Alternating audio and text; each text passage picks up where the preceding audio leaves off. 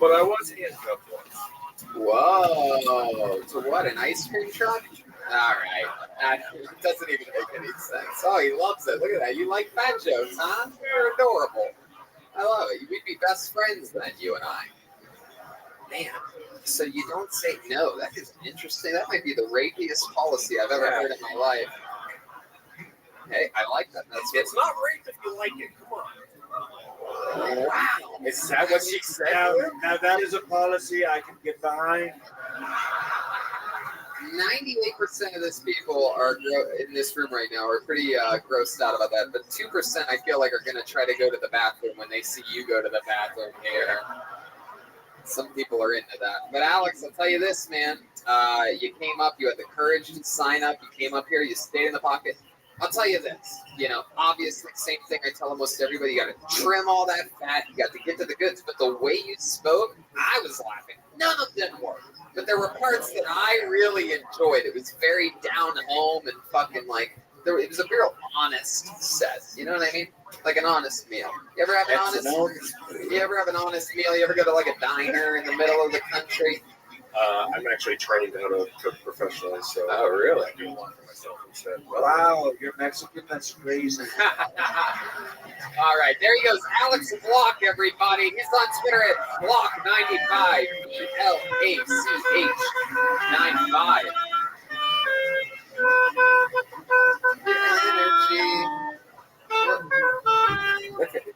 Look how big his hands look on that small sax. Yeah, suck it, Bill Clinton. Hey. By the way, I think I noticed. Was that a little 311 you were just playing on the Yes, sax? I was. Nebraska's finest. Yeah, I love it. I'm a big 311 fan. Little fun fact. Their best exports in scoring. The bass player Peanut and I are actually friends, and when he saw on a post on some of the social media thing that I said I was going to Omaha, and he said he wrote out, he goes, "Enjoy Omaha," and I thought he was just being nice, but now I realized he was being hilarious. No, I'm kidding. We're having fun. Okay, this is a very fun name. I know a good fucking name when I see it. Ladies and gentlemen, put your hands together for Fat Dan. Hey, here he comes. I love his style. There he goes. Fat Dan, everybody. He's coming. I'm excited about this. How about one more time for Fat Dan, everyone? Don't get too excited. Honestly, I wish my name was Richard because it's long for Dick. My neighbors think I have a huge dick, which isn't true. My girlfriend's just very vocal. So enough about me. Anyway, so my sister has this disease called cystic fibrosis, and here I go with the left hand. It caused her to have cirrhosis of the liver, but it's okay. She had a liver transplant. She's doing great now. The donor, not so well. He's not really there anymore. But it's okay. Don't worry about it. Don't worry about it. Everything that asshole did in his life has been totally absolved. Now my sister's a crackhead. Last time I was on this stage, my band was playing this show. It was a scam by some promotion company to get money.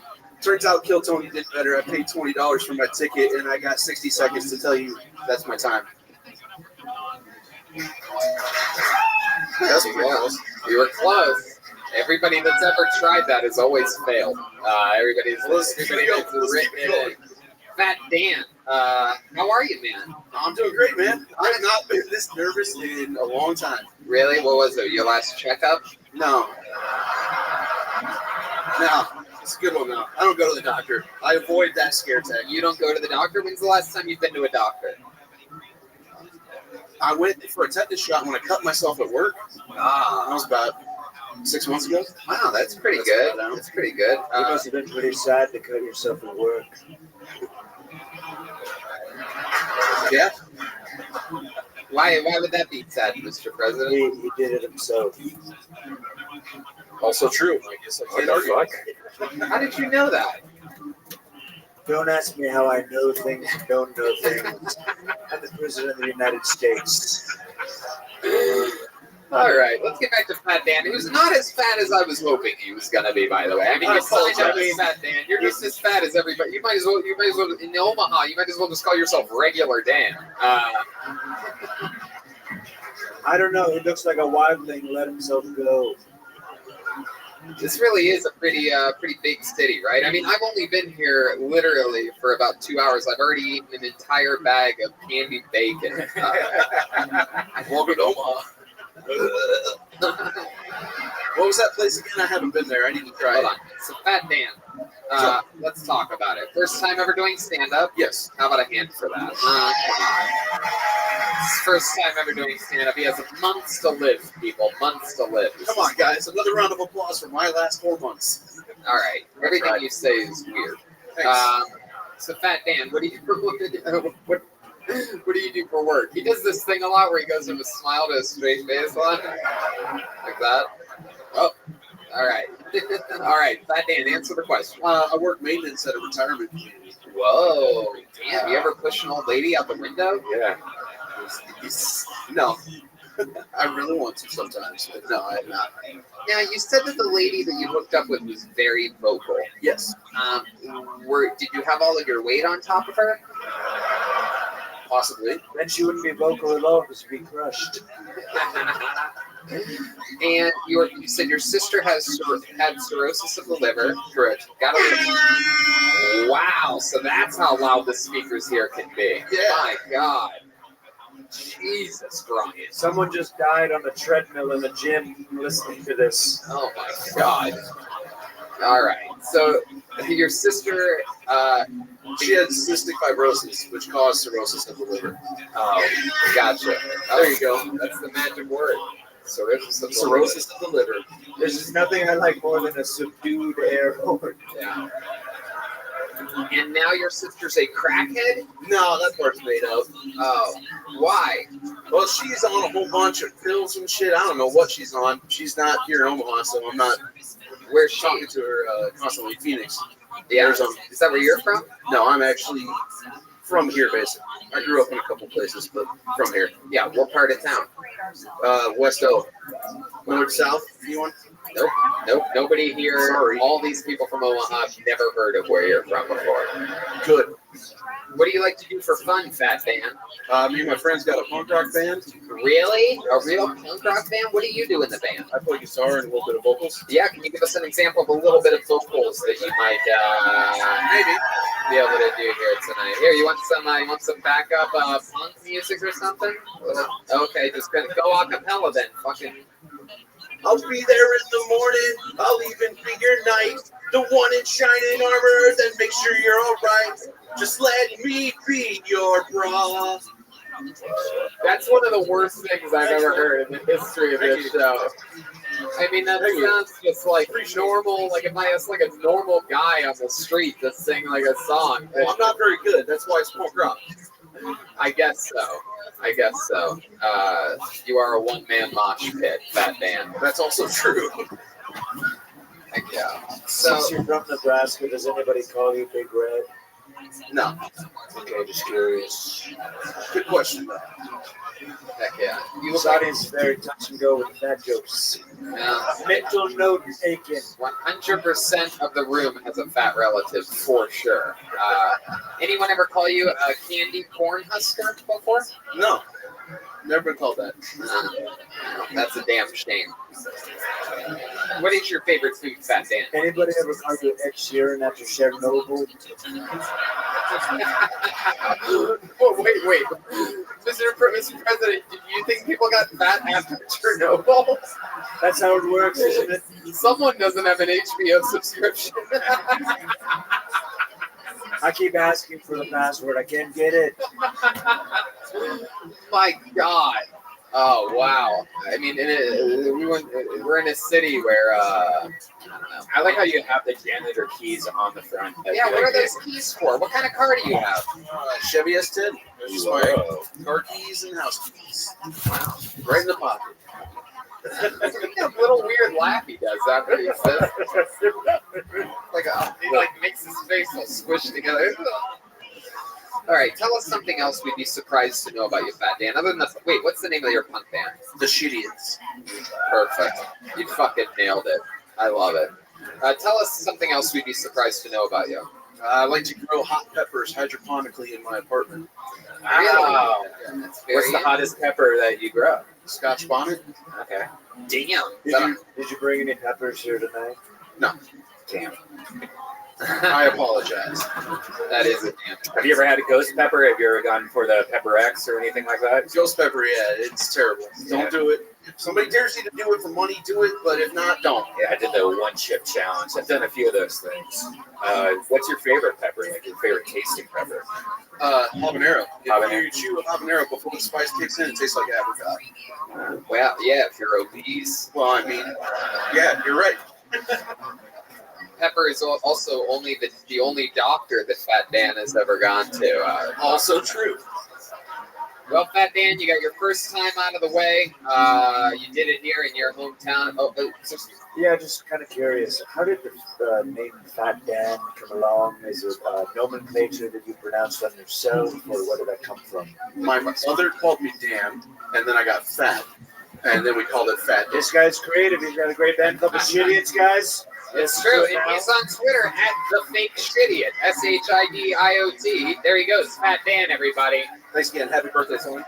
Thank you very much. It'd be a lot happier of a birthday if you didn't eat my cake already. Aw, he's your kid. What is that? It's by my good friend Kanye West. That's power. Hey, It's Kanye's birthday also. that's today. right. June No, 8th. no one man can all have all this power. Yes, you can. Holy shit, there's a person on pure THC out in the audience. Put your hands together for your next comedian, Triple C, Calvin, Charles, Calhoun. Calhoun? Calhoun? Here he comes. You guys having fun yet? One more time for Calvin, Charles, Calhoun.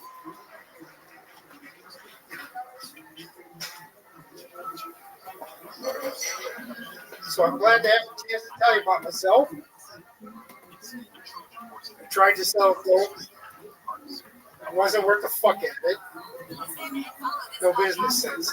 I doubt I could have even sold Michael Jackson a subscription to Boys Life. That's how bad I was. Went to a rough prison. Had a cellmate tell me he was raped the second day there. Turned out he liked me. He killed himself after the first day. Okay.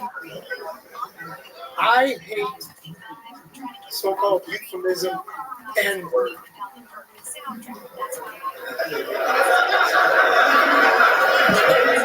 Now, I'll use it in a couple phrases. N-word, stop acting like an N-word.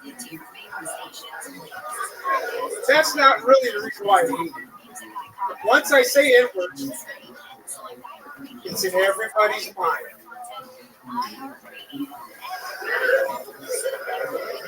Knucklehead. Wow. All you white guys. That is amazing. Donald Trump, we're going to start with you on this one. Can I just say, I think this comedian is going to be huge.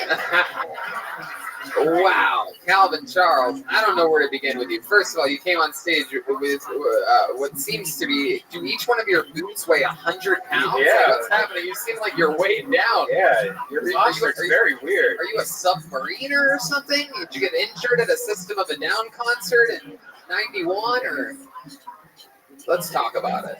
You're a mechanic and a car fell on you at one period in time. Go ahead. Nice to meet you. First of all, welcome to the show, Calvin Charles. Calhoun? Calvin Charles Calhoun. Very good, Calvin That's what I Charles. called myself when I was a little kid. I love it. Wow, 3 C's in your name, and your body is also shaped like a C. It is incredible.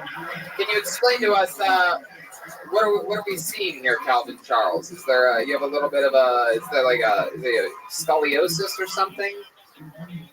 No, If you don't want to talk about it, you don't have to. That's good because, like, cop pulled me over the other day, saw me go in the car. He's like, I saw you walking through the funny, having a hard time. And I started explaining to him like an old man, hip replacement. I got it. No, I was sober. Right. And if you start talking about all your infirmities, No, I mean, it's okay. It's boring. No, it's not really boring. Okay, I'll make it more interesting. Yeah. I was in solitary a couple times so long that when I got out, I looked exactly like a concentration camp survivor. Skin and bones, and milky white, no sun. So What up, girl? How you living? They gave me massive. Excellent. We're just watching stand-up comedy. I'm working on my robots. I'll play some games later if you want. All right, sounds good. We love you too. Because I didn't get sun. Wow, that's interesting as fuck. You were right. You fucking turned the tables. That's exactly the type of answer that I wanted. So let's get to the fucking goods, baby. I got more interesting things than that after I got out of prison. I love it. All these interesting things come after your 60-second set. I'm quite surprised. And everything interesting about him starts with C's. Concentration camps, his name, lots of C's, confinement. So what did you, first time in your life you went to prison or got in trouble, what was that for? Well, as a juvenile, Everything. Let's talk about the good shit. Now that I look at you, you seem like you've escaped from Alcatraz. Yeah. Has anybody said that you look like an old fetus? Has anybody ever told you that? Same shape as a fetus. people are more white than Donald. Well, sorry. I'm an asshole and I know it. So, Calvin Charles, first time you went to prison, what are we talking about here? First good charge. I mean, you know. Well, back in those days, it was like. Okay, shit. Let me rephrase the question. What have you been to prison for? What's some of your biggest sentences? Well, the thing is, when you do a plea bargain, that's not usually what you're actually guilty of. Like in one case, I was guilty of a robbery, but I pled guilty to first-degree theft because that's a charge. Right. So what did you rob that time? Do you remember? Oh yeah. Electronics store or? It was a liquor store. I used to hit them. Can you explain? Would you do it with a weapon? No. This is all very interesting, though. So I hope you know that. How many of you are excited to find out more about this show? We love you, Calvin. I want you to be comfortable. I want you to trust me to run this interview for you. But I want to find out the good stuff. This is more funny than that show Chernobyl that I've been watching on HBO lately. This is Chernobyl. It's a Sonny and Cher documentary. How Sonny Bono, how he died, it's a whole thing, Chernobyl. Oh. So, well, you know, I've got dozens of prison stories, each one more incredible than the last. let's just go back. The thing is, that's not what I'm about anymore. No, of course, but we just need Okay. we need some momentum. So Calvin Charles, so would you rob the store with a weapon like that? No, some of us called it till tapping. As soon as they open up the registry. Oh, you do it, so you just sort of go back there, like give me all the money. Like No, I don't say anything. Right. Like, okay, in this one case, I've been doing this for a while, so I go in and I say, give me a pack of marbles. She pulls them down, and pretty much she goes to the register like Right. Gotcha. Did like this, like I'm getting ready to pull some money out. Maybe I don't get it open. Did. I had to step around the corner. I never had to do that. Yeah. And open the register myself, and guess which button it was? Good luck. First button. First button you hit. Look at that. I You figured it won. was in the corner. That's some badass shit. I love it. Anyway, I got it. It's a long story. I'm not interested in it. But if you are, You're the only person not interested in it. Yeah. I mean, we're so interested in this. I can't believe it. I mean, this is well, like. what about all the things that I've been doing lately? What are some of those? Let's cover some of those, and then I'll decide if I want to go back to prison. That sounds fair, right? By the way, all the other comedians who signed up tonight, good luck. Calvin, you're killing it. I don't think you realize like how likable and interesting you are. So how long have I been doing stand-up? Sure. How long? First time ever. Yeah, when you started that clock. There you go. Absolutely. Calvin Charles Calhoun, give him a hand for that. He wants to do this his way. He's learned this from his many attorneys over the years.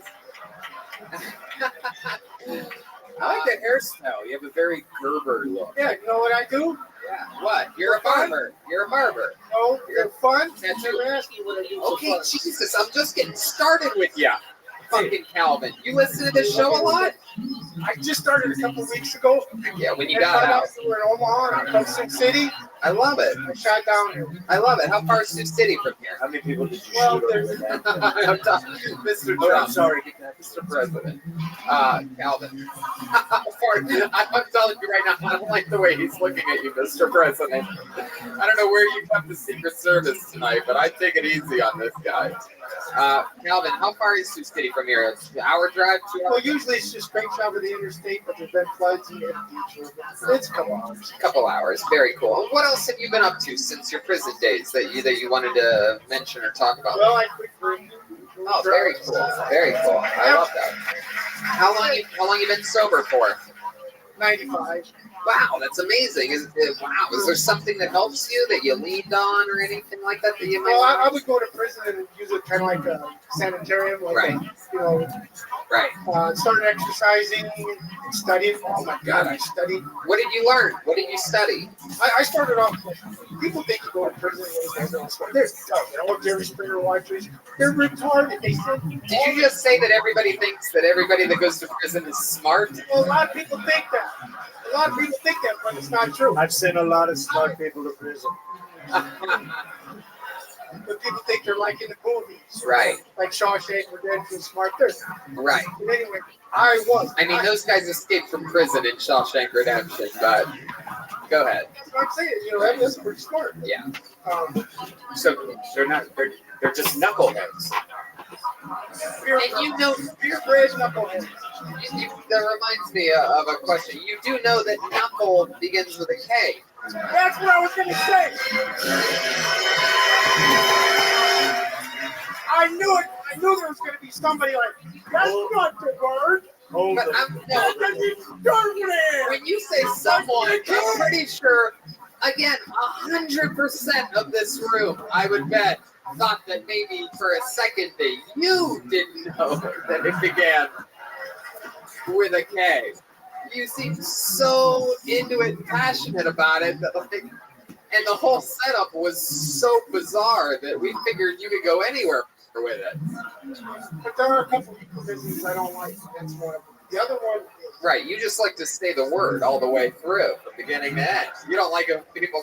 All right. Heck yeah. So Calvin, you've been out of prison since '95. You went back for a little bit. no, that was the last time I got arrested. It was 95.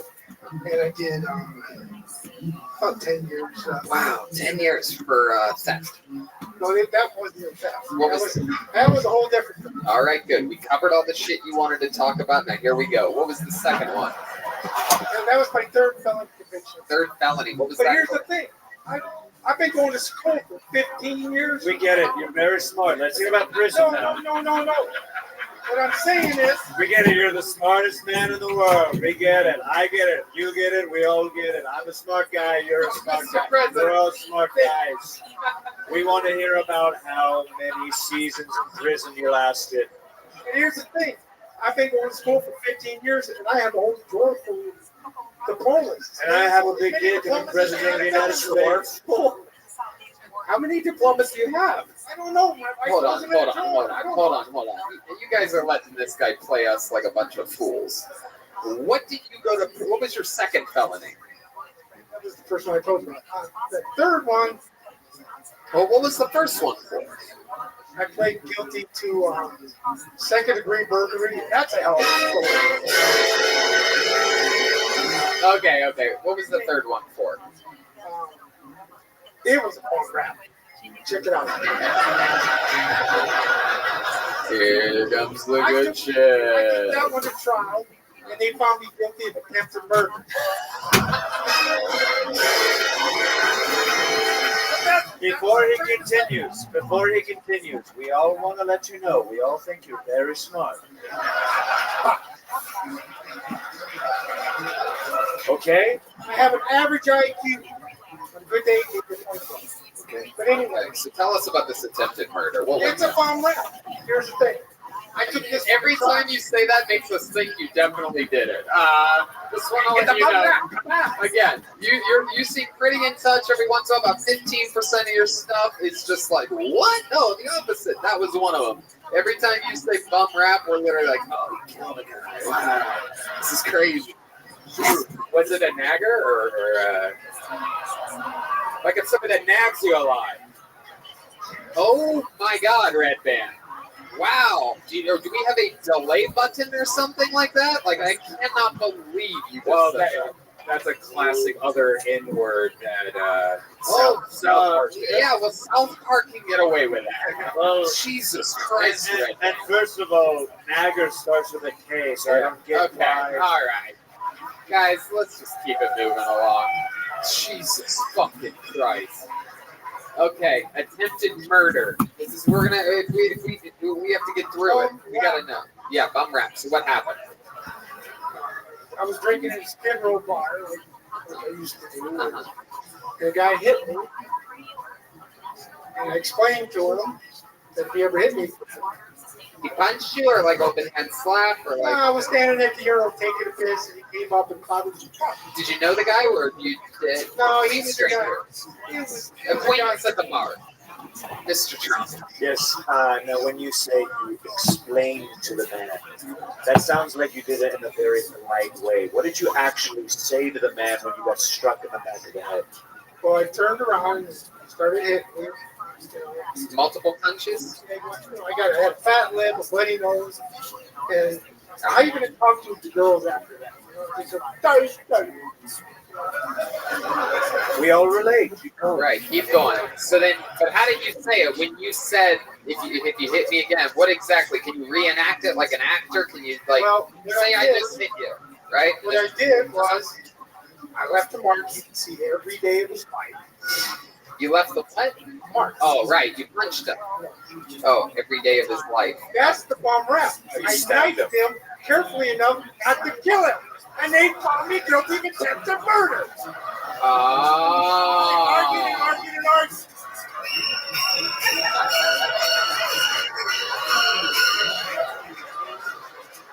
Oh my God. Hold on. Let it breathe. Hold on. Can I just say, this is my new favorite Top Young Rising comedian.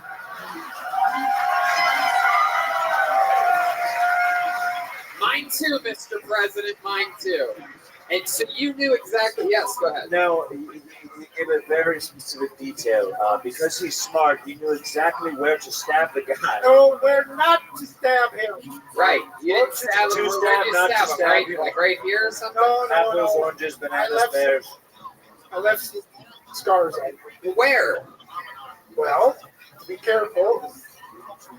Oh, right there along the arteries. Perfect. Yeah. No, there was nothing there. Okay.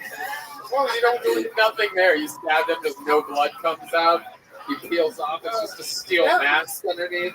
That was Twizzlers started raining out of his arms. I don't know what was going on. It was a big Red problem. lines There was a everywhere. lot of blood. And the thing is, it all pulled in severe. People tracked through it by the time the cops got there. It looked like a slaughterhouse. Right. Because you stabbed a man. I didn't stab him. What do you mean you didn't stab him? Do you see what this crowd's doing now that you're talking about some good shit? It took me. This is by far probably the longest interview in the history of Kiltony in 16 minutes. This is the shit. When you go on stage for your second time, Calvin, and we know you're not that guy. Nobody thinks you're gonna fucking stab him. So many people after this tonight, anyone that sees you after this is gonna go, Calvin, good fucking job up there. You were so interesting. And it's because you're talking about fucking real shit that only you can talk about. You're the only guy that can joke about fucking, I didn't stab him, I cut him. Like, that's so funny. Look at them. And look how far you've come from solitary confinement,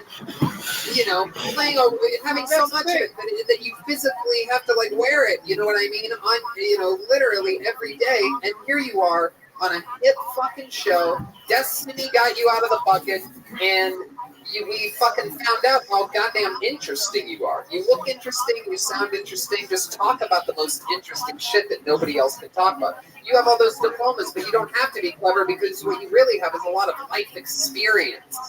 And that's not what I wanted to talk about. I didn't want to talk about the diplomas. no, I know. My point is to talk about that good shit. Talk about your past. I do. Don't be afraid of your past. All right. I love you. Calvin Charles Calhoun, his first time ever. What's wrong? Hold on. You seem upset about something. Is something bothering you? That's his resting face. Don't touch him. I know. You didn't ask me what I do for a living. What do you do for a living? My life has 2 jobs.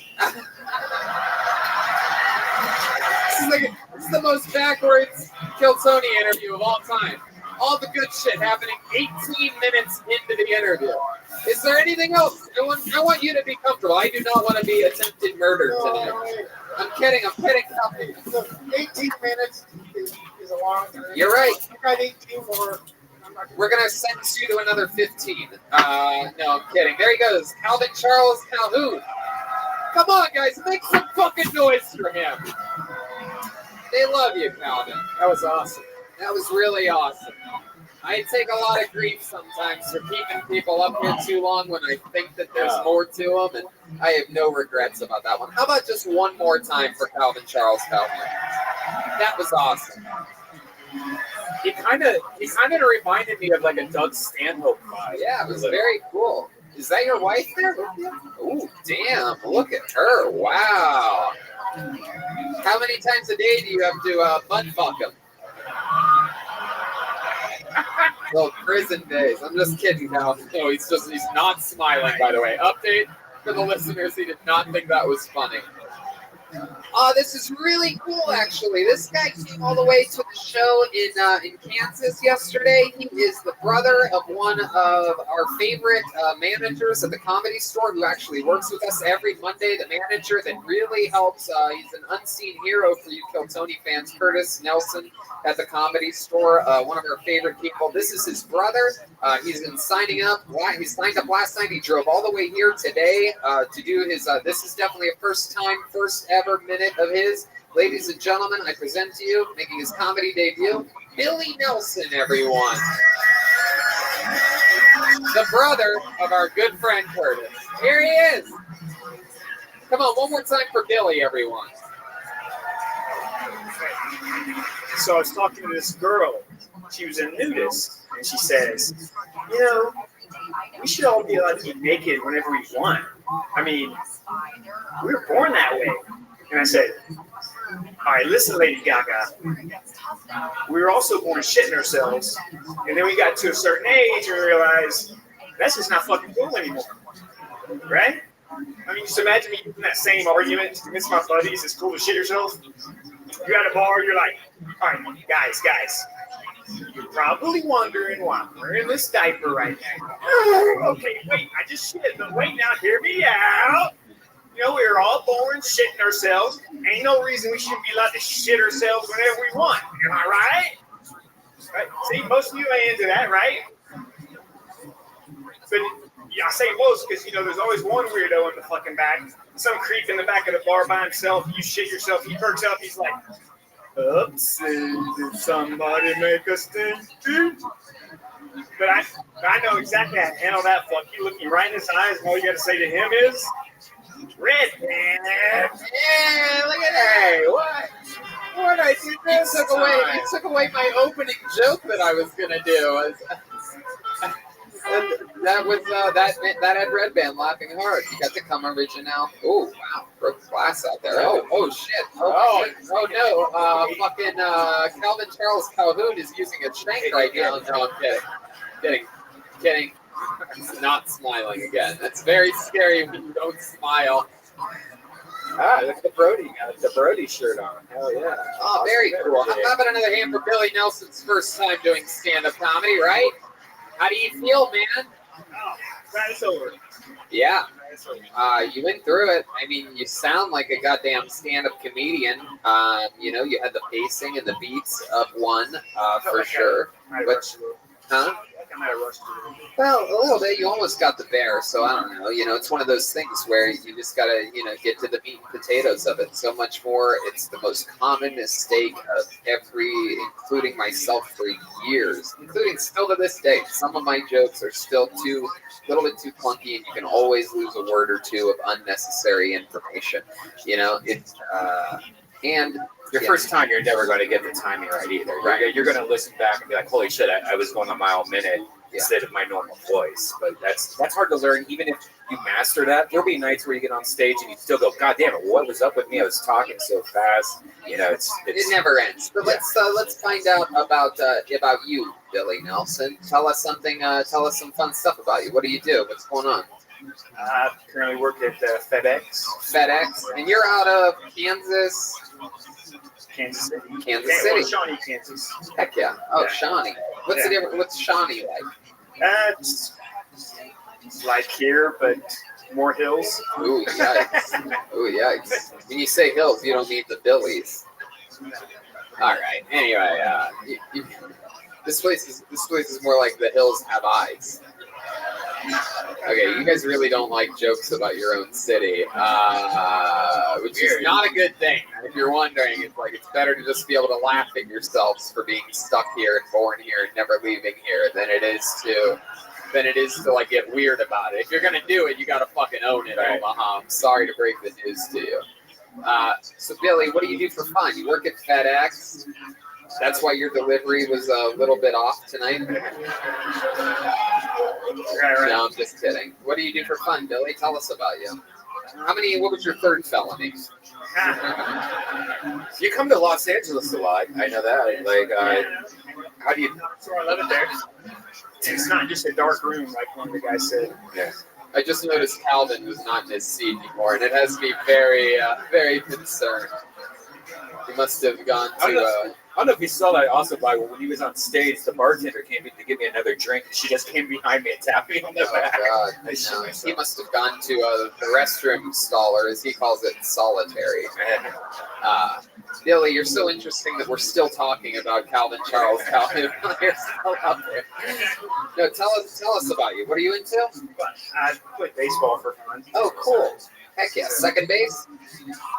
Yes. What's your main thing that you play? Well, these days I play outfield because I'm older, but when I was at second, short, third, catcher, outfield. You have a girlfriend? Married? How long have you been married for? 20 years. Wow, 20 years. Wow. Married 23 years, but yet you still play the field. Hey, look at that. For Mr. President. He grew up listening to my wife. What? Is that true? Why did he grow up listening to your wife? Donald Trump. Yeah. Right, Jeremiah Watkins. She's a radio city. Oh. He was like 10 years old when he first started. Oh, wow. He worked at the radio station. Well, different one, competing radio station. Wow, look at that. My goodness. All right, Billy. So she works at a radio station. My goodness. Do you guys still have good sex after 20 years? You gotta be honest, yeah, I know. No? Yeah, you said yeah and no at the same time. Yeah, I gotta be honest, yeah, no. It's good when it happens, you know, after 20 years. When it happens. But I keep my prostate healthy, though. Yeah, how do you do that? You know, they say masturbation regularly is good for your prostate. Oh, okay. What's some of your favorite stuff to masturbate to? Yes, when was your last milking? Anyway. What? Why milking? You know, squish good, yum yum, 2%. Oh my goodness, what is happening? What's your favorite stuff to masturbate to? What do you type into the search bar? No, I wasn't. Billy, I wasn't winking at you. I was winking at the President Donald Trump. Wow. We have a communication. You want me to answer that? Russian hackers. Oh yes. Yes. Oh, tell me your code, you dirty bitch. What do you like to jerk off to, Billy? You seem like a good guy, though. You might still be using magazines and shit. I don't know if I trust No, you. anything. Yeah. Come on, tell us some dirty shit, Billy. He gets a Home and Garden magazine and he just goes to town. Yeah, what's your category? Come on, give us a good one. Big butts. Big butts? You type in big butts in the porn search. This guy is the whitest of white. You have to type it in. Big butts. Hey Siri. Big anal canals. Is that true? Is that really what you're into more than anything? Big butts, so butts over boobs. First one that came to mind. But no, I'm butts over boobs for sure. Butts over boobs. Butts over boobs. So when you type in big butts, I mean a lot of. As long as they're not talking, I'm into it. You know what I mean? Big butts. I'd imagine you type in or search of big butts. Perhaps a lot of from what I've observed in life, perhaps a lot of black women would come up on the screen. Are you attracted to black women, or are you really from Kansas? I don't discriminate. You don't discriminate. No. You like everything. Yes. Has your wife ever caught you jerking?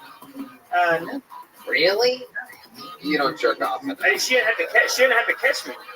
Because I keep a healthy prostate and she's not putting out, so You just you just do it right in front of her. Well, because it's a Did you ever do it right next to her and then squirt the load on her when you're done? Or she doesn't want to put out, so I get ticked or whatever. So I just run around like because it's a healthy prostate thing. I told her, hey, it's healthy when a prostate, you need to put out. If she doesn't do it, so I just run in, barge in the room, out of the way, medical emergency.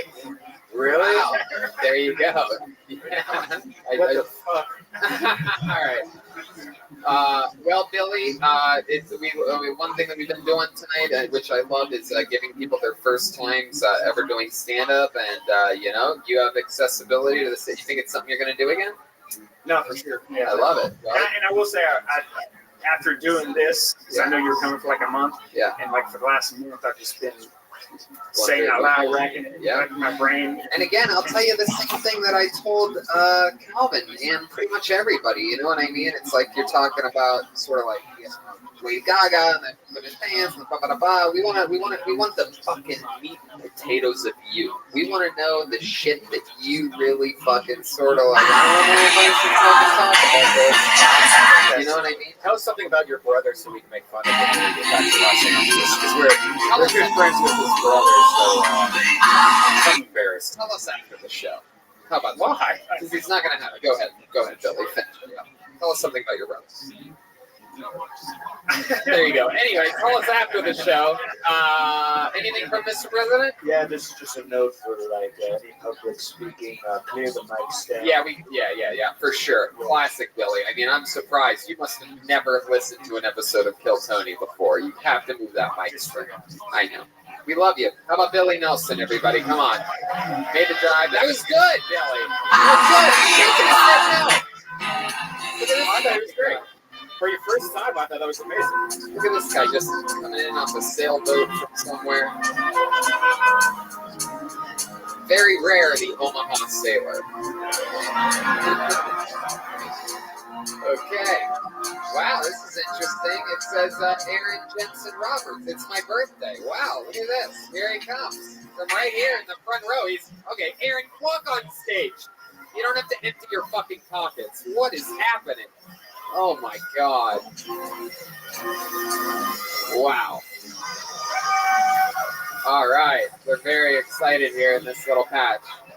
Come on, one more time. Aaron Jensen Roberts. All right. Fuck me, right? So I recently went out for my friend's birthday, Lauren. There we go. So I asked my girlfriend to go out with me. We've been together for about 2 years, and we're busy, so we don't get a chance to go out a lot. We have a few drinks, we're having a good time. She turns to me and she says, hey Aaron, would you still love me if I took commands? And after 2 years, that's pretty lucky, right? I mean, probably. But I mean, I'm single now, so it's whatever. It's cold out here, when you're dating and everything like that. Especially like you're trying to think about catching the line or like put up there. I narrowed it down to 50 Shades of Misery. And That's a good one. And then also, those are my main goals. You know, and also I just graduated college tonight, and I'm really good. So being you know, even a fourth year, trying to update even harder. You know, the fact that, you know, I mean, I'm really good. Like, it's so roasting, everything. That's all you want. You know, like Xbox, someone special, someone so good. In your life, only for one moment, to be moment. So, Aaron Jensen, by the way, move that mic stand like we just said like 2 seconds ago. Sure. Come on up here. Come on up here, tiny Ed Norton. I got a short joke too. No, it's okay. Relax. The time is up. All right, Stuart Little, just take a breath. Fucking look at you. You have an interesting head. Why do you keep pointing at her? Because it was another Yeah, joke. we know. You've had to live with this your whole life. We know that you know. Hey, I always said, Tony's gonna make fun of this. I know that. What did I tell you? This is your, is that your girlfriend there? Sitting next That to you? was the maybe. You're Like, single. exactly. Yeah, we were dating. It's true. Oh, is that true? True. Really? And now you're not dating? True. Really? Is she fucking that guy next to her? He Yeah. said no, but then he looked at you all weird like he has before. Oh, now she's shaking her head no. See, people, if it was a no, you don't say no like that. They just sort of are like, no, but you guys, again, doing the old fucking, you know, the old fucking bum rap, you know what I mean? No, it never happened in a million years. No way. Get the fuck out of here. Look at this fucking guy. I still can't figure out exactly what the fuck you look like. It's something. It's like some, like, it's fucking, like, Doug or something like that? Yes, that's what it is. Is it? There's something very cartoony. Oh, I know what it is. It's a fucking, it's the baby from the Family Guy. Stewie. Yeah, you look like Stewie, right? From the chin up. I think it's Is it Doug? Maybe it is. I don't really never been a big cartoon guy. So Aaron Jensen Roberts, it's really your birthday? It is, yeah. June 8th. Yeah. Wow. Yeah, no, I know. You do that thing where you point at people when they're right about It's something. awkward, I know. How old are you? What year? I'm 31. 31. I know, I look like I'm like,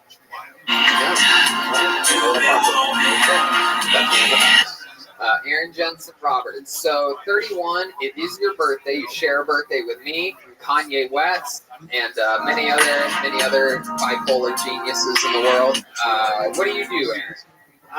actually, I just graduated to be a physical therapist assistant. Wow, physical therapist. So, like, what type of physical therapy are we talking about? Like athletic or? You know, I mean, when I was working in the hospital, I started off as a personal trainer, so then it kind of really, orthopedic sports side is kind of like my specialty. But I mean, after I did a clinical rotation at the hospital, acute setting is I'm kind of leaning towards that. That's really cool. What do you like to do for fun? I like to work out a lot. Really? What kind of working out? Oh, a lot of cardio. Well, I like to lift too. If I didn't lift, I'd just be like, out of high school, I was 115 pounds. So I'm not very big, obviously. Right. I like to box. I used to do MMA. I don't fight anymore. What's the heaviest thing you can lift?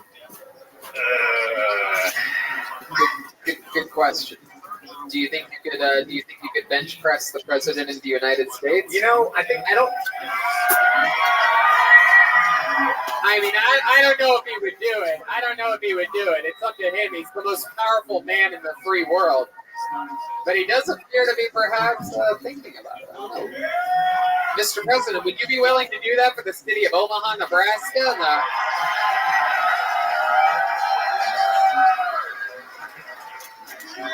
I'll allow it. You'll allow it? I'll allow it. Wow. Lay on your back, Aaron Jensen Roberts. Lay on your back. Wow. This is very exciting. So the president is going to try to distribute. He's going to try to distribute his weight evenly. He's going backside first. One hand is in his asshole right now. If you don't get this right, he's going to land right on top of you. Let's get one good push. Here he goes.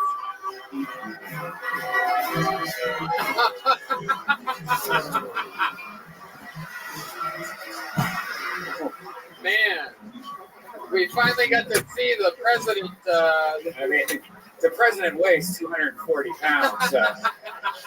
It's all aesthetic value. It's all for looks. My goodness, my goodness. Well, no, it takes a real set of balls to.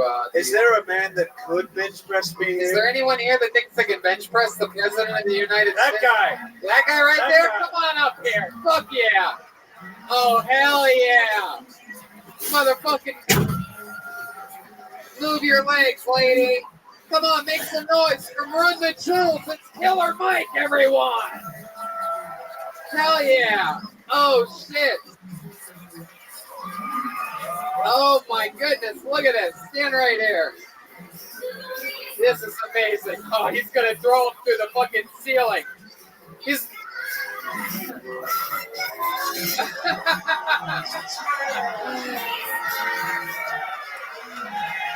We will count it. Holy shit.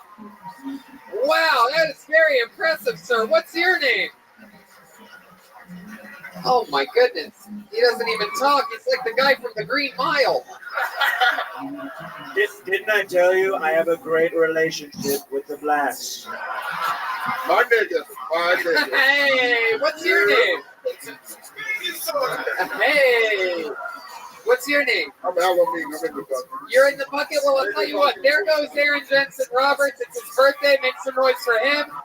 And I'll tell you right now, without missing a beat, we're going to give you 60 seconds.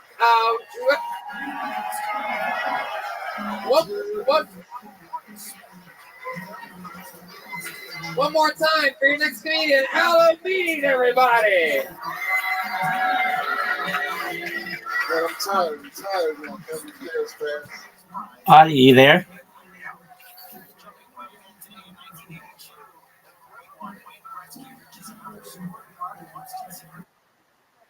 You want to play? Excellent. Alrighty. Get ready for your invitation.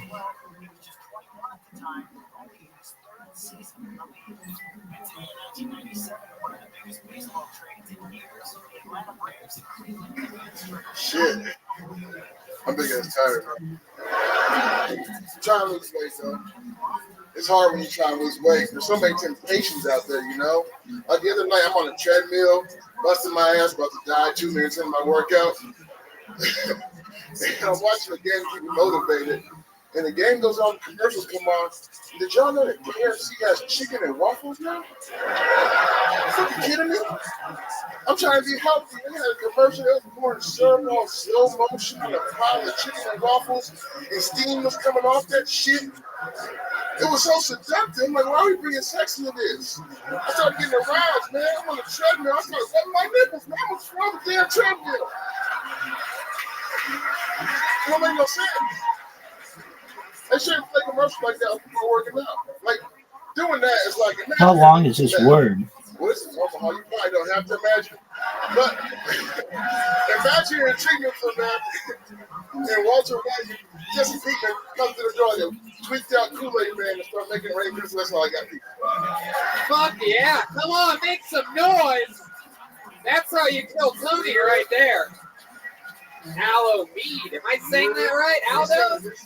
Aldo Mead. God damn, this is beautiful. I'm a big fan of this show. Heck yeah. Well, you know how to play the game. You were the first guy to stand up and say, I can do that. You came up. You might not have been. Who knows? But you fucking... All that and you pass? Pressed him 4 times. You got a spot. I mean, that's how you want to be part of it. You know how to do it. What an amazing set. How long have you been doing stand-up? This is my 6th time getting up. Wow, dude. You got it, dude. Wow, you got the magic touch, man. How old are you? I'm 36. 36. And where did you drive 4 hours from? I live by Iowa City. Iowa City. I know it's not a big. I know about that. That's crazy. That's where you live? Yeah, How far is that from Des Moines? it's about 2.5 hours. I'll be here tomorrow. Wow. Wow, that's awesome. Well, I'll tell you what. I want to hear another minute of you, so we're going to throw you up on tomorrow's show without even thinking twice about it. That is so fucking Oh, good cool. What one. do you do for work, Aldo? I drive a truck. Hell yeah. It's Allo, like the Oh, Aloe. Okay, that's what I originally had, and then I thought maybe it must have been Aldo, and I didn't want to get stuck calling you Aloe and then get shanked where you won't die. You know what I mean? It's like I've heard how that goes for people. Hey, he came up to me before the show. It was all cool and shit. I think he was talking to me for that N-word just. We're cool, though. We still cool.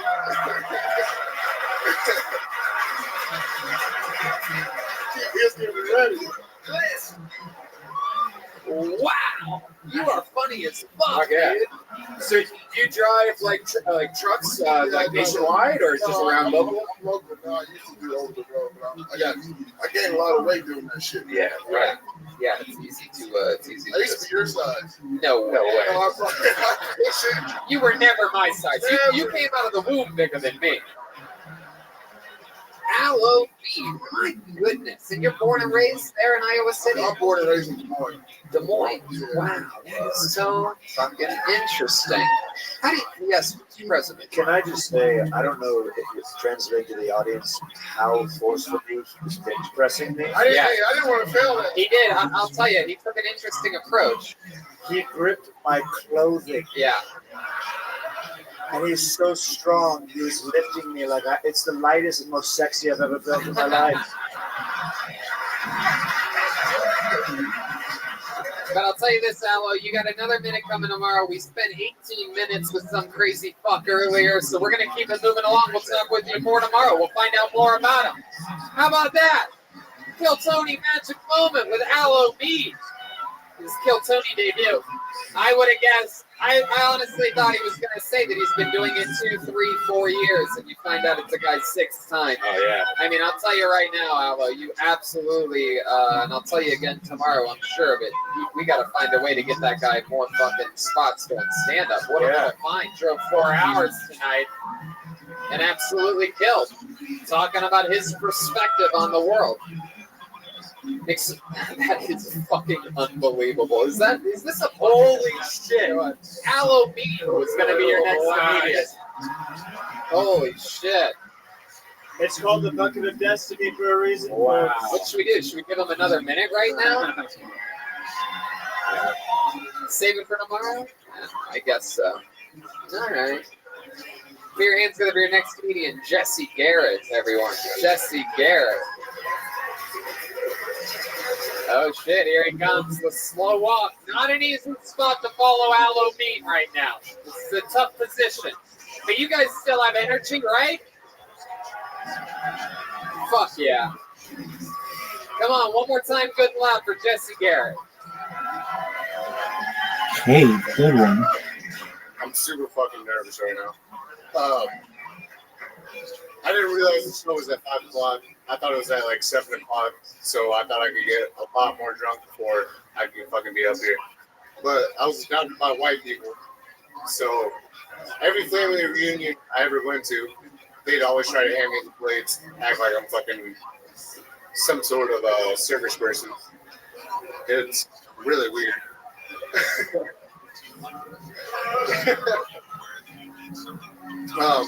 My girlfriend was recently hospitalized, and it's because I would tell her twice.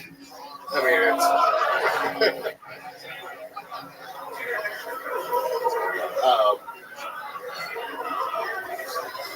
I'm definitely thinking right now. I mean, I feel completely crazy. I've been ordering double whiskey and cokes this whole time, so I'm totally nervous. I'm about to shit my pants. Wow. All right. There he is, Jesse Garrett. First time ever doing stand-up, correct? There you go. First time to go to the first time. Jesse, you said that you were adopted by Viper. What are you? Excellent. I don't even know what the fuck you are. tie it dude. up. Are you Mexican? I'm Mexican, but I get it that I look native a lot, so every time I don't think you look native. I was just going to guess you're native by how many drinks that you've had before coming Yeah. on stage. I'm glad the show is at 5 o'clock because you could barely talk right now. Like, It's incredible. And you're dressed like one of the characters out of a Bronx Tale, which was made in by Robert De Niro in the Basketball Diary. early 90s. He has this gold chain hanging out. Like, what did you do? Watch Goodfellas today? What happened? So let's talk about it, Jesse. My goodness, that was a very bizarre set. You have a girlfriend? Fiance. Fiance. How long you been with her? Coming up on 4 years. How many kids do you have? None. None. What? Mexican guy. 4 years, the baby. This guy is not a real Mexican, obviously.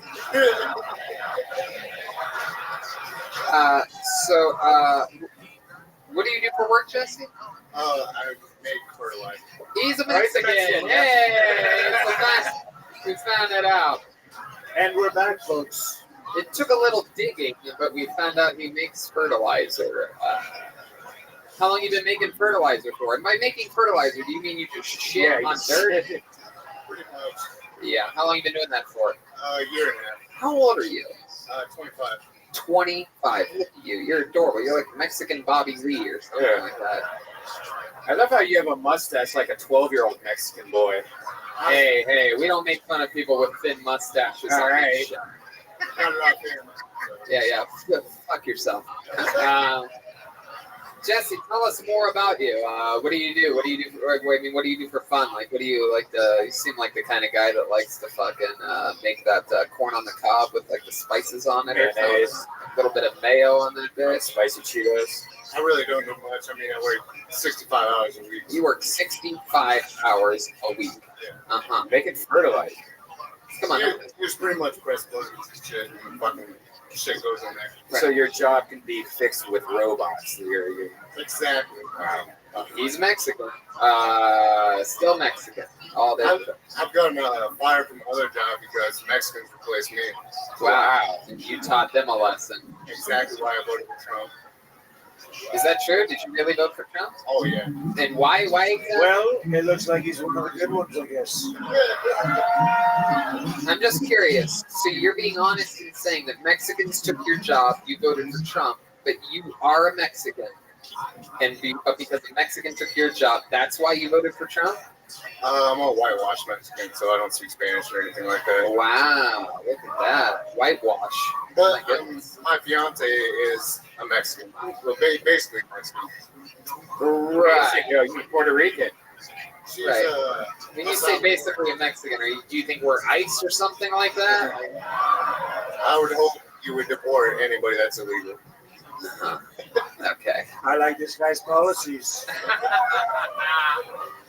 All right, Jesse. Anything else interesting? You said you work 65 hours a week. There must be something you do for fun. You don't have any kids. I mean, what are we talking about here? No, I mean, I'm pretty much done with it. I got 2 dogs now. What do you do, like, when you get home from work? What time is that usually at? About 6:30, 7. 6:30, 7 p.m. And then what do you do?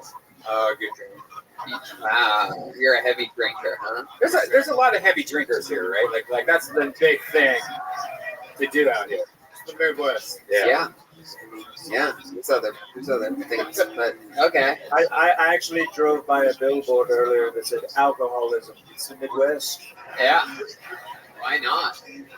Man, what's the craziest thing you've ever done after drinking? Getting too I'm a felon. So Go ahead. Tell us. Yeah. You know how this works. You've seen this show. Get to the good shit. So I got my 4th OWI when I was 21. Wow. My goodness. So it's a DUI. You got an owie? What is an owie? Yeah, it's a DUI, Mr. President. And you got your 4th one when you were 21? Yes. I haven't been arrested since then. I've had to be in jail a lot. So. How long did you spend in jail? 8 months, then like 2 months, then like another 2 months or 1 month. Probably about 2 years total. Wow. What's the most unique name of a person that you met in prison? Country boy. Country boy. Huh. The most interesting name of a guy that I've ever met that's been in prison was Halloween.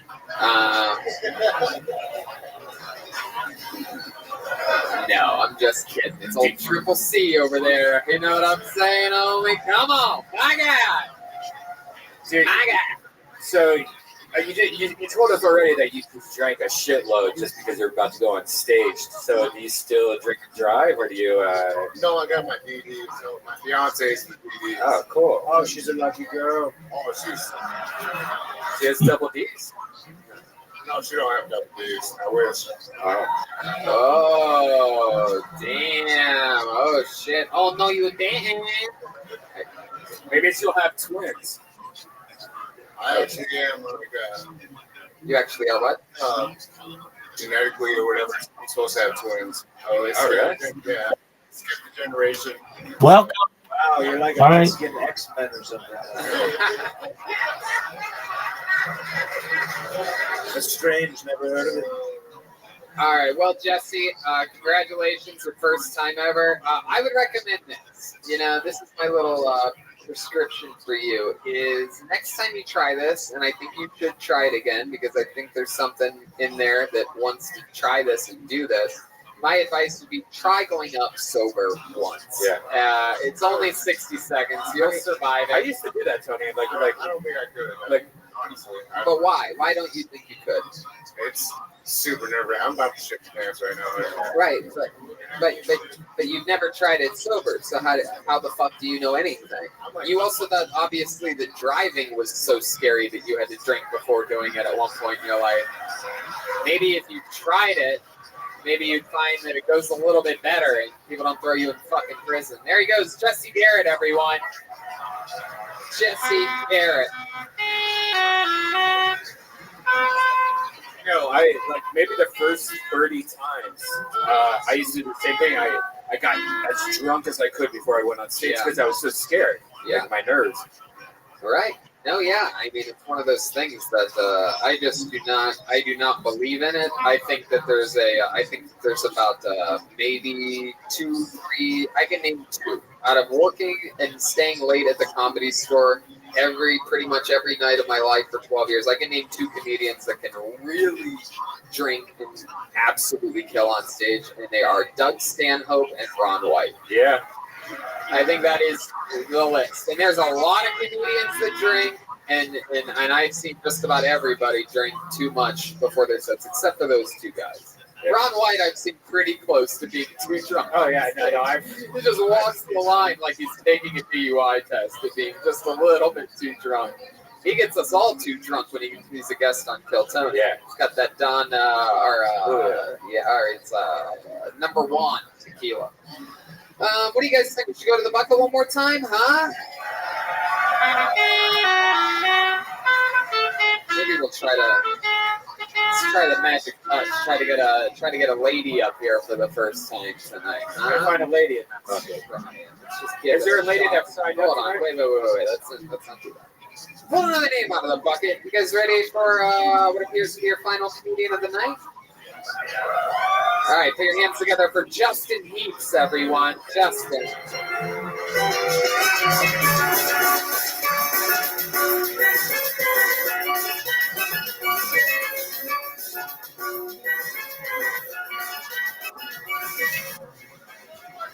Here comes Justin Heaps. What the fuck is this guy doing? Hold on, wait a second. Hey, wait. Put the mic back in the mic stand. Come here. Let me see your ID.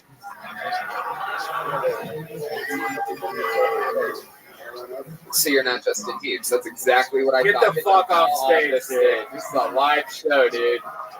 It'll never work, people. It will never, ever work for you. Here he is. Justin Heaps, everyone. Hold on, wait. You know what? Let's give him a good reset. First of all, boo that guy. Let's get it out of our fucking systems. I don't understand how fans of this show, I know, even have the balls to kick him out right now. Anyway, how about one more time, good and loud, for Justin Heaps, everybody. All right, so a couple years ago, I needed to go to the doctor. Hadn't been in a while, so I was asking some friends, hey, you got a good doctor you recommend? So a friend of mine recommended a doctor.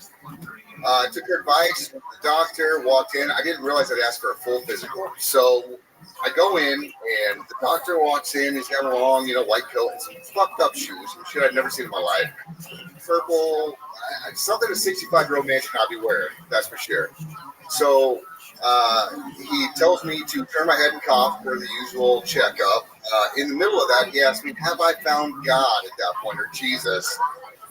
I sure the fuck did. I wasn't gonna lie to him about that. So we keep going. I've been to church a few times in my life. You know, Presbyterian, Catholic, I'm Lutheran, not a real religious guy. But when he told me to drop my drawers and put my elbows on the table, I was as Catholic as anybody else in the fucking world, for sure. So. Oh yeah, Justin Heaps. Come on. First time ever doing stand-up? First time ever. First time ever doing stand-up comedy. Wow. That is incredible. And that was a joke about visiting the doctor. It was. Hell yeah. So what took you so long to get on stage that you had that dumbass come on stage? Yeah, what happened? Were you still getting your checkup done? I was bent over, yes. Oh, you son of a bitch. What took you so long to get on the stage? I didn't think I could get through the front ropes. Where were you at? Right back over here. Oh, They're fuck leaning yeah. on the phone. Dude, I can't believe your excuses. Aloe Means made it up here through this fucking running right through old racist lakes to get on this stage. And you're coming up with excuses. They have to let him through. Welcome. Of course. So How are you? Tell us, more about you. What are some... I work as a purchase. Oh, she'll get it.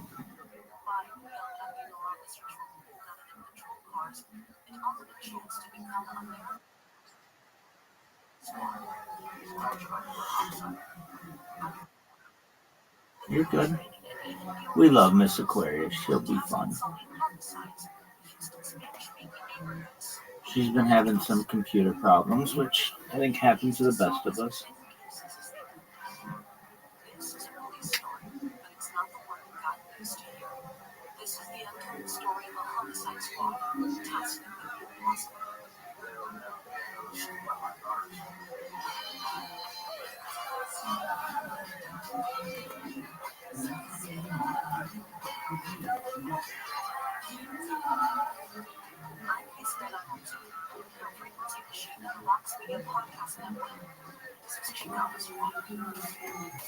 Listen and follow this podcast for free on the iHeartRadio app. #1 for music, radio, and podcasts, all in one app. Find your iHeartRadio everywhere. There are hundreds of ways to experience iHeartRadio at home and on the go, beyond the iPhone and Android app and at iHeartRadio.com. Here's another way to connect to iHeartRadio. Xfinity customers, iHeartRadio is available free on Xfinity X1. There she is. Just press and hold the microphone button on your Xfinity remote and say, to listen to your favorite music. To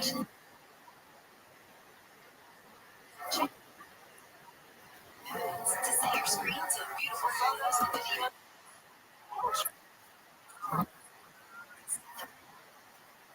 Living the dream, Miss Aquarius. Every day's a holiday, every meal's a feast. How are things in your neck of the woods? That's what I like to hear. How is work?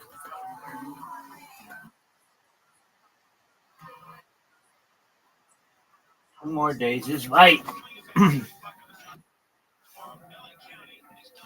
Have you been practicing your bowling at all? Okay.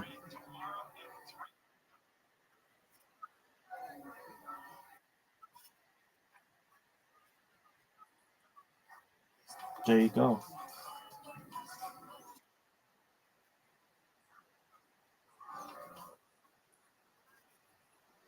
There you go. You're gonna be. We're not as good as you are.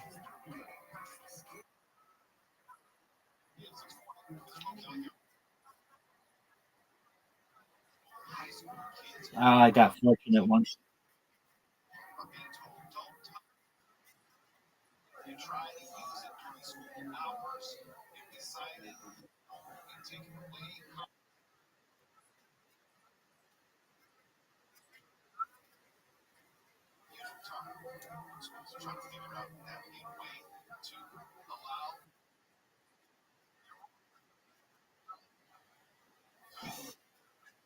I've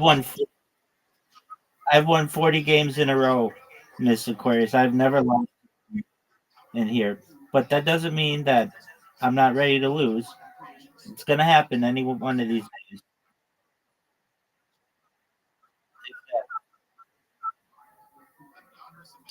Exactly.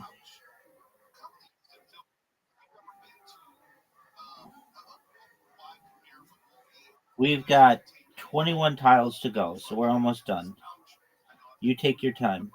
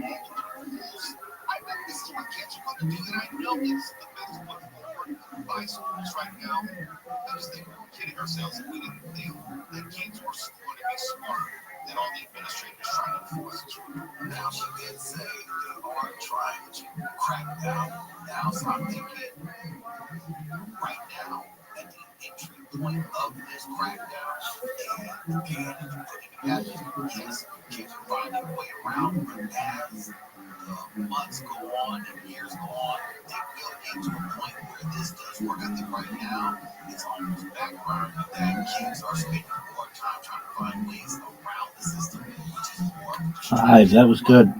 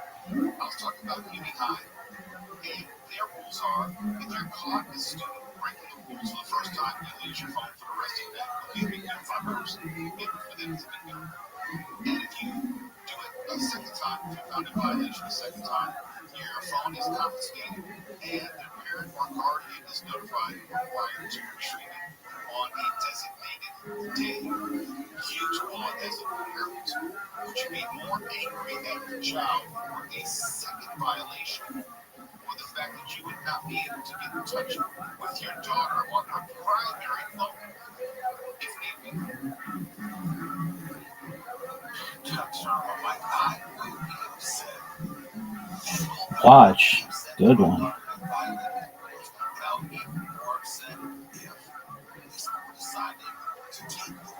And now returning, I can go back to a point in time when my daughter just had left her phone in her locker and wasn't allowed to go back to get her phone. That's because she had to run to her next class and the locker room was closed, whatever. And I went and I lost my mind because I'm like, I called my daughter to pick her up after school and she couldn't get over her phone. So eventually she called me from her friend's phone and said, hey, I took my phone. And I'm like, I don't care what's happening in your school. My daughter is there with her phone for a reason. There's nothing that you should be doing where you should be taking her phone and preventing me from getting in contact with her, especially because after school is closed. So I can't contact the school to contact her, and I can't get her because you take her phone. We have a problem. And they did not like it when I came in. They did not like the response. Were you hostile? I was very hostile.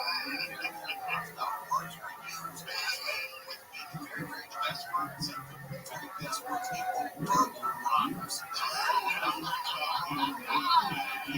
did not happen again. There was more taking of the phone. There was, it's hard to teach what we'll do. We'll have a conversation with you and my mother. And I said, you do that. You have a conversation with us firsthand. Do not take it upon yourself to take the phone and hear you because you're getting in contact with her. You have no idea what may be going on in our lives. This is something, I'm always thinking about how to get around certain rules. I just, in my limited knowledge of technology, I know how I can message from my laptop right now. We didn't have my phone. I know how to make calls from my laptop, and I know that everyone under the age of 17 knows this as well. I know that they've already figured out how to get around all this. And I does your daughter, does she have her own laptop that she's allowed to use? Yes. That she's supposed to use inclines, right? Yes. Technology, all of it. I mean, she's trying to communicate, she keep looking at videos, just all types of things that she could be doing that all of these kids are doing because most elementary schools have now adopted a iPad or some sort of technology component to be in school. That's why they started getting rid of lockers and all that kind of thing. Even though for some reason kids back then are still hella heavy. It's a whole other conversation. I mean, that's ridiculous, but the notion of taking technology, especially because some of the programs that they have on these iPads are not as robust as programs that may be on the phones, which my daughter does use as well to do work because she's not always doing work and turning it in on the iPad. Sometimes there's some programs that say, it's easier for me to do it on my phone. I've watched her do it too. So it's not lying. I've watched her do it, and it is easier for her to do it on her phone. I think that there does have to be some type of compromise because, again, I think right now we're at a point where just looking at these metrics right now, people are finding all types of ways around it. There's kids are saying that kids did that. I think that was what the very beginning before the program was even launched. It was saying that now it's happening. So what are we doing right now? I think it's well intentioned, but I know for a fact now that dollars to donuts.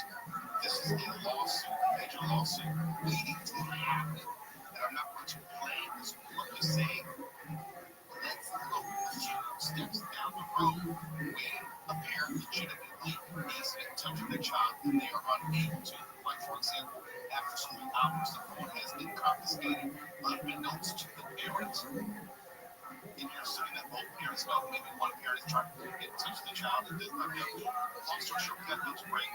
This is a lawsuit waiting to happen, and we told you here first because the way it's set up, it's not going to work, and kids are going to work their way around it, and there are other problems which have yet to be addressed. When you come back, we'll talk about the Southern California. Alrighty. We'll be done in like 1 minute.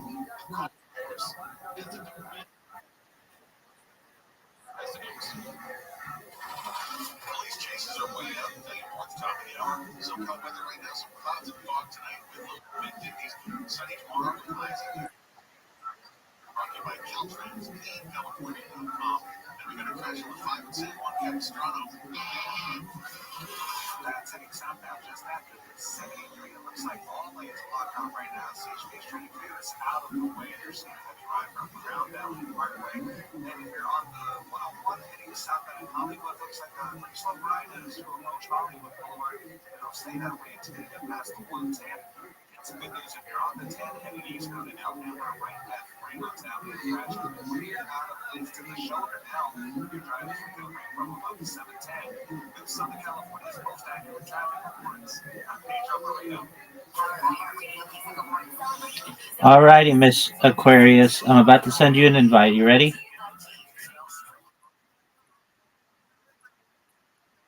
Excellent.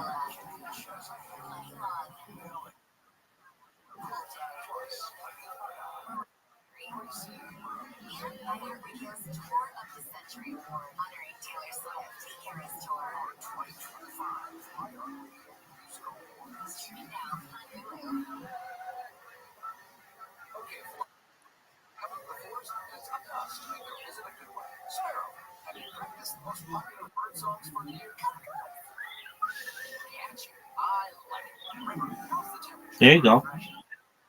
That's 8 right off. Oh, that's Audie. Uh-oh.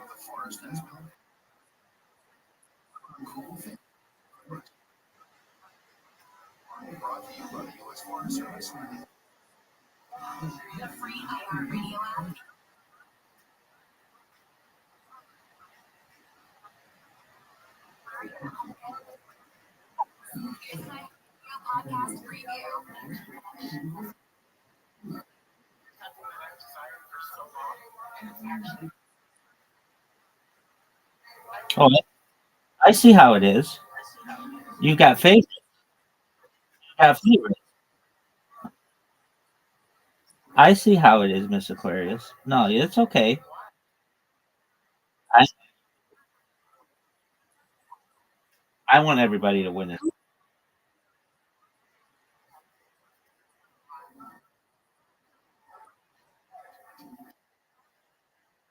I know you're the kindest person.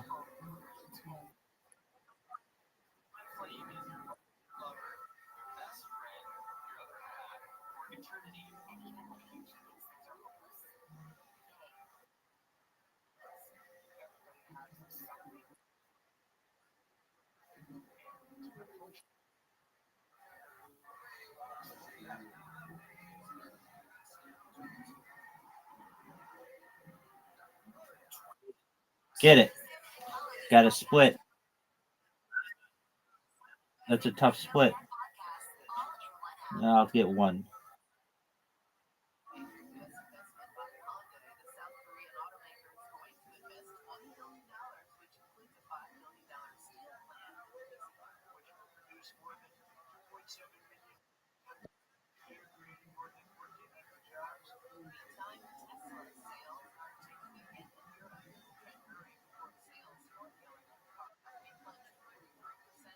Oh, Miss Aquarius, that was unfortunate. That was close. Oh, that was Audie. I'm so used to you being the red ball. Audie, that was very close.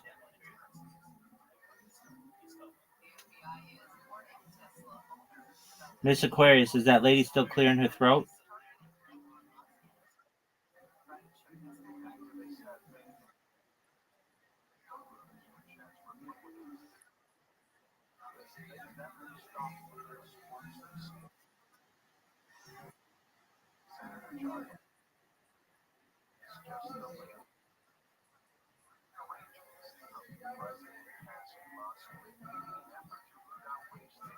Get it. Oh man, I am so bad at those ones.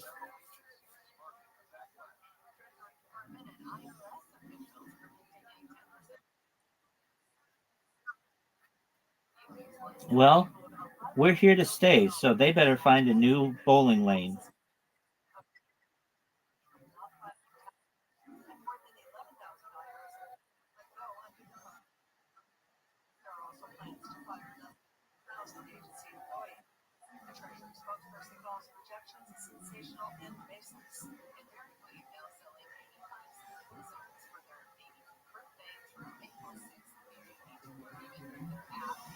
Oh, Miss Aquarius, perfect.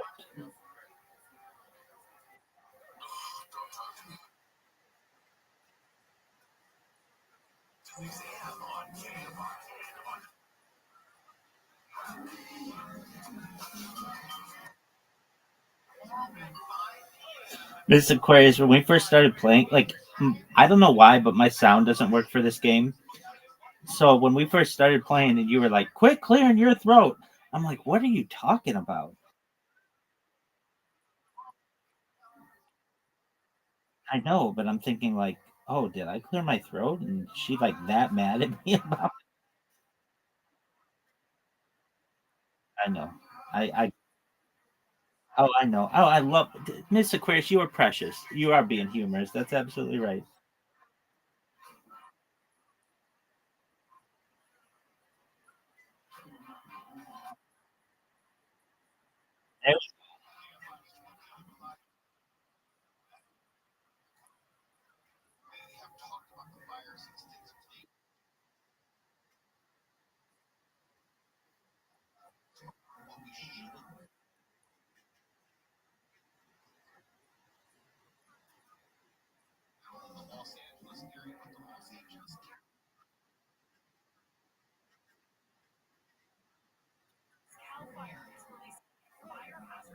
Bingo.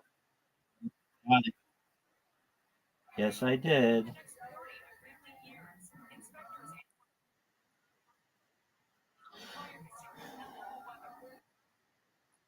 I have to be good. I've got good competition.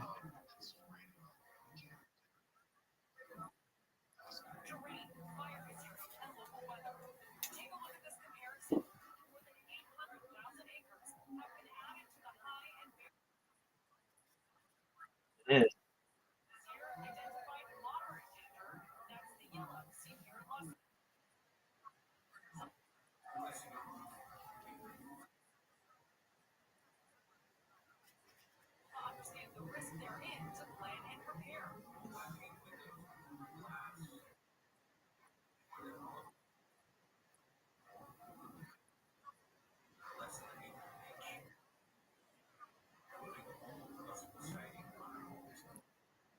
I'm ready.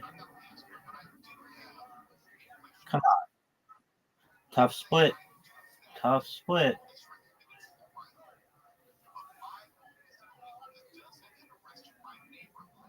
Boo.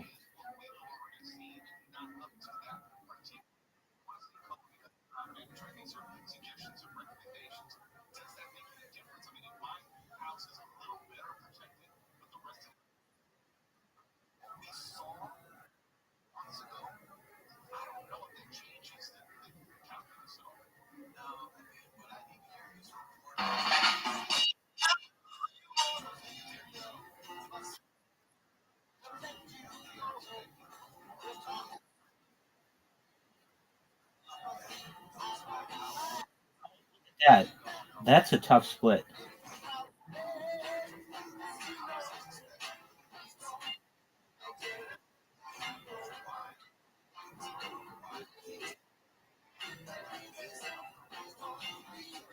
Another tough split.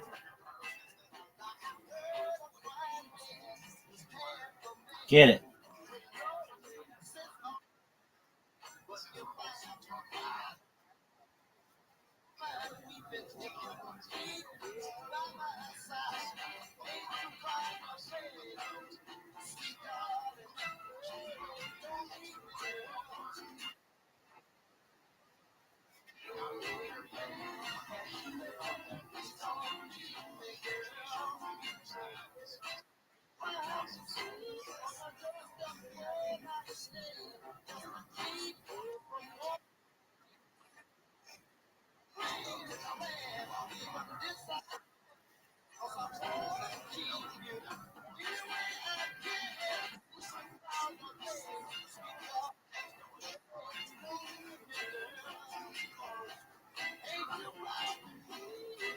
Oh, I've got the toughest split in the game.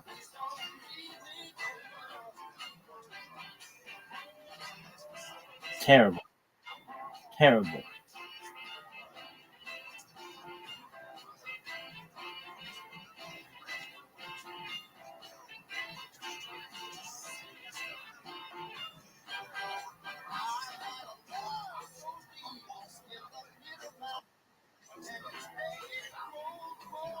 Get that spare, Mr.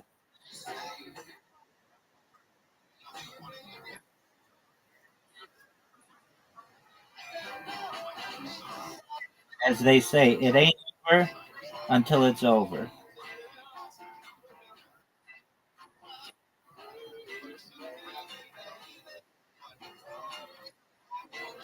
That was.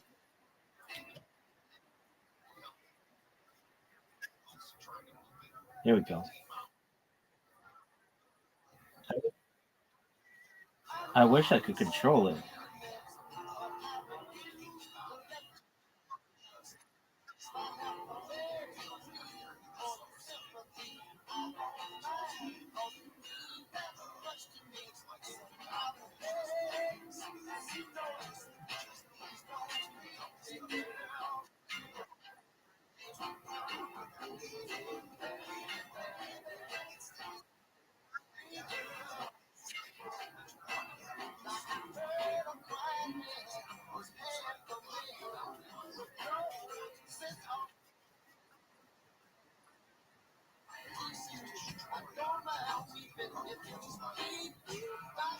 Get it. Oh, it was almost a really good split. Got it.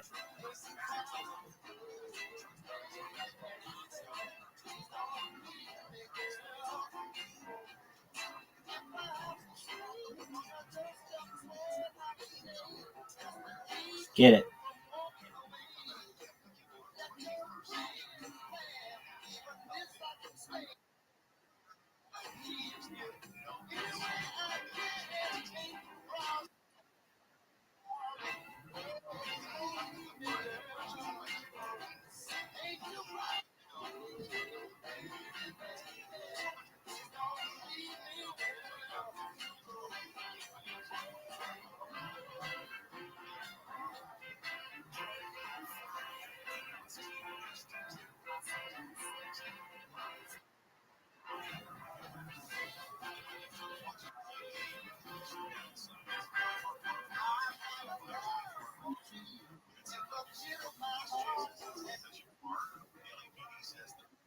Since in 2024 was up 45% from 2023, but a third of the chases have been crashed.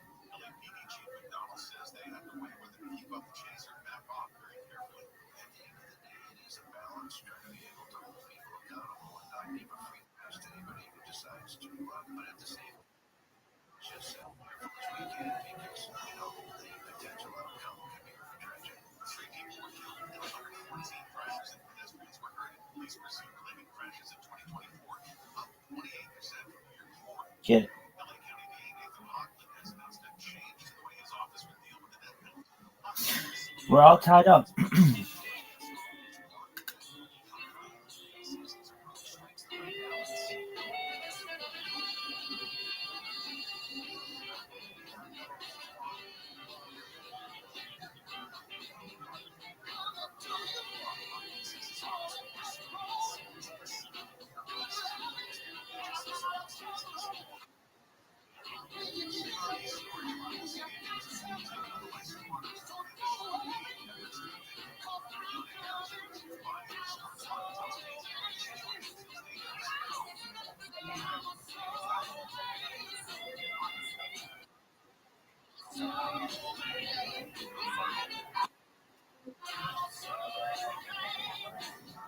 Oh, come on.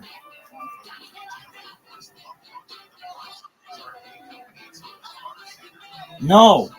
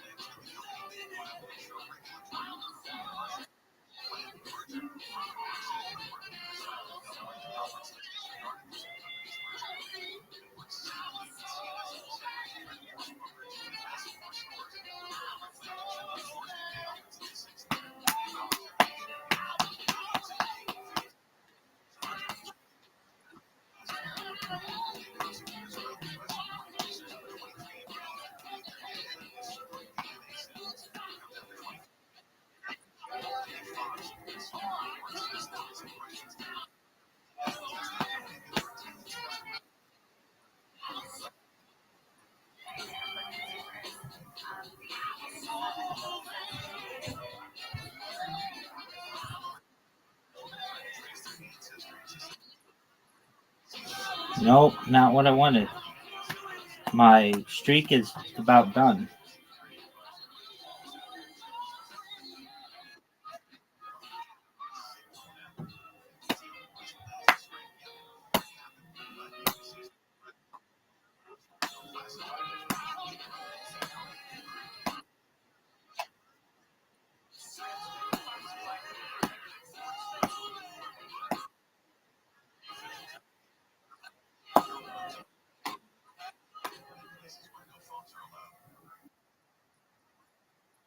Nice work.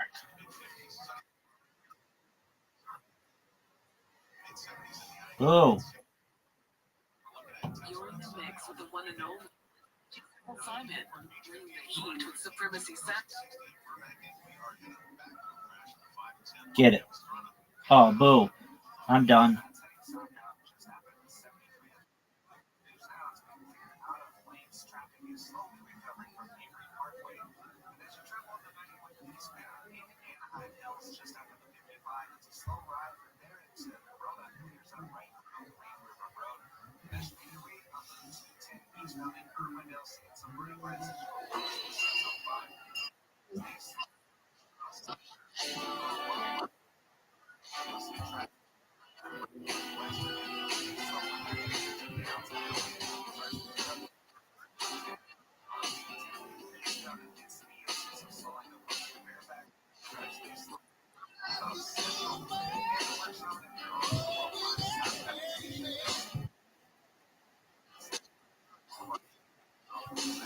Oh, my streak is done.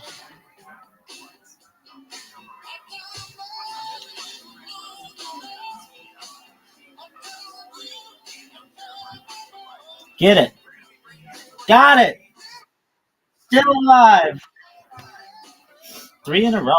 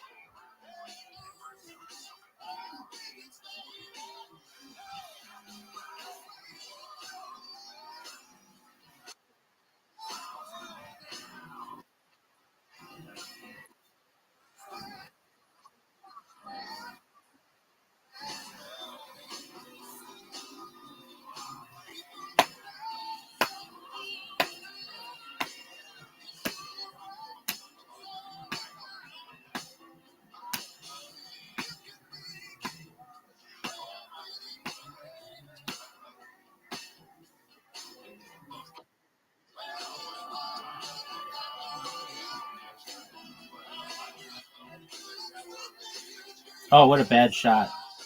Bad shot.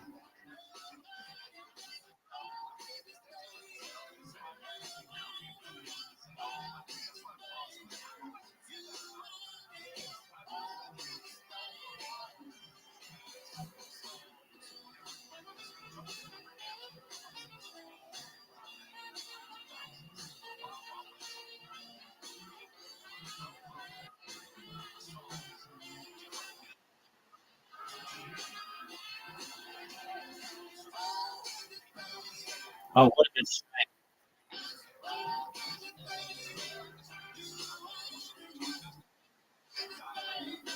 Not. My streak is coming to an end, folks.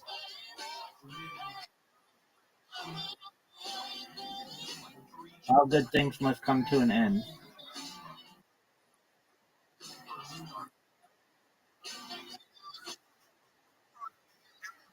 3 strikes in a row.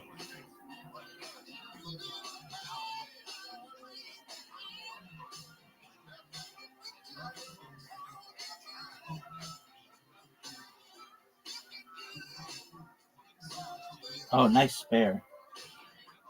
Oh, Miss Aquarius, what a good score.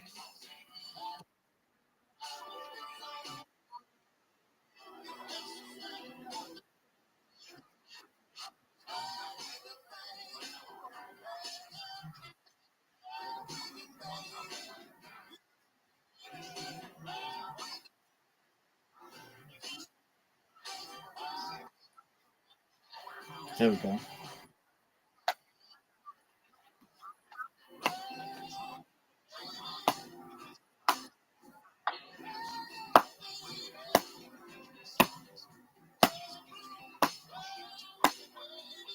Nice strike. This Aquarius.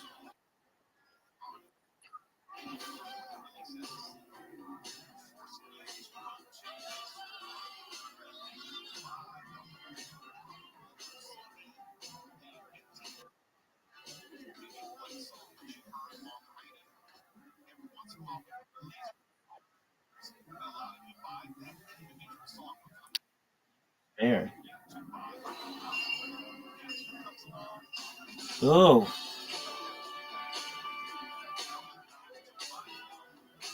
Get it.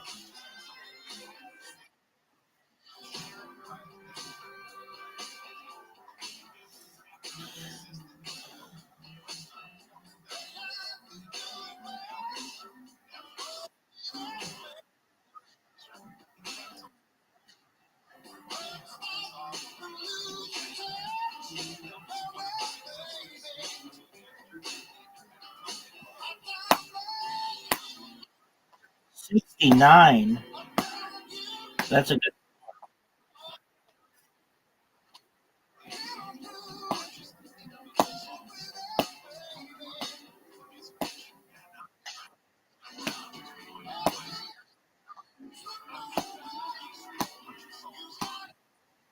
Hey.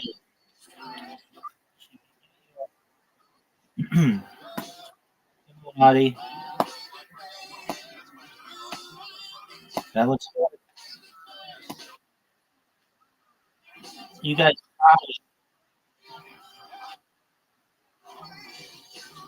No, not my round. I'm not good at these ones. I told you.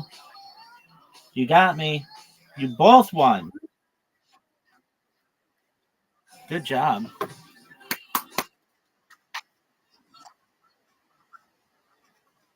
That's how I do, that's how I do look at it. I look at it as you guys combine powers to beat me.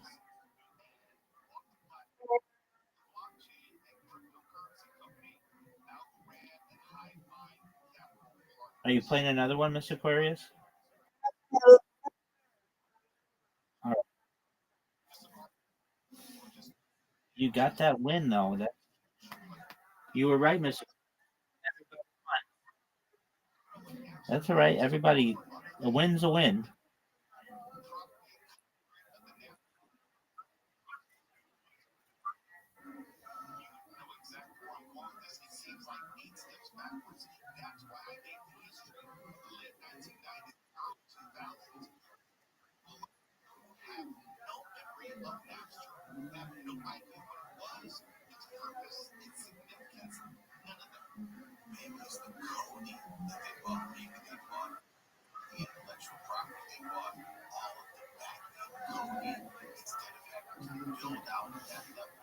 Oh, that was good.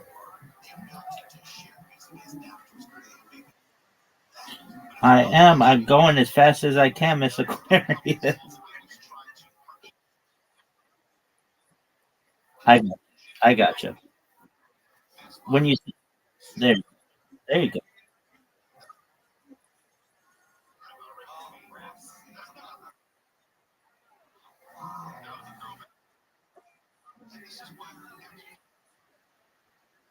Oh, come on, knock that back one down.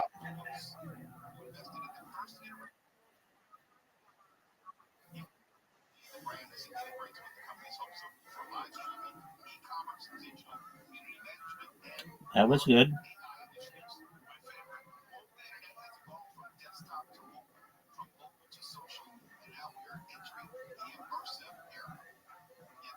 Get it.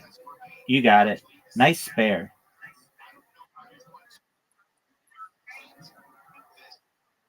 Not good. Not good.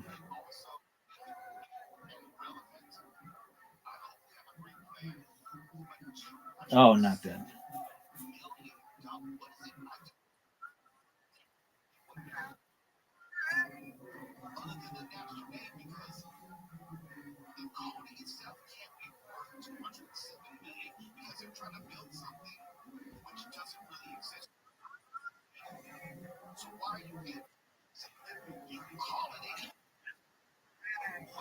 Good spare.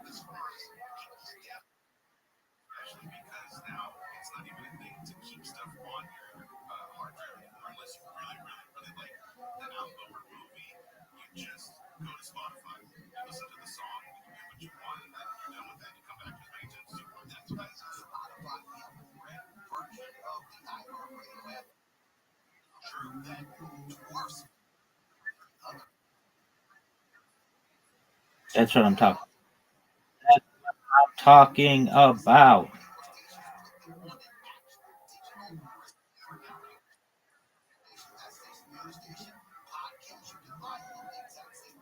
That's good, Miss.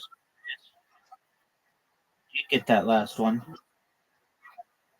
Oh, that's Audie. That last one. All right, Miss Aquarius. It's on you.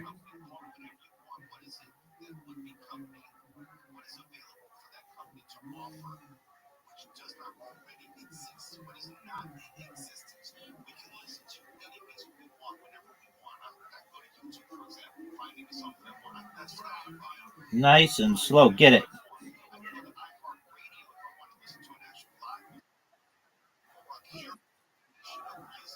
No, that wasn't good.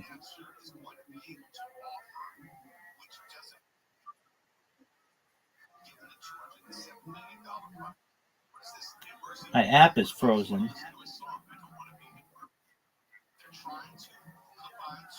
I got it. Thank you.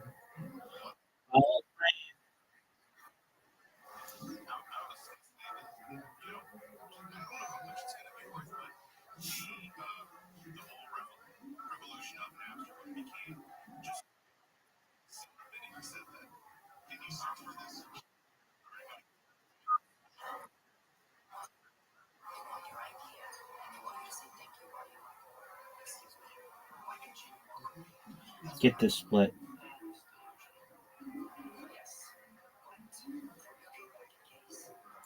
Miss Aquarius takes the lead. Gets a nice 2.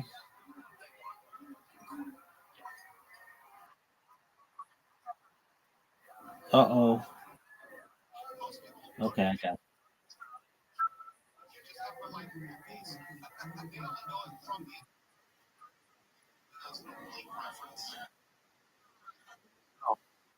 All right, Miss Aquarius. Well, we hope you have sweet dreams, and we'll talk to you in the morning.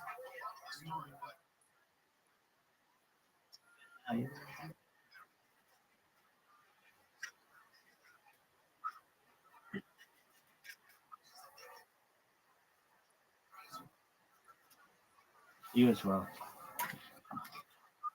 Audie, you want to play Scrabble?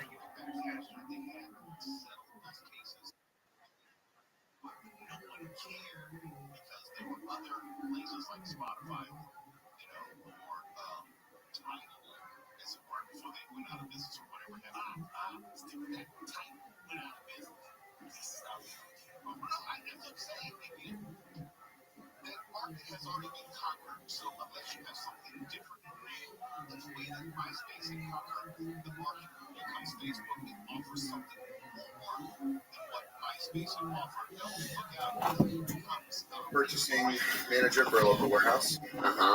Boring. Yeah, boring. I sit at a desk all day long. What else, Justin? What else like? What do you do for fun? You ever hunt, fish? I like fishing. I like fishing, fucking, and drinking. Wow, fishing, fucking, and drinking. You ever fuck the fish? Big mouth bass. Remember that bass Yeah. on the wall? Hell yeah. Hold him by the whiskers. I did. Who do you fuck? Do you have a girlfriend? I do. How long you been with her? About 9 months. Where'd you meet her at? Football practice for our children. Football practice for your children. Wow, how did she play? Hey. I was a quarterback. So wait a second. So you have a kid from another relationship? Yes. And how old's your kid? Well, 12 and 13. I've got a daughter and a son. They both play. They both play football? Wow, so you don't only fish, you also catfish. That's nice. My goodness. What position does the little girl play? She was the kicker and the defensive back safety. My goodness. You got to be careful with all the concussions, right? She actually got a concussion. Wow. You should cut her out of that. Right? Yeah, jeez, oh man. Don't want your 11-year-old daughter giving head already. It's a weird concussion joke. Weird. I tried to shoehorn it in there. It didn't really come out clean. I can admit it. There's an off chance she may have started last night. That's inside joke. Oh my God! Really? Are you serious? Do you really think your daughter hooked up with a boy last night? Possibly. What makes you say that? Go ahead. Don't stop giving one-word answers and start fucking talking. All right? So I stayed at my girlfriend's house last night. My daughter and her daughter slept on the couch. My son and her son at apparently 3 o'clock in the morning pulled mattresses out, laid on the floor next to them. My daughter and her son were very close this morning. Oh. Yeah, no, yeah. Oh my God. Wow.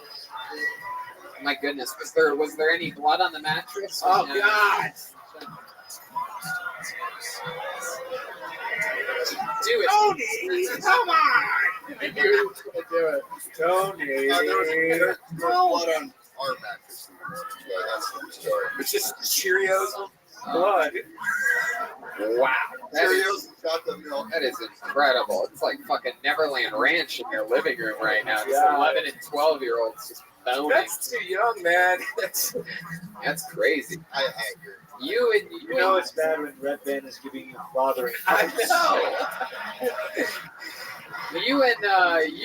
And my kids are all floating around, you know? Oh my God! You and this girlfriend of yours with all your kids, you're like getting ready to make a whole fucking Lannister situation. You know that everybody's just fucking in your house. So there's an 11-year-old. How many kids does she have? She's Mexican, so she's got 3. 3, and they're in this. What did I tell you, folks? And it was your son and her daughter. My daughter, her son. Your daughter. I don't really think anything happened. Does your daughter have a cell phone? And what's the ringtone? Oh my God! Red Band.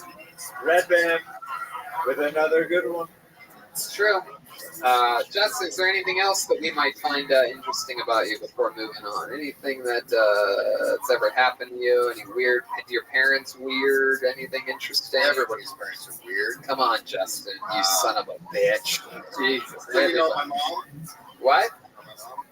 What? He said son of a bitch. He said Yes. Justin, stop trying to make jokes and get to the good shit. Get to the good shit. Ask me a question. GTTF. Wait. Ask you a question, you'll answer. Okay. Anything interesting about you that you think we need to cover before I let you go? Probably not. There he goes, Justin Heaps, everyone. I almost feel like the fake Justin Heaps would have answered questions about Justin's life better than him. What do you guys think? One more time, huh? I mean, come on. Let's get a girl, though. Let's get a girl. Should we really get a girl? Did any girls sign up tonight? Oh, yeah. Did any girls sign up? There's a few of them. Yeah, there's a couple of them out there. A couple of them raised their hand. Let's see. Let's see what we get. All right, so it won't be that person. It won't be Matt. It won't be Eric. It won't be. Yep. Sorry. Okay, put your hands together for your final comedian of the night. The first female of the night. Put your hands together for Stacy Robinson. Stacy! Oh snap! Here she comes. Here we go.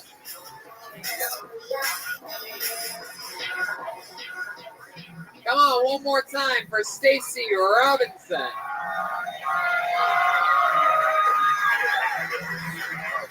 So I recently found out that I'm a mother. Thank you. after about a year of denial, I decided that I actually quite enjoy it, which means I'm probably doing something wrong. But isn't that our biggest fear as parents, is that we're going to fuck our kids up unintentionally? You know? Yeah, she was okay enough. Like, I don't care if you rob a bank. I just don't want to be blamed for it. Like, nobody wants their kids to be on the news being like, oh, I robbed the bank because my mom never told me no. Or, oh, I robbed the bank because my mom left me on the side of the Black Hills Mountains because my other siblings were more important. Apparently, this is how you rob a bank. And we're also, as parents, we feel pressure to constantly support our children, no matter what. Like, your other friends could be like, oh, my son, he's been a doctor for 6 years. And as me as the parent, I have to say, oh, where does he bank? Damn, that was good timing. Yeah, you nailed it. Stacey Robinson. And here's to you, Stacey Robinson. Heck yeah. You ever do stand-up comedy before this? That's my first time. Wow, that's so cool. Congratulations. That's a really good set for a first-timer. Look at that. You're already on Kill Tony. You look like Wilma Flintstone. It's beautiful. It's incredible. It's because of the necklace. Oh, You know who Wilma is? I'll take it. Very good. You ever drive a car with your bare feet before? What? Nothing. So Stacy, first time doing stand-up. How old's your kid? She just turned a year in March. Turned a year. And I missed the beginning part, some technical difficulties. You said that you just found out you're a mom, and then you said what? Right up. It's not technical difficulties. I've just never held a mic before. No, it's okay. It's okay. You never karaoke? No, actually, I karaoke'd once, and the other bitch that was with me turned my mic off. She turned it off? Yeah. Oh my God, what were you singing? Bohemian Rhapsody. Really? You want to try it? You want to try it right now? You want to sing a few lines for us?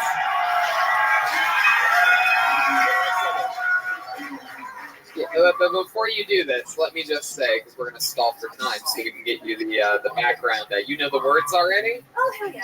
And you already have AIDS? Not full-blown AIDS. Not full-blown. And yeah, we know it's not full-blown. You won't even put a mic next to your mouth. So here we go. Getting her redemption on that bitch. Ladies and gentlemen, bringing us home tonight. Well, I think this is the part where there's background vocals. Unless that's you, in which case, that's just scary. I can't. No, I would say keep going. Oh wait, yeah, no, it's about to happen right here, right after C. You ready? For you, you bitch, Adrian. If it keeps singing along, I'm gonna kill myself. That's you. Oh boy, I need no sympathy, 'cause I'm easy come, easy. You're good at the background parts.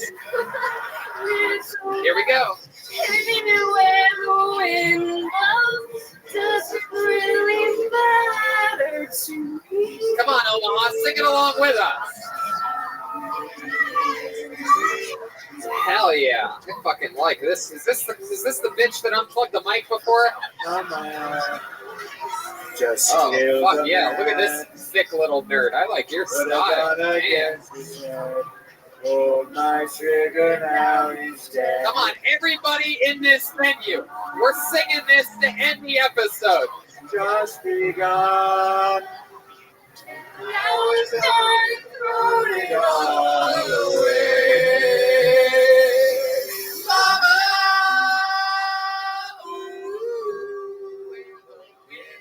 Blows. I'm not back again. It's time tomorrow. Carry on. Nothing really matters. Come on, you gotta fucking let it rip on this, Stacey Robinson. All right, we're bringing it home. Closer to your mouth and louder. My time has come. Yeah, there you go. Send shivers down my spine. Body's aching all the time. Goodbye, everybody. I've got to go. Gotta leave this shit.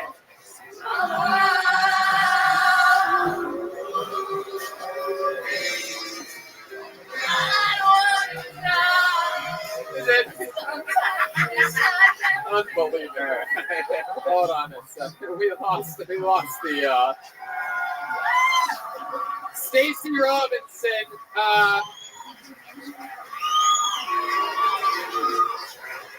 I'm just a rich boy. Everybody loves me.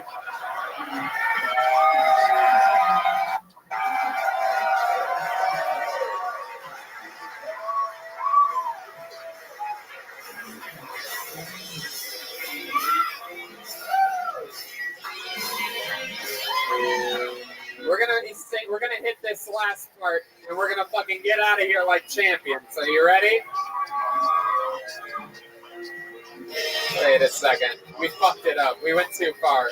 I went too far. We went too far. All right. Oh, here we go. Yes, back up. It doesn't have words anymore. Oh, here we go. Nothing really matters. Coming up. Nothing really matters. Anyone can see. Nothing really matters. Nothing really matters. Kill Tony! Omaha! We did it! We love you! There's nowhere I rather would have spent my birthday. Other than the 38 cities in which I'd rather spend my birthday, but we did it with you this year. One more time for Stacey Robinson. She did it. We have the #1 comedy album in the world right now. Believe it or not, belongs to that man right there, Jeremiah Watkins. Donald motherfucking Trump. Woo-wee! How about another hand for the great and powerful Ryan Redband? We did it. Make sure you go download the new Reagan Watkins album. Follow Jeremiah on everything social media, Jeremiah Stand Up and Jeremiah Watkins on YouTube. The album is out now. It's available everywhere. Jeremiah or ReaganWatkins.com. Anything else? Yes, my next guest on Jeremiah Wonders is Pete Holmes. Yes. Check that out. Listen to Jeremiah Wonders. And based on popular demand, we'll be doing more roadcasts of Jeremiah Wonders as well with Tony Hinchcliffe, Red Band, and Joel Minez on the road. So there you go. Absolutely. That's Jeremiah, aka President Donald Trump. And we did it, Omaha. We are going to be real quick. We're going to be selling posters and pins and new albums right after the show. If you could do us all a favor and consolidate it to one long line instead of all smashing up against us at once, and then we don't get through it at all. Just make a line. Sure, Mr. President. I know you might be upset for me for doing this, but I think we should all sing Tony Hinchcliffe Happy Birthday. No, Come on. way. No, come on. That's crazy. You guys are no. These are all right. Okay. No. Happy birthday to you. You live days. You son of a bitches. Like a monkey. Fuck you. Everyone to. Thank you, Omaha. I love you so much. Good night.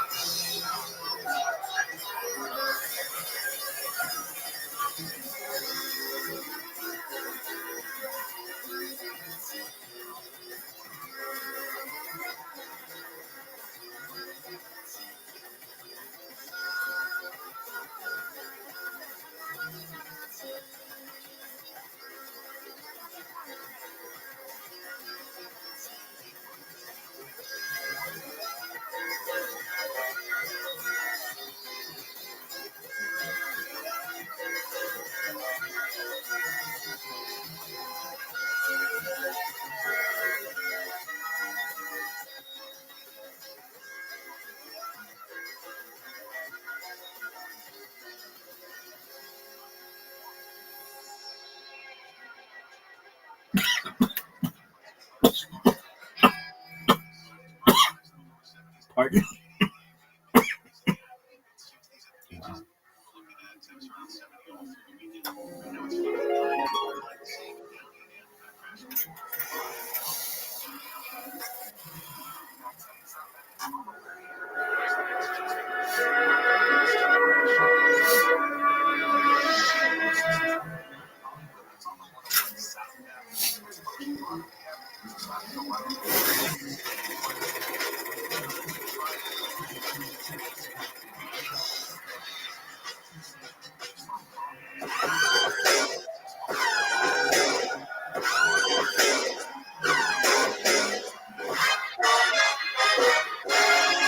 Hey, this is Rabbi, come to you live from Woolies in Des Moines, Iowa. My brand new episode of Kill Tony. Give it up for Tony Hinchcliffe.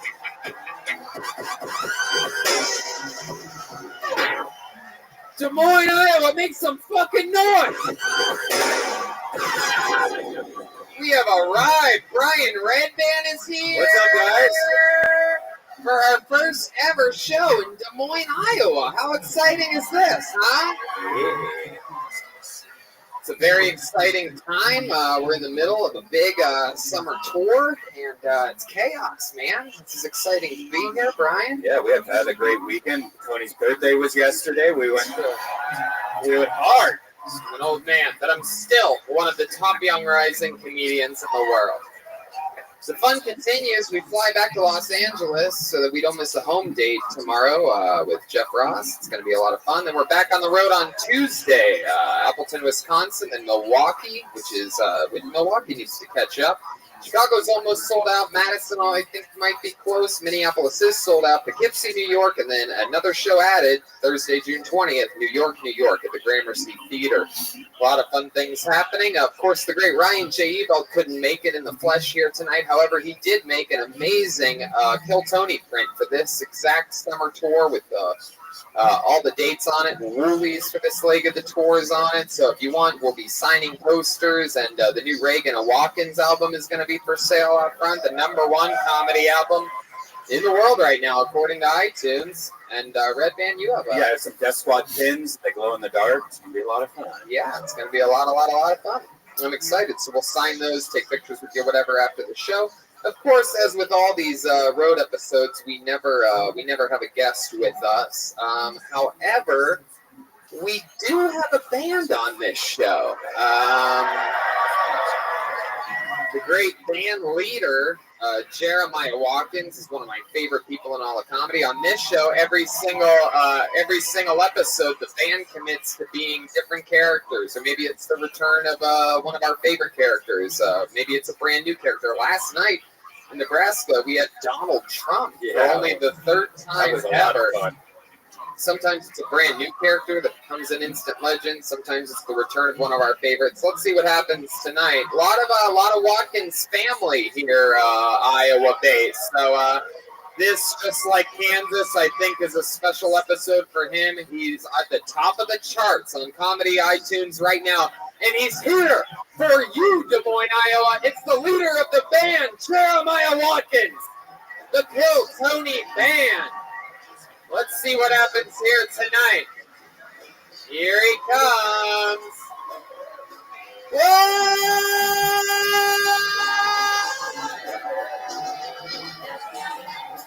It's Jack the Ripper! Wow! How exciting is this? One of the most instantly famous of all time Kill Tony band characters. It's Jack the Ripper. How you doing, Jack? I'm Jack the Ripper. Wow!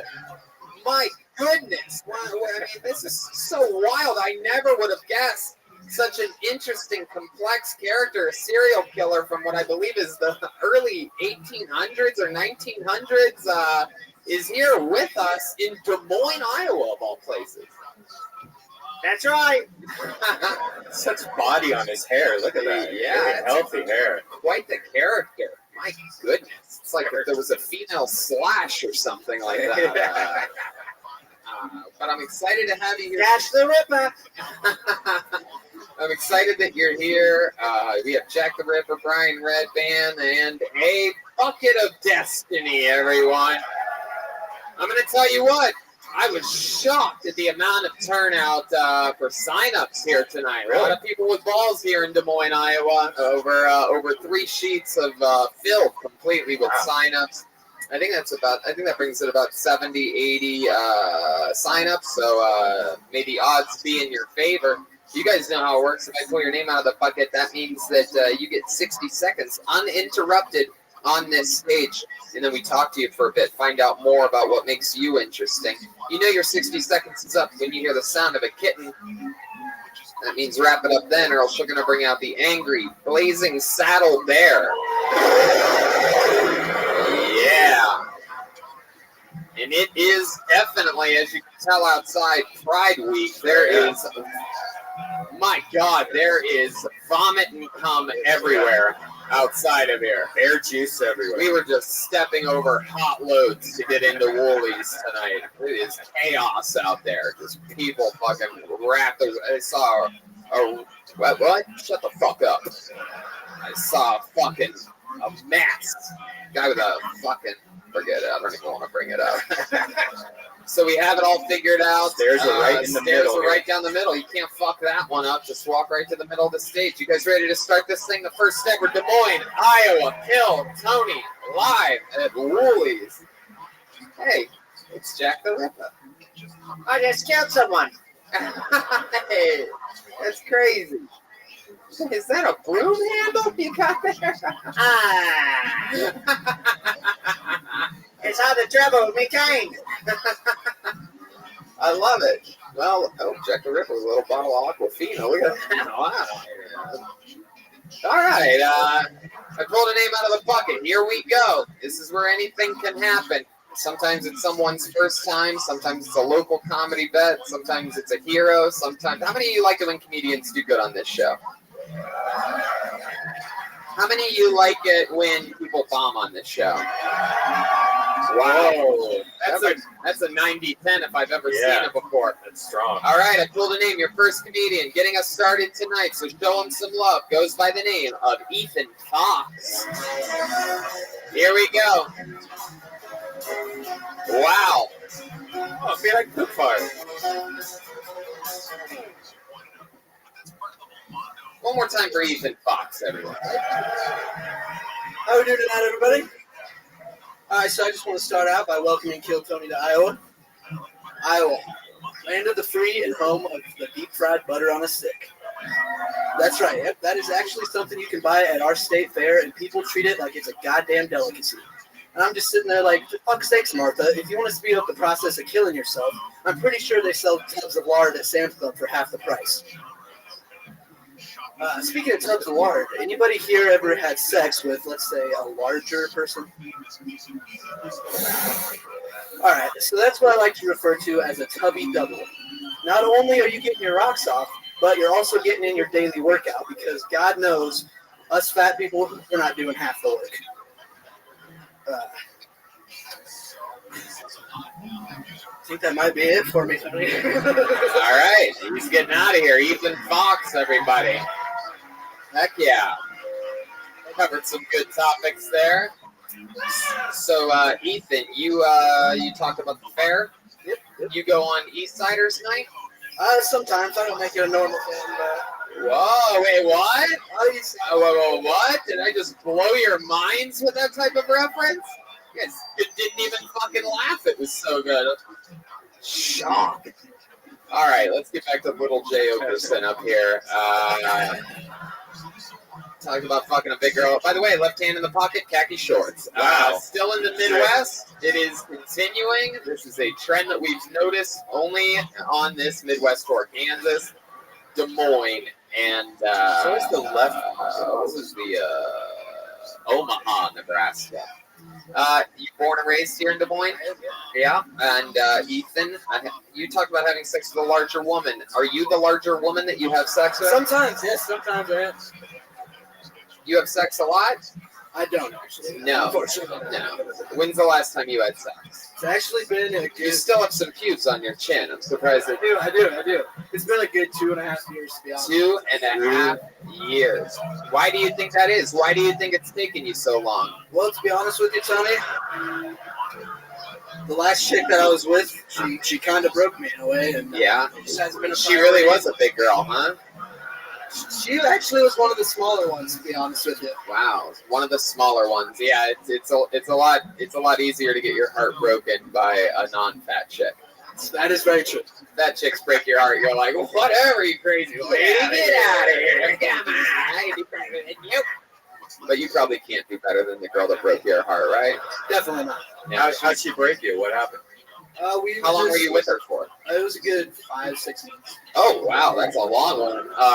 Really surprised you lasted that long. So how did it end? What did she do to you? Cheated on you? She did actually. Wow. How did you find out? I was actually. Did she do it right in front of you? Fuck you, Ethan. No, I was actually good buddies with her brother, and that's how I ended up finding out. She fucked her brother. Isn't that? We are in Des Moines, everybody. We have arrived. Classic Des Moines. The party has begun. The big brother told you that's kind of hurt, huh? Hey, bro, sorry to tell you this. My sister's been fucking like wild. That is. Man, you know who she cheated on you with? Not personally, no. Not personally. No. It's usually they say a gym trainer. So, so you would not know him. Oh, no, definitely. This body hasn't seen a gym or a barber in years. Wow. Hell yeah, you son of a bitch. Ethan, what do you do for work? What do you do for work? I actually am an assistant manager at Lids, one of the Lids stores here. Wow, a hat store. Sick. You have anything? You have any of the Jack the Ripper special over there? The old. I might be able to hook you up, Jack. I think Jack might want to kill you. It was me. I slept with his girlfriend. Oh. I gave her the Jack the Slipper. Hello, I'm Jack the Ripper. Yeah. He said he never knew it. Wow. So Ethan, you're working at Lids. Do I want to play? Is that like at a shopping mall? Yep, over at one of the outdoor malls. One of the outdoor malls. You look more like an outdoor mall kind of guy. I never really thought they'd let you indoors. So how long have you been doing that for? A little close to under a year right now. And this was your first time doing stand-up comedy? It is. Look at that. Ethan Fox's first time ever doing it. When you're not working at Lids, and with all the free time that you have, being eternally single, what do you like to do for fun? What are some fun facts about you, Ethan? I'm really into music. I haven't worked on making any of my own yet, but I got a lot of buddies that make it, so just kind of listen to music. How do you see fitting into music? Is there an instrument that you play or something like that? I'm more of a singer. Yeah, can you give us a little example of what? Should I give you a little rap? Sure, we love rap here, and you absolutely look like a great rapper. Let's do it. And just so you guys know, this isn't my own stuff. Okay, sure. It's a cover from Ethan Fox. Make some noise for him. Here he is. I don't want to be the millimeter in the gut. I want to be the cut up in the middle of my lips. In a minute when I said it, you remember that? Yeah, motherfucking yeah. Souls! Wow. Look at you. Yeah. And we have another winner. Jack the Ripper. My goodness, that is auctioneer style rap if I've ever heard it. Wow. Who was the artist that made that? That's Tech Nine. Kansas City local around here. I guess that's considered local. If you consider where we're from and what this part of the country is. Wow, Ethan. Well, man, congratulations! You had your first time on stage tonight. You got to rap a little bit, and we found out all about you. Have fun out there, dude. Is this something you see yourself doing more often? I would love to. Yeah, I mean, you ever think about shaving that fucking? Is there like a massive scar or a bird mark or something? Do you trim? in high school, I had this all the way up at sideburns, and I realized about a year or two ago that looked absolutely awful. So now you just like the ball sack look. Right. So you stuck with that. So you went from absolutely awful to slightly less awful. Exactly. Wow. Well, Ethan, I would say fucking try something else, like look-wise. Get out there and get your confidence back. Don't let that little dirty horse steal your heart from you. Oh yeah, thank you. All right. It was only 6 months. You got it. You should be over this by now. Use this as a starting date for a whole new outlook on life. If you can handle this, getting the show started, going up first on a show like this, you should be able to talk to any of these goddamn Stixes here in Des Moines, Iowa. You know what I mean? There he goes. Ethan Fox, everybody. By the way, only the ugly girls don't think that joke's funny. So be careful. If you're not smiling at that, ladies, yikes. Then you probably look like Ethan Fox. There he goes. What a great shirt he had on also. Yes, he was rocking the Me Like Poop Fart shirt. Noteworthy. ShopSquad.tv. Wow, this is interesting. This is a guy that was just pulled out of the bucket in Kansas City. He came last night to Omaha, signed up again, did not get pulled out, but he came to Des Moines, Iowa, and he just got lucky again. This is a guy that's been on the show, I think, a grand total of 3 times. Once he traveled to Nashville, drove to Nashville, didn't get up. Traveled to Houston, didn't get up. So here he is. Trey Thompson, everyone. Come on. Here he is.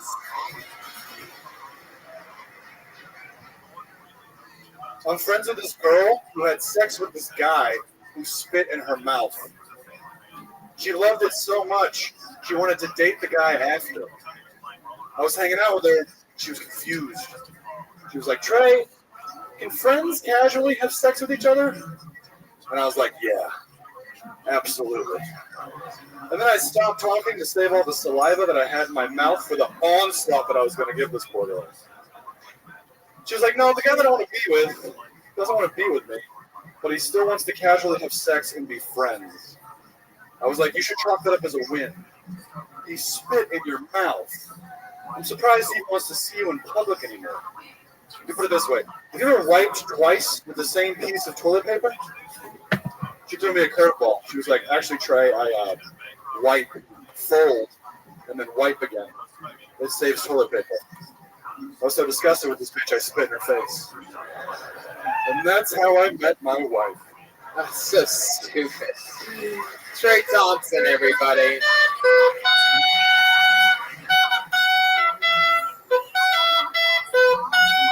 Wow, what song was that? Slipknot, Duality. Hey, Slipknot on the solo saxophone. Not easy to do, Jack the Ripper. It's hard to play Slipknot on saxophone. Trey is here again. We just made fun of you a lot in Kansas, but I will say you get uglier every time I see you. It's incredible. Trey is, for those of you wondering in the audience, he is a young man, even though he looks like the lesbians. Liberty. Yo, what's up, Frosty? How you living, pimp? Are you feeling any better?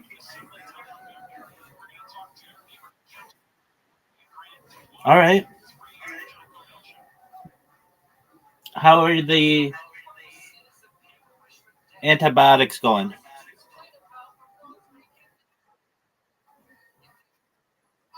Okay. Have you not smoked in a few days?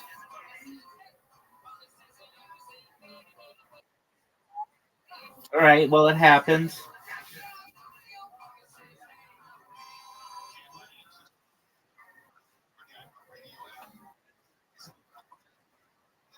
That's all right. We're just watching some stand-up comedy, enjoying life. It's got to be really early there, isn't it?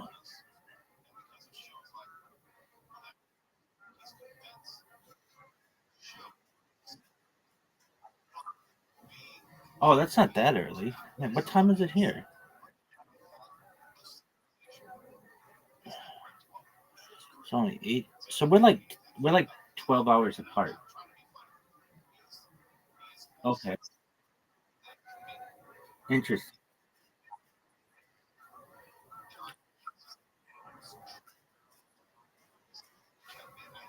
Yeah. So it's like 9 o'clock in the morning for you. Oh well, that makes it easier to judge. Okay. Very cool. What's on your agenda for today?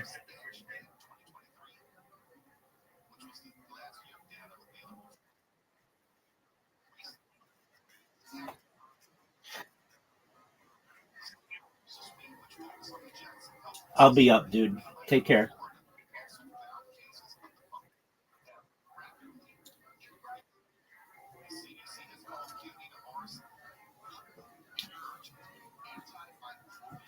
It is incredible. You look like, you look like the Chewbacca of softball players. He looks like an animated ball of lint in a vacuum cleaner commercial. Look at yourself. You look like all the women on The View smashed together. It's just crazy. Like, how do you look like that, Trey? Do you have any explanation? Look at this audience and tell them why you look the way you look. I don't have an answer. You're 6 what? 5? 6'8". You're how old? 26. 26 years old. How much do you weigh? 280. 280. Look at you. And how many days left do you have to live? Is your family all really big, or? My mom's 5'10", and my dad's 6'1". My brothers are 6'3" and 6'4". Wow. Damn, my goodness, that's crazy. You do anything where your height gives you an advantage? You play basketball, or I tried out for the freshman basketball team and didn't make it. you didn't make basketball? You must be bad at everything. When you're 6'8", as a how were you close to that height then? I stopped growing at 15, so I was 6'8". You were 6'8" as a freshman, and you didn't Wow. make the fucking How the basketball fuck? team. Like, do you realize how worthless you are? Did you try the women's basketball? Maybe you could have snuck your way in there. Yeah, you could probably still get into WNBA. Trey, what do you do for fun? Like, what are some hobbies of yours? What about you? I play video games. I do comedy. You play video games, do comedy. Wow, how fucking exciting you are, Trey. Now you drove here today straight from Omaha. Yes, we saw you last night. How was that? Did you have a smooth drive? Did you stop anywhere? Stop off at like a Taco John's or anything like that? Taco John. Stop off at like a come and go. You know what I mean? Yeah, Whoa, a lot of come and go fans out there. It's like That's what I do with the ladies. Coming down. Jack, you dirty boy, you. You just went straight through? Hell yeah. And did you come solo? No, I got the art teacher. Oh, the art teacher. Yeah, Yes, we last found out night. about the art teacher that he's dating a couple nights ago in Kansas. How's that going? Good. Good? Did you drive or did she drive? I drove. Yeah. Did she accidentally maybe fall asleep on your wiener? No, not yet. No. What kind of car do you drive? Do you drive like a... I drive a Ford Focus. She drives a Ford Focus. Wow, Her, what a fucking nerd couple you guys are. Just bottom of the barrel, double focus. I expect that from an art teacher, but not from you. You ever put your two focuses together and pretend like you just have one Ford Taurus? Probably not. Trey, fun minute, man. Anything else that you want to say before you head back to obscurity? It's been a fun 3-day run. Interesting fact about me, I came with no hands when I was high on mushrooms. Really? You came with no hands when you were high on mushrooms? Did you hump something? What? No, I was on mushrooms, and Ari Shafir says to jerk off the mushrooms, so I did, and it wasn't like happening. So I got frustrated and I stopped, and I was just looking at my boner, and then I came like a drop. Pre-cum. Yeah, I have no idea. Can I tell you something? If you come looking at a penis, even if it's your own, you're gay. That's my policy. So I'm glad. We found out through this set tonight that you're not actually a lesbian. You're a gay man. Congratulations, Trey. How about another hand for Trey Thompson, everyone? We love Trey. I discovered Trey when he was 21 years old. Came up to me after a show, and I told him to fucking keep doing stand-up. Now I sort of regret that. No, I'm kidding. How about one more time for Trey Thompson? All right. It's the only human being I even. Well, actually, no. There is one little special guest that we have coming up later, but but we have a. Let's meet someone new again. I pulled another name out of the bucket. Put your hands together for Jeff Lynch, everyone. Here we go, Jeff Lynch. It's going to be coming any second here. Here he comes. Here we go. Come on, one more time for Jeff Lynch, everybody. I was talking to my fat friend recently. He told me that he had athlete's foot. I had to break it to him. I was like, man, you're not an athlete. Well, you got a fat guy foot. Like, you get athlete's foot from like doing athletics, not from like forgetting to wear your socks at the airport security line. I got athlete's foot when I was in Vietnam, and I'm not an athlete either, man. I got communism foot. Like everybody's got. I think they all got athlete's foot over there. But in a different communist country, I stepped in a pile of shit, and I realized that it's a pile of human shit, and it was China. But you know, San Francisco, you can step in piles of human shit too, but you have apps for that. So that's really like the real difference between capitalism and communism. Is we have apps, so you don't step in human shit. But whatever, that's all I got. Wow, Jeff Lynch. Hell yeah. How's it going, buddy? Grab that microphone. Heck yeah. Look at this. World traveler Jeff Lynch, huh? My goodness, you look like you've never left Des Moines once in your entire life. Yeah. You look like the Bounty Boy. I look like a Des Moines guy? I mean, yeah. Yeah, you just look like a plain old boring ass white guy. What do you think you look like? Oh, man, I don't know. He looks like young Charles Darwin. Ah, yes, young Charles Darwin reference. That's a way to cause a ruckus in the audience. That's a hip reference, isn't it? Topical. No, I think you look like a mediocre, untalented Conor McGregor. Like if he wasn't good at anything, if he could barely speak, he could barely get a thought out. First time doing stand-up, correct, Jeff? I've done it like 10 times, but I'm not. Wow. Hey, I'm not trying to do it. It's just fun. Yeah, I tried to do it 10 times though. That's more than once. I'm not trying to do it. All right, you just like bombing. You're like a terrorist. Yeah. I get it, Jeff the terrorist Lynch. I would say own it. Put it in the name. The bomb artist, Jeff Lynch. I do like his last name, though. Whoa, he's a serial killer, Jack the Ripper, everybody. Come on. I'm Jack the Ripper. Jeff, what do you do for work? I'm an analyst. What are you analyzing? I know it's not comedy. Yeah, no kidding. Just loan documents for a big bank. Oh, okay. Talking to the mic a little bit more. Working for a big bank, Jeff. How long have you been doing that for? 2 years. 3 years. What do you like to do for fun? What makes you different than everybody else? I do Muay Thai and I make my own pickles and hot sauce. Oh, wow. Pickles that. Did you bring any pickles or hot sauce with you tonight? Wow. So all these world travels, you save your money from working at the bank, and then you go visit places. Why Vietnam? Well, we worked.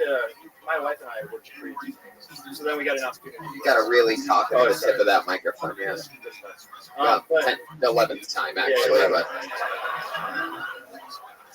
Yeah, but we taught English in Korea, so then we got to go to China, Taiwan, Japan, Vietnam. It was awesome. Oh, cool. So you teach English too. You get paid to do that, or just? Wow. All right. Well, that's fun. What actually did you talk about? I could not follow what you were saying. It was really bad. I don't want him to repeat it again. And it's something to do with stepping in poop. Everybody has athletes, but capitalism and communism is just like all like anti-funny stuff. It was like the opposite of. It's really the opposite of comedy. One of the absolute most silent sets I've ever heard in the history of this show. It was almost mind-boggling. Jeff, did the other 10 go better? Did the other 10 sets before this go better? Not really. How about the same, right? Exactly. You could get the reaction you got here tonight alone at your place. Just run it by your wife. Maybe that's the problem. Maybe your wife's laughing at these things. Does she laugh a lot? All right. What does she do? My wife's a graphic designer. Graphic designer. Jack the Ripper. I'm about to kill this guy because he keeps dropping the mic slowly, Yeah. making me angry. Every time he answers the question, he slowly just Puts it in his beard. All right. So, Jeff, is there, you know what I mean? Like, you have a weird family or something like that? Parents still together? Everything's normal childhood? Yeah, what's it like to be the son of Mumford? That's a hip reference, Maya. There you go. Pretty normal upbringing. My dad's a cop. That's probably the most weird thing. His dad was a cop. Yeah. He's not a cop anymore. He's He's retired. retired. He's a sheriff. Oh, very cool. Where's that at? Where are you from? Charles City, Iowa. Way up north. What's the population about? 8,000. 8,000 people. My God. You might be one of the best comedians in Charles City, Iowa. Hopefully, man. What did that microphone cable do to you? Like, why? What's happening? 11th time doing comedy, and he's already ready to hang himself like one of the greats. At least you're doing something like a great comic, Jeff. That would be his first confirmed kill. My goodness, what's something that we would be interested to know about? You have any fun hobbies or anything? I mean, you travel the world. There must be something about you, something that you do, right, for fun? Not for fun. I mean, What makes you happy? like normal people stuff. I don't know. Just like watching movies, hanging out with my friends. Yeah, what do you and your friends tend to do? Is that a favorite thing that you like to do? Like Jeremiah and I like to play pool. Like go hiking or biking. Hiking and biking. Man, wow. Pretty boring guy, I guess. No, I mean, maybe. I mean, Yeah. sort of. Like, definitely. Absolutely. 100%. Wow, Jeff, I don't think I've ever had this much trouble with an interview before. Wow, it's almost mind-boggling. What did you, as you said your father was a cop, did he ever bust you for anything? Jeff, you have to talk into Sorry, the man. fucking microphone, man. What is happening here? What did your dad do when he caught you with the marijuana? I did like the. They're speaking in the mic, and how much did you take? Eat the fucking mic. Put the mic in your fucking mouth if you Put have it to, in the Jeff. beard like a bird in the bush. He did like the. He like planned it out. I think he's in the garage. I came out. He like took the bags, unraveled it, put the weed in there. It's really fun. All right. Jeff, I don't know what you thought was going to happen here tonight. I came for the show. No, it's okay. Jeez, don't make me feel bad. My God, I know you came for the show, but you also signed up. Yeah, you don't have to sign up to see the It's show. not mandatory. You know that, right? You could have just came and watched people do exactly what you just did. And you could have enjoyed it. You could have been like, man, I'm glad I didn't sign up. But instead, you're the guy that did sign up, and you're like, oh, yikes. But you did it, you know. I mean, what can I say? At least you had the courage to come up here with basically nothing, and then during the interview part, basically give us nothing to work with. And that, my friend, I've really never seen anyone with that much swagger to really just go, I don't see what the problem is. I'm boring and I don't have shit to talk about. But it's like, it's okay. I mean, it's like showing up to like a music showcase with no instruments or practice or really anything. But you know what? There you go. But you did it. Jeff Lynch, everyone. Hey, that's one question. Oh. Is that over? What? On the road it is. There he goes, Jeff Lynch, everyone. You guys want to boo him? Boo him. Boo this man. Go ahead. Oh, that was annoying. Yeah, I mean, at least if you're gonna suck, just at least talking to the microphone, people. My God, it's like so fucking simple. Please don't sign up if you really don't have anything. You know, like just sit and watch. I mean, there's so many people that have practiced nervously, that are shaking right now. I heard some people tell me that they sweat every time my hand goes into the bucket. And then you have this guy just doesn't give a shit about shit over here. Oh, who cares? Wow, okay. You know what? I'm going to actually save this for later, but this guy has a little bit of a magic touch. Yeah, that's the one surprise. That's the one other guy that I know. Look at that. He signed up. Oh, this is exciting. Look at that. One word name, Sharpie marker, all the magical components here. Put your hands together for Gorilla. Gorilla. I think this whole thing is about to pick up. Here he is. Come on, everyone. Put your hands together for Gorilla. Yeah, I know what you're wondering. Why the mask? Well, it's because I'm a pilot, and I want to keep things a little bit anonymous for myself. And I became a pilot because I was afraid of dying alone. But you guys ever heard of the Mile High Club? Anyone? It's where do it on the plane. So you know what's called when the pilot's masturbating on the plane? It's called a hijacking. Brings a whole new meaning to cockpit. Anyways, speaking of porn, just like incest porn's on the rise right now, and I don't personally see the appeal, but I think it's fine as long as they say no chromo. Anyways, planes are great and all, but they're like my second favorite mechanical vehicle. My first favorite would have to be a cycle. So coffee is great. I love it when the baristas are like kind of sad and depressed because it makes everything just a little more bitter. Fuck yeah, Gorilla, everybody. How everything has changed. I immediately love you so much more than the last guy. Normally I'm sort of like I guess, mask. I think that's a thing. But you know what? You have a good reason, dude. You're protecting your career, and you still wanted to try out some jokes, and I fucking love that. I respect the hell out of that. So that's true. You're a professional pilot? Yeah, I'm a commercial pilot. I'm doing your dream job. Say that again? I'm doing your dream job. Exactly, yes. I want to be a commercial pilot so badly. How long have you been doing that for? About 2.5 years now. 2.5 years. When's your next flight? Tomorrow morning. Tomorrow morning? Where are you I'm going? just doing some survey flights right now. Do you know where you're going tomorrow morning? All over Illinois area. Oh, just circle flights. You're just like doing small johns. No. I do survey work out here. Surveying? Yeah, I take a bunch of pictures of various farmlands and stuff all day. Surveying. Yeah, surveillance. Surveying. Got you. All right. Well, that's fucking cool. And you've been doing that for a couple of years? I'm just doing it for the summer right now. How'd you learn how to fly? My mom's a pilot as well. She flies 737s, and she's currently in training for 767s. That is so fucking cool. Just gave Tony a little boner down there. Yes, exactly. Do it.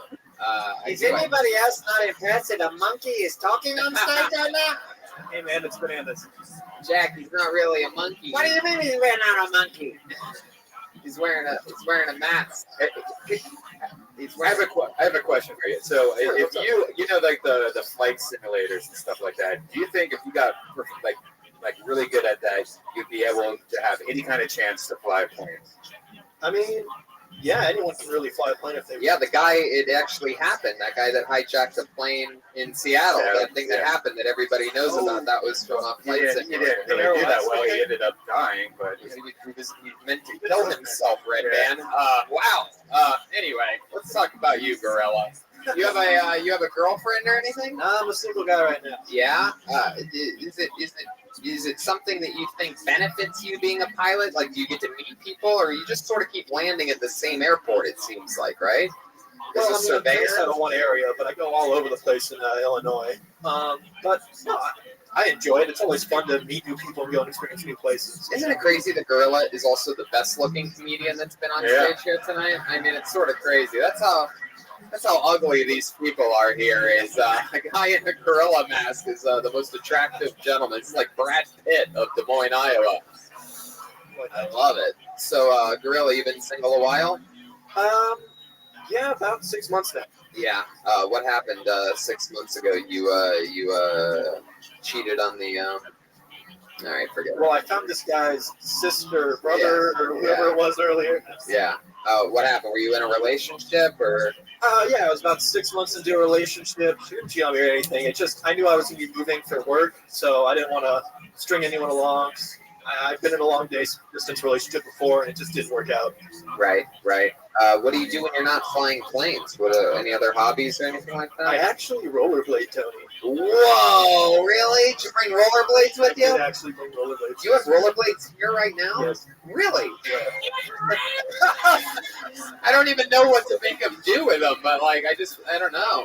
And the last guy got so offended when I asked him if he had hot sauce and pickles here. This guy's bloody Roundup 19! Did you rollerblade here? No. I was over in Iowa City earlier, and I just came here, and I had some time to spare, so I figured I was watching fun. I fucking love it. You ever rollerblade in your gorilla mask? I just not rollerblade in the gorilla mask. I bought the mask just for this. Wow, that is so fucking cool. Is it hot under there? It's a little sweaty. I'm not gonna lie. How close are these rollerblades? How close are they? 4 rows in? 5 rows in? Yeah, right there. They're here in the house? Yeah. Wow, check the ripper. What do you think we should have this Well, guy? this is a pretty open space back here. Just have him I don't go know back what and forth? You just want to be part of the set? You want to be part of the set for a little bit? Go throw on your rollerblades and come back and just sort of like go around in circles in the background? Would you guys like that if Gorilla was in the background? So, what do you think, Gorilla? Sure, I guess. All right, there he goes. He's about to be part of the stage, everyone. Gorilla. Thank you. Gonna go through. How about a hand? This is a great set. First time ever doing stand-up. I love that. I mean, you know, you had great jokes, by the way. Oh shit, the rollerblades just came to him. That is incredible. Wow. Okay. Now mine really wants to see a monkey roller skate. Yeah. Well, I mean, it was a very fun set, Gorilla, and you know, anytime that you see Kill Tony around, fucking sign up, and we hope to see you again. This was very exciting, and I think what I really love about this is I find it to be a cool opportunity for listeners that perhaps have a crazy career that maybe cannot be on this show to sort of you're an inspiration. You're sort of living a secret double life, and those people can fucking go get a mask and sign up as a goofy name and sort of stay undercover as long as we don't mention what they do. So there you go. He's going to throw on some rollerblades and hang out with us for the rest of the show. One more time, good and loud for Gorilla, everybody. So we're going to have a Gorilla live rollerblading back and forth on the back of the stage because Des Moines is a special place. You know what I mean? So, Gorilla, go back in that corner over there because I'm going to pull another name out of the bucket. And then when this person's done doing their, let them finish their minute or whatever. And then whenever you're ready, just start rollerblading back and forth in the background of the stage. If you could go backwards at one point, awesome. I think he's going to have about an hour and 15 minutes to go backwards. This is still pretty early in the show. I pulled another name out. Put your hands up for your next meeting. Clayton Baker, everybody. Clayton Baker. Wow, here he is. Very fast. Very good. What's up, Des Moines? Happy Friday, everybody. Just drove in from Winnipeg today, Canada. That's right. I had a Maid-Rite sandwich on my way in. I don't know what's sloppier, a Maid-Rite or my girlfriend's pussy after a 12-hour drive. I saw some bison on the way in. Anyone see some bison around here? You guys have great deals on weed down here. I got an eighth of weed and 3 cobs of corn for $30. The only problem was I think they were grown on the same plant. Mids. I guess that's why they call it the Midwest. I hate driving down the border these days because ever since we legalized weed in Canada, the cops always want to ask you about it, the border cops. You pull up to the window, it's a fat Republican in a Paul Blart Halloween costume. He looks down and he says, "Do you smoke marijuana, son?" And I never want to lie to the border agents because that just makes matters worse. So I always look up and I say, "No, sir, I don't smoke marijuana. I only do psychedelics and amphetamine." To make matters worse, he asked me what I was doing in America. I said, "Well, sir, I'm coming down to the United States this week to kill Tony." And then he stuck his hand up my ass. So, interesting note, sorry to jump in. I met Tony Hinchcliffe 6 years ago in a hockey rink in the middle of Canada, Lloydminster, Alberta. He was opening for Joe Rogan, and I met him in the back. And I said, one day I'm going to come down and I'm going to come to the Comedy Store. I'm really going to do this. I'm going to show you a very good minute. Not quite the Comedy Store, but here we are, Des Moines. Thank you. There you go. Clayton Baker. You did it. Is that true? I met you in Lloydminster? Yeah, Lloydminster. We were in the back hallway. Hey, look at this. Gorilla. Heck yeah, the people are loving it already. Gorilla is going back and forth on rollerblades, and it has begun. He's very smooth. He might follow one boy. He's got a little stripper pole back there, a gorilla-sized stripper pole. My goodness, this is exciting. You signed a copy of my Bert Kreischer book. Oh, very cool. Heck yeah. I'm guessing it didn't have a cover on it? I don't think it did. It's a Bert Kreischer shirtless joke for you. He takes his shirt off a lot. Didn't have a cover, the book cover. Okie dokie. Clayton, you are Canadian, and this was a 12-hour drive for you? Yeah, I'm here 6 shows, so I'm with you guys till Minneapolis. So. Wow, that is so fucking cool. You're going to stay in the country. So when we go to LA tomorrow, what are you going to do? We're going camping. I brought some fishing rods down. We're going to go to the Wisconsin Dells, check out Devil's Lake State Park, catch some fish. Hang out. I'm with my girlfriend. She does not want to be here. She listens to the podcast, and it gives her anxiety. It takes a long time to learn how to listen, what you're listening for, so she just hears, Tony Hinchcliffe, top young rising comedian, and I have to listen with headphones on after that. She's Who says that? Who says Tony Hinchcliffe, top young rising comedian? I do. Oh, okay. You say it. Okay, let's check in with Jack. So did you say your girlfriend is here in the house? She's watching the Stanley Cup Finals. The St. Louis Blues are about to lift the Stanley Cup. If anyone has a score update, so I told her to send me live updates. I don't have Wi-Fi in here though. So. I don't know what you just said, but it sounded Canadian as fuck. Now, you talked a lot about your girlfriend. Is she aware that she has a sloppy pussy? She took a good long shower at the Airbnb today, so I couldn't compare the maid right. Really, it was good. Damn, this is very interesting. Are you planning on getting any of this pussy? Yeah, that's on my way over. That's why I'm so calm. I'm relaxed. I got my minute out. Wow, my goodness! Look at you. You are one of the most confident Canadians I've ever met in my entire life. I mean, you're talking about her sloppy pussy, but you're wearing a fleece hoodie with a chain, brother. It's true. In your fucking Canadian pajamas over here. Tell us more about you, Clayton. What do you do for a living? I'm a radio technician up in Winnipeg, so just a similar story to Jeremiah, where we work in morning radio. I get up at 5 a.m. every day, do the weather on air, and it's more of a news-based program, so I can't exercise my creativity, but it gives me some good performance skills. You don't get to be one of those wacky morning radio DJs? You don't have a good 95.9 FMs! Yes, you are! You're listening to... No, I can't do it. Wow, yeah, you're right. One day. You just do the weather? That's all you do? I'm the technician, so I pick all the music. I hit all the buttons. You know, fucking Canadian morning radio. Just fucking bobbity boring. What do you expect to do with radio tech work with the end of radio happening? Oh, I don't know about that. Do you think your radio friends are going to be happy that you're on the #1 live podcast in the world? I think they will be. There's a lot of people back home. A medium that is killing their entire industry. Yeah, exactly. I got a chance to tell a lot of good stories, and we can focus those on longer formats. So maybe a podcast is the way to go. Fuck yeah, Clayton. I like your style. You remind me of my nephew. What else about you, Clayton? I host an experimental radio show as well on the college station, so it's a lot of like power electronics, noise music, and I play a little bit of that as well. So lots of harsh noise type stuff. You play any music yourself? Yeah, noise experimental. So like synthesizers. But I mean, like you play the instrument of noise. Yeah, it's like anti-music. I'm working on a black metal album right now, a solo black metal album. Wow, black metal. You look more white metal to me. I love it. Wow. Clayton, how long you been with this girlfriend of yours? A tumultuous 1.5 years. It's going great now that we moved in together a couple months ago, and things are starting to smooth out a little bit. Yeah, why weren't they smooth before? I did a little bit of running around. To smooth out a Canadian relationship, you have to run a Zamboni over it. Pretty well. There's a lot of steps to it.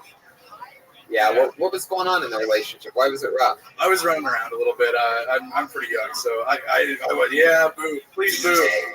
Wow. So I'm very thankful that she stuck through it, and I think we've worked things out. Yeah. Who did you hook up with while you were?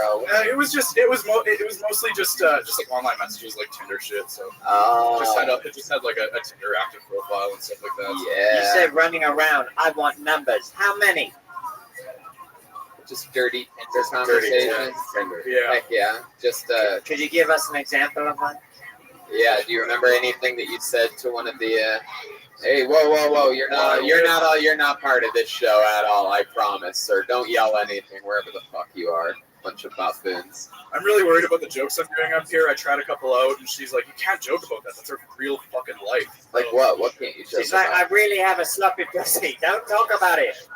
You can't tell people about it. They're going to associate me with it. That was the least of the worries. This is a serious issue. I don't want to spoil the rest of the minutes. We've got a long week ahead of us. Shut the fuck up. What are you talking about? Spoil the rest of the minutes.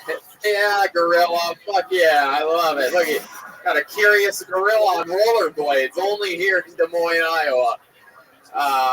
Hey, can he tell one more joke, but like the gorilla go behind him so he thinks he's getting the laughs?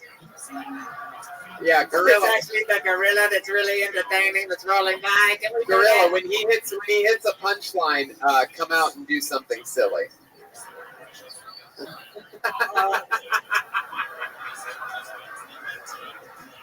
I fucking love gorilla. I'm going through a breakup right now. My girlfriend doesn't know about it quite yet. I thought I'd do all the emotional work first and let her figure it out later.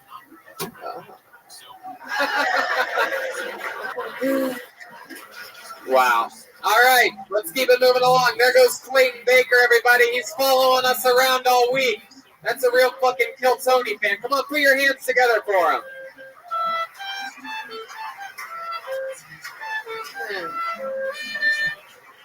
And how about Gorilla? Are you comfortable up here? You having fun? You chilling? You a little hot? Yeah, take your jacket off. Feel free to. What? You know what? Why don't we put a hand together for Gorilla, everybody? You can go back to your seat. There he goes. He looks a lot like from behind Jeremiah Watkins, by the way. It's sort of frightening. Did you notice that, Jeremiah? This might be a long-lost brother of yours. I don't know who Jeremiah is. That could be That's Jack the Ripper.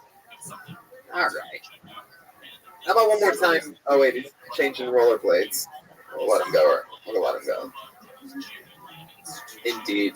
Last thing we want is a gorilla to break his hip from this show. All right, pull the name out of the bucket. Make some noise for Earl Powell, everyone.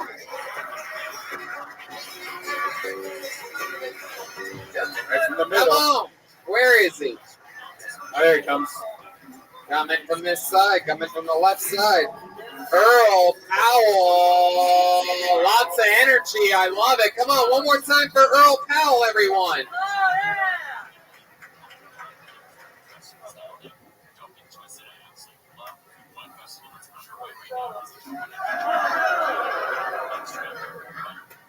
There's my first joke. So with the practice is going on. That's the joke. So my girlfriend says, I can never really shave my head. And I wonder why. She just said I look like a crackhead. I thought the itching would show it up. Tell me. But, so a frog hops to a bank. To get a loan. And he hops to the bank teller and he asks, hey, Mrs. Teller, that's the reason they play, can I get a loan? And then the bank teller, Mrs. Wack, he goes, you know, you need a collateral. And he goes, well, here's a little pink porcelain pony. And she looks at it very confused. And she also asks, what's his name? Really messing up this joke. And he goes, Kermit Jagger. And it's a knick-knack, paddywhack, get the frog a loan, his old man's a rolling stone, and goodbye. Wow. All right. Earl Powell. Shut the fuck up. How dare you? Hey, there goes the gorilla, everybody. One more time for gorilla. Yeah, they love the gorilla. Crowd favorite gorilla. How dare you guys boo a 7-year-old boy after his first time ever doing stand-up? Clearly. Oh my God, Earl, what? How old are you? 19. I think about that. No, you're not. Yeah, 16. All right. What's the honest number? Really? Holy shit! I don't look like it. No, you're amazing. You look like the little boy from 2.5 Men. Jack the Ripper, what do you think about this guy? It looks like he was born. The doctor stuffed him in a locker. He's got braces. He's got thick Christmas Story style glasses on. You got the whole fucking thing. You're like if Clark Kent turned into Superboy. Have you always looked young? When he was 3, he looked old. What the fuck? I guess so. I thought black didn't crack. What? I thought black didn't crack. Yeah, you are something else. Do you have brothers and sisters? 3 older sisters. 3 older sisters. Dude, they look young. Red band. Let's see a picture. All right. Fuck yeah. So you live here in Des Moines, Iowa? Yeah. How did you even find out about this show or what? My friend brought the show to me. Oh yeah. And this was your first time doing stand-up comedy? No. Don't laugh like that. I bombed at the first one too. What did you say? I bombed at the first one too. You bombed at the first one too. Where was that at? The last lap. Last lap. That's here in Des Moines? Yeah. Okay. Very cool. No, I was the last one, but it didn't work. How long have you had braces on for? 2 years. 2 years. How much longer till you get them off? July. July. And you really have a girlfriend? Huh? How long have you been with her? Yeah, when did you build her? What? I said, when did you build her? Is she a robot? I had to put on. And the storm happened, and where'd you meet your girlfriend at? Come and go. And then I came and I went. Is that true? Mm-hmm. Yeah. Wow. Was she working the register? Or? She was working the register. And, yeah. I came and I left, and she yelled at me. Is that your attempted a joke, or? Are you... Oh yeah, I mean all of them are pretty much. Yeah. So where'd you meet her? Come and go. Really? Was Yeah, she really working the register? What? Yeah, she was working the register. And then what were you were getting? What? Some Sour Patch Kids or something like that? M&M's. Was your pickup line, I want to come, but I don't want to go? Heck yeah. So how did it go down? She asked you for your ID and you asked her for your number? Yeah, I fucked that up. Go ahead. How'd it go down? I just asked her for her number. Well, I left, and I was like, damn, I should have got a number from my buddy.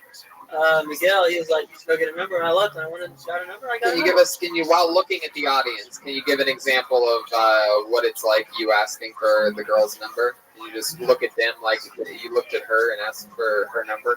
I go, hi, I got a new phone, take your number. Hey, look at that, pretty good. Heck yeah, this lady likes I it right just as here. nervous on stage as I am in person. Did you do the itchy head thing too? You know, oh yeah. The old hair off the glasses. Oh. Hell yeah. So, what are you doing? You going to school or something? No, I'm in a band with my friend trying to make music. You're in a band? Yeah, what's the name of your band? So. Yeah, I guess. Much like your comedy. It describes the music too. What do you play on So-So? I play guitar. Yeah, do you sing it all? Can you give us a couple lines from the So-So song? You want acapella, or should we bring it up on Spotify? You can bring it up on Spotify. Okay, how do you spell it? S-O-S-O? S-O-S-O. S-O-S-O, all one word. Let's see what Spotify, happens. So songs. Not Spotify, not on iTunes anymore because I don't know what happened. All right, relax. What's the go-to song that you would do? If you got bullied off of iTunes as well.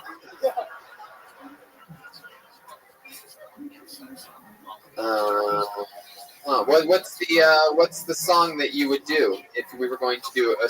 That's not it. That's a different. We're doing Rain Pours. What happened after the Rain Pours? Spelled correctly. Rain pours. What happens after the rain pours? Did you write that song? Yep. Yeah, you write all the songs for So-So. Mm-hmm. So you're writing So-So. Yeah. So. Man, your girlfriend go to those shows. Is this it? Yeah, that's you. Come on, sing it for us, dude. Here it is. A little something after the rain pours. What happens after the rain pours? There's a shadow little, then leave more. There she is.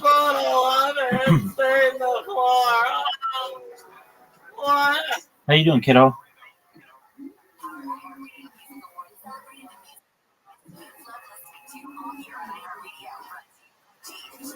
Well, you don't have to talk if you don't want to. Oh, I'm not mean at all. I'm actually one of the kindest people you'll ever meet.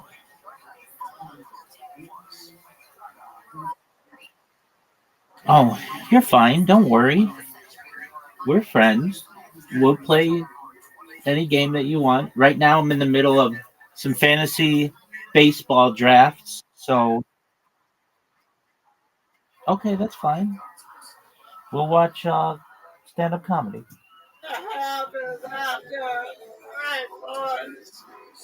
Wow. All right. I am a nice My person. God. You're like Cobain. Oh, absolutely. You are my friend. You seem like you're in pain when you're singing. It sounded like you were getting your braces tightened while you recorded the music. Is that sort of your style? Is like sort of like the one emo boy. Oh, okay. What's the most emo thing about you? You have a softer side. I wear black socks. You wear what? Black socks. That's wow. What a rebel. My goodness. What's the manliest thing about you? You seem like I have a penis. Good answer. Good answer. Yeah. Still up for debate, and you know it. What'd you say?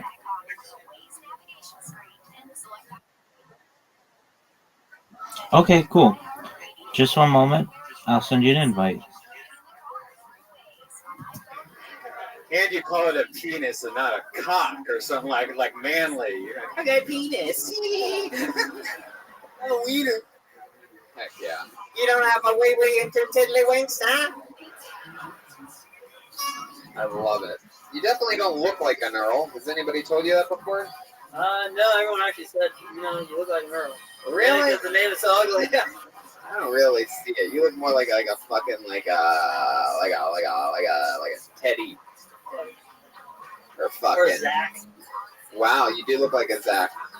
You're right. Z-A-K. Heck yeah. All right. Did you ever wear your backpack front ways in high school? Because that's what you look like. Like you're the kid who's afraid of like getting stuff stolen out of your backpack.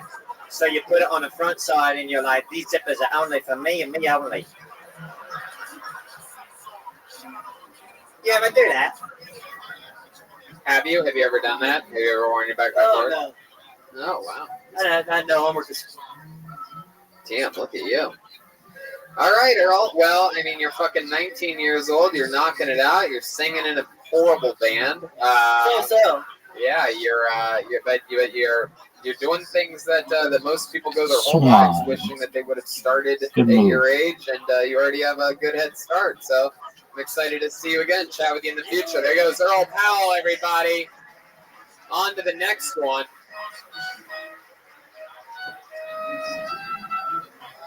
I know that song. Oh, that's Julia Michaels, right? Uh-huh. Ah, from Iowa. Another local reference. How about a hand for the band here? Playing new music. Iowa songs. All right. Let's keep this fun train moving along. Make some noise for Mike Gepler, everyone. Come on, Mike Gepler. Here we go. It's coming right down the middle. You guys having fun out there tonight or what? Here he is. If you want it done right, you do it yourself. That's what I say after I make love to a woman. I started a fictional Wikipedia page about myself when I drank too much. And according to Drunk Mike, I was once punched in the face by Clint hot dog eating world champion Joey Chestnut after I called him a human glory hole for pig scraps. According to Drunk Mike, I have an advice column for couples in BDSM relationships. Oh, awake with Don't mind me, 36. so we can talk. Look at the ass kicking you're laying down on me. And according to Drunk Mike, I once begged a girl Very not to good. come, Very good, Audie. so I could maintain my perfect record. That's what I got. Oh. All right. Well, that happens. I'm glad that you are taking it out on me and literati. That's great. Before, am I correct? Yes, I started in February. Started in February here in Des Moines. Des Moines, Iowa. This Yes. is where you're Oh, born and wait. raised. Wow. No, I'm a military brat. I was born in Hawaii. That's where my mom's uterus was, and then lived here, back and forth between here and California since then. Oh, very cool. And you live here now mostly? Yes. Why is that? Why is that? Well, I love Iowa actually. Sure. Like, I lived in California. Yeah, of course. I lived in California as an adult too, but being able to get from one side of town to the other in 25 minutes is pretty dope. Yeah, that is pretty dope. Thank you. It is pretty dope. Some of us would say it depends on the town, but if that's all that matters to you, getting from one side of the town to the other, then sure, fuck yeah, buddy, you got it. This is fucking heaven. You're right. Don't ever leave here. Never gets better than this. Absolutely, 100%. 25 minutes from one side of the town to the next. What do you do for work, Mike? I am transitioning. I should be starting a new job this week. Congratulations on Pride. Yeah. Transit. I was animal ingredients. Veer? Now I'll be doing digital service sales, so like Google AdWords. You think you taught me the word veer?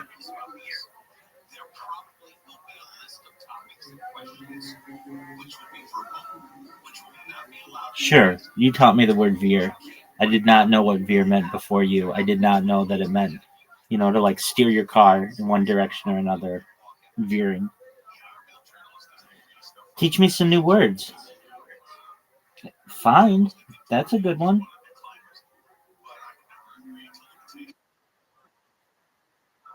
All right, that's good.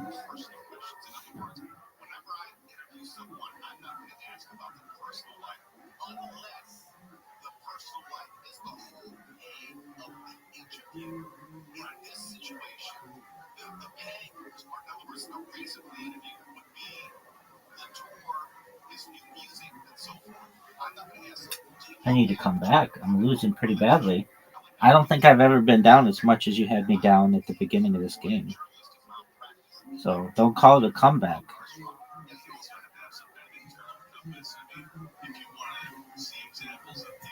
Stuff like that. You're getting out of the what? Animal what? Animal feed ingredients. Oh wow, what does that mean? Like, I mean, what does that entail? That type of job? Taking chemicals to put into animal feed here in Iowa and the Northeast, and yeah, the chemicals. It's boring as it sounds. So. Right. What do you do for fun? I do stand up here in Des Moines. I do music in my free time. What do you do with music? I have a little home studio making music that nobody hears. That's not on Spotify. So right. What do? You just work with the computers then? No instruments? Yeah, Pro Tools. No, yeah. No, I do Pro Tools, and I play guitar, I play bass, and then I program everything else. It's just kind of a personal, fun Very thing. cool. Yeah. Very cool. You have a girlfriend, married? No, not married. Seeing somebody, and yeah. How long have you been seeing them for? Probably 3-4 months now. 3 or 4 months now. Yeah. What does she do? What does she do? Or what does he do? Whatever. She works with a company here that does like painting and stuff like that. Construction. You say paint? She works with a company that does paint. Painting? But she really does art. Oh, she does art. Yeah. Very good. Very good. Where'd you guys meet? We've known each other for a long time. And yeah, man. Just started. Fuck yeah. Wow, these interviews are just flying. Sometimes the shit just writes itself. Yeah. Where'd you meet? We've known each other a long time. Oh, that's a great fucking location. I could drive across that location in 25 minutes, that's for sure. Did you say paint? We met like 10 years ago through a mutual friend. Oh, okay. Jeez. That's an answer. On again, off again. Yeah, it is. Thank you. All right. Well, that's cool, Mike. That's a lot of fun. You have a normal family? Parents still together? No. How long have they been divorced? When you were 8? Don't really know the birth mom at all for years, but 8 my months. stepmom is my mom. She's amazing. Got me tickets here for this. Wow, look at that. And normally, she's stuck in the Houston airport, not seeing New Kids on the Block right now. Delayed, so she went to Houston to see New Kids on the Block. No, she went to Houston to watch her niece graduate from high school, and then her flight got delayed. So New Kids on the Block is down the road. Gotcha. What scares you? What are you afraid of? Must be something. Heights. Don't like heights. Yeah. Really? Yeah, my grandpa likes to shake ladders when I'm helping him cut branches, and I don't think it's very funny. Yeah, I hate that. I love that. I love it. Did you grow up really like strict because of the military thing? Was really strict, dad? Yes. Your dad was very strict early on, then mom was really strict later on, and now they're both cool. Like, I think dad's idea was like, I'm going to be really hard on him now, and then he can go do his thing. You think it fucked you up anyways? No, not really. Maybe for a period of time there, but I think at some point you just kind of grow up and you realize, like, you guys were just figuring this shit out too, doing the best you can. Yeah, what branch of the military is your dad in? Dad was a Marine. I was a Marine. Little brother's in Afghanistan right now. Wow, you're a goddamn American hero. Look at that, you badass motherfucker. You ever go overseas? Yeah, I did Iraq and Afghanistan, buy one, get one. It was dope. Wow, fucking amazing. That's incredible. That's wild that you went to Iraq and Afghanistan because your name got pulled at exactly 9/11. A little fun fact for you. You can't even make this shit up. I noticed it when the name was pulled. It's now 9:18. You're exactly 7 minutes into this interview part. Fun fact for you. So, Jack the Ripper. Yes, as a Marine, did you have like tactical training, like fighting skills? Yes. Okay. Could we perhaps? Yes. Could I come at him with my knife and see what happens? Yeah. Can you just perhaps in slow motion without hurting him? Yeah, don't hurt him. Okay. Whatever you do, don't hurt Jack. I like how you checked in with him. Like, I'll kill him right now if you give me the permission. Yeah, can you just sort of show us? Jack the Ripper's a famous serial killer. Here we go. You guys excited about this? Mike Gettler, the son of a Marine, the brother of a Marine, self a Marine. Yeah, he's got a cane, but he's going to try with that knife. Totally real knife. Here he comes. He's walking around. I'm just a little old man. Don't worry about me. Excuse me, sir. Do you have any change? Okay.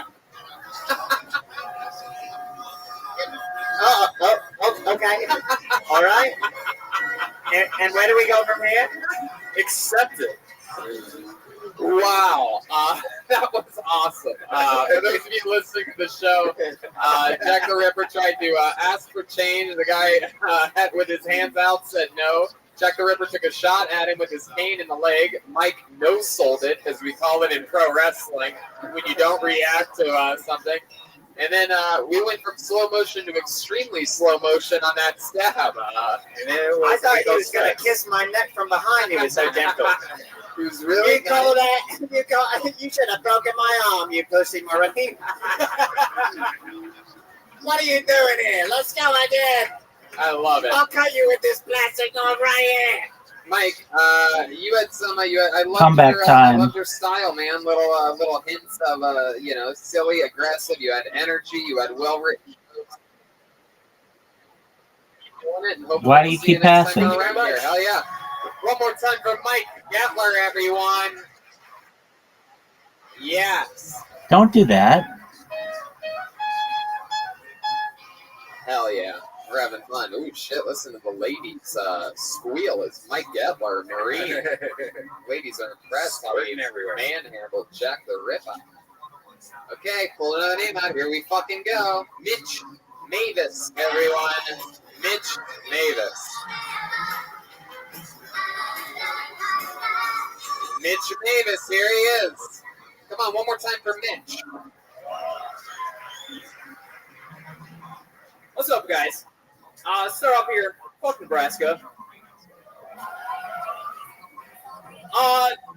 So we had Pride Week this week, right? And gay people, they're good, right? We like them. Hey, I'm all for homosexuals getting married. I think it's great. I think it's very great we legalize that across America. What I'm not okay with is homosexual interracial marriage.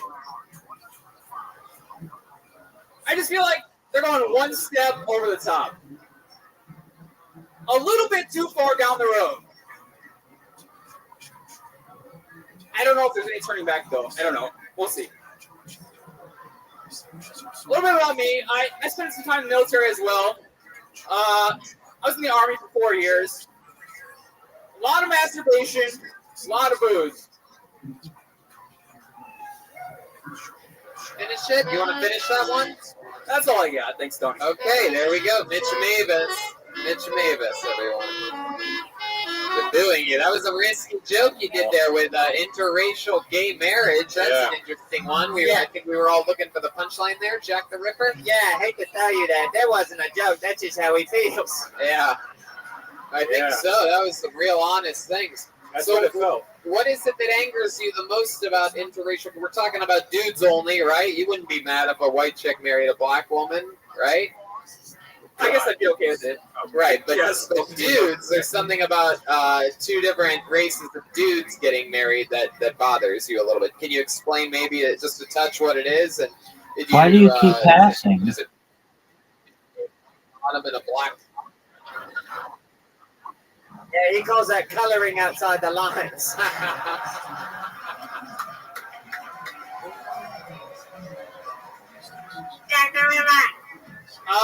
I'm actually not too upset with it, Tony. I love gay people. Really? You love all gay people or just white ones? I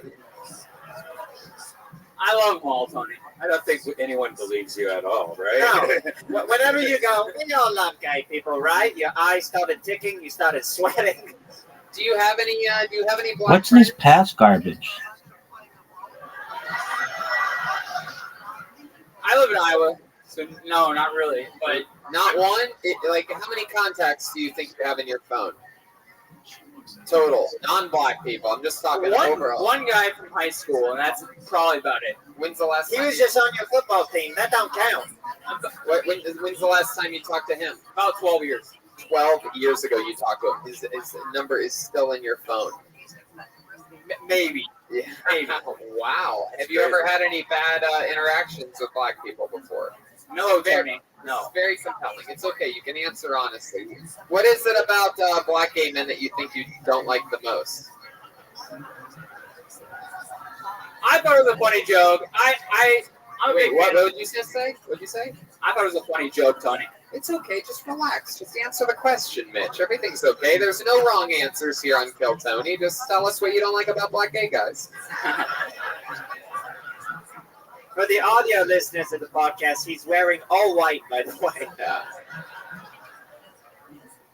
All right. Looks like we're not going to get an answer out of you after all. Have you ever met a black gay man before? I actually have, yes. Yeah. What did that meeting go down like? And by go down, I mean, was it you that went down or him? I did not. It was actually I was in Korea when I met the guy. He was a nice guy. Really nice guy. And he promised you that he would tell you when he was about to come, and he didn't. And that's fucking. You've never been able to forgive him since then. Am I close to correct on that? You're getting closer, Tony. All right, Mitch. So what are you? You're a former soldier of some kind? Yeah, I was in the Army. You were in the Army. Did you have any tactical training? I did not. Not really, no. Let me kill him, Tony. Let me do it. No, Jack the Ripper. You can't kill anybody today. What do you do? What do you do now, Mitch? I'm an education teacher. Yeah, what are you teaching? Teach those kids right. No. Listen, little kid, the gays are bad. Are you teaching children or college or high school? high school. Very cool. What do you teach? PE. Oh, you're a gym teacher. Hell yeah. All right. Well, that's interesting. How long you been doing that for? 3 years now. 3 years. What's the creepiest thing that's ever gone down in your classroom? Thing that stood out to you the most? Thing that you think might be most interesting? There's a lot of smells that happen in PE. Yeah. A lot of kids that don't understand what it means to be clean. Show them how to clean themselves. So there's some smelly kids in your Yeah. class. You get used to it after a while. Yeah, I'd imagine so. You get used to the smell of children after a while. Which reminds me, there is a Michael Jackson tribute show happening here at Woolies in a couple weeks. I saw the poster on the wall. Is there really? Yeah, there really is. The poster's right next to ours, right over there. It sort of frightened me as I walked by earlier that maybe the news here hasn't hit. But be sure to check it out here at Woolies. So, Mitch, what do you do for fun when you're not teaching? What are you into? Any hobbies or anything like that? I like to run. I like to hike and be When you outside. say run, do you mean run from gay black men?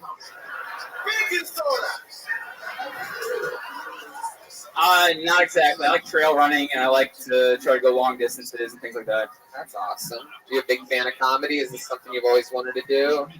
I'm a big fan, but not really something I've always wanted to do. No. Yeah. When did you decide you were going to go up tonight? When I signed up, like 2 months ago, maybe. 2 months ago? Yeah. Is that when you signed up? When I bought the tickets 2 months ago. Oh, gotcha. You bought the tickets 2 months ago and you started working on your set. Non-stop, Tony. Nothing else. All right, Mitch. You fucking son of a Mitch. You fucking got 99 problems and a Mitch ain't one. Bitches get stitches where I come from. Let me kill him, Tony. I'll do it right now. I'm going Don't to rip kill him. him. No, Jack. Don't kill him. Don't kill him. Don't kill him. You know, one of the things is, Mitch, is that when By the way, you didn't sell that at all. You're like, don't kill him. Yeah, I know. You know, when you cover, it's a risk reward thing. Comedy is, and when you cover a topic like, you know, I was excited to see where you were going with this interracial gay couple thing. I'm like, ooh, this is a good. By the way, out of everything that was said tonight, best premise goes to you. Execution-wise, I mean, really, there was nothing there. And you know, that's sort of the problem is when you have a premise that good, people are like, wow, what is this misdirect? What is this switch gonna be? It was nothing. It was just a short hate speech with the sound of a kitten at the end of it, and you don't really see that in hate speeches. Even the kitten was ashamed. Right, the kitten was like, ooh. Adi, you still hold the record for coming closest to beating me. With 12, you lost by 12. Zoot lost by 14. That's the second closest. So people are close. You're gonna get me.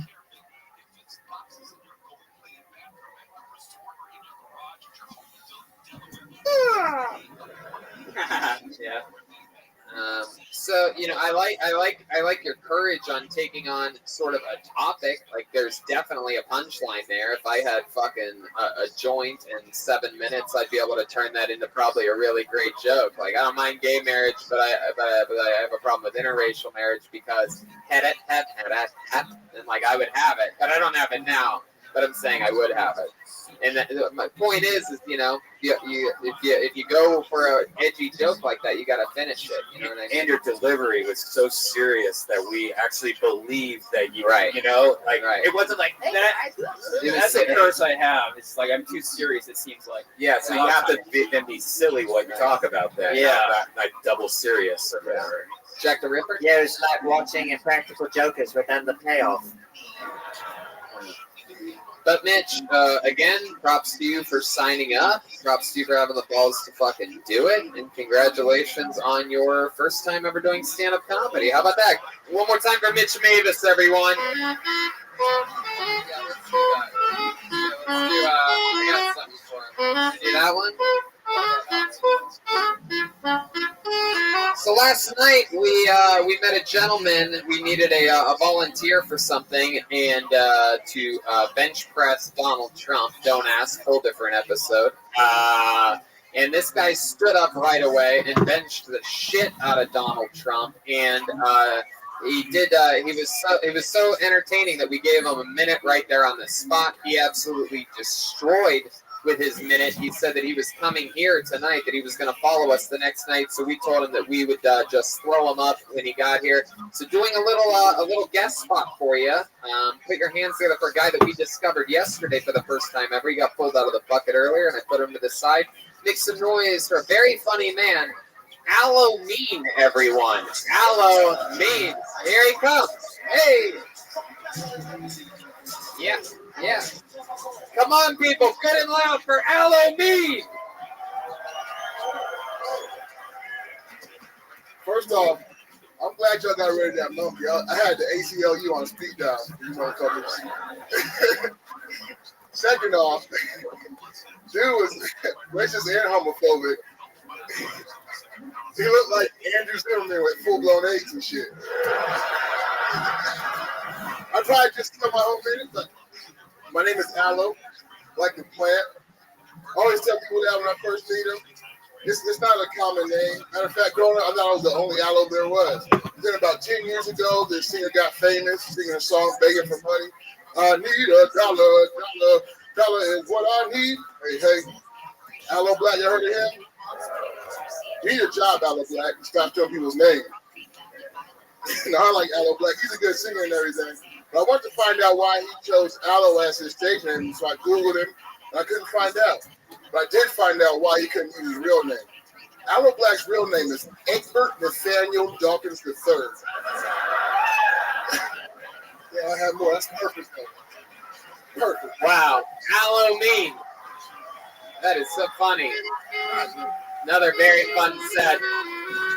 Welcome. So remind me, are you from here? Are you from... Born and raised. Born and raised, Des Moines, Iowa. Look at that. Heck yeah. And how long have you been doing stand-up? This is my 7th time on stage. 7th time ever, and he destroyed last night, and a very, very, very, very good set tonight as well. 7th time ever. How old are you, Aloe? We haven't used like the whole left side of the board. What do you do for work? I drive a semi. That's right, semi-truck. Fuck yeah. You go on long routes? No, I'm local. I work out of Muscatine. Oh, very cool. So you just you drive all around Des Moines, get from one side to the next, 25 minutes. Best city in the world. Doesn't get any better than that. Can't do that in Tokyo. You ever dated a white woman? I'm actually married to a white woman. Yeah, look at that. Look at this audience fake clapping right now. Look at this. Fucking Des Moines haters. I fucking love it. How long you been married to a white woman? Going on 5, 6 years. 5 or 6 years. Heck yeah, I love it. She got a big butt, a little bit thick. She built like one of your semi trucks. She's from Iowa. She's from Iowa too. She's actually from the ice cream capital of the world. Wow, what is the ice cream capital of the world? Mars, Iowa. Damn, look at that. You're not gonna be happy about this shit. I fucking like it, man. And where'd you meet her at? I met her at school. At school? Junior college. I didn't want to say it, but yeah, junior college. Junior college. What do you think? We thought you went to Harvard for truck driving? What the fuck are you talking about? Harvard, VCR repair, truck driving. Just go to Harvard.com online. I love it, man. And what were you studying in junior college? Back then it was business and bullshit, really. Yeah. And bullshit. And what was she studying? She was me, pretty much. Hell yeah. Fuck yeah. That's a lot to cover. That is one hard final. She wanted some hot fudge on that Sunday. My goodness. Hell yeah. And wow, that's interesting. And you've been with white women before, right? Yeah. Have you ever been with a black woman? Of course. Is there something about white women that you prefer over a black woman, or women are all the same? They're beautiful creatures. Wow, that's beautiful. I couldn't have said it better myself. I always say that the women are beautiful creatures, even the ones in Des Moines, Iowa. Especially the ones in Des Moines, Iowa. They're more creatures than they are beautiful, but still beautiful creatures. I love it when I look out and still see some not laughing at it. So it's like, I don't think, again, still, I don't think you guys realize if you don't laugh at it, that means you're ugly. It's so funny. It's like, I'm going to show him. Yes, Jack the Ripper. Yeah, I was just going to say the only difference is white women call him aloe and black women call him cocoa butter. My man. I love it. I love it. I love it. Aloe, you're in your hometown, killing. You had a guest spot allotted for you. Tell us more about you. What else, Aloe? Anything else interesting? One interesting fact, I used to work security. I once did security for Young Jeezy, and I had Bell's palsy at the time. So, yeah, Bell's palsy, where your face goes numb. Yeah, and so starts my dripping. face didn't work. Oh, so, yeah. shit. It was kind of weird. My brother got me the job, and then I already accepted it, and then I came down. My shit wasn't working, and I just did it anyway. You have to get that checked out pretty quick, or else it stays permanent. I thought I had a stroke, but it just went away after a few days. What is it from? Stress or something? I'll tell you exactly what it was from. This was a long time ago. I used to toke on the, and I smoked weed out of a Tide bottle. I made a bong. Don't do that, okay? Oh, don't do that. God. And 2 days later, I woke up and half my face didn't work. You scrubbed the Tide Pod, pretty much. Pretty much, yeah. Wow. Dumb shit. Don't do that, okay? Wow. I rinsed it out good enough, but obviously not. And that's the last time he was ever whitewashed. That's crazy. My goodness. That's insane. So you stopped smoking out of Tide bottles after that. Stopped smoking. And stuck only to eating cereal out of them. How hard up are you to get a high when you're smoking out of a bloody Tide bottle? Why did you use that instead of just like a typical can or an apple? I was trying to experiment and be creative. I gotta put this degree to use somehow. I love it. It's a shame junior colleges should teach you stuff to smoke out of in case you get excited. That was actually after I went to Iowa State. So that is. You retired from what? I went to Iowa State and then I did. Oh wow! Wait, did you play football or anything? No, not at Iowa State. Only at junior college. Oh, that's right. Oh, that's right. Racquetball. Gotcha. Yeah. Iowa Central, if you're wondering. Someone said what junior college. Iowa State, the home of the Cyclones. Iowa, the home of the Hawkeyes. Both laughable to Red Band and I's fandom of the Ohio State University, and we want you to never don't you ever fucking forget it. Every year, I want you to think of these two faces when you look at that final score. Every fucking year. But we love your support. Thank you for coming on. And anytime you see a dead body in the street, I want you to think of this face right here. I'll take that here. Aloe, I think you're fucking awesome, man. I love your swagger, your confidence. You're so goddamn likable. And let me know if you're ever coming out to LA for any reason, and we'll figure out a way to squeeze you up a spot at the Comedy Store sometime. How about that? There he goes. Aloe Mean, everyone. There he goes. Hell yeah, dude. So much fun. This guy bench pressed Donald Trump 6 or 7 times last night on stage out of nowhere. What perfect timing for him to come up, though, right after that last guy and be married to a white girl. Absolutely. If that guy before him would have found out he was gay, he would have been furious. Because what are you going to do, right? What are you going to do? Tell him you don't like him? Can you imagine that? Hey, I don't like your kind around here. Oh, you know what? Fuck you, bitch! Suck my dick! That's my Aloe Mean impression. If he was mad and wanted to do this fucking shit. Anyway, let's keep keeping things moving along here. I'm Every specific impression. I put another name out of the fucking mix noise for Cody Banks, everyone. Cody motherfucking Banks. Here he is.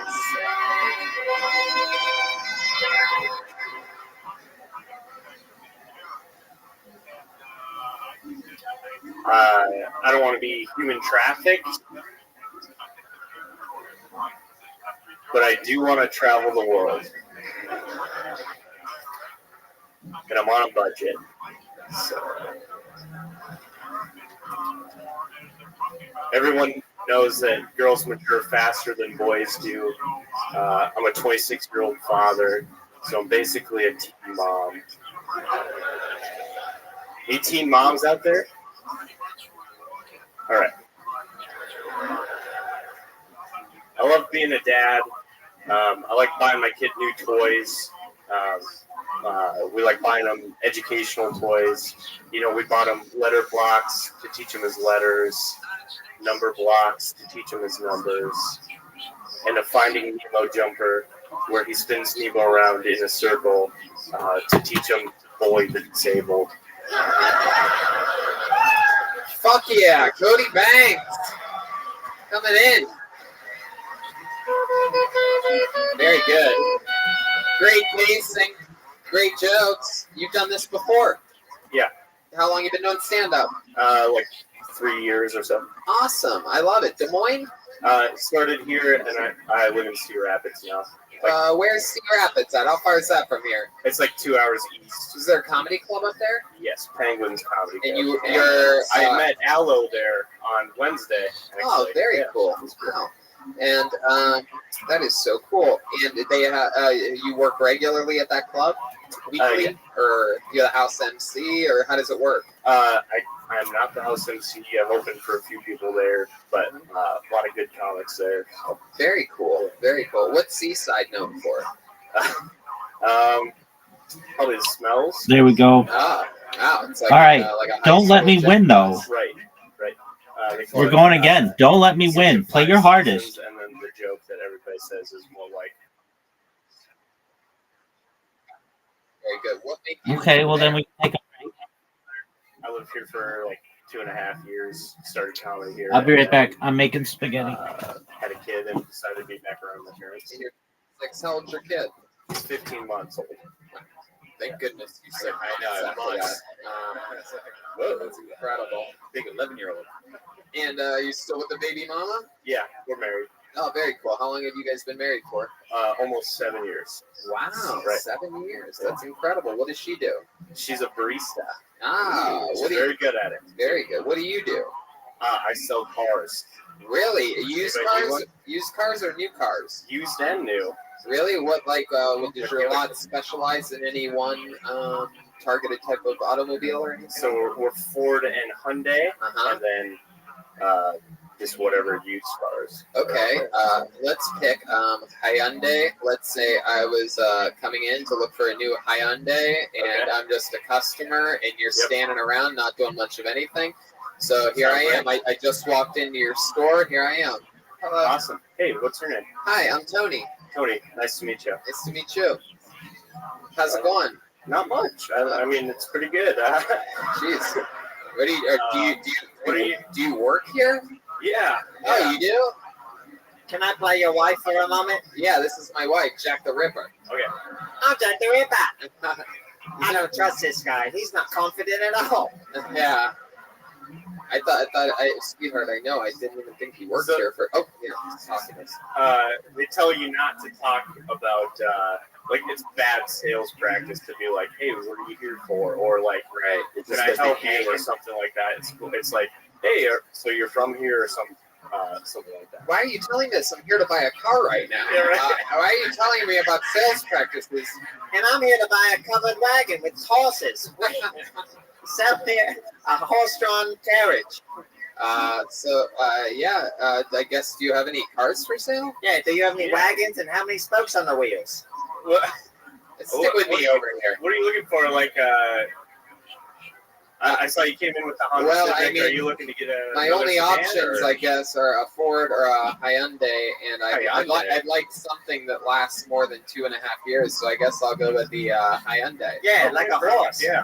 What do you like to do for fun? Are you a camper? Or? I mean, I'm about to buy a Hyundai, so not much. Right. I really don't make good life decisions. Do you work at Collins Aerospace then, or are you an engineer? Or? No, I used to be one of the top young riders rising comedians in the world. All right, gotcha. But now I've become a full-time commercial airline pilot and moved to Des Moines because someone told me I could drive from one part to the other in 25 minutes. It's true. A talking gorilla gave him the confidence that he could become a pilot. So what are we going to do about this? Well, so I just still don't have a car. And I don't have a carriage. Do you have a family? You have kids? Anything like that? No, I'm very lonely. We're trying. Right. Okay. I come inside of that all the time, and nothing ever comes out. Every once in a while, a plastic knife or a broomstick falls out of our robe, but other than that, not much. How could you fuck that? So, I'll take the slipper. Yeah, so what are we going to do about this? I need a car. I would love to show you a Hyundai Sonata. You're going to get great. Oh my great God, fuel we're getting mileage. an angry man in the corner. No, not the Sonata. Why should I pick the Sonata over an easily flippable Elantra? Well, one, the Elantra, as you said, is easily flippable. Yeah. I think for what you guys are looking for, you want something that's a little bit more sturdy, trunk space. That's good for Jack the The Ripper. Sonata has more rear passenger space than any other full-size sedan out there.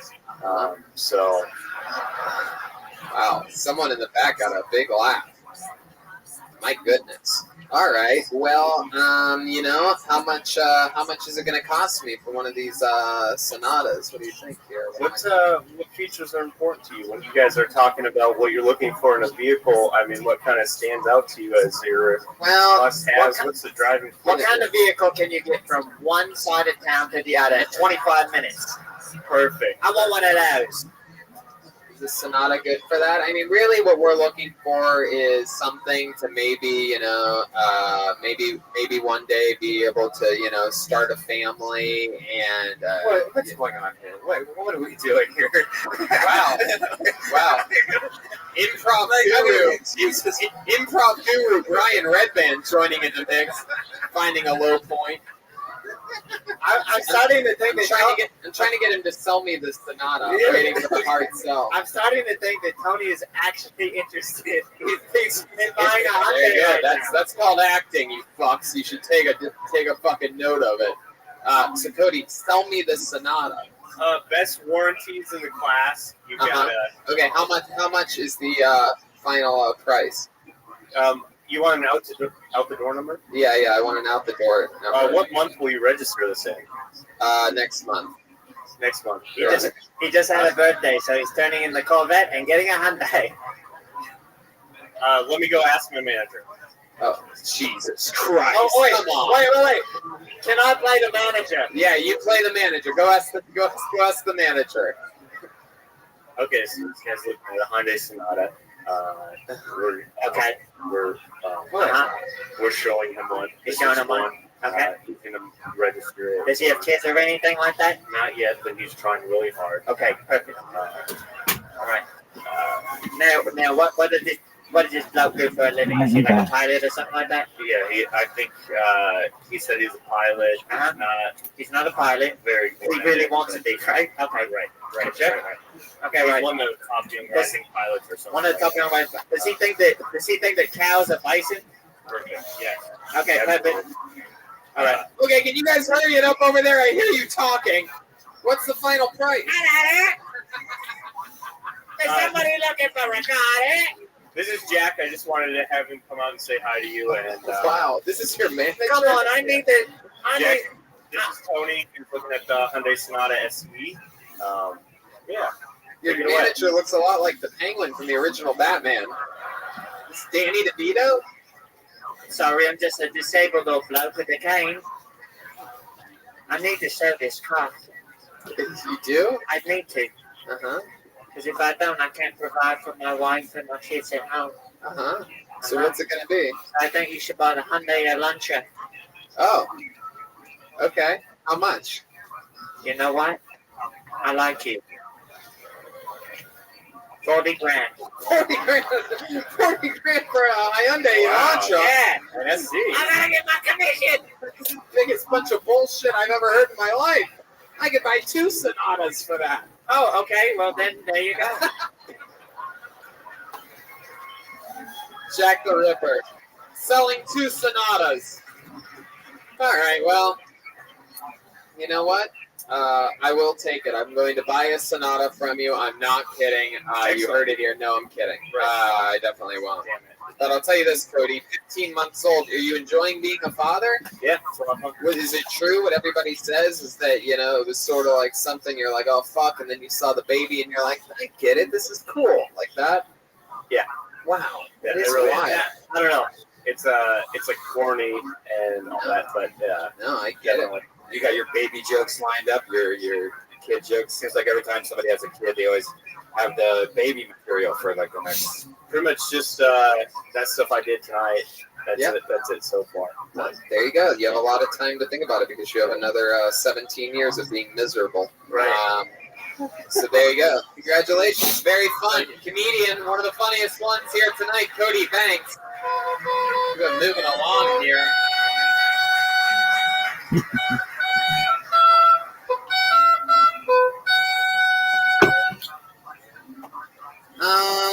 We haven't.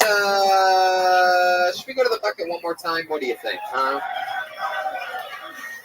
We haven't had a woman on stage tonight. You guys think we should pick until we get a woman up here?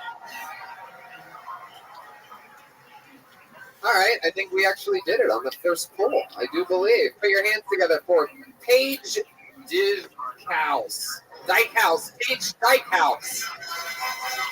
Is this her? Here she comes. Look at that. True bucket of destiny poll. A lady on the first one. Come on, one more time. Good and loud for Paige Dykhouse, everyone. So I actually met Tony almost 2 years ago today, like 2 days ago, in LA, and he said, "Where do you guys live? We go on tours all the time." And I said, "Des Moines, Iowa." He said, "I'm never fucking going to Des Moines, Iowa." Welcome to hell. I frequent LA a lot. That's the only time that I've actually come to the show, but we really enjoyed it. No, but I am from San Diego, so nobody ever talks about when somebody from a large town like San Diego moves to small town Des Moines, Iowa. Everybody wants to talk about small town girl moves to big city to chase dreams. Nobody talks about big town girl moves to small town and is weirded out why everybody wants to be friends with her. I'm not kidding. My fiance made friends with 2 people in the crowd before the show started, and we showed up 10 minutes early. Lady walked up to me in Target one day and spent half an hour asking me where I work, what I do, my family, where I live. And I was like, "You're going to follow me home or drug me or something." You done? Did you have more to that? No. Oh, okay. Paige Dykhouse, everyone. There you go. First time ever? Yes. First time ever doing stand-up for Paige. Hell yeah. Damn right. It's I can't believe you moved here after your time in San Diego. You may recognize her as former rock star Lisa Loeb, or perhaps Wendy. Domestically abused Daria, or I don't know, perhaps Lydia from Beetlejuice, if she actually read the book for the recently deceased. Why did you move here inside Beetlejuice? I didn't have a choice. I wasn't 18 yet, and my family that lived here, my grandma was going through a divorce and was real sick, so my mom was like, "We're going to Iowa," and I was like, "Fuck that." And here I am, 6 years later. Right, 6 years later here in Iowa. How old are you? I am 23. 23 years old. Yep, that math works out. Yeah. And you have a boyfriend? I have a fiance. Fiance. How long have you two been together? About 4.5 years. 4.5 years. Yeah. You met them at 18, 19-ish, right around there. So college. That's how people fucking do it around here, huh? You just find the first one that you sort of like, and you just lock it down. Second one here, but yeah. Second one. Wow. Yeah. But you were in love with someone in San Diego once? Yeah. And you left him? No, we broke up before I moved here. You think that may have been the one for you, and you're just settling for your fiance? No. That's cool. What do you do for work? I work at a clothing store. Uh-huh. I manage a clothing store in West Des Moines. Oh, very cool. What does your fiance do? He works at a grocery store. Grocery store and a clothing store. Heck yeah. Does he ever double bag it? Or does he bag it at all? Does he wear a condom or two? Paper or plastic? Or does he just fucking stock up? You know what I mean? Let's fucking stock those shelves, dude. We gotta drop off in the fucking back delivery entrance, dude. Oh, we have a kid. So. Oh, you do have a kid. Wow. Hell yeah. So no bags at all necessary. I'll just put it right back in the drop it off right in the car, and I'll put it in the car myself, product by product. Wow. How old's your kid? She will be 3 in August. 3 in August. Damn, you had a baby at 20 years old. Yep. Look at you. Cool young mama. You stuck around. No abortion necessary for you. Why put a baby in a bucket when you can put your name in one? You know what I mean? Aww. You like Kill Tony? I like Live Baby. You know what I mean? Okay, so 3 years old. Does she have a little personality? Is she feeling good? What's happening with her? She is a huge thrill seeker. We've taken her to Disneyland multiple times when we go out to California, and we have Adventureland passes, which is the amusement park here. Right. You ever go to Worlds of Fun in Kansas City? No. Oh, anyway. I'm fine with the Midwest that's here. I don't really like traveling beyond Iowa because it's enough Midwest. What's your favorite thing about Iowa? 25 minutes. Yeah, pretty much leaving. Yeah. Nothing too crazy here. Huh. All right. Wow. Okay. A lot of people doing. I would love to hear your answers about what the best thing of Iowa is. If you want to send them to me via social media, perhaps. Zombie burger guy. Yeah. Fuck yeah, dude. We got fucking slop, fucking zombie burger, and fucking. We got Fong's pizza, dude. Get the fuck out of here. It's the best wicked pizza ever. I I'm love an it. In-N-Out burger girl, actually. They don't have that here, right? Yeah, no. What about bebops? You like bebops? Wow, look at that. What is that reference? How do you know about that, Jack the Ripper? What about Happy Joe's Pizza? Anybody like that? Oh, wow, look at that. You named better restaurants than the guy that I asked for my references before the show did. How's that possible? I've lived everywhere. Isaac. Bebop's is a Midwest thing, but I can't say I've converted my fiance to an In-N-Out burger fan. He was a die-hard Bebop's fan. Right. In-N-Out right. sister. Well, your husband definitely likes to go In-N-Out if you have a 3-year-old girl. But since you didn't pull out, it's more like In-N-N. Yeah. Paige Dykehouse. Your last name is Dykehouse, which is very fitting for this area today. I think a lot of the bars around here are Dykehouses right now. It is celebrating pride. Have you ever messed around with a woman? No. No? Really? Not at all? Tell your entire wardrobe otherwise. My goodness. It looks like you work at a lesbian bookstore. Yeah, there's a key on your necklace. What's that key to? It has my daughter's name on it. It's actually. Oh, did you lock your daughter in a safe to a babysitter?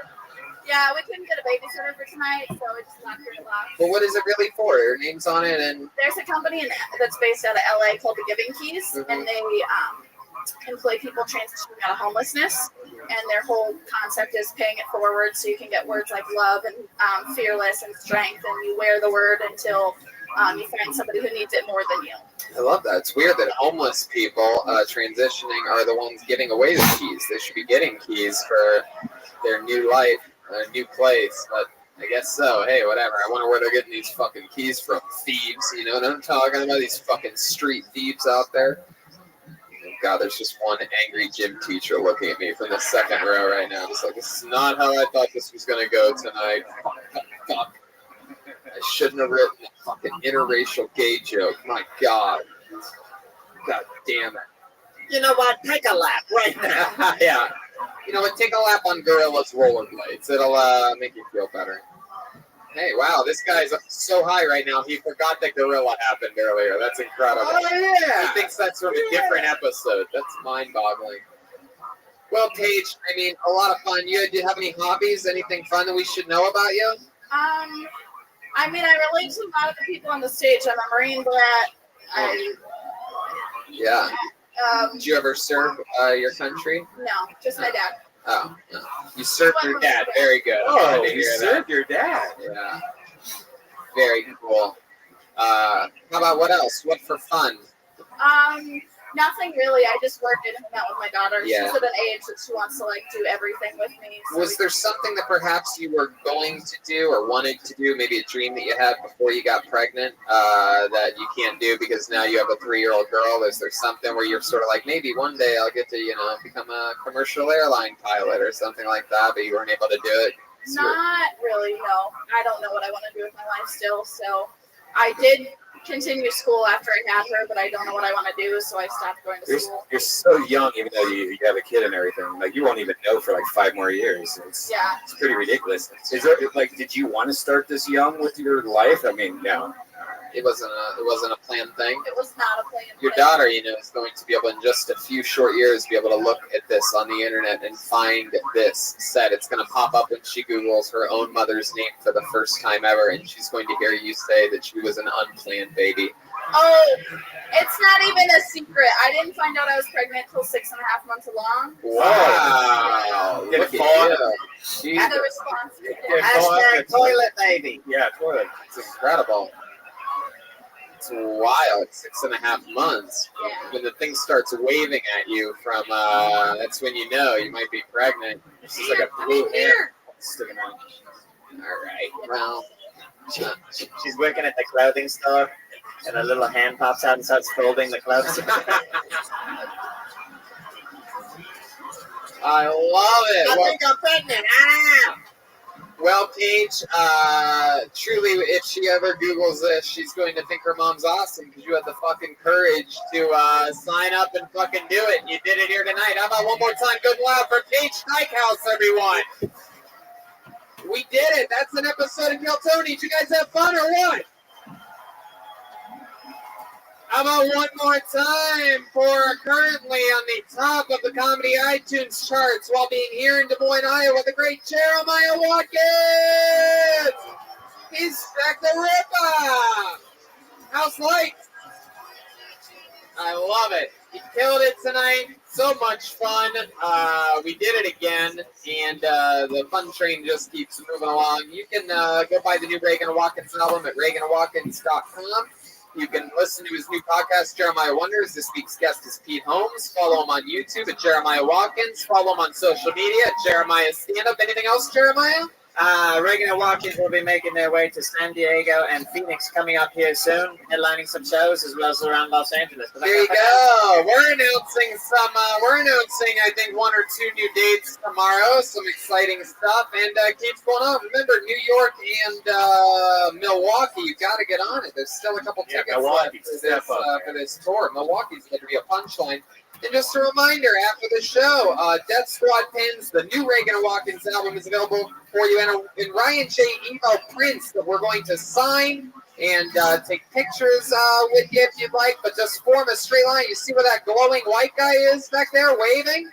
That's where the line's going to start, and it's going to be one straight line, and it's going to go that way. No cuts, no butts, no coconuts. Des Moines, we love you. Red Bands. See you guys later. Have a good night, everybody. Thank you.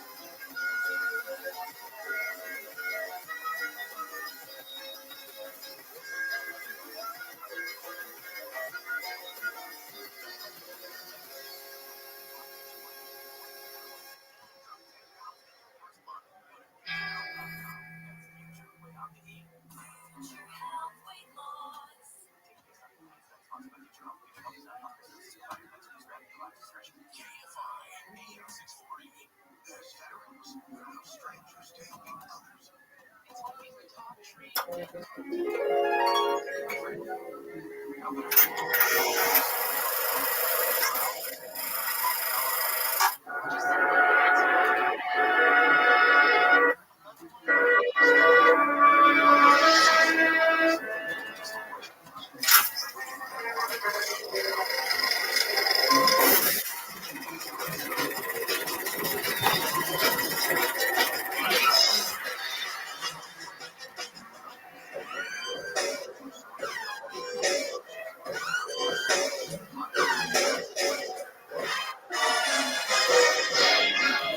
this is Rabbi coming to you from the world famous comedy store.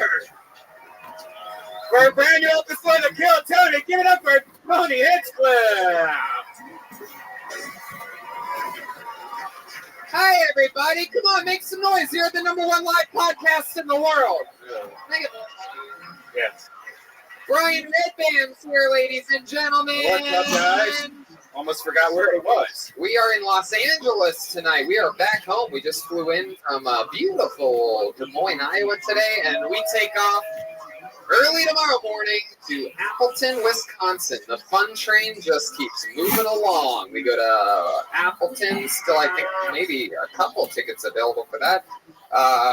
Tickets available for Milwaukee the next night, and Chicago has very few tickets left for Thursday night. That's a big show at Thalia Hall. And then Madison, Wisconsin the night after that, and we just sold out Minneapolis, Minnesota on Sunday. Poughkeepsie, New York the week after that. Only we come back on that Monday to be here at home with Brian Holtzman, and then that Wednesday we fly out to Poughkeepsie, New York.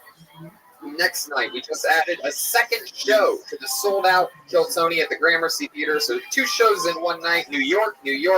So get tickets for that second show before everyone at the first show just goes out the door and buys them before you can that night. Very exciting. And you want to break some news, Brian? Let's do it. This is one of our biggest announcements ever. You guys excited about this? How about you guys in the upper deck? Are you guys excited to be here at all on a Monday? There you go. This breaking news is to announce a one-night only show. One show only, one night only in a massive venue. It is going to be our biggest audience-attended show at once ever at the Fillmore in Philadelphia, Pennsylvania. We sold out a bunch of shows in Philly early this year or late last year, and we are coming back on a vengeance, a massive venue. That's a huge place. Tickets go on sale this Thursday, June 13th at 10 a.m. Under the Live Nation banner. You can use the code GROOVE to get your tickets first. The general public, it goes on sale this Friday, the 14th at 10 a.m. That's the FillmorePhilly.com for tickets. Live Nation on Thursday. Use the promo code GROOVE, and you get it first. And the train just keeps moving along. The great Ryan J. Ebelt is here tonight, everybody. He's drawing tonight's episode. He draws all the posters. He draws all the road posters, which are amazing. Dude, those things sold the fuck out, man. Yeah, people love these road tour posters. Yeah. They go to the show. They buy a poster afterwards. We sign them for them when we're on the road. And, yeah, it's really exciting. He also designed the newest Kill Tony logo, which is going to be, as of tomorrow, on a pin. Glow-in-the-dark Kill Tony pins now available thanks to a collaboration between Ryan J. Ebelt and our friends over at Rockin' Pins, the great Mauricio. He's awesome. Hell yeah. It's also visible here on our Kill Tony Summer Tour bucket that we're going to be using for the next 2 weeks until the end of the tour. It's a goddamn bucket of destiny. A bunch of people signed up tonight to chat with us, the band, and our guest, which brings me to our guest. How about that? He has been on the show quite a few times. He is one of my favorite comedians on the planet. He's one of our favorite guests. He is the star of Historical Roasts, now on Netflix.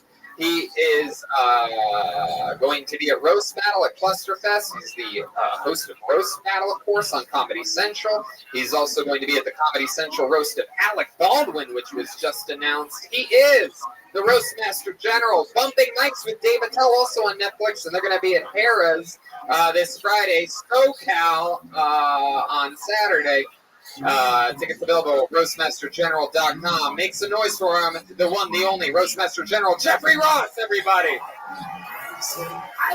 Hell yeah, there he is. He's back. Hell yeah, buddy. You know, I love this. You have so much going on right now. You're absolutely everywhere. Every time I have one of those like Netflix smart TVs, so I just skip cable and my TV just stays on Netflix in my living room all the time. And your face is all over my living room. It is on the front page of Netflix right now, globally. Historical Roast is a massive hit. Trending. Anybody seen it? Hell yeah, that's fun. But I'll be honest with you, I love Historical Roast, but my favorite thing in all of comedy, I've always said this before you guys even started doing it on the road or making specials, when you and David Tell get together, it is one of the most magical things. I mean, it is Pink Floyd, Led Zeppelin, it is rock and roll. And I love him. We were in Vegas all weekend together, and he made me laugh so hard I was crying. He's unbelievable. And you two just push each other to the limits. And it's so cool that you're taking it all over the road. California, Washington, New Jersey, Texas, New York. Roastmastergeneral.com. Thanks, Tony. Have you ever been to that Morongo, by the way? Dave keeps making me play casinos that I never heard of before. So that he can smoke cigarettes inside? Yeah. It's like, even the name Moron Joe makes me want to be out there. But you know what? The truth is the Netflix thing, I got an account the night that Historical Roast dropped. Wow. Really? I didn't even get my own Netflix account when Bumping Mics came out. I was still using my cousin Ed's. I was like, oh, I think I'm good. I don't watch anything anyway. And then finally I got so excited that I signed up for Netflix on Memorial Day. I love it. Well, thanks for having me on, Tony. I mean, you got the hottest show in Sunset Strip over here. I love it. Selling out everywhere.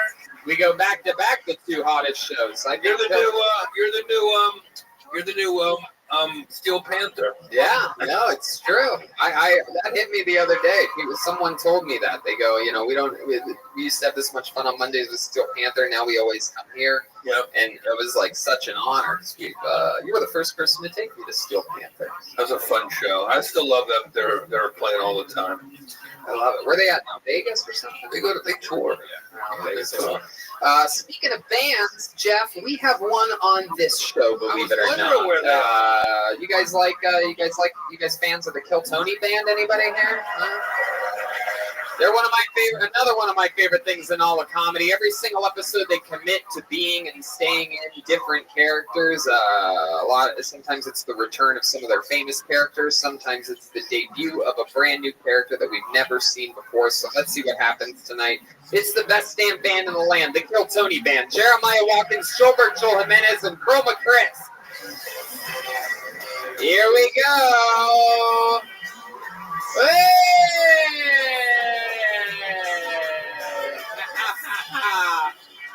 Wow, definitely construction, guys. Wow, look at this. Definitely construction, guys. My goodness, this is very exciting. Clearly, Jeremiah Watkins is a transitioning construction worker. Pride. Talk about packing a lunch. What do you got there? Oh, bologna again? What's your name? My name's Bologna Pete. My wife always makes me bologna sandwiches every day. All right, Bologna Pete. We've seen you on the show before, right? Yeah, great memory. I mean, I did just... What's on the sandwich? Is it mayonnaise or mustard? It's mayonnaise with spicy brown Dijon mustard. Would you like one? Thank you, but maybe later, maybe lunchtime. All right. I've never seen a construction worker keep his gloves on while attending to his lunch before. Garden gloves. Whoa, that's real Bologna, Pete. Oh, my wife backed it again. You brought $1.19 worth of bologna. I can see the price tag on. You got quite the deal there. Yeah, I might have to leave my wife. And then clearly over there next to you, we got Chroma Chris. How you doing, Chroma? Good. The name is Jack, Tony. Jack Hammer. Oh, the name is Jack Hammer. Jack Hammer. Wait, are you porn guys? Really, my last name is Hoff, but Hammer just sounds more manual, so I just go with him. Jack Hoff is my real last name. I love your voice doesn't get any deeper as a construction worker. That's Nope. And then back here, clearly we have Mexican Kimbo Slice. This is incredible. I don't know why. I've never seen a construction worker that looks like a Lego man before. More than this right now. Gilbert Joel Jimenez. The name's Jonathan Rodriguez, a.k.a. Two Hammers, because I'm always too hammered to go to work. I'm just going to call you Two Hammers. It's going to be fun. Oh, yeah. We have the construction workers. We have the Roastmaster General, Red Band, which leads me to one thing and one thing only. This is also a construction zone. It is the Kiltony Bucket of Destiny, everyone. Earlier in the evening, I think around 150 people signed up for the chance. I guess we could have just allowed everybody in the bucket by the looks of it. I kept putting my cigarettes out and I didn't realize. And we whittled it down to 30, and so there's 30 names in the bucket now. So if your name gets pulled out of the bucket, and by the way, David, can you let them know that they can let any other comedians that want to come in, they can let them come in now. I don't know what this restriction thing is. I don't like it. Oh, wow. Look at that. 40 people bought tickets that didn't show up. All right, well, I guess maybe hold a couple open. It's the playoffs today. Yeah. And big sports thing. Fried hangover. Yeah, that's right. So if I pull your name out of the bucket, you know how it goes. You get 60 seconds uninterrupted on this stage. You know your time is up when you hear the sound of a kitten. That means wrap it up then, or else you're going to bring out the angry West Hollywood bear. Here we go. You guys excited about this? It's Kill Tony Live with Jeff Ross from the Comedy Store on the Sunset Strip. How exciting. I hear the great Aphrodite over there, the Apollo 13. We got the whole family here tonight. All right, your first comedian getting an uninterrupted 60 seconds and then chatting with all of us about his life. Put your hands together for Alex Rob. Alex Raven. R-A-A-V-E. Here we go. Here comes Alex Rob. Bringing up our first comic. Yeah! One more time for Alex Rob, everybody. Thank you. Thank you. I'm Alex Robbie, and I have to tell all you guys I recently had my booty hole eaten out recently. It was wonderful, I have to tell you. Has anybody else had it done before? You look like the kind of man who has it done before. Was it good? Yeah, it's fucking awesome. I love it. It was great, you know? One of those times I just kind of like get a little bit more. I tried to stick a little in, and I was a little nervous about it, but it's all right. Okay? Recently, I went to the ocean. The what? Of all things, right? I just wanted to say hey to Mother Nature.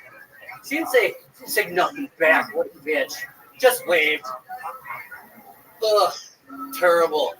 Terrible. What is this? A bad joke. Why would I even start with something like that, right? What a slut, right? Ugh. So, well, that's my time. There you go. 60 seconds. Alex Rob. Heck yeah. How are you, man? Good. Is this your first time on the show? Yes. Wow. Alex Rob just robbed us of 1 minute of our life. I mean, I didn't want to correct you, but it's Robbie. Robbie, sorry. Keep that microphone, man. You had the microphone the whole time. Like, you really have to get really close. You got to work on the microphone. How long have you been doing stand-up, Alex?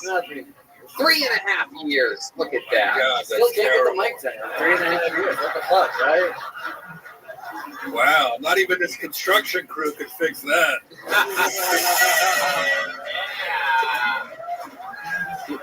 You look like Gene Wilder. I do my best.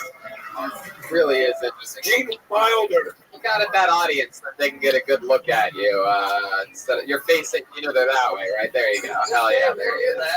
I like your look, Alex. You look like if Stretch Armstrong and Ben Askren had a baby. It's an inside reference, but only one guy. I wasn't rich enough to afford it. He looks like Jeremiah. If Jeremiah was in a real construction accident. Yeah. What do you, Tell us more about you, Alex. What do you do for work? I actually am in construction. Really? Wow, look at that. I build and install IKEA kitchens. It sucks. IKEA kitchens? Yeah. My goodness, that's so special. You call that construction? No, it's not. It's not construction. Yeah, you know, my tool belt has an Allen wrench on it. That's Doing it. my best, all right. And by Allen wrench, I mean Allen DeGeneres.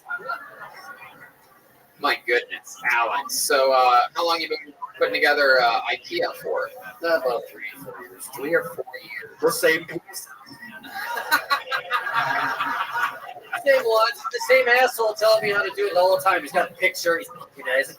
All right, Alex, relax. How long have you been in a Wild Stallions cover band?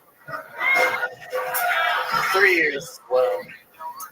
All right, Alex, tell us more about you. You from Los Angeles? I'm from Wisconsin, actually. You really close to the Appleton area that you just had. Very good, very good. Do a lot. Is this what everybody looks like there? Unfortunately, yeah. All right. What do you do for fun, Alex? That dick off. Go to the beach, volleyball, everything. Hike. You know, the regular old bullshit. Come on, there must be something, a hobby that you are into that is specific to you. Charcoal art. Really? Yeah, of all things, right? How'd you get into that? I think that's called blackface. Yeah. I usually don't put it on my face. It's not big. Yeah. My goodness. You have a girlfriend? Nah. Wow, you said that. So sad. You don't want to go about that. Why? Why don't I want to know? Now I really want to know. Oh, now you really want to know. What? Physical abuse. What about physical abuse? Well, you know, she beat me up. Is that true, or are you like kidding? Unfortunately, yes, that's true. You're saying it like you're kidding. I'm not. What did she do to you? She hit me. Yeah, where'd she hit you? Point on your body to where she hit you. My face. Alex, stop trying to be funny. It's not working. I'm not. It really did fucking happen. Like, tell us then. This is a real interview part. Tell us like what really happened. Exactly what I just said. I mean, I can't get any more. Jesus, I can't even make It's you traumatic. interesting. It's traumatic. Hey, Oh, It come is very on. It sucks. Like, fuck, dude, I lost Did you really? shit ton of friends from How did you lose friends from getting beat up? because they believed her and not me. Oh, you used to beat up your girlfriend. Now I get it. Yeah, that's what happened. I used to. Yeah, there's the truth I was looking for. You see how happy everybody is Everybody now? always says. That's the problem. Everybody always says that. It's like, if you get angry about it, all of a sudden she's the one that's the victim. No. Wait, what? Okay. What did she say that you did to her? What did I say? What did she say that you did to her? What did you Okay. Don't ask me. I wasn't around her when that shit Forget was it. How long has it been since that last relationship ended? about a year. My goodness. Well, according to everything that you like to do for fun, you already have a Tinder profile ready to go. I do. Yeah, unfortunately. Wow. It's awesome. did she break up with you in a construction zone? Because that'd be 3 years actually. No, it was on Christmas. Hey, is it true you like stuff in your pooper? What was that? Is it true you like stuff in your pooper? You made really awkward eye contact with an audience member, and you're like, "Yeah, you can relate to me." And this guy's like, "I don't really know, man. You got 60 seconds." I mean, it was actually very And then interesting. that guy was looking at you like, "Now you got 40 seconds." You're like, "Help me out." And this guy's like, "No, I'm not gonna help you out." and then that guy's like, "Now you got 30 seconds." And you're like, "Come on, man. You put stuff in your pooper." He's like, "Not me, man. You're gay." Fuck yes. Baloney Pete giving us a slice of the good stuff. Well, Alex, I find you to be an interesting human. For 3.5 years, man, I would, I would definitely at least get closer to that microphone. Your thing isn't really that it's far away; it's that you put it under your chin like that, and when you're talking in that direction. But instead, you should just have it like almost in front of your mouth, but not exactly. I think it's better under his chin. Congratulations on getting pulled out of the bucket, though, buddy. There he goes, Alex Rob, everybody. He's on Twitter at Alex Rob Comedy, RAABE. All one word. There he goes. Alex Rob. It's not an easy job getting it started up here tonight. Not an easy job watching it either. Not the greatest American hero. Oh, there he goes. Okay, let's see what happens next. You guys get it? It's clearly anything can happen and anyone can get pulled out of the bucket. Put your hands together for your next comedian. He goes by the name of Zach Vile. Zach Vile. Zach. Hey. Where you at, Zach? Zach Vile. Hammer time. Walking a mile. Here he comes. One more time for Zach Vile again. You guys fans of Roadhead in here? We like Roadhead? All right, I'm a bit conflicted, guys. You know, multitasking, not a problem for me. I just hate giving my mom a ride to work.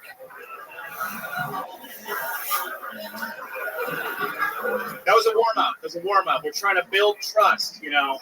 It's very hard to build trust when you look like JonBenet Ramsey and her killer. So, my dad said, when are you going to cut that hair? I said, when that joke stops crushing. Probably pretty soon. I grew up pretty poor, but I was actually in a fraternity, only because my college had a fraternity for the financial aid students. Yeah, it was the only frat house that was Section A. Yeah, our letters were EBT. It's a lot of fun. There you go. All right, thanks, Zach Vile. Look at that. Hell yeah. How about a hand for the band rocking and rolling tonight? Hell yeah. So, Zach, welcome to the show. Thank you for having me. First time. Indeed. First time. Yeah. How long have you been doing stand-up? 3 years. 3 years. Wow. What a difference. What a difference putting the microphone in front of your mouth makes and writing jokes and executing them and not beating your ex-girlfriend. No, I'm just kidding.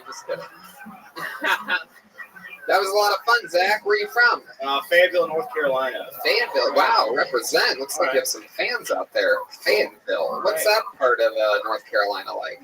It's a big military base, so there's not a lot going on. Just kind of a lot of Army dudes. Your dad in the military? No, my granddad was. That's why we ended up there. Wow, you call it a granddad. Yeah.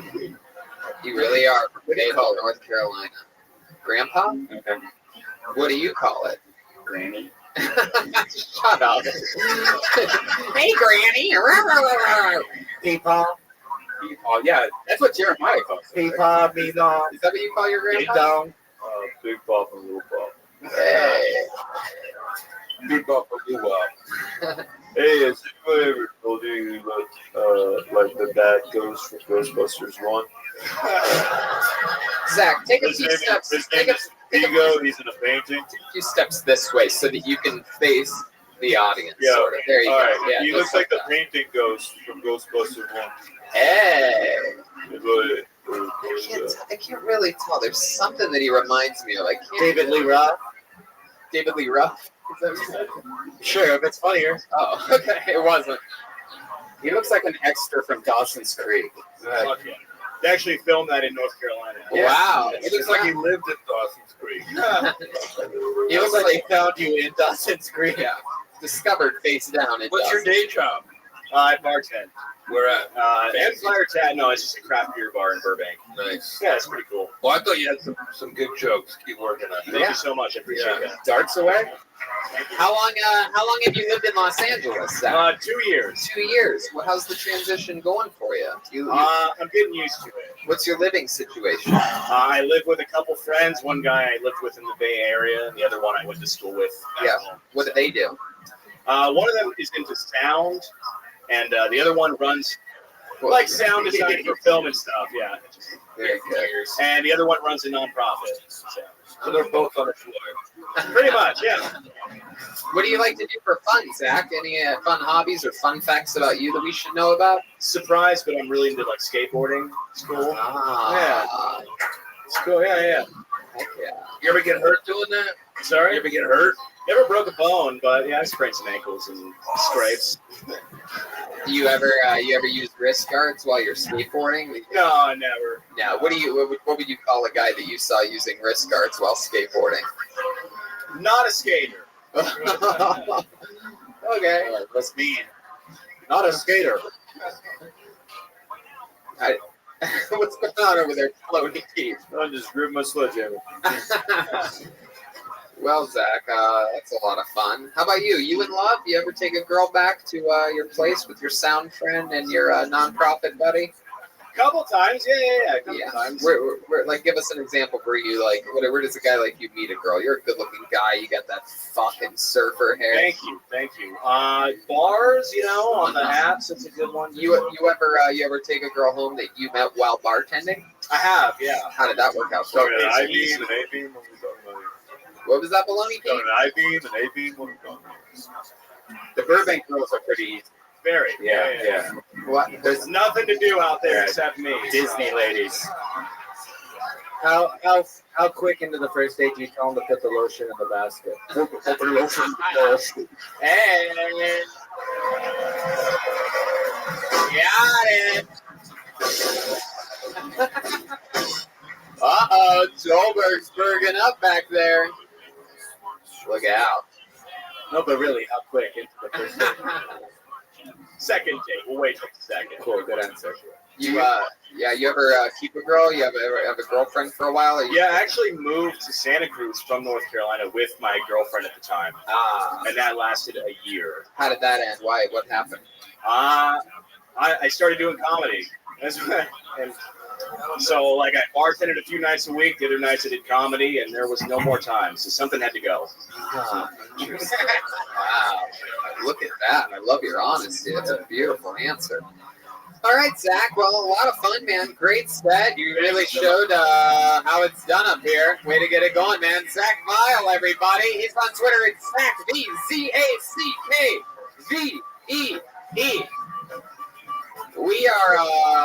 We're flying through it. You saw both sides of It was really fun, Tony. What a fun night. Yeah, we've already had some laughs. It's also been very compelling at one point. What an eclectic audience, too. Indeed. We have the beautiful Cassandra Cass out there. Dressed like a vagina. Literally. Cassandra, I tried one of the cookies you gave us. I liked it. It was so good. Ooh, she made vagina cookies. What kind of cookies were those? What do you call that? Vagina cookie. It didn't taste like vagina. Way better. Come to think of it, maybe it did. I pulled another name out of the bucket. Let's make some noise for Lorraine Lopez, everyone. Let's see what happens here. Lorraine Lopez. Lorraine. Yeah. Lorraine Lopez. One more time for Lorraine.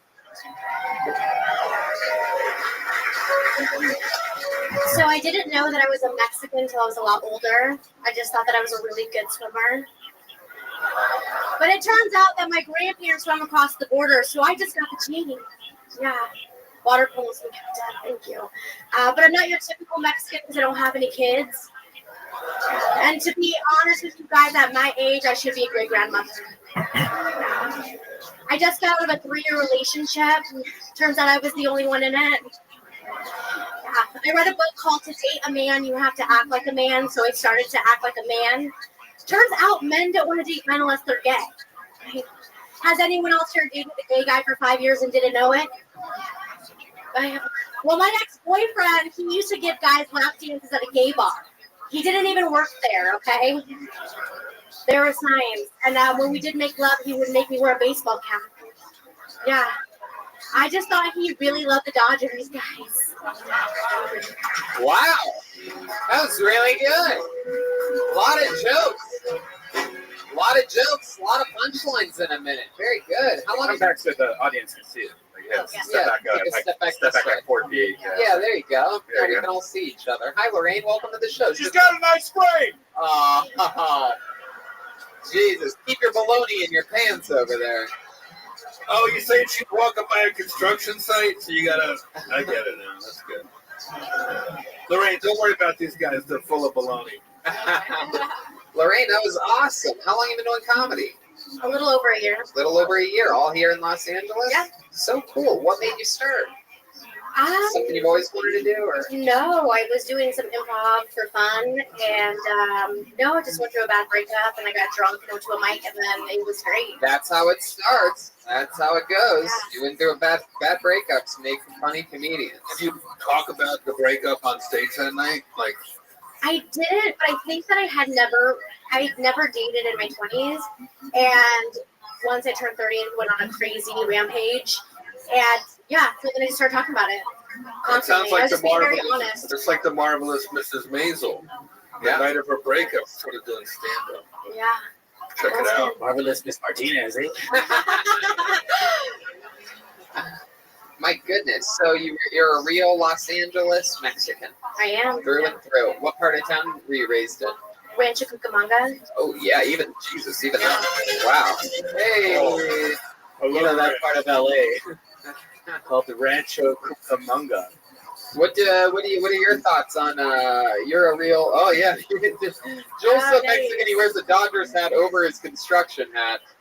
What are your thoughts on Mexican girls from Rancho Cucamonga? You are our senior Mexican correspondent here on Kill Tony. Rancho Cucamonga is not Los Angeles. Yeah, true. All the LA natives agreeing with Joel here. That's cool, Lorraine. What do you do for work? I work at a bar. You work at a bar. A waitress? Mm-hmm. Oh, very cool. Is that true about your ex? How much of that is true about your ex-boyfriend being dancing for guys at gay bars? Any of it? I mean, he did work at a gay bar, yeah, and he loved it. He was like acting and stuff and making a lot of money, but he always wanted to keep working. Wow. Yeah. Did you didn't see that? You didn't see that coming at the beginning? Was there like you just like the salty kisses or something? Like what? Oh, Red Band! Come on! Yeah. Salty kisses. You're disgusting, Red Band. Wow. So, is it really true? Do you think he's gay? Was he I actually think gay? he's in the. I mean, yeah. I mean, now that I'm single, I mean, we didn't have sex ever for 5 years, so. Ever?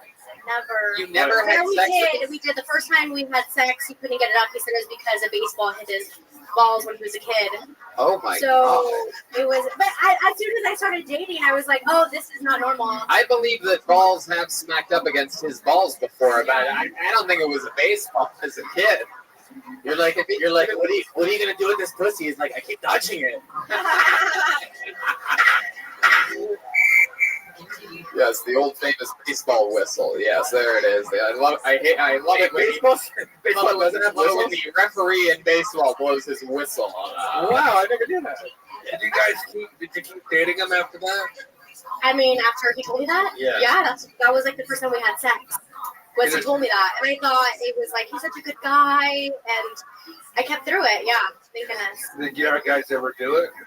Did what? Did you guys ever wind up doing it? No. Yeah, we did, but he'd always accidentally put it in my butt. Are you serious? I love this. See, Lorraine.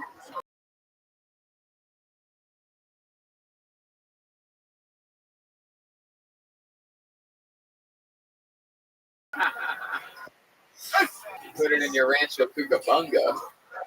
Third base, if I ever heard. Is that really true? 100%. So he'd be able to really keep going if it was your butt, but not if it was your vagina. That is so fucking interesting. Yeah. Yeah. So you're. I mean, you're calling that guy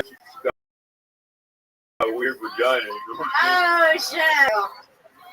All right, prove it. Accidentally putting it in your butt. Oh my God, I'm so sorry, baby. Man, this is such a. What do you put it in your butt? Missionary?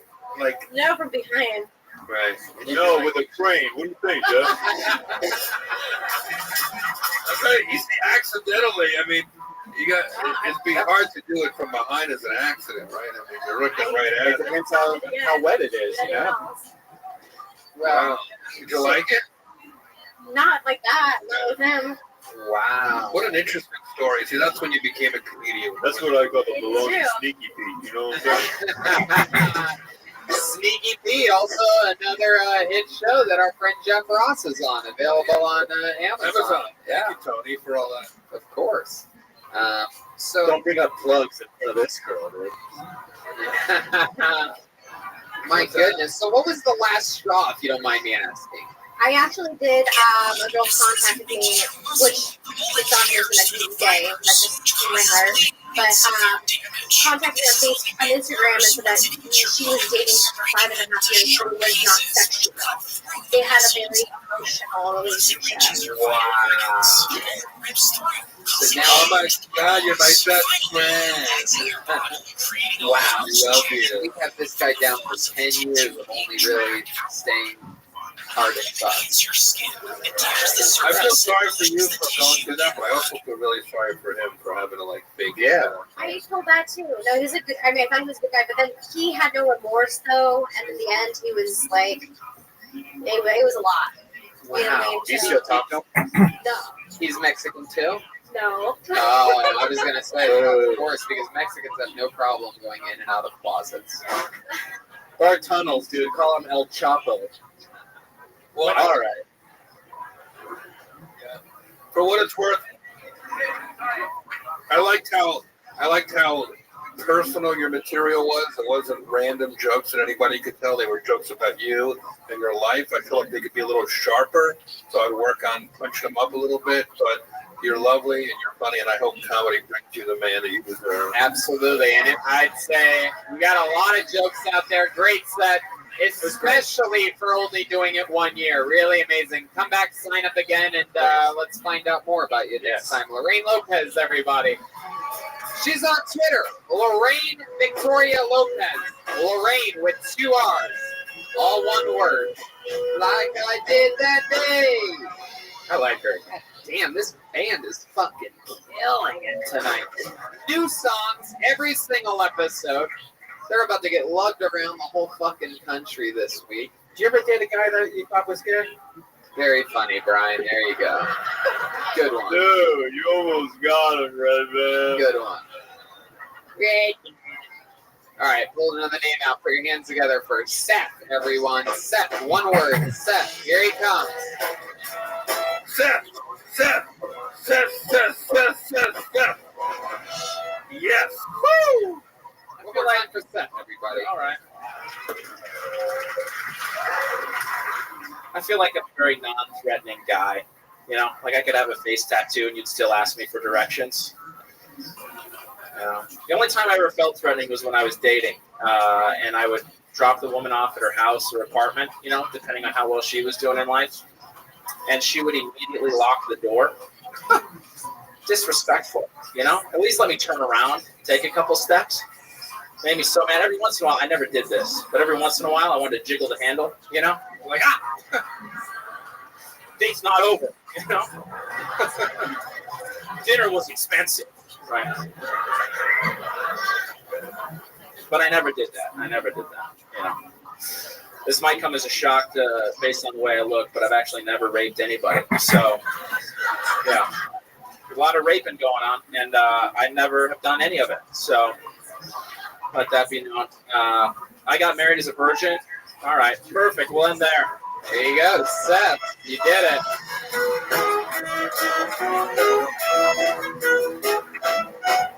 Heck yeah. Seth, welcome back. You've been on this show before, right? Yeah, a couple times. Great. This was probably, you feel like this was the best set you've had on the show? Yeah, absolutely.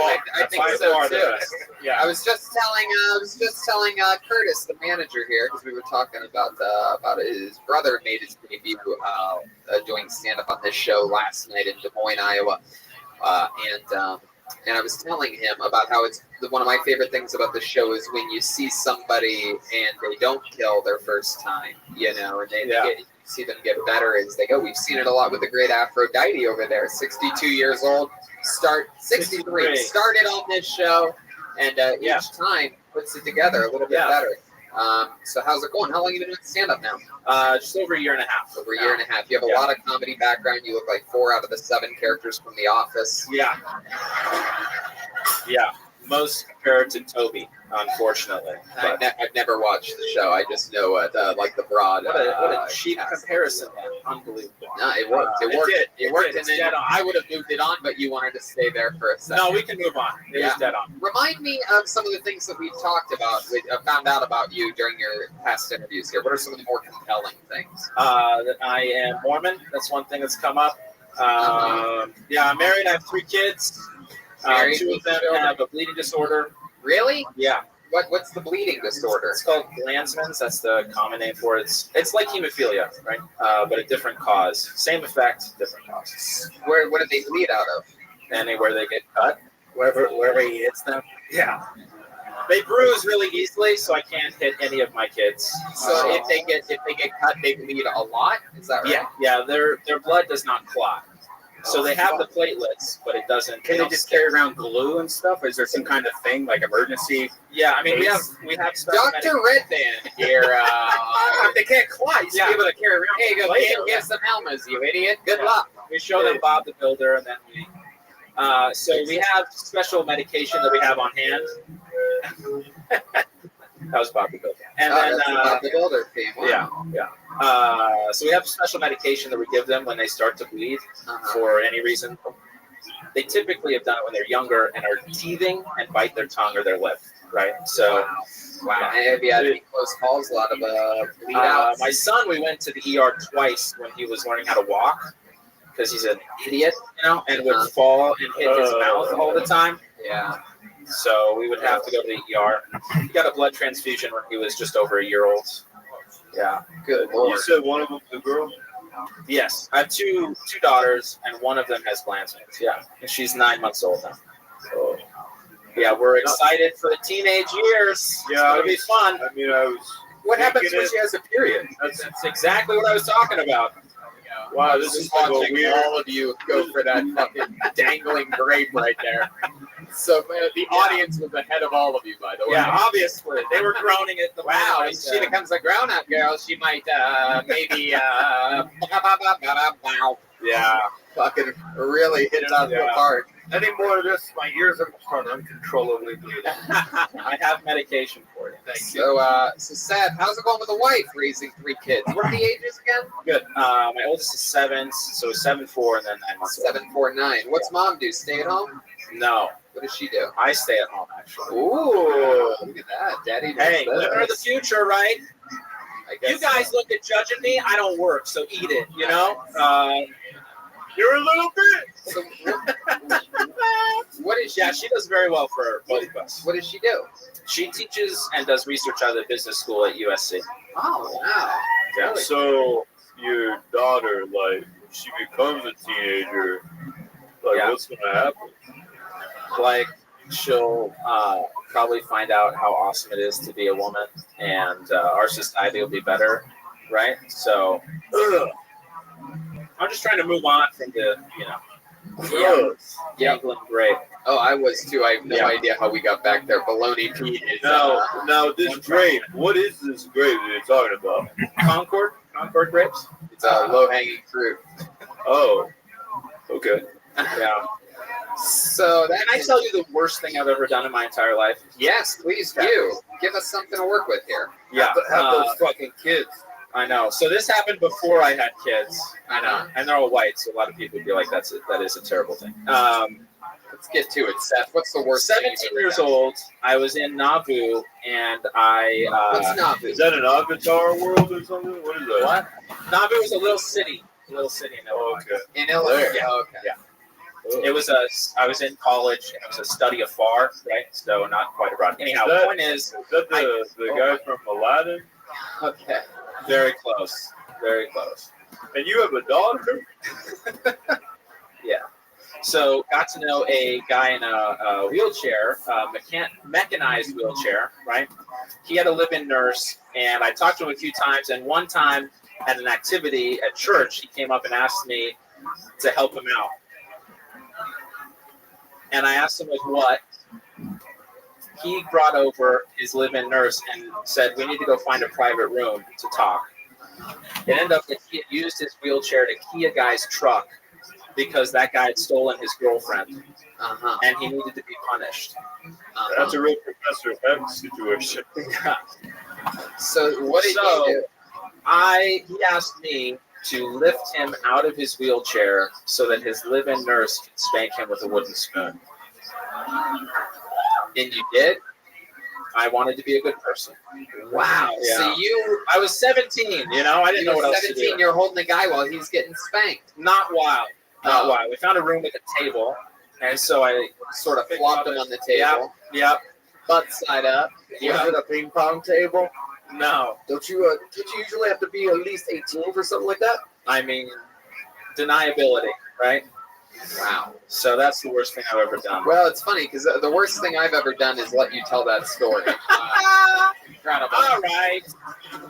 It's contagious. I wanted to give you something, but no, I love it. But Seth, you had a fun setup here. Hey, thanks, man. And it was nice to meet you. It's fun to see, like I said earlier, people growing, getting better, still signing up and showing off their new skills. There you go, Thank Seth, you so much. everybody. He's on Twitter, St. Lawrence 7.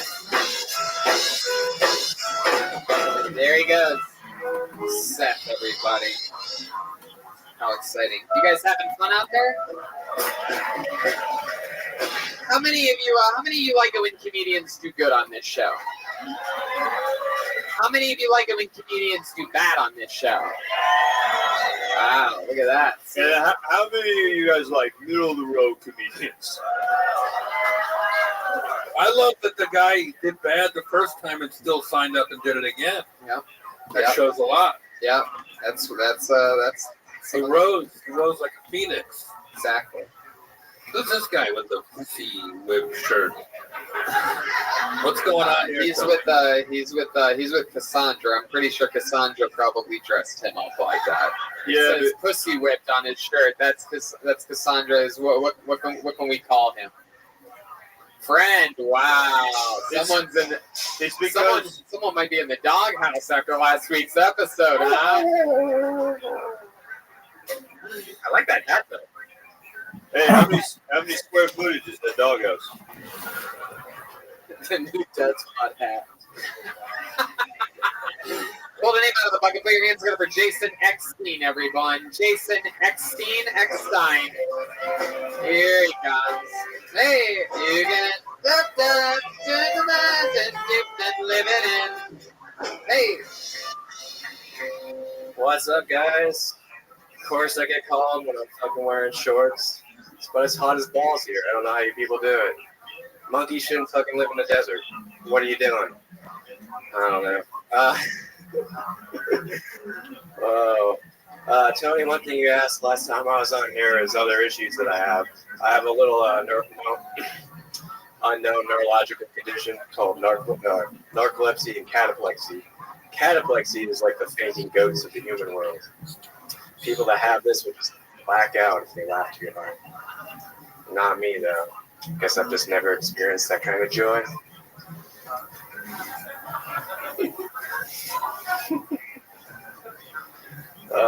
I also grew up in a cultish-like upbringing that I like to refer to as Mormon Light. Yeah, that's what they are now. It would be much more hardcore when I was a kid. They had the #2 circus tent in the world that we used to get together in every year for a large gathering. Didn't occur to me that I was in a cult trying to jump ahead until we Jason, excellent. That ledge, my friend. Hey. Jason, you signed tonight.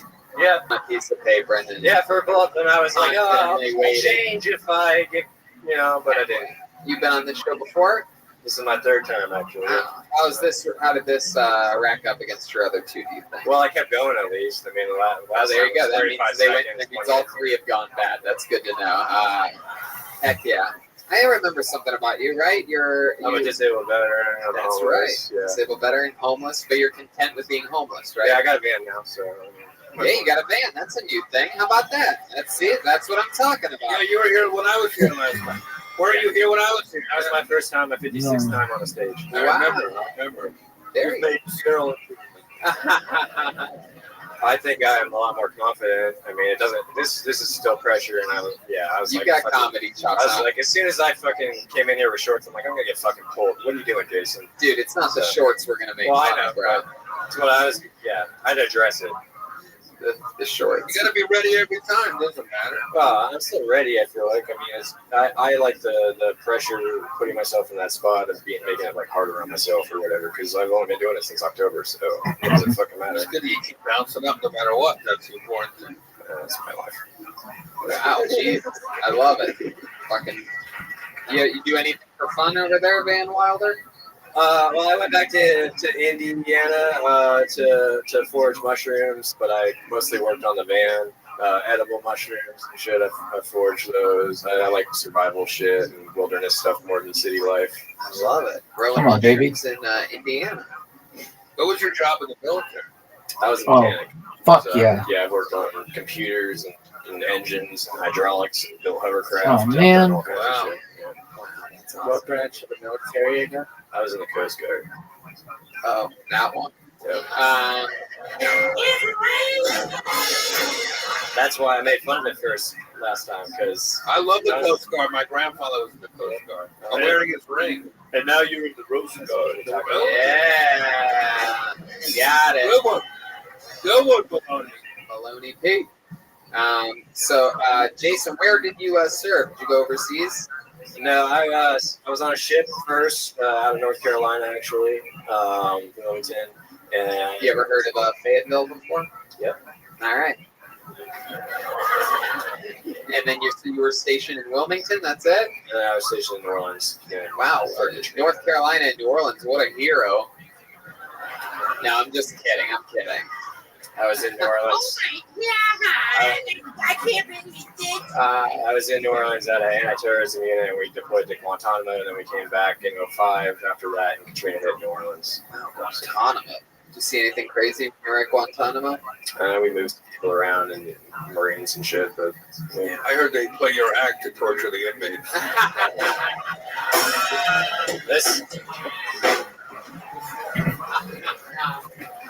This is always to me just like a wing it, like I don't know. I like riffing more than I like trying You're to all say good. myself You're all shit. good. You're just getting roasted. Dude. Oh no, I love it.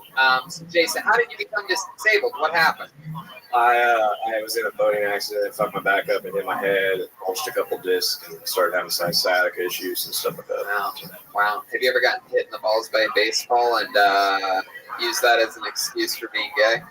No, but I did get hit in the nuts by a military wad of like full roll of toilet paper. Military shit. So it's like that single ply, super hard, fucking scratches your asshole every time you wipe. Oh my god. Oh yeah. Yeah. You probably use it in your porta potties. I have no idea what military toilet paper is like, but it sounds amazing. I mean, it sounds like that'd be a good like first approach. It ain't Like, experiment, I'll tell you that. start with that, then one swipe of regular, and then perhaps a wet wipe. You ever do that? A 3-layer wipe? You live in a van, you wipe your ass properly? Oh, I have fucking portable wipes normally and shit. And Very cool. fanny pack. Where do you shit living in a van? In fucking places. Outside of the van. Yeah. Let me now. I have to ask him again. Where do you shit? Like, where would you have any places that you've lived in a van now and you've been homeless for a while? Clearly, it's outside of the van, but is there a special place that you found so that people don't see you, or are you just right there in the middle of the fucking street outside of the van? I'm not fucking that kind of homeless. I have morals or something. I don't know. Whoa, now you're an Or I uppity just don't dog, want everybody okay? to judge me and Hey, move your van! I'm just interested in where you would shit, but the gym, fucking, nice places that are quiet or whatever. I don't know. You find them. Where do you tend to leave your van around Los Angeles? What's your Chroma Chris? I was just gonna say he took a big old shit on the stage earlier, but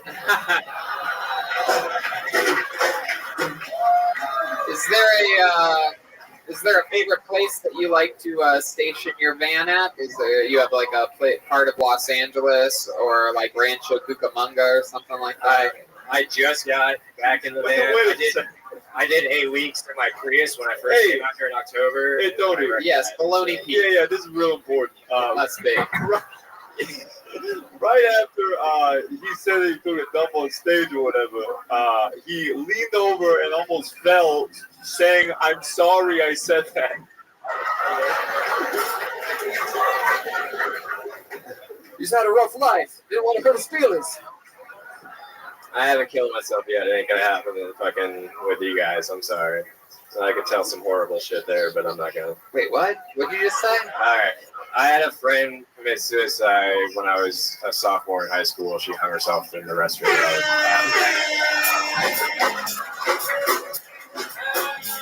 This guy's depressing as hell. Sometimes it's my favorite thing to do is to bring the mood down. No, you're doing good. You're doing good. Let's see how good you're. Like it's like reverse comedy. I love it. Let's fucking do it. It's killing. You guys like it, right? I want to hear more of this story. This guy looks like Luigi if he never had Mario Brothers. When I was a sophomore in high school, there was a girl that I had a crush on her too. We were in JRTC together in homeroom, but she hung herself sophomore year in the restroom at the school. Is it before or after you asked her the homecoming? Oh my god. She just broke up with her long-term boyfriend like the week before, so I haven't worked up the nerves yet. You were like, hey, you want to hang out? Just pop.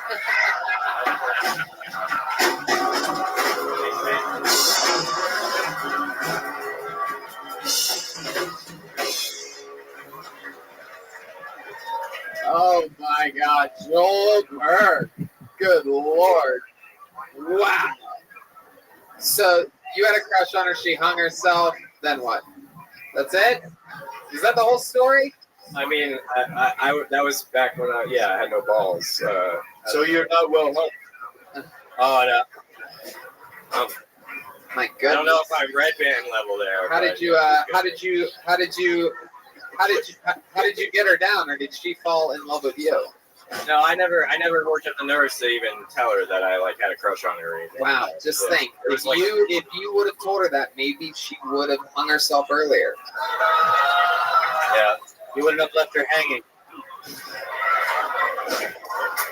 Heck yeah. My goodness. You took her breath away.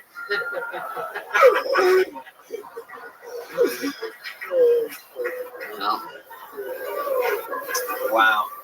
Did that affected you a lot as a? Yeah, of course. No, I didn't go. Yeah, but I would never kill myself. So when I got depressed, when I fucked myself up at 23, yeah, when I had sex with myself, guys, my dick's a fucking circle. I don't know.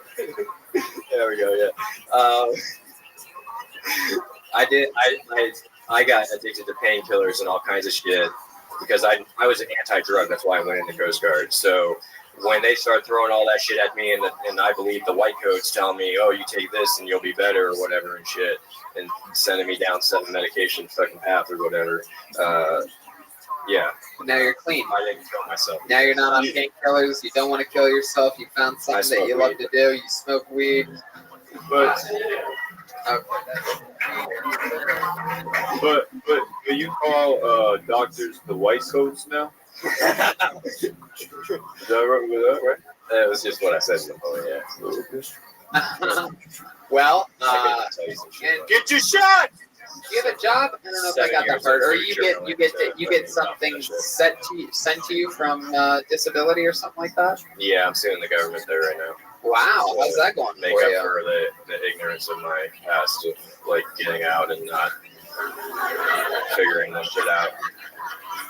Wow. Well, good luck with that. Stick with the stand-up. I love how happy and content you are. You know, there's a lot of great comics that have lived in cars. I lived in mine for a little while, a long time ago, and a lot of great ones still do. Malcolm Hatchett. So if you buckle down and you write and you keep going up as much. One day you can be living in my car. When you did 120 mics in March and you said that not into the microphone. Ladies and gentlemen, Jason Eckstein, everyone. Come on. Goddamn American hero. You got it. National Guard.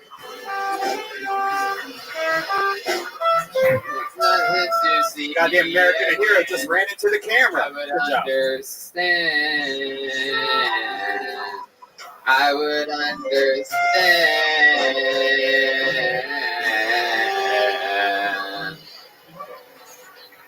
The girl he liked in sophomore year stepped off that ledge, my friend.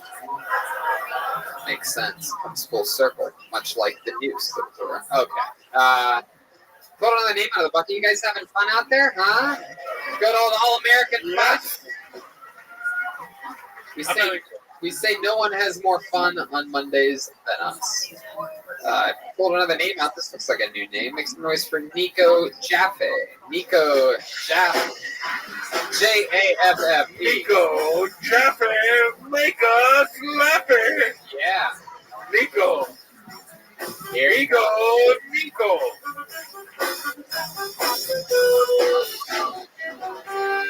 Nico Jaffe, everybody. Nico, please. What's up, everybody? What's up, everybody? I'm Jewish. Like to start with that because I look like I hate them.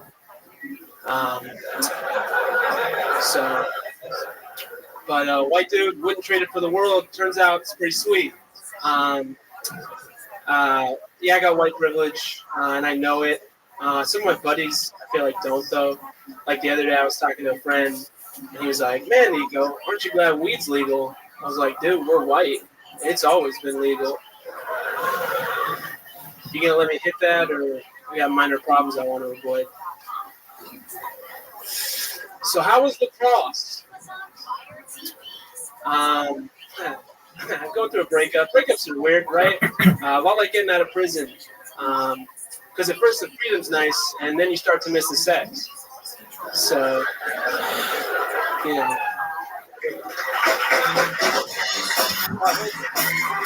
Yeah. Hell yeah. Welcome to the show, Nico. First time? Yeah. Heck First yeah. time. I love Second it. time here. Second time at the Comedy Store. Yeah. Where you from? Claremont. So not in LA either. Right. Thank you. How long have you been hosting Legion of Skanks? It's a part-time gig, so a couple months. Cool. Heck yeah. So Nico, welcome to the show. You were in prison? No. Auschwitz? I still live with my parents though, so. You said he was Jewish. It's true. It's true. You still live with your parents? Yeah, Wow. I'm 23. 23. Just graduated college, going to law school next year. 23. You don't look a day over Vin Diesel. I know. Law school, huh? Yeah. That's Law a good. What do you think you're gonna be? What's your specialty gonna be? Well, I'm going to study cannabis law, actually. Wow. Look at that. So, I think it's passed to the left. I think is the law. And don't bogart the weed. Do you think now's a good time to get into cannabis law now that it's legal? Yeah. If I were you, I would get into mushrooms law or any other drug law. Because there's still laws. You know, I'm hoping we'll work our way there. Really, what's happening is my parents are making me go to law school, and I just decided that's probably the easiest thing to study there. Right. Yeah. Well, that's Yeah, because the test would be like, is weed legal? They'll sound like And they'll that. be like, yeah. And they're like, you're a lawyer now. I'm hoping. It's always a job for your society. Appreciate it. That's it, right? You passed the You're bar. gonna follow through with law school? I'm not so sure. I don't know. My parents said if I go, they'll pay for my apartment. And so I'm just going to do stand-up while I'm there. Like, I got to read a couple books or something? Like, it'll be chill. Oh, yeah. Yeah, drain dude. their bank account. What do your parents do? They can rent you an apartment for $1,500 a month. Instead of spending $400,000 on law school, if you don't want to go. I got a merit scholarship. Oh, okay. Oh, fuck it. Look at you. Jesus. That shapes some of the money off, huh? Yeah, pretty significant. Right. What are your I got it. There you go. Very good. I You like are the said most Mexican-looking Jewish person I have ever seen. Is that true? You're Jewish? Yeah, no, straight up. Yeah. Straight up Jewish. Fuck yeah, cool. You fucking building pyramids? All right, Brian. What are your courses? He looks like an uncircumcised penis. My parents are both attorneys too. So. I had a feeling. What kind of law do they study? They do real estate law. Real estate laws. That confirms it. You're Jewish. So if you feed this guy after midnight, he turns into Jeff Ross.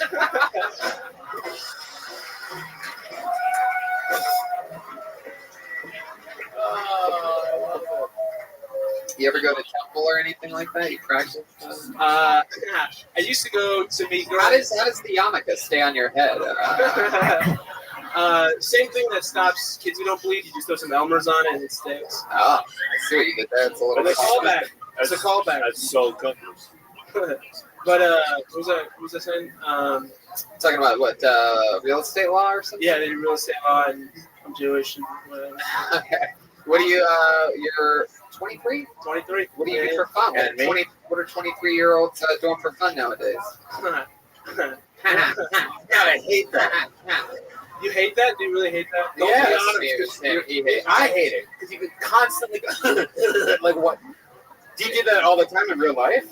Sometimes, yeah. All right. It's just like a course. Jeez, Rabbi, just don't be friends with them in real life. I won't. You're gonna do that when we're hanging out later? What are you doing, man?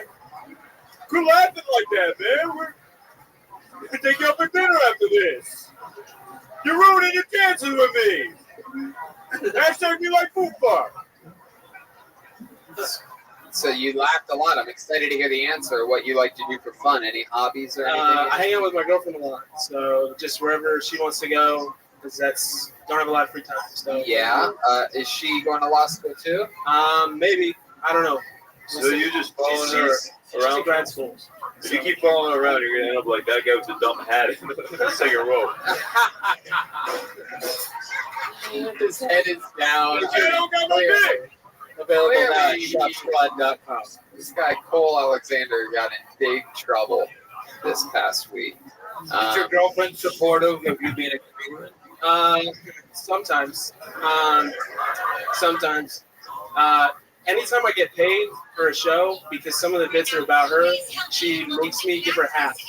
So that's what she's Jewish too.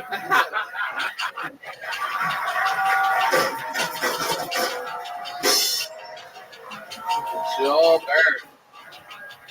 Wow, that's really true. She tries, but it's right. Right. Yeah, then you give it the full 100%, you know what I'm saying? Whoa, oh my goodness. Wow, look at this horny Atlantis Morissette over here. Just going crazy right now. You ought to know. Wow, where'd you meet your girlfriend at? College. Heck yeah. I love it.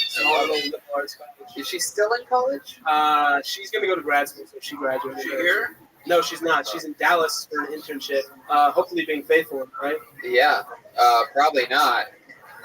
She's probably with the Dallas Cowboys right now, just getting fucking. No, wait. I just gotta ask. I've never heard "Am I right?" used in that context before. Like, I hope my girlfriend's not cheating on me. Am I right? Like, what did you mean by that? Because you put baloney P. That was weird, man. I love it. I love it. I love it, Nico. Well, this was how long have you been on stand-up again? 8 months. 8 months. Yeah. Very fun, man. Well, it was nice to meet you. A lot of fun during the interview. A lot of fun on stage. Congratulations. Come back again. Nico Jaffe, everybody. Heck yeah.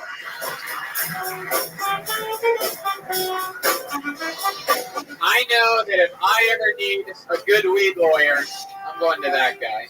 I like that he's not following the parents' plan. He's going to law school, but he's also trying his adventure of comedy. It's great. Yeah, how about one more time for him? Nico Jaffe, everyone. I love it. You know, we have a regular on this show who performs a brand new minute every single week. And before we bring him up, I want to tell you about People's Choice Beef Jerky, LA's original small batch beef jerky. People's Choice Beef Jerky is a family business from California that's been making quality jerky for over 85 years. Unlike mass-produced beef jerky, People's Choice Beef Jerky is marinated, sliced, and cooked by hand. That's right, People's Choice Beef Jerky is handmade in small batches. And I want to tell you about their newest release, the Nashville Hot. Actually, let me tell you about it. Yeah. If you like spicy foods, you'll love Nashville Hot. The Nashville Hot is made with thick cuts of 100% USA beef, cooked with cayenne pepper, chili powder, garlic powder, and smoked paprika. It is slow cooked, creating a flavor profile that is spicy and satisfying.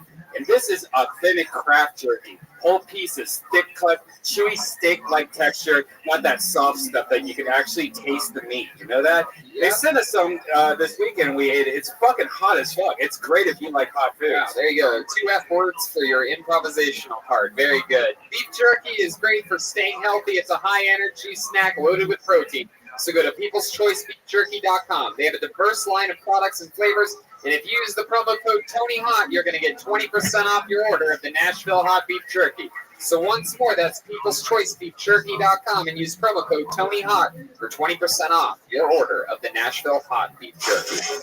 You guys ready to get back into the show or what? We have a regular on this show. He writes and performs a brand new 60 seconds every single week. You know him. You love him. He's got a wild, fun, creative energy and improvisational skill. Put your hands together for the great William Montgomery, everybody.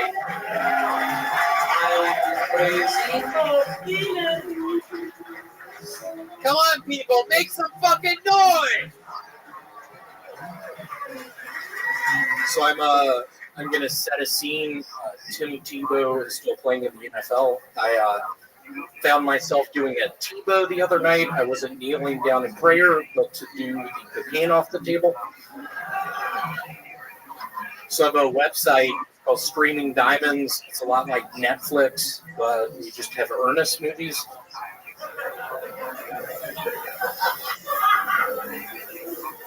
I don't know who's been stealing the plastic containers out of my mailbox, but fucking bring them back! It's an impression of me when I lived in the Philippines. Don't be alarmed at the color of my skin. I'm not going to be robbing any of y'all tonight. That's not a black joke. It's a Filipino joke. I don't know if y'all have ever been to the Philippines before. It's a nightmare.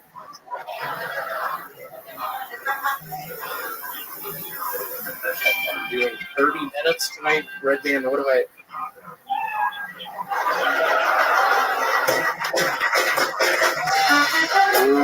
William Montgomery. It's exciting to be up here. Jeff Ross and I were in the Flipper remix of the Dolphin. Wow. William, that seems like a pretty blatant lie. The Flipper remix? Are you talking about a remake of a movie or a remix like a song of a TV show? Flipper 2. I don't know if y'all remember Mambo number 5. His cousin actually is the director. Welcome. How are you? My goodness. It's all true. I know. What up? It was so weird. How are you? Hey, how are you? How'd you find out about me? Okay. You just randomly found me somewhere? Okay, may I ask where? Okay, that's cool. How are you? Kicking ass, taking names. Do you know anything about me? All right, well, I'm Rabbi Rothschild. Do you mind if I tell you about myself? I am.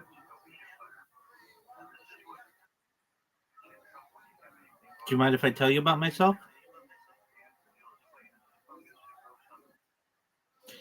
I stream my life 24 hours a day, 7 days a week, 365 days a year for world peace. I've been doing so for more than 3.5 years. Going back to the pandemic, we've seen the death of a queen, the birth of AI, the coronation of a king, and everything in between. I have more data archived on the internet than any person in global history.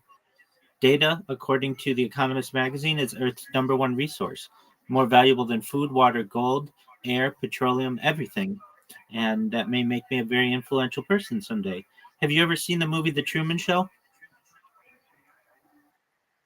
All right. Well, it's a 1990s movie starring Jim Carrey, and essentially it is similar to what I do, except in that movie, Jim Carrey's character Truman Burbank did not give his consent, but I've given my consent to have my entire life basically uploaded to the internet for everybody to see.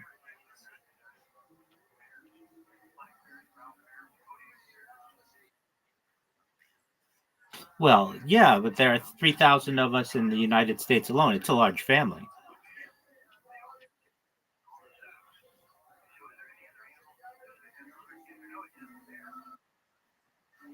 How's your day going?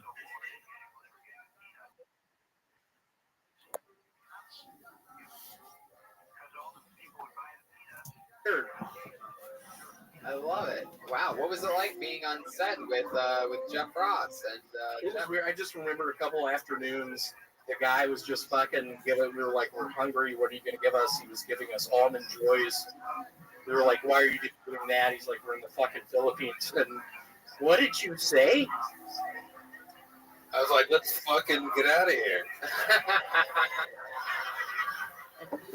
My goodness. There was a night when we were down there, what, 2 years, 3 years? It's almost 4 years. Almost 4 years. It felt like 4 years. I couldn't believe it. I mean, I got malaria. Yeah, what was that like when you got malaria? What do you remember? What were your symptoms? No, that was the chicky fuck. Malaria Martinez. I don't know if y'all have ever been to the Philippines. Look like Asian people, but they have Hispanic names. That's so weird, isn't it? Weird thing. Remember when we worked together at... How are you? Laser Quest Arena. Oh, yeah. Laser What up? How you doing? It was... Hello. How are you? Some arenas down in the Philippines. Yep. There, some guy was in front of a smoke machine and died. Okay, well, Like, Jeff, what are we that's gonna your do? opinion. I'm watching Kill Tony. Do you know what Kill Tony is? Insurance. Okay. Feel free to ask me any question that you want above. I'm watching Kill Tony right now. You should see it. It's in the Ask Me Anything. I can't see what you're showing me. I'm looking. I can't see what you're showing me. Based on Jeff and I underneath the bleachers, 96 Olympics. I don't know if y'all remember Vince's play. A lot of money for the rights to that song. It was insane. Looking at after we ignite the fuse under the bleachers. You were a little quick with it. Back and I'm like, Jeff, why are you fucking flip flops? I told you to put on the aqua socks at the lake earlier. Let's give it up for the South, y'all. Wow. Great to see you, buddy. I had no idea you guys had this entire history. This is all new to me. We go way back to the first Gulf War. Wow. It's actually in a tank. I don't know if y'all have ever been a tank captain, but you say drink your Gatorade. I got so dehydrated in that. You were a tank captain in the first Gulf War? I was. It was weird. I used to wear a bandana. William, how old are you? How old are you, William? I'm 43. You look great. Thank you so much. I eat vitamins, drink prune juice, read the newspaper every day. I don't know if y'all remember Plato's. I'm kidding. Remember that time we got Philadelphia with the airplane pilot, the stewardess? I couldn't believe it. We ended up in the fucking cockpit. We both had pipe bombs. I was like, Jeff, this is the flight. We're going to fly into a fucking building. And what'd you say? I said, we got to get the fuck out of here. I know. God, yes. It was a nightmare. I was on edge. Just those 2 pipe bombs. We somehow made it through airport security. What happened when that lady frisked you? I started getting ticklish. I don't know if y'all have ever seen Jeff laugh, but it is a William, clearly you're having a lot of fun. Very exciting. We know that a lot of people around the entire world know of you now from this show. A lot of people love you. When we're out there on the road, so many people say that they wish you were there and everything. But with great, especially take it from Red Band and I, with a bit of internet fame comes a lot of haters, and we know that you've had some of those recently. Is there any internet trolls that perhaps you'd like to call out right now that have been? Yeah, I'm glad you asked me that. There are now probably 3 Cracker Barrel 55 people. One of them sent me a picture of my parents' house the other night. Sent a picture? Yeah. Of your parents' house? I was like, what? You think maybe it might be your parents? Have you ever thought about that? Ooh, yeah. We've met the Montgomerys. They've been on this show. Weary, is it you? Wow. Well, William, you are so much goddamn fun. We need to get you. Thank you so much. It's fun. We need to figure out a way to get you out of that goddamn self-storage unit job that keeps you here in Los Angeles all the time. And I'll be honest, last thing I'll say, literally today I befriended 2 old guys at the self-storage unit place. Some motherfucker named Paul, who I befriended. My manager Dominic wasn't him. Neither was Chris, my other manager. I don't think you should be naming your managers' names on this show. Or giving out your home address. Yeah. That wasn't. So what happened? Seriously, I didn't want to bring this up, but Paul was talking shit to me, and it hurt my feelings. I went across the street to it was a nightmare. Well, you know what, William? Maybe one day Paul will be looking back. He'll find out that you were on this show, and he'll go back and he'll find this episode. Why don't you look at that camera right down the middle there and tell Paul what you thought of his actions today? Hey, Paul, I get it. You have that bad cough. You're 74. Look pretty good. You wear that Yankees hat a bunch. You're worried about your cough you have. I am as well. I think you're dying. So today when you were talking shit, I sucked it up because I just prayed to Yo, God. what up? How are you? What's up, big dog?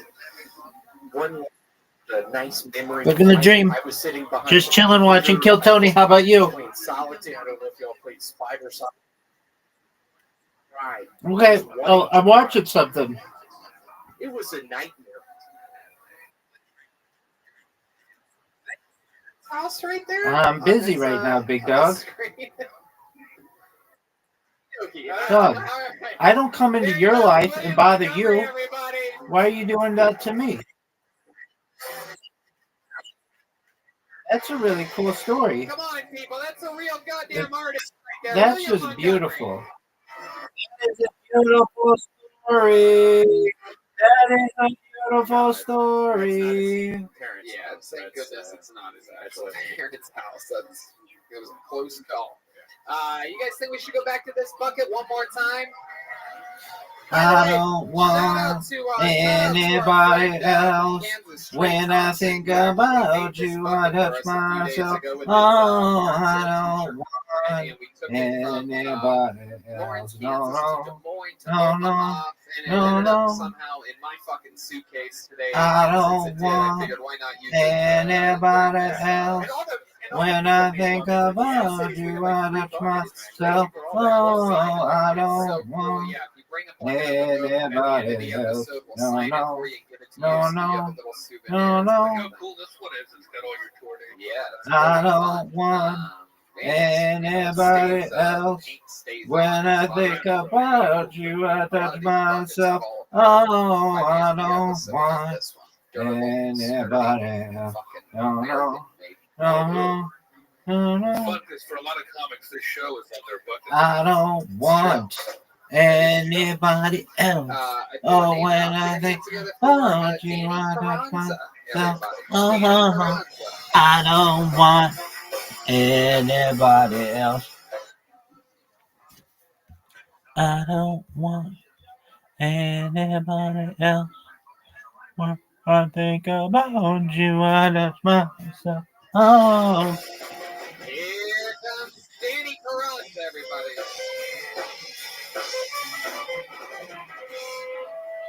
Hello, everyone. Both people tend to give me the same expression that I think that they give a shooting star whenever they see me in public. Let's see. Well, my roommate, he actually made me think that Jesus was probably a magician because one time he couldn't make rent and he actually asked me for the money. I said, no such thing. I would never do that. And I told him, well, what's going to be your solution instead? And he said, well, actually, I'm just going to pray. And I said, what?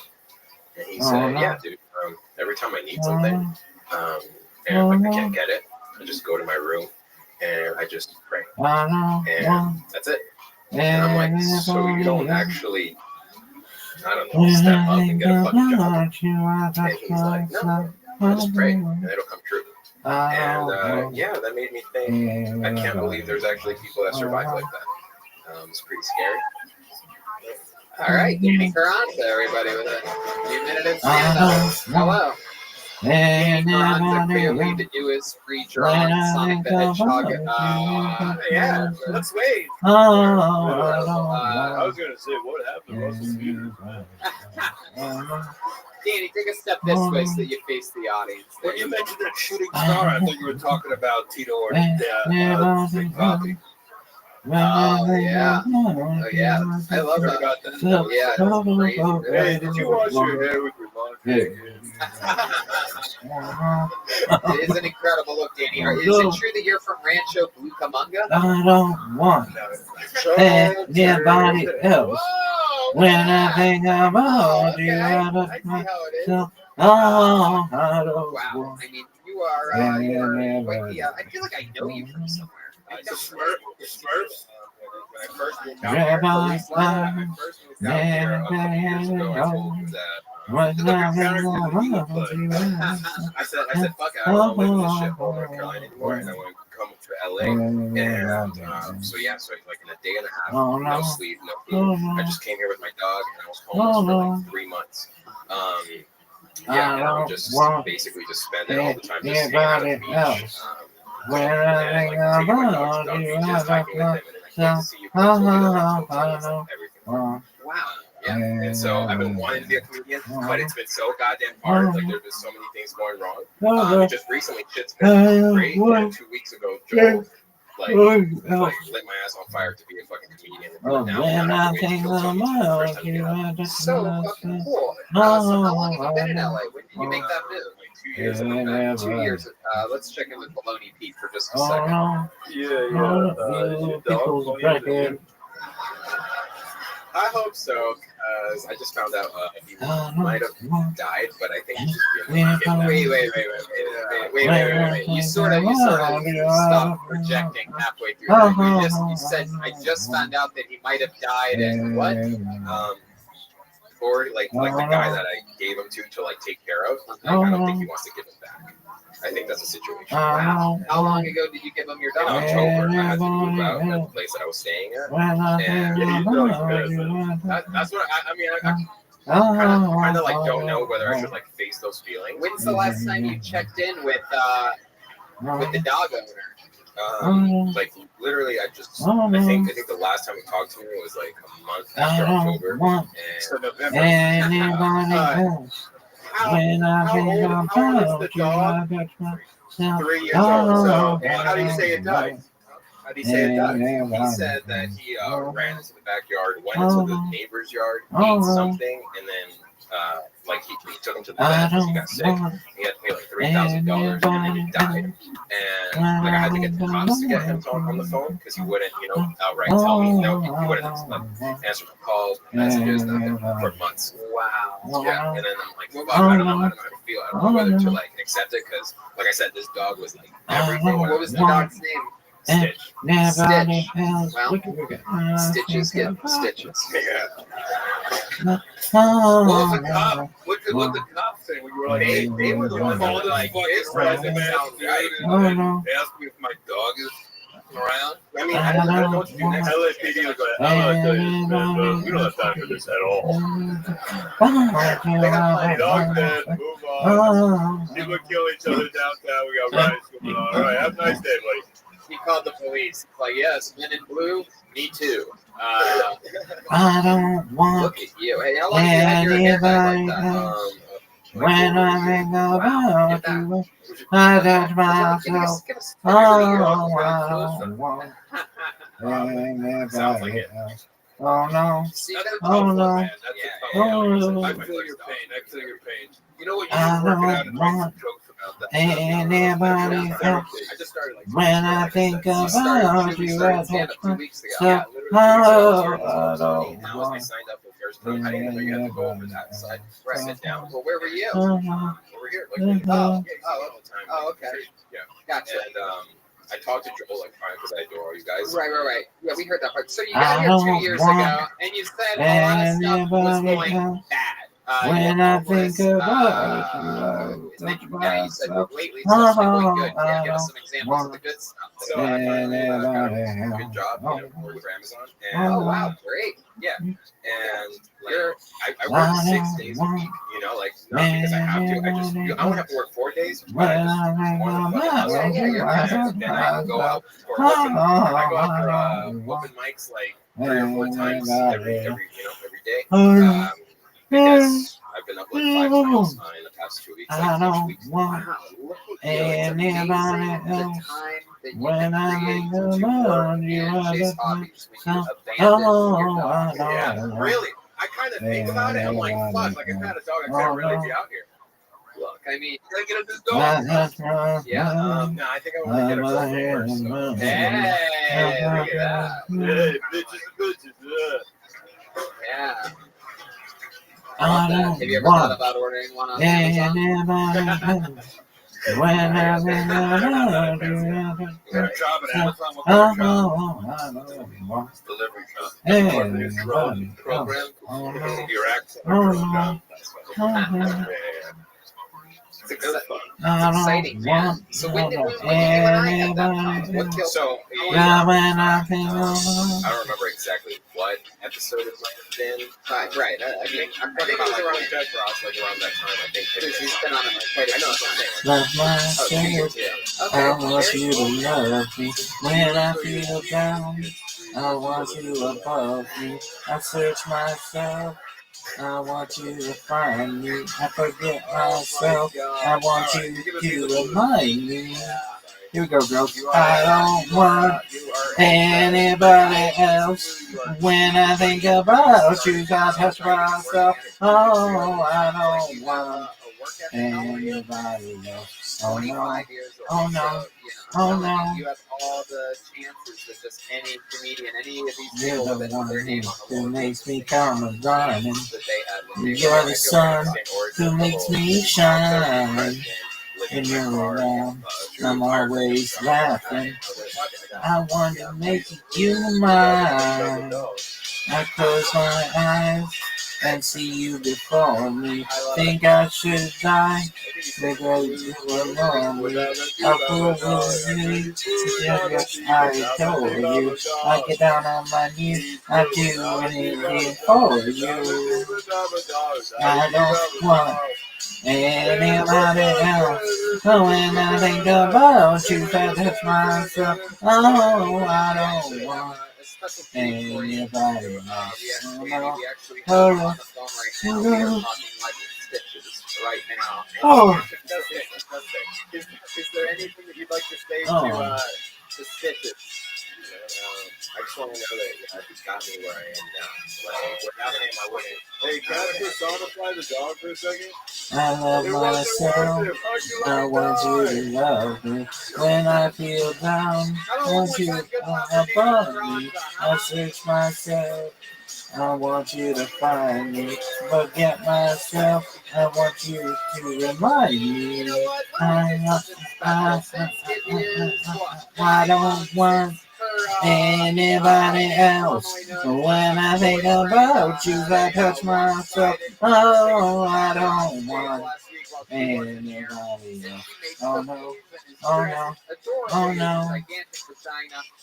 Let's do something fun, and she's been on the show a few times. You love her. She started here, and she she works hard at it, ladies and gentlemen. A spot for Cassandra Cass, everybody. Let's do it. Why not? I don't want anybody else. When I think about you, I touch myself. Oh, I don't want anybody else. When I think about you, I touch myself. Oh, myself. And myself. Myself. I touch myself. I touch myself. I touch myself. I touch myself. I touch myself.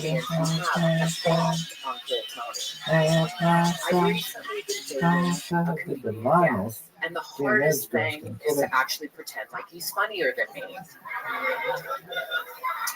And I will say, every time we go out, I have to pick up the check because he never has any money. And we all know my pussy's expensive.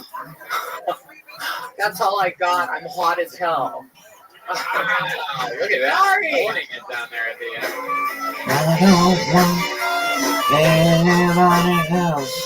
When I think about you, Wow, nice pussy. Sandra Cass. Yes. Look at you. This is a angry pussy. Yeah, I guess so. Real. That's amazing. Did you make that? I did. Wow. Yeah, that's what I do. I do burlesque shows. I travel all over the world, and I've done it for 20 years, and I'm damn good at it. You are. So, yeah, right. Absolutely. Cassandra, this is exciting. You've been having fun with life. You've been doing stand-up anywhere else? Yeah, I actually got the honor of, David Arquette wrestles, and he's an amazing human being, and he invited me to... Great friend of the Kill Tony show. Yeah, he's a wonderful time. I'm wrestling with my sexuality right now. well, baby, don't make me lift this up. You might really get there. Wow. Right? My goodness. Nice balls! Cassandra. Yes, sir. You lost your wig. sir. Your wig fell off. It's okay. I guess I'm a bald pussy now. I think we finally found where the clit is. Should I? It's beautiful either way, Cassandra. It's like a when Afro I think whitey. about you, I touch myself. Oh, I love you, Aphrodite. I don't want whoever. Yeah, go ahead, Jeff. I'm still shocked when you lifted up the Fuck outfit. is this? You were? I think maybe you need to. I've already What done the that. fuck baby. is- Yeah, I've already done the story. Yeah, she's already chopped everything I off. don't want You said that. anybody else. Check is When I think about you, I touch myself. Oh, I don't know. If I ever bump into Rabbi Rothschild on the street, it's on sight. Fuck yeah, baby. I was a little. That's what I'm talking about. I don't want anybody else. What is with these Rabbi Rothschild spam accounts? Absolutely everywhere. Feels like I report at least 10 or so of them daily at this point. I don't want anybody else. And they're even interacting with this post. More reports to make. Hey, hey, hey, hey. I don't want Anybody else? When I think about Rabbi, I touch myself. Oh, I am the number 5 and 6 trending thing on this site. I don't want anybody else. When I think about Rabbi, I touch myself. Oh, I don't want anybody else. Oh no. Oh no. I love that. I don't want anybody else.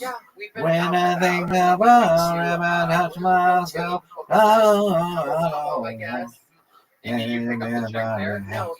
Oh no. Wow. But you like to beat the tip, right? I don't want anybody else. When I think about Rabbi, I touch myself. Oh, I don't want anybody else. Yeah, let me ask you a question. You saw the show earlier with the all they young need is when the roast beef beef. Oh my goodness. You saw the show earlier with Lorraine Lopez talking about her ex-boyfriend. What was your analysis of that situation? You know a lot about that. It was like I felt sorry for her, but I thought like, come on, 5 years with no dick. I mean, wake up. I'm sorry, sister. You're beautiful. You're stunning. You're funny. You know, it's all about self-respect. I mean, I've been there. Self-esteem and saying what you deserve and what you don't. You know, and I worked hard to really love myself. So I love that. I'm here now. I love that. Okay. That is so cool. You know, it seems like, did you make your friend, did he get downgraded, one could say, after last week's performance, talking about you on stage? Yeah, I mean, I was like, because I've been really busy. I'm filming a new Netflix show. Thank you. Are you, is it the new Sopranos? Are you playing Big Pussy? I would. I would so much. I wish. Yes, Chroma Chris over there. Little fun fact, Tony. We actually, the crew here built the walls of a pussy. Yeah, well, our motto is, if we build it, they will come. Right. Chroma Chris, coming off another busy week. Silent but deadly. What's the Netflix show? I can't talk about it. Ooh. It's in pre-production. But you have been doing some great work with David Arquette lately. I'm good friends with David, and he. Well, his sister was transgender, Alexis Arquette. Yeah. She was such a role model to me. God rest her soul. Okay. Well, she's not with us. I mean, that is so cool. Yeah, because he's very serious about wrestling. I mean, he's really. No, he is committed. I'm telling you, he doesn't play in the background. He's super intense. He's super. I respect anybody, no matter what you do. I don't care if you're not funny or whatever, but when you're dedicated and you put passion, I respect that. It takes a lot of balls to get up here, and you know a thing or two about that. I do, and Cole was right. My penis was bigger than his. Wow! And I knew how to. She's got a ghost penis. It's hard to go. Cole, is there anything you'd like to? Is there anything you'd like to come up and say? Come up, Cole. Wow! Look at that. Just so that you can all see how much control Cassandra has over this little boy. It just became Maury, dude. Everyone is incredibly uncomfortable. Come up here, Cole. Look at this audience. Is there anything you'd like to say to Cassandra publicly after this entire after this whole charade that has happened? Yes, there is. Yeah. I want to say I am truly sorry for what I said last week. I should have portrayed you how you deserve to be. Can you face the camera? Yeah, I thought I was facing you. Yeah, do both. Face the camera and talk to her. Okay. Give her send her the message. No, I am very sorry for what I said about her last week. I didn't mean it. It's not how I should have talked about her and not how I felt. And I am very How do you sorry. feel? Why don't you tell her how you do bring it? Come on, B. Carry love, children. Yeah, I'm here. Stand up there. I like that. Stand up there with them. I like that. Come on, B. Go ahead. Stand up. Stand up. You like this position. Everything's fine. Cassandra, give him a chance to talk. Carry love, Cassandra. Come on, I love Pete. you. Carry, love, come on, Pete. Carry, love, sugar, come on, Pete. Carry, That's very sweet. love, sugar, come on, Pete. Carry, love, sugar, come on, Pete. But I will say, Cole, I like you more than anybody I like right now. Oh, look at that. Hell yeah. Yeah, sure, why not? Let's end the episode with a bang. There they are, Cole Alexander and Cassandra Cass closing out tonight's episode. Pride Month. Wow, look at that. That's what I'm scared. Live from West Hollywood. What a way to end it. Pride Month, week, whatever it is, it has begun. How about one more time for Alexander Cole and Cassandra Cass, everybody? Look at that drawing from Ryan Tree out of tonight's episode. Very cool. RyanTreeUpUp.com for all those prints. Ladies and gentlemen, come on, it's the Roastmaster General Jeffrey Wrong. The man, the myth, the legend. Thank you, Phil Cody. Historical Roast is on Netflix. Bumping mics with David Mills all over the country. California, Washington, New Jersey, Texas, New York. This weekend at Harrah's and SoCal Morongo. Also, Roast Battle's going to be at Cluster Fest in San Francisco. And the Comedy Central Roast of Alec Baldwin is coming up. So you're going to see him on all that. But check out Historical Roast, which is up right now. Go to roastmastergeneral.com for tickets and bumping mics. And we love you, Jeff. Thanks so much for joining us. Thanks for having me, Absolutely. man. Always a pleasure. Great show tonight. Thank you. How about one more time for the great and powerful Jeremiah Watkins, everybody? Baloney Pete. His brand new album is at the top of the charts on comedy iTunes right now. It's the self-titled album, Reagan and Watkins. Hit #1 over the weekend. New guest on Jeremiah Wonders. He's Pete Holmes. He's on YouTube at Jeremiah Watkins. He's on social media at Jeremiah Stand Up. Anything else, Jeremiah? Reagan Watkins will be headlining in San Diego on June 28th, and Joelberg will be opening for us. And then we're also headlining Stand Up Live in Phoenix on July 18th, and Joelberg will be opening there as well. Oh, that's great. Look at that. That's amazing. How about one more time for Silent but Deadly Chroma Chris, everybody? Heck yeah, Chroma. What do you think of tonight's episode? We really raised the roof, Tony. Yes, we did. Come on, how about one more time for the great Joelberg Jimenez, everyone? We did it. Joelberg's on social media mostly. Sorry, he's going to be heading out with us to all the rest of these gigs that we have announced here so far. Joel, you're traveling all over the world now. What's going on, dude? I love it. Shout out to Rhetoric Drums. I love you guys. Peace out. I'll see you on tour. Heck yeah. Remember, we're taking pins with us. We got the road posters with us. So those of you coming to these road shows, get ready. We're going to have a lot of fun. I promise you that. Red Band, anything else? Hey, I just got a new Death Squad studio in Burbank, so look for a bunch of new podcasts in the next month. Hey, thank you so much, live audience. We'll see you guys again soon. We love you. Good night. Thank you.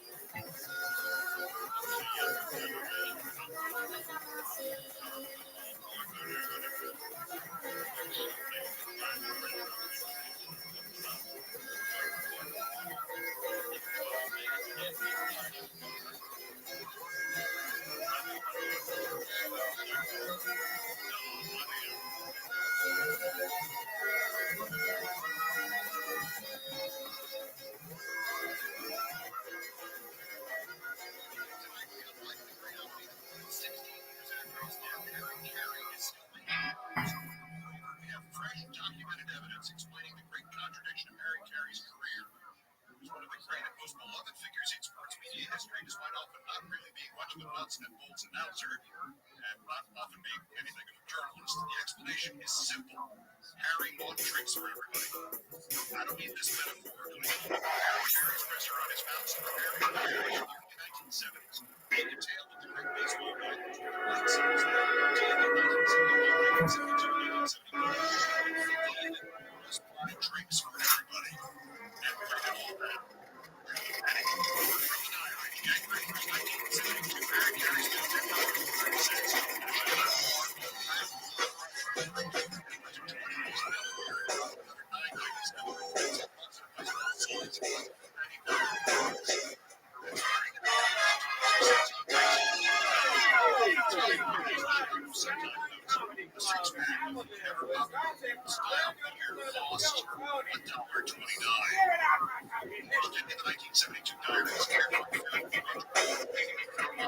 There appears to be a day off on January 16th. The entry diary reads,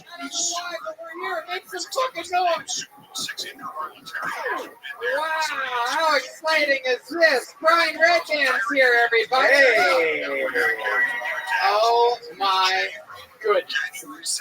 Fucking Appleton, Wisconsin. Do you believe in miracles, ladies and gentlemen? I mean, wow, on a Tuesday, sold out.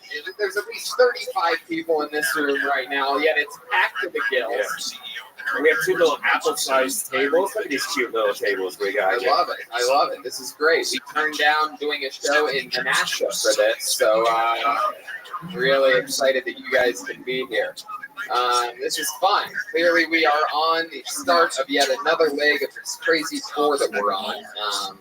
We are in Appleton, Wisconsin. Tomorrow we go to Milwaukee. If you know anybody in Milwaukee or you have any friends over there, tell them to go to Kilstoney. We have we're not doing well. Yeah, Milwaukee. the only place that like zero people. In the it's the only. Let's put it this way: out of all the shows we've ever done everywhere in the world, we've never done worse on ticket sales than we're doing in Milwaukee. Chicago's basically sold out. That's a giant, cool, awesome venue. Thalia Hall, then Madison, same. Minneapolis is sold out. Go back to the Comedy Store every Monday. This Monday coming up, one could say it's our 6-year anniversary, and it is with guest Brian Holtzman, Comedy Store legend, icon, monster. This is gonna be fun. Brian Holtzman is one of the edgiest, fucking wildest comedians out there. June 19th, Poughkeepsie, New York. 2 shows the next day, both New York at the Gramercy Theater. Still, it's available for the second show, but that first giant show is sold out. Then we do Skankfest throughout that weekend. And it's really exciting. We are doing a massive show that we just announced yesterday, July 25th. At the Fillmore in Philadelphia, Pennsylvania. Tickets go on sale this Thursday, June 13th at 10 a.m. If you use the library and code BREW on the library, you can use BREW KT2019. I don't know why they would make that the promo code KT2019 for those of you that are interested in using passwords for. Anyway, you go on sale to the public the next day, this Friday, June 14th. That's for the Fillmore in Philly, our biggest, probably our biggest show ever. That's going to be 2,600 people, which is about 2,600 more people than we're going to have in Milwaukee. Yeah, I don't know if I've mentioned it, but we are in big trouble here. No, I'm kidding. It's not that. But it's a people who I think are doing a little bit too big of a venue for a giant place. Milwaukee. We're doing a soccer stadium in Milwaukee, and we only have so many tickets. Why Milwaukee? But enough about them. We are here tonight, right? This is it. This is what it's about. A night like this. A Tuesday. Clearly for you guys. A work week. This is real American. You guys all have to wake up at the thrill of a rooster tomorrow. Milk cows.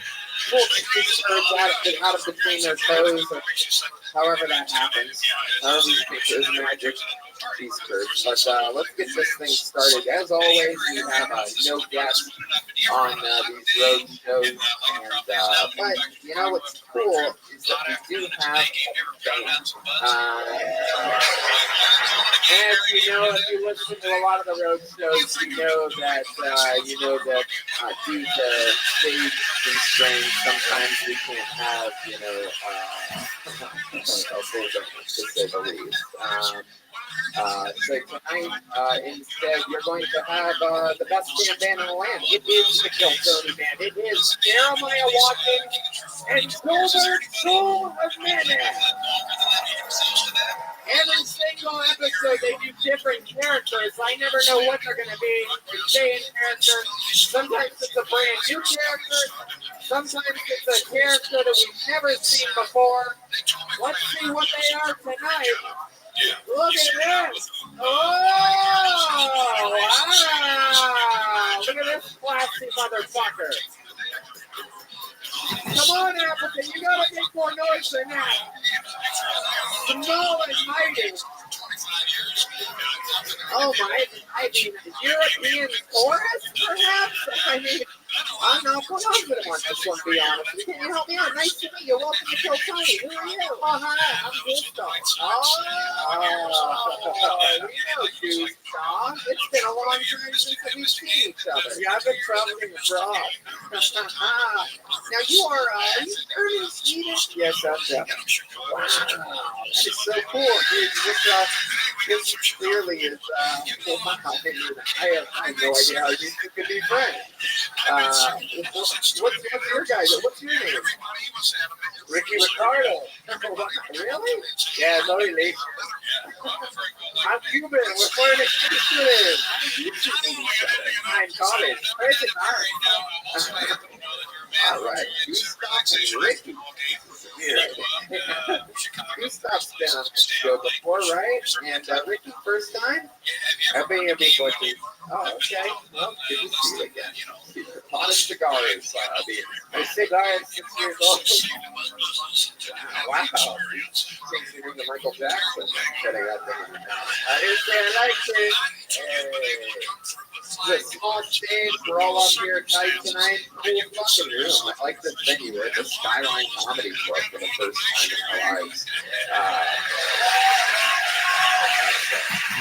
Very easily the last time in our lives as well. But no, I'm kidding. This place is great. I can only hope and dream to have the best career to have to perform here for the rest of my life. No, I'm kidding.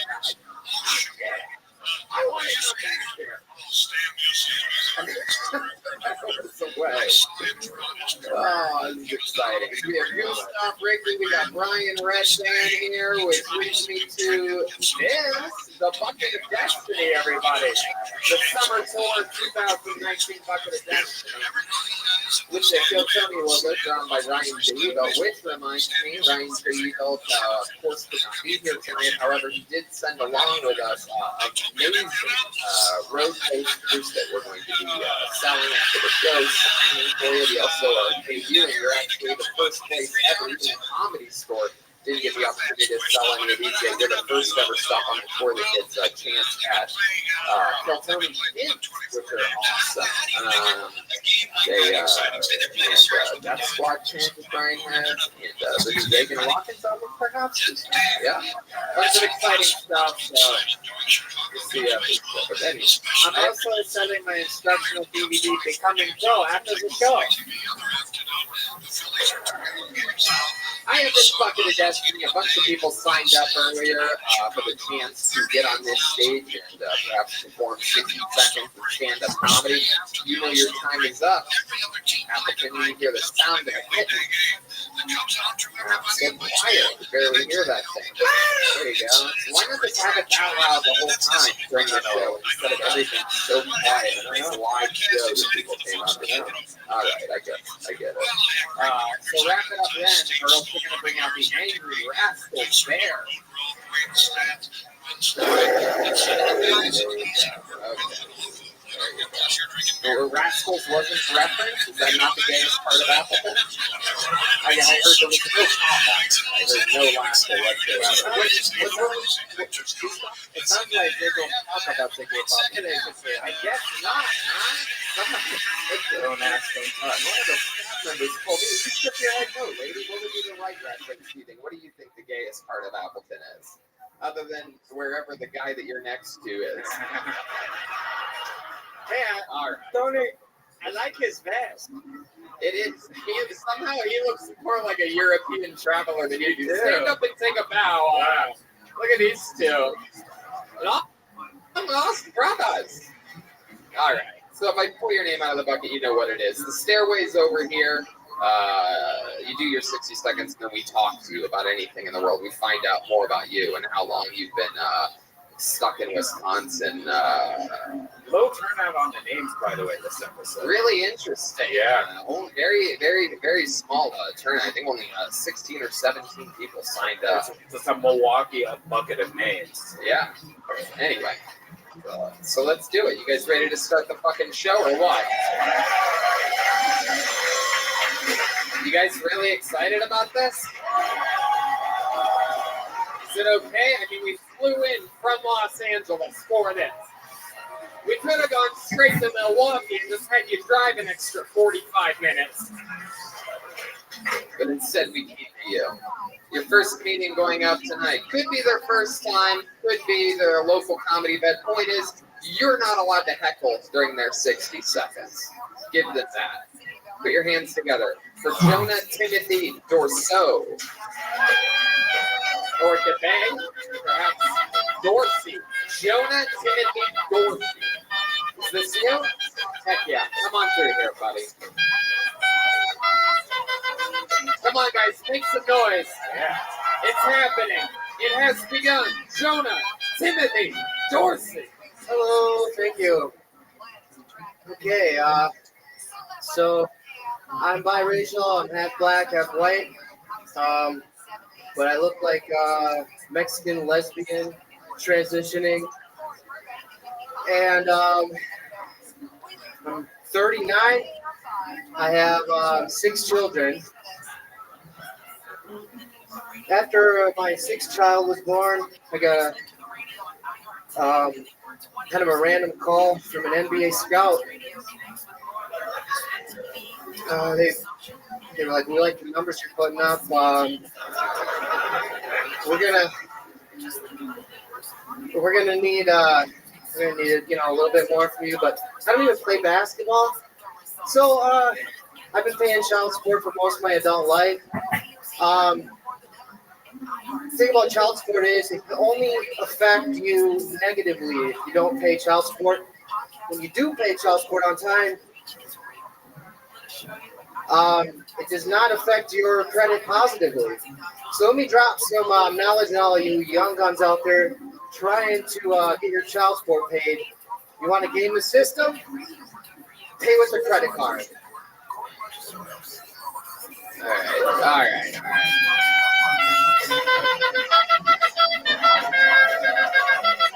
Wow, seems like they like you. I love it. Hello, how are you? Welcome to the show. Thank you. How's it going? Yes. First time doing stand-up? Yes. Really? Pretty much. Well, what do you mean pretty much? You do karaoke a lot and you talk a lot right before your songs.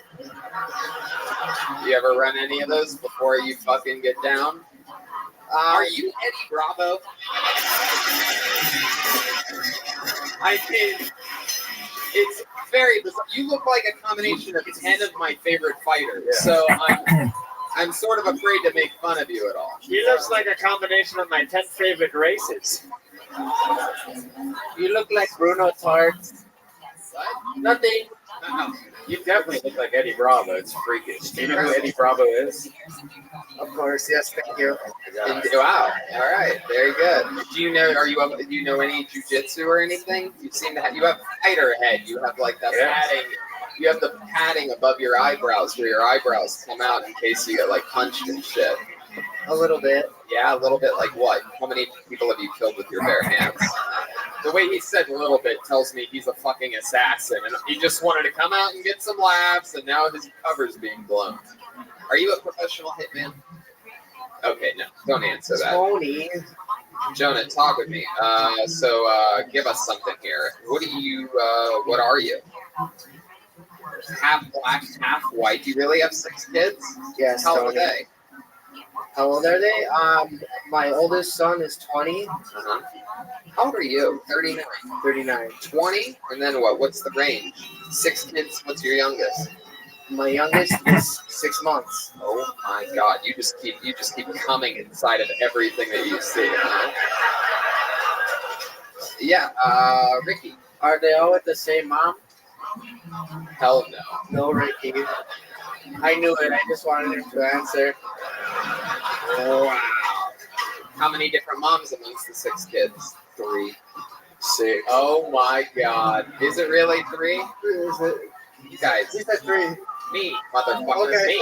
Stick with me over here. Yeah, Even sorry. if you hear other people say things, you just fucking focus on me. Gotcha. I have so much I want to talk with you about. So 3 moms. Is it 2 kids each or? Yes. Wow. Look at you. What the fuck? Who the hell's that lady yelling over here? It's his loud wife. That must be number 3, huh? Wow, and she already got her 2. She better. If I were her, I'd be running for the hills right now, just fucking looking for someone to fucking cover me. She's videotaping this, by the way. It's adorable. I can't wait for you to show your kids this one. This is Daddy. This is what he is. What do you mean he has other kids? Who are they? What are they? What are your twins' names? Uh-oh and another accident? Whoopsie and Daisy? Is that your thing? Have you ever pulled out of anything? Even your hands in your pocket right now. Oh, God. Here we go again with the hand pocket thing. Just like Kansas, right? Yeah. Exactly. All right. You're keeping up. Yeah. So interesting. Do you pull out ever? I'm gonna stay on this subject. I find it very intriguing the fact that you just like no matter how many times you make babies, you're just like, oh, I should fucking pull out you. Oh, but I'm not, you fucking. Yes, I'm gonna go to Gustav. Yeah, even when he masturbates, he doesn't pull out. It's like the ending scene of Titanic. He's like, I'll never let go. Yeah, he just keeps that hand right at the top and just fills his hand up with goo. It's like an 8th grade science experiment with a volcano oozing. He just...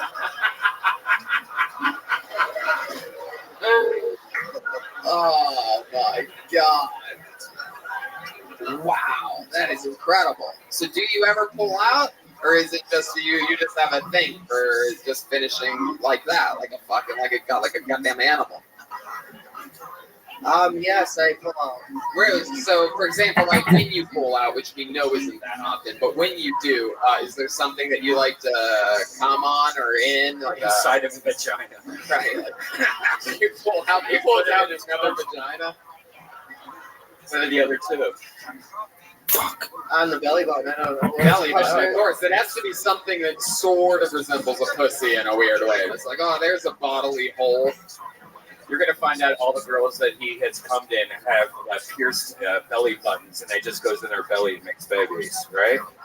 Wait, what? Oh, yeah, through the pierced hole. It makes some sense. Okay. Do you think piercings are an open wound? Yeah, it goes, it mixes in there. It's in there. Good God, Brian. Red man. Stone Stern. Oh, go dig. Okay. Where are we? Okay, so Jonah, what the hell? So you're with that one right now. She yelled that he has 2, by the way, for those of you paying attention, right? But the other 4 are out there. Are they all in Appleton? Yes. Well, the surrounding areas. How often do you get to see them? Often or not? And let me ask you this. They're older now. How often do you visit the jail that they're in? You were around sometimes, right? Let me ask you this: you're 50% black, 50% white. So does that mean you only feel bad for not raising your kids well half the time? Does that mean your dick is only half as big as it could have been?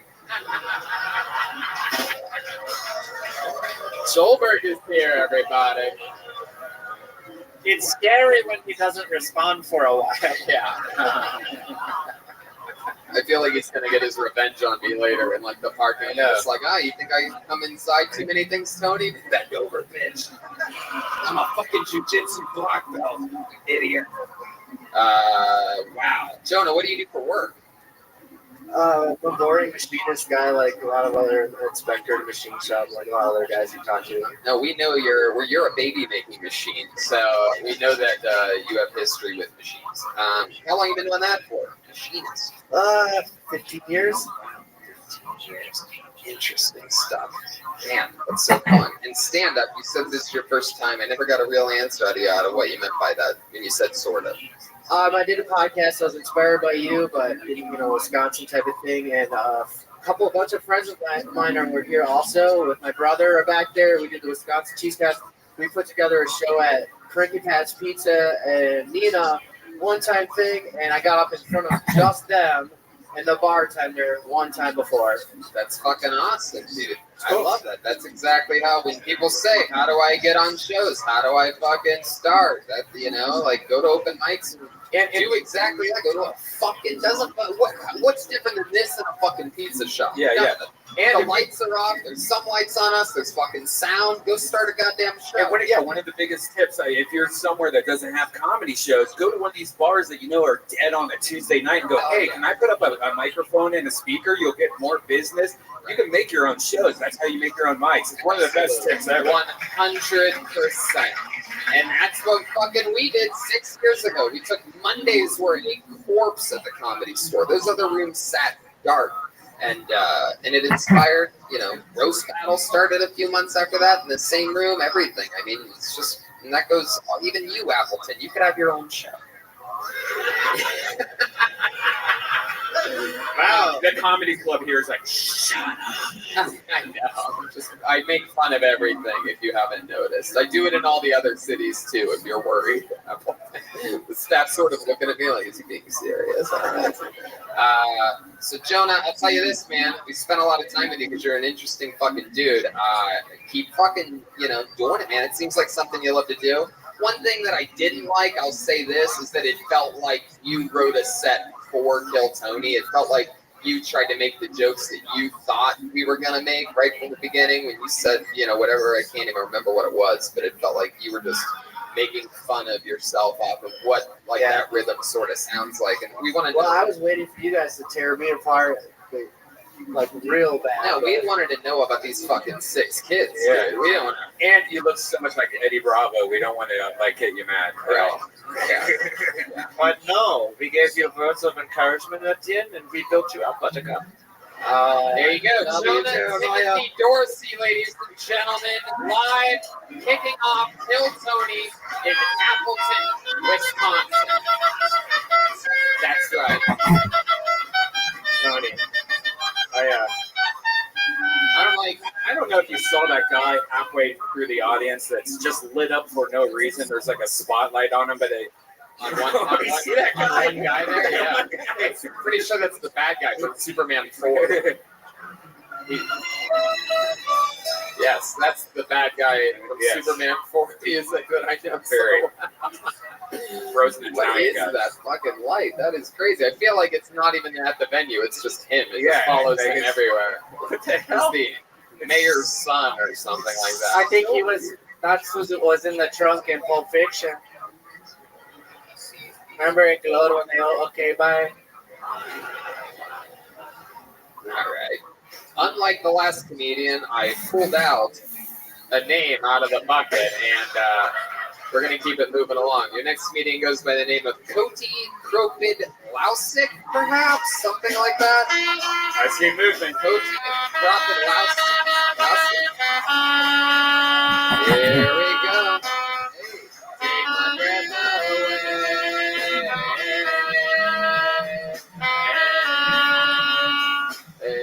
Put your hands together for Cody, everybody. What the fuck are we doing? So I'm really terrible at relationships. Like, my ex-girlfriend wanted a monogamous relationship, and I kept telling her to make me sandwiches. Turns out I was too stupid to know the difference between misogyny and monogamy. In my defense, though, really only wanted her to make me Like, sandwiches. what the fuck are we even doing? Very cool. If you believe in God, then you believe that everything happens for a reason. I'm a perfect example. I almost drowned twice. I flipped my four-wheeler like 6 times, and I once T-boned a pickup truck going full speed on my dirt bike. Like, if God's keeping me here for a reason, it's like you keep that friend on Facebook. Everyone loves your shit share. You know? Like, not sitting up in heaven with a full popcorn saying, like, oh my God, what's in this and this? Oh, you failed to get in the military. And I did. I wanted to join the army, but I'm more like a G.I. Joe passion. Oh, that is so fucking funny. And I told my gay friend that I wanted to join the Navy. Wow.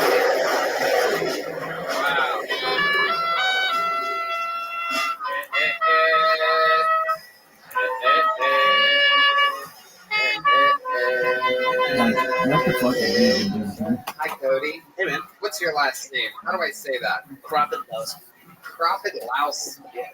My God. Oh, a fellow communist. And Cody is spelled C-O-T-Y. It is. Your parents hippies? Yeah. A little bit? Yeah. Mom's a hippie? Dad's a pot smoker. Yeah. What does he do? Works in the mill. What do you do? Bartend, and I do comedy. Bartend and comedy. How long have you been on stand-up for? Like just over a year. Actually, it was my year about 5 days ago. How old are you? 27. 27 years old. Born and raised here in Wisconsin? Yeah. Yeah. Girlfriend? Boyfriend? Neither. Very unlovable. Really? Yeah. Last relationship, how long ago was that? Ever? A few months. A few months ago. Yeah. How long did that last? A few weeks. Yeah. Why do you think it is that you can't find love as of late? Super, don't know, actually. Yeah. Why did you say that you were unlovable? We all got very sad when you said that. Yeah. What's unlovable about you? What is so unlovable about you? I mean, like, I can't hold down a girlfriend, so it just. But you wear fun t-shirts. I do wear fun t-shirts. I mean, let's figure this out. What's your living situation? Right now I live with my parents. You live with your parents? Okay, well, there you go. bingo, bango, bingo. I mean, that's the problem, loser. Exactly. You can't take a girl home to your parents' house. She'll end up smoking weed and then fucking your dad. Yeah. That's what happens. He's the cool one out of the two of you. Yeah. Hey, what's up, babe? I work in Mills. Yeah, you here for my gay son Cody or what? You can't tell your girlfriend to go make you a sandwich when your mom is already making you a sandwich.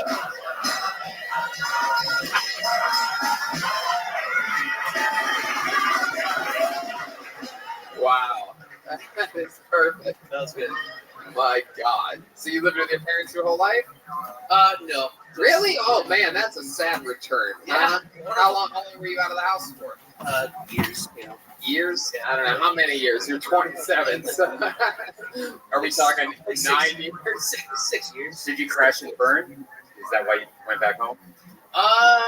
Kind of, yeah. Actually, I moved to By Chicago. crash, you're talking about his diet, right? Wait, I don't think I said that right. Go ahead. I moved to Chicago to try to pursue comedy, and I fucked up and spent way too much money way too quick on deep dish. Had to move back. Yeah, just pizza the whole time. Yeah, no. I mean, I tried deep dish once. It was fucking awful. Just crusted dessert. Yeah, just sauce and bread. Yeah. Wow, I'm a foreigner, and that was a very dumb thing to say. So, how recently did you move back in with your parents? January. January. So that's interesting. Has anything changed? Did you notice a difference this time moving back in than it was 6 years ago when you lived there? No. Same thing. Bedroom is still the same. They kept it just the way it was because they knew you had no fucking chance in Chicago, right? No, actually, I guess the difference is that I have a bedroom now because now my uncle's dead. Whoa!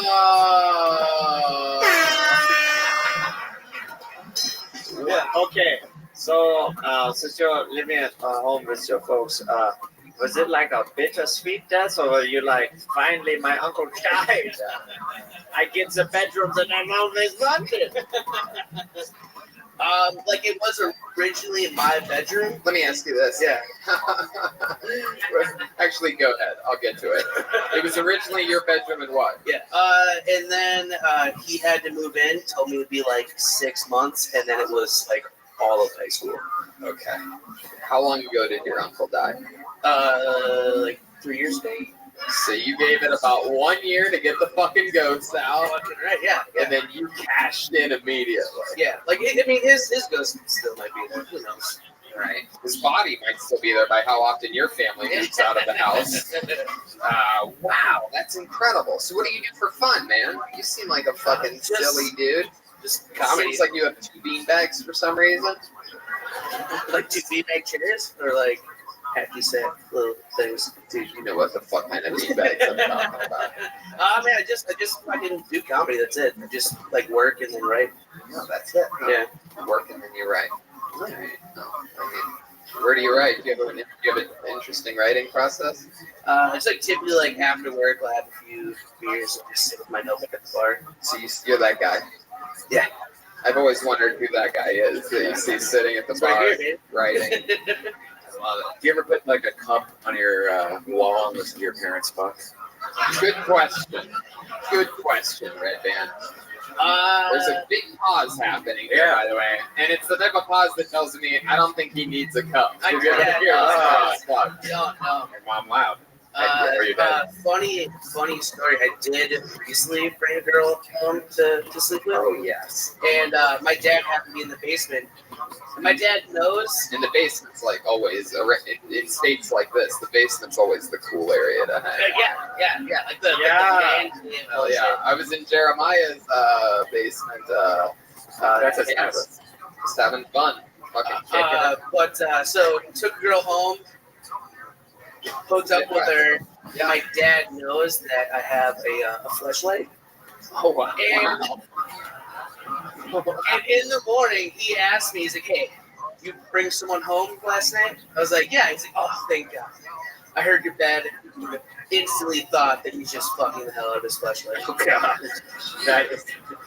Who fucks their fleshlight in the missionary position? Yeah. Like, I don't. You can like put a pillow down and like. Yeah, I don't know who would do such a thing.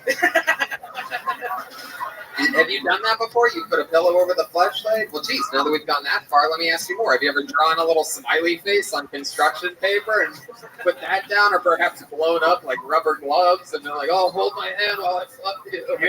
How far do you go into this imaginative "I'm fucking a real thing"? Like, do you ever put a fucking like a recording of a girl's voice and lay it under the other pillow? Like, "Oh yeah, say my name." Like, "Oh, Cody." Like it's like Siri.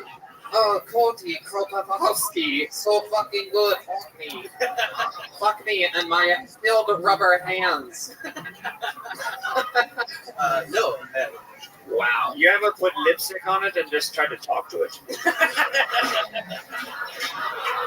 A fun fact, the last comedian I know for a fact actually has had sex with a fleshlight and got it pregnant somehow. It's unbelievable. It's the only known case of that. There was one morning it woke up with 2 little fleshlights. 2 little fuck handles. All right. Well, Cody, you're in the game, dude. Congratulations on getting pulled tonight. Nice to meet you. Way to keep it fucking going. Good luck with everything, dude. Get out of your parents' house. Save some fucking money. Get out of your parents' house, Cody. You know, if you wanted to just focus on comedy, living with your parents wouldn't be that bad of a deal. You know, just for a place to sleep. Welcome to my life. Oh yeah, that's right. A place to sleep, a place to just slowly die. You know what I mean? Well, I mean, if Really you wanted to do comedy and fuck, I guess so. I honestly think a better way to get good at comedy fast would be to sleep in the backseat of a fucking car and survive and have to fucking write jokes until you're fucking not in the goddamn car anymore. You end up living with your fucking parents having goddamn mayonnaise and fucking bologna sandwiches every day. The fuck do you have to work for? Oh, Mom, is the coffee on? Awesome. Everything's fucking ready for me. You'll want to get out of that as soon as possible. I mean, look at the types of jokes that fucking guy wrote. What the hell are we talking about here? Anyway, pulled another game out of the bucket. Put your hands together for Dale Bishop, everyone. Oh, here we go. Come on. Here he comes.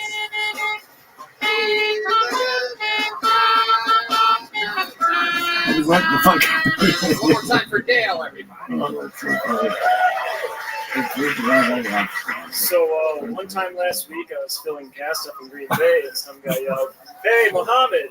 And I looked around to my left, to my right, and then I looked down, and I'm like, "Oh shit, that's right, the beard." So some people just get fixated on the beard. I know it's 2019, a lot of people have beards, but I guess it's the only interesting thing about me. So sometimes I get asked, does the carpet match the drapes? And I'm like, well, if you're asking if I have a big bush and a nice clean cut head, then well, yes I do, or they do. So and some people say, that a big bush in 2019 is a blowjob killer. Well, it's kind of been blowjob deterrent for a while, I believe.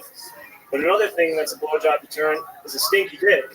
And do I look like the type of guy that showers to you? I mean, tie-dye, bushy beard. Well, I do shower, ladies and gentlemen, if you're interested. But yeah, so thank you. What? I said thanks for the timing of the kitty cat. Yeah, Dale Bishop, everybody. Dale Throwing up Bishop. brain sounds like a Man, pimp. you are Wiki, an wiki, interesting wiki, wiki. looking fucking character. Cheers, bro. I mean, I don't know whether you're fucking tough or like chill or what. Tony, You have a hybrid. Very scary face, a lot of tie dye though, so I can't tell whether you're just a fucking. I didn't know the Nazis had a hippie department. Fine, you little bitch. Veronique Habendas. You're a scary looking guy. What do you do, Dale? Well, currently I wash windows. You're the window washer. Yeah, I'm I used paying to do off that. a shit ton of student debt. So I used to be a window washer. It's scary as fuck. You do like tall places or? yeah, thankfully from the ground though with a long ass extendable Yeah. broom, but I did fall off the roof 2 months ago. So Oh, that was shit. fun.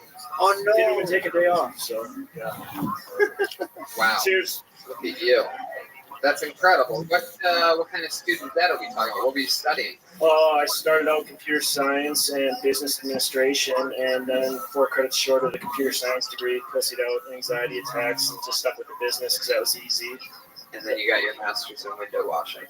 No, then I had an epiphany that I hated business and capitalism, so I went to school for English to be an ESL teacher because I thought that'd be cool. And so I went back to school to be an English major, dude. English major, dude. And then, you smoke a lot of pot, right? No, I just like tie-dye.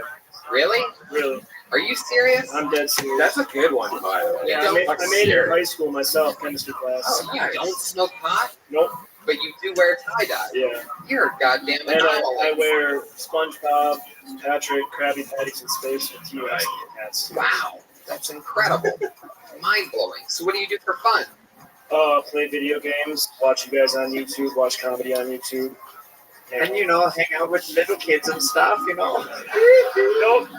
We have the same passion, tie-dye, video games, candy, 2nd grade.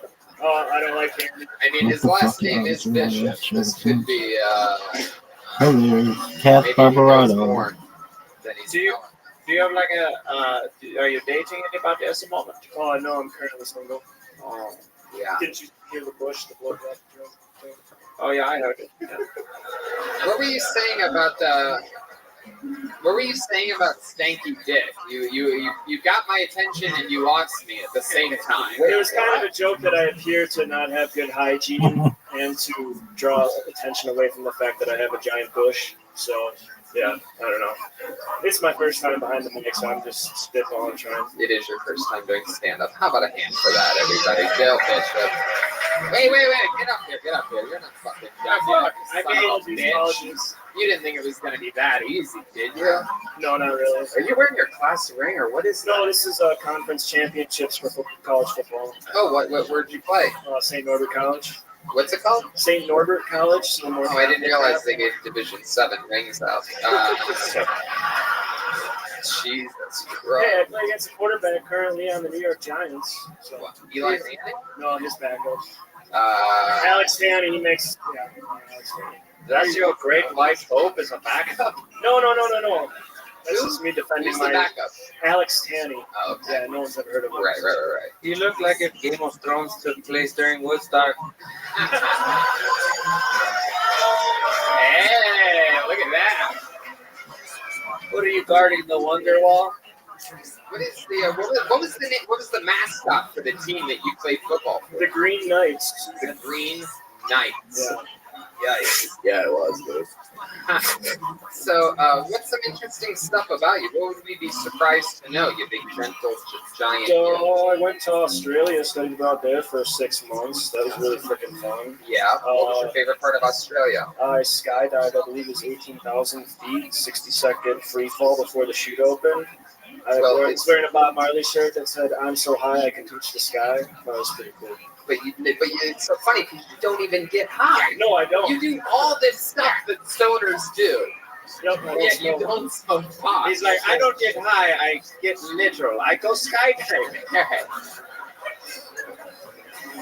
I hit the empty bomb. There's nothing in it. Have you ever tried weed or shrooms or anything like that, or it doesn't, I tried mushrooms in Bali because they were legal. I don't believe it.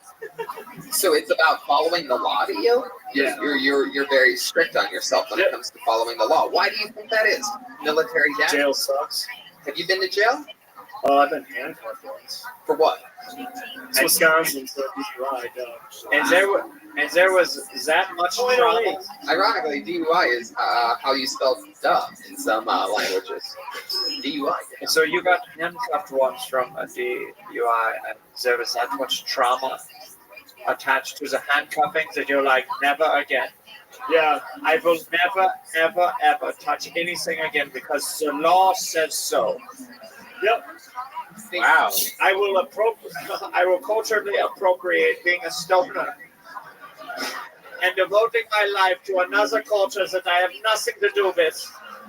Because that is the law, mister, and when the law says so, I abide by it.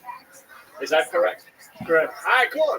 Have there been any other times in which you thought, like, man, if I did break the law, maybe I would do this? So, and follow-up question, if all of these things were legal, would you do them? If pot was legal here, do you think you'd smoke pot? Oh, yeah. Wow, dude. Okay, this is great. Fucking crazy. This is great. We're about to have one of those great Kill Tony moments because, my friend, I think you've needed for a long time somebody to tell you that it's time to start smoking pot. You have everything else in mind. If the only reason you're not doing it is because you think some SWAT team's gonna kick down your door the second that you light a three joint. times in college to a friend of mine. So. What color was your friend? Well, it's Wisconsin college, so most likely. By the way, you look like the worst undercover cop ever. Yeah. Like you approach the school ground like, hey, pals, you guys have any reefer or what? Yeah, no, you guys can smoke it, but I like to follow the law. You guys go skydiving or something? I got the shirt because I went skydiving, not because I smoke pot. You're all under fucking arrest, you idiots. I relate to you kids. You know SpongeBob's that hit cartoons that you love? Let's smoke some reefer together. You know, most places, if you have a little bit of weed, it's like an $80 ticket at max, if they even give you it. But I went to school and got 3 degrees and I'm now a window washer, so I don't have $80. So the future is clear. you should smoke weed. Yeah.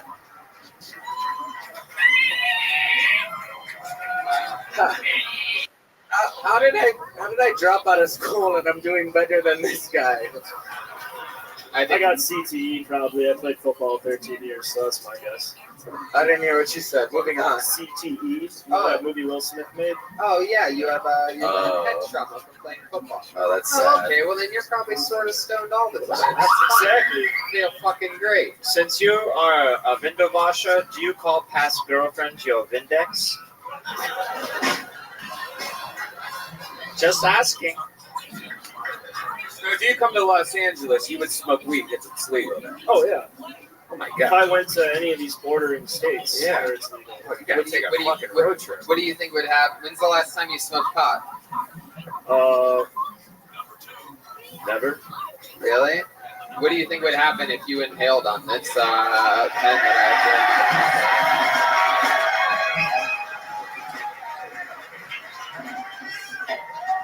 I don't know if I can. The suspect is in sight. What if he arrested? What if he arrested me right now? He really was an undercover cop, and I took the base. What about DMT? Would you like to try some? Sure. Hey, look at that! Button? It's No button. No button. Wow. Okay. Straight to DMT. Do not pass go. Do not collect too Wait a much. second. No, exhale it now. Okay, I have some. Don't hold it in for that long. Go ahead. Exhale. How did you hold it that long, by the way? I've tried. Virgin lungs, I guess. Extra strength. Okay, I've got some. I have some mescaline underneath this sweater. All right. Would you like to try some? Okay. Dale, welcome to the show. Congratulations on having your first time doing stand-up. Thanks, guys. And go enjoy that DMT trip, everybody. There he goes. Dale Bishop, everyone. DMT. He's tripping his ass off right Tripping his balls off on DMT. DMT being, of course, that was nicotine, for those of you. It's lemon sherbet. So. The thing I immediately, when he looked at me with his eyes, realizing he was serious about having head injuries, and he said I probably shouldn't do that. I'm like, you know what, you're fucking right, buddy. Totally. You're fucking right. Last thing I need is him wrapping himself around a tree after hitting my vape pen one time on the way home. It's like, oh man, it turns out with his massive head trauma combined with that one hit of pot, he's dead now. How about one more time for Dale Bishop, everybody? A guy that just likes being like a stoner. This looks cool. Put your hands together for your next comedian, Dana Ehrman, everyone. Dana Ehrman. Yay, girl. Dana, come on up here. Hi, Dana. Come on, guys. Good and loud for Dana Ehrman. Hey, are we drinking tonight, Appleton? Like what the fuck Yeah, is I'm it? 26 years old. I didn't actually have my first drink until I turned 21. Where's my prize? I was told I'd get a prize for that. Thanks for not doing this. Normally, when I say that, someone will yell out, liar. Couple things about that. One, have you looked at me? Is it that hard to believe? I look like I edited Wikipedia on the weekends in high school. I look like a 17-year-old who just got her first job at Applebee's and is taking it very seriously. Maybe too seriously. I know that. But the thing is, when you're growing up and you see your family doctor, they ask you questions. And when I was high school age, she asked me if I drank, and I said no. And she'd be like, wow, what a great kid. What a role model. But then when I got to college, she was asking if I drank, and I still said no. She'd be like, oh, buddy, get a life. Fuck yeah. Dana Ehrman. Oh, heck yeah. Awesome. awesome. Seth, this is definitely not your first rodeo. You've been doing stand-up for a little while, right? That is A correct. couple years? Yeah, a couple years. Awesome. All here in Wisconsin? All in Wisconsin, Milwaukee, actually. So sorry about tomorrow. I absolutely, yeah, indeed. Are you coming tomorrow by any chance? I'm not able to. Oh, damn.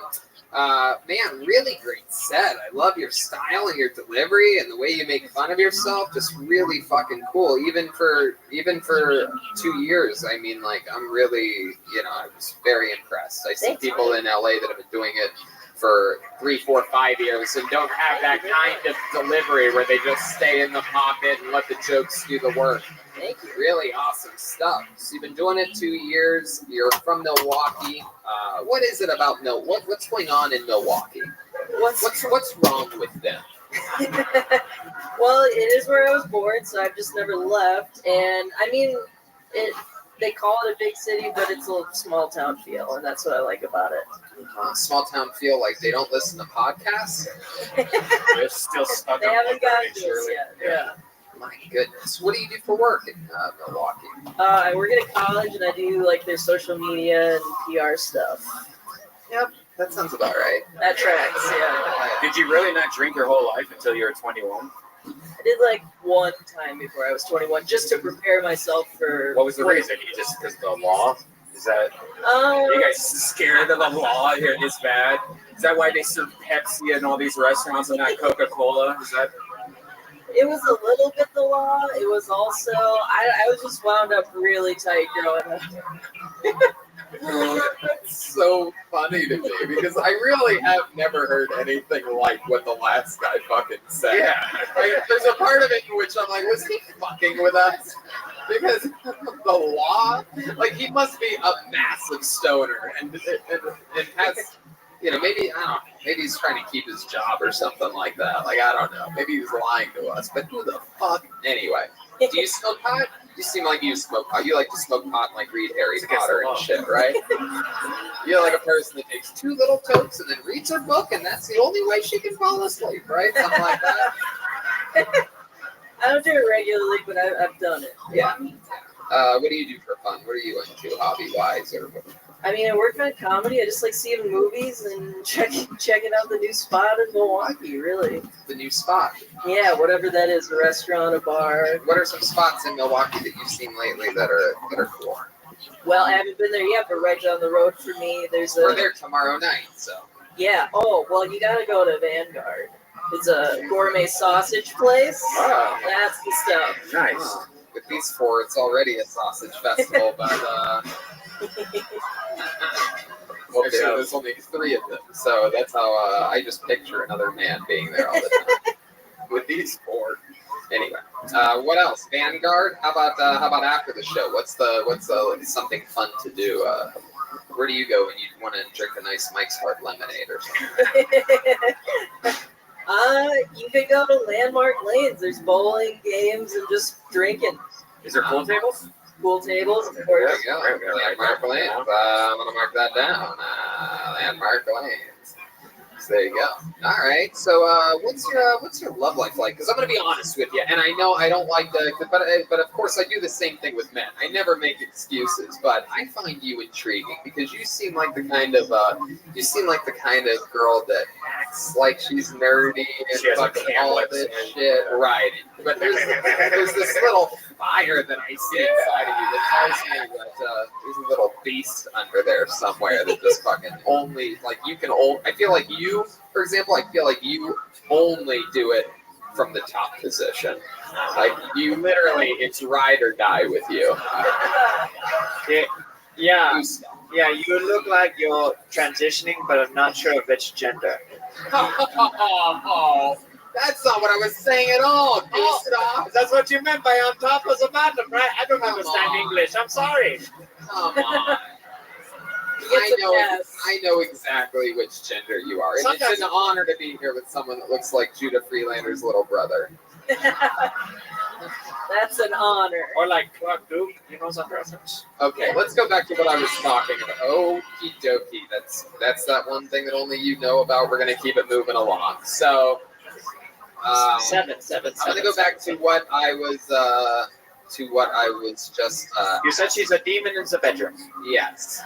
And am I close to right about that? Honestly. I mean, or am I way far off? And you are as conservative as you are. Somewhere in between. I feel like you have a sex swing. I feel like your bedroom looks like there's books everywhere and just bookshelves and all that, and it's like under the bed, and you pull it out, you pull like a lever and like you pick it up. Is it a Hitachi or like did you just cut off the end of a broomstick? Like is it? I feel like she built a sex fort in her room, like with blankets and broomsticks, and like come inside, and then she's like, and then the first comedian literally does. You have a wild sex life? Are we about right on that? Let me ask you this way. It's more wild than an average person would guess if they just tried it. Probably not even that. It's probably about what you would guess or less. Right. Yeah. So I'm right there. Do you have a sex swing? No, I don't, but it's something to aspire to. Is there something that you'd be willing to share with us that you do have or have done or anything like that? There could be a slight example, perhaps, and then Then... I mean, not really. I just ended a relationship, so just. Why did you end it? It was mutual. We just didn't like the same things. He didn't like you dressing up as sexy Ben Franklin. He's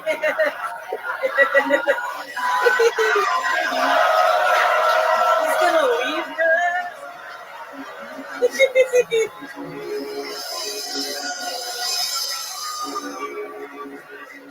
You made Tony go poop.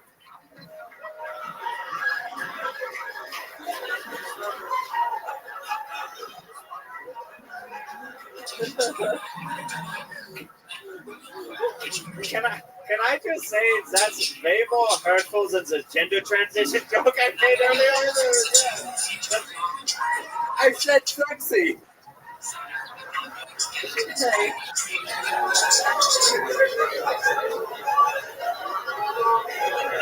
Oh my god. Oh my god, that is the funniest thing ever. You could be sexy Benjamin Franklin. It would be sexy Ben Franklin.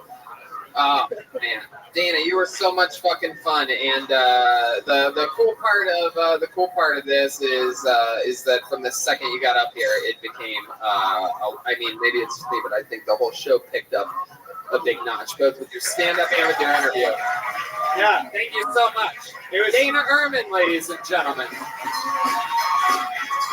Wow, that was a great surprise.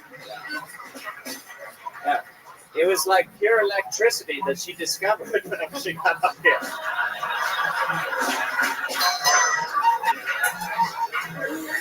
Oh, it keyed her heart's on a kite. Yeah, you can see it back there. She's flying her kite. Indeed. Speaking of, we'll be in Philadelphia soon. I mean, maybe we'll have someone else like her. But you know what they say: lightning never strikes twice. Sexy Benjamin Franklin. For those of you listening to the podcast, and you don't watch it, I went into the men's room when Schulberg made that joke. I went all the way in, made eye contact with a guy peeing in a urinal, and then walked back out again. There he is. There he is. Right there. Stop staring at me. Why are you? Pulled another name out of Rebecca. Put your hands together for Jackson Weiberg, everyone. Wow, from right here in the front. Here he comes. Jackson Weiberg.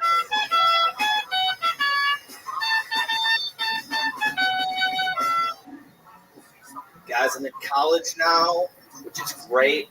Love college. My least favorite part about college is recently, now all my friends and family are starting to say I look like a frat boy. But I'm not a frat boy. Because unlike a frat boy, I wait till the second date to roofie my victims.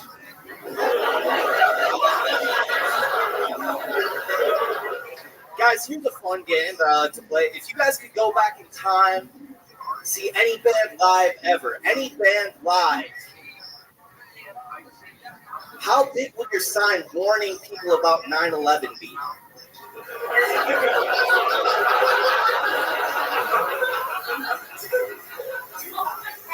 Guys, I hate blanket statements.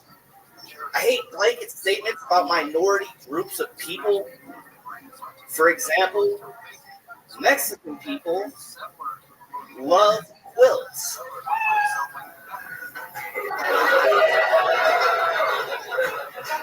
Thanks. Hell yeah. There you go. Great set, man. Jackson Wyberg. This is another one where I'm going to go off and guess here that you may have been doing this for a short while, right? Yeah, like 3.5 years. 3.5 years. Fuck yeah, man. Really great set tonight. The 3 fucking really, really, really great jokes. I love the frat boy second date joke. It may seem simple if you were listening to it audio only, but to see how you held it and just really owned it after you said that made me think you really do roofie people on the second day. It's really incredible. And in that moment, it became truly funny. 9/11 thing, blanket statement was cute. So 3.5 years, that's awesome. How old are you? 21. 21 years old. That is so fucking cool that you're already doing this and have 3.5 years experience. Mm-hmm. Are you that guy? And are you in Appleton? I'm in Milwaukee, but I was born and raised in Appleton. Or not born, raised in Appleton. Raised in Appleton. Yeah. And now you live in Milwaukee. I do, yeah. I go to school there. What are you studying? Communications. Yeah, that makes sense. And how much longer till you graduate? Like 1.5 years. Huh. Year. You're 21 years old. Tell us what 21-year-old kids in Milwaukee do. Like, what the fuck are we even doing here? Shorts on. Yeah. That's how I dressed when I was 21 too. Thanks, Living in dog. Ohio. Me too. Fucking living that good life. Appreciate it. Hoping for the best. Yeah. What the fuck are we even energy doing here? out there. It's fucking, I did the camo khakis. Yeah, what's it like to play on the Sandlot? Tell us what you do for I like going out with my friends. What's out to you? Like, just like bars, you know. Yeah. Like, there's a few good bar streets for college students in Milwaukee. What do you like to do when you go to these bars? Usually drink alcohol, but I know you want more than that. What's your drink? He likes to pick up chicks, or as he likes to call them, victims. Yeah. Drink of choice. I like whiskey sours a lot. Whiskey sours. I like where you were going. You were saying I wanted more than that, and you were about to say more. What was that going to be? You like to drink, and then what? You know, like. Is it true? Do you go around flirting with a lot of girls on the campus? No. Usually I just like walk around with my earbuds in and don't talk to people on campus. Oh, who's that mysterious boy? He only listens to earbuds and doesn't make eye contact with me. Is he autistic too? Ooh. So when you do socialize with people, what do you do? It's a good question. Usually just hang out, listen to music. Like, are we talking at bars or like? Okay, we're at the bar. I'm a hot girl. Sure. Go. You have your earbuds in, so if you want to talk to her, you have to take those out first. Oh, yeah. Wait, your other earbuds still in.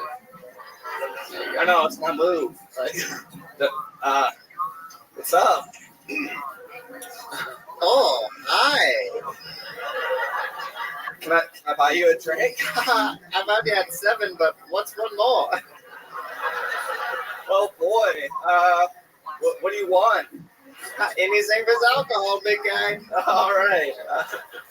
Hey, I'm the bartender. Can I get you a drink? Yeah, can I get her a water? Oh, is she okay? I'm in earshot of you, you prick. Yeah, here you That's go. usually how it Just a bottle goes. of water, $4. Shit. Yeah. Boy, it looks like you got a lot of money in those pockets. Where are you going? One Come second. on, pay up, buddy. Yeah. What an asshole. You got any money? Hey. That shit, he's putting it in the cup. Oh my God! Do you have autism? Let me buy the bottle of water. I'm going to blow him later, okay? Ah, it worked. Look at that. That's usually how it goes, man. Yeah, you just And sing. You just like to sober the chicks up with both water and your personality. Is your parents divorced? Crackers and water.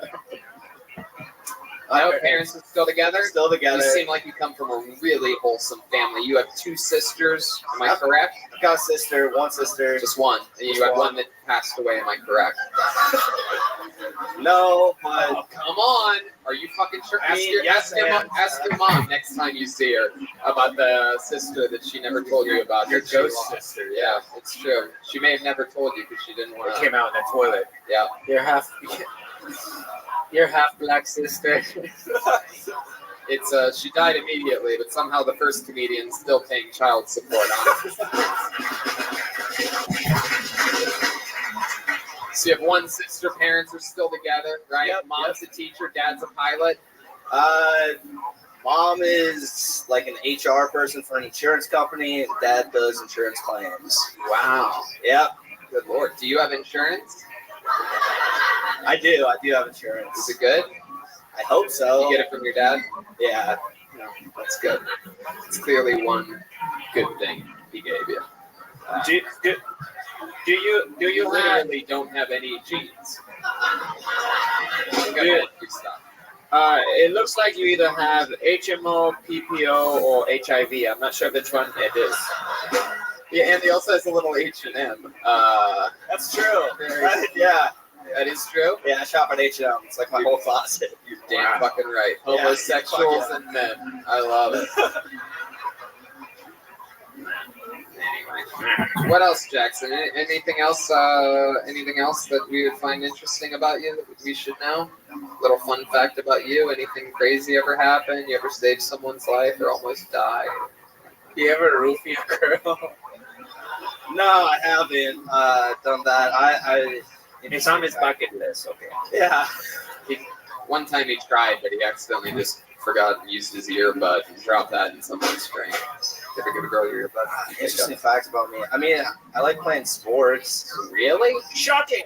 Yeah, sorry. It really is. You sound disappointed. What sport do you play exactly? I want to know because I want to beat your ass in it. Basketball, and I played tennis. Wow. Curling. You know you're in Appleton, Wisconsin when this is a basketball player. This is your guys' fucking Shaquille O'Neal over here. This fucking is known around town. Yeah. Like, is it true that you ball all over? Mostly just like in the local gym. How high can you jump? Not high, more of like a pass first point guard. Oh, you know? so like a bad player. Yes. Can you give us an example? Would you mind jumping as high as you possibly can from a safe position? Oh, watch please don't make me do this. No, you already am. Take a step forward this way. Right there. Shit. Right there. And I just want you to vertical. I want you to look out, face the audience, squat as low as you'd like to, and just give one good vertical leap. Straight up. Nothing fancy. You guys excited about this? Here we go. Joel's gonna measure here. Your Cuban referee, Ricky Ricardo. Well, he lifted up his feet a little bit, like he was jumping some big gay jump rope or something like that. What do you think, Gustav? You want to beat it? I'm in 25 He only has a WNBA 20-inch vertical lead. You know how hard it is to find you. It's pretty crazy, yeah. All right. Have you ever Oh, won that is one so of these funny. basketball games that you like to play, or you just love? I'm an intramural athlete. I'm not like I just enjoy intramural. That's where they let both sexes play the game. What Right? about- Yeah, sometimes. I'm on a co-ed team. Right. Definitely, yeah. Are you one of the women or the men? You look like you're on a 25 close special people. ed team. All right. Well, you were a lot of fun, dude, and a really, really, really fucking fun set. Thank you so much for coming here. You going back to Milwaukee? What, tonight? Yeah, tonight. I don't have a ticket to the show, but I want to go. I bet you do. Yeah. How about we throw you on the guest list and you can sign up again, and we'll see if you get lucky 2 nights in a row. How about that? Yeah, that'd be great. Awesome. You'll be on the guest list for tomorrow night's show. Luckily, there's a little bit of room left on that guest list for us to be able to squeeze you on. It's not even a list, really. It's Jackson, if you'd like to bring 400 friends with you, feel free. It's more of a guest book. It's just, somebody can put a name on the guest list. Jackson plus 412, please. Jesus.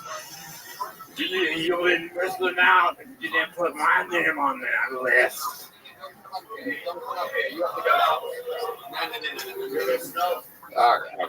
Okay. You guys having a lot of fun here tonight? For real?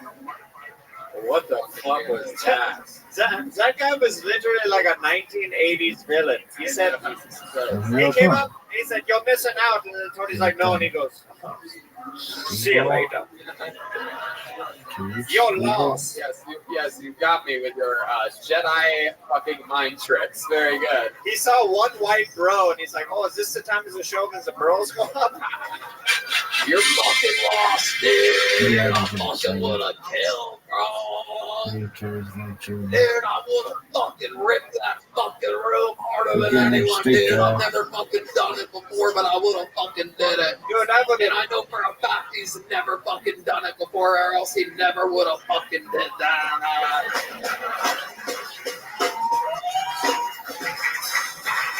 I love it. These fucking idiots. They get 23 drinks in and they start thinking that they can do whatever they want. I've been 25. I've been 25 WNBA. How many of you like the comedians? I've been 25 WNBA fantasy football leagues. How many of you like when comedians do bad on this show? Then you probably should have let that guy out that wanted to go up. All right, pull another name out of the bucket. Make some voice for Josh Mark, everyone. Josh Mark.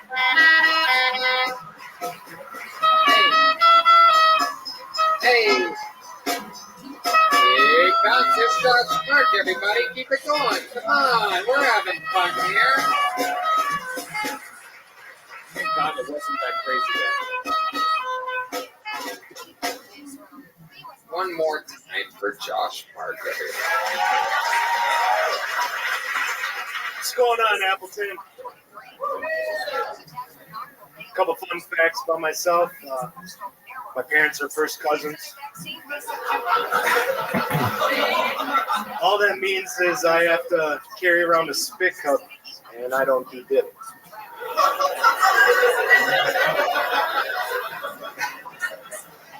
I look like Steve Avery, like a young Steve Avery.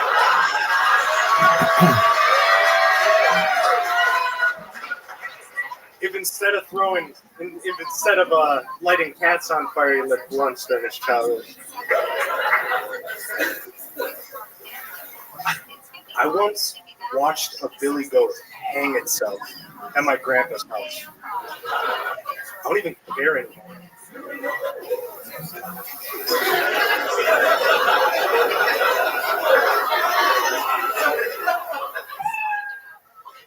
Fuck yeah. Did you have something else you wanted to do? Oh, you're good. You're good, Josh. You go out. You want to do it? Go do it. Do it. Do your last joke, Josh. Do it. I think fly fishing is just reckless fishing. Oh, yeah. See? It's always, I tried to save you. Give me those puppy dog eyes. I love it. Josh, very fun. Is this your first time? Second time ever. How fucking cool is that? Look at you. You seem cozy. You got a good stage presence. You're a likable looking dude. You're wearing that shirt your grandma got you for your birthday. It's adorable. Gustav. Yeah, I think you should change the joke to I look like a young Stephen Avery if I actually committed some murders. I agree. Which reminds me, by the way, and I guess I'll ask you, I love fucking making a murder and all that shit. Is that near here? Is Manitowoc near here? Manitowoc is like right down Highway 10. Really? How far? East. Yeah. 45? Yeah, it's not on the way to Milwaukee, is it? Damn, I would have loved to have fucking stopped off. Yeah. I would have. All right, shut up, lady. Don't you have fucking 2 kids to be taking care of right now? You're giving me goddamn directions to a murderer's junkyard? The hell kind of life are you living? He can't fall out. She can't shut up. Oh, so wow, 45 minutes away. You ever go around there? You ever go near Manitowoc? You ever go near the junkyard? No, I would if I lived around here. I'd sneak into that motherfucker all the time with a fucking little flashlight. Yeah, if I look like you, I would just go back on those grounds and people like think that she's released. It's like, you see, I'm in prison, and then you're just waving to your neighbors, bringing some cookies and stuff like that. Have fake blood all over your white t-shirt. Just, oh, good to be home. Maybe half a prison outfit on. My goodness, that would be fun. Brandon, what do you want to do for dinner? I don't know. You should do that. If I were you and you lived close to there, this close, Make a here, YouTube video about it. Yeah. That might be really funny, man. Absolutely. Go tonight. What? Let's go tonight. No. Well, no, we're not gonna help you with it at all. Yeah, let's do a full shoot in the dark. But I will promise you this. I guarantee you this. If you do it and you make it funny and you tag us in something, we'll fucking maybe share it or something if it's really funny. Wow. Like we told this guy that he should do this. Wow. I can say that. That's a solid maybe a retweet from one of the top young rising comedians in the world. Hey, now I was thinking about you, Mr. You were just, you're right at the top of the Billboard charts. How about a hand for Jeremiah, Reagan, and Watkins on absolutely killing it with their debut album? Anyway, so Josh, tell us about you, man. What do you do? What do you drive for a living? I used to drive a straight truck. Wow, now you drive a gay truck? Hey, beep. All night long. Has an extra loose rear end. Gay truck jokes. It's a fucking.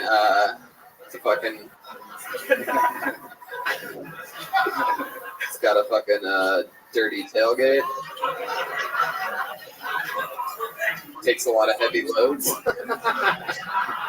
A transformer. Hey, that's pretty gay truck. The leaky tailpipe. Hey, how gets a lot of semi-boners? All right, well, Hey, it's hard to write gay truck jokes, you motherfuckers. Hey, how many bowling leagues have you been kicked out of? And why his life does look like it's in the gutter. What do you do for work? I never got an answer. You used to drive straight trucks. Now I work at a rifle barrel company. Make AR-15s. Oh, I thought this set was amazing. I love you. Really funny. I thought it was great. Amazing. Anything you ever need. Totally gonna repost that video, even if it's shit, even if it's dog shit, low quality, shot on an iPhone vertically. I'll do whatever you want. Hey, 15. Holy fucking shit! How long have you been in that business? Like a year and a half. Wow. How many school shootings around here since you, oh boy, got quiet, and now I think there may have been a shooting. You think your comedy would be at a higher caliber? Hey. All right, everybody relax. So you sell guns. You don't sell them near the Greyhound bus station downtown, do you? All right. Okay. I don't know what the fuck dogs are doing in this conversation. Greyhound, come on. Wow. Is that what you think Greyhound fucking sounds like? All right. So, wow, a lot of guns. You sell guns to shady people ever? You ever sell a gun to someone that looks like you? A couple times. Like, I've been to jail a couple times. I mean, good. For what? I got some friends that I know that can definitely get rid of some guns fast. You know, if I ever need it, well. Allegedly. Have you really been to prison? Never been to prison. Jail. Yeah, Washington County. Okay, for what? Well, it's a gun to DUI, duh. Right? Is that what you're about to say? Fuck that. Oh, why is that? Put a fucking marker on my hand. Okay. Well, who gives a fuck? How old are you? 20, man. Really? You're 20 years old? Okay, I'm gonna kill myself for you. This is mind-blowing. I just assumed you were 36. Can I see your face real quick? Oh, fuck. Yeah, they should be heads over. I thought that this was the actual Old Man River. My goodness, this is incredible. You're fucking 20 years old and you look like an old Stephen Avery. Just amazing. So, Dale, what are we talking about? So I used to make and sell a lot of pop brownies.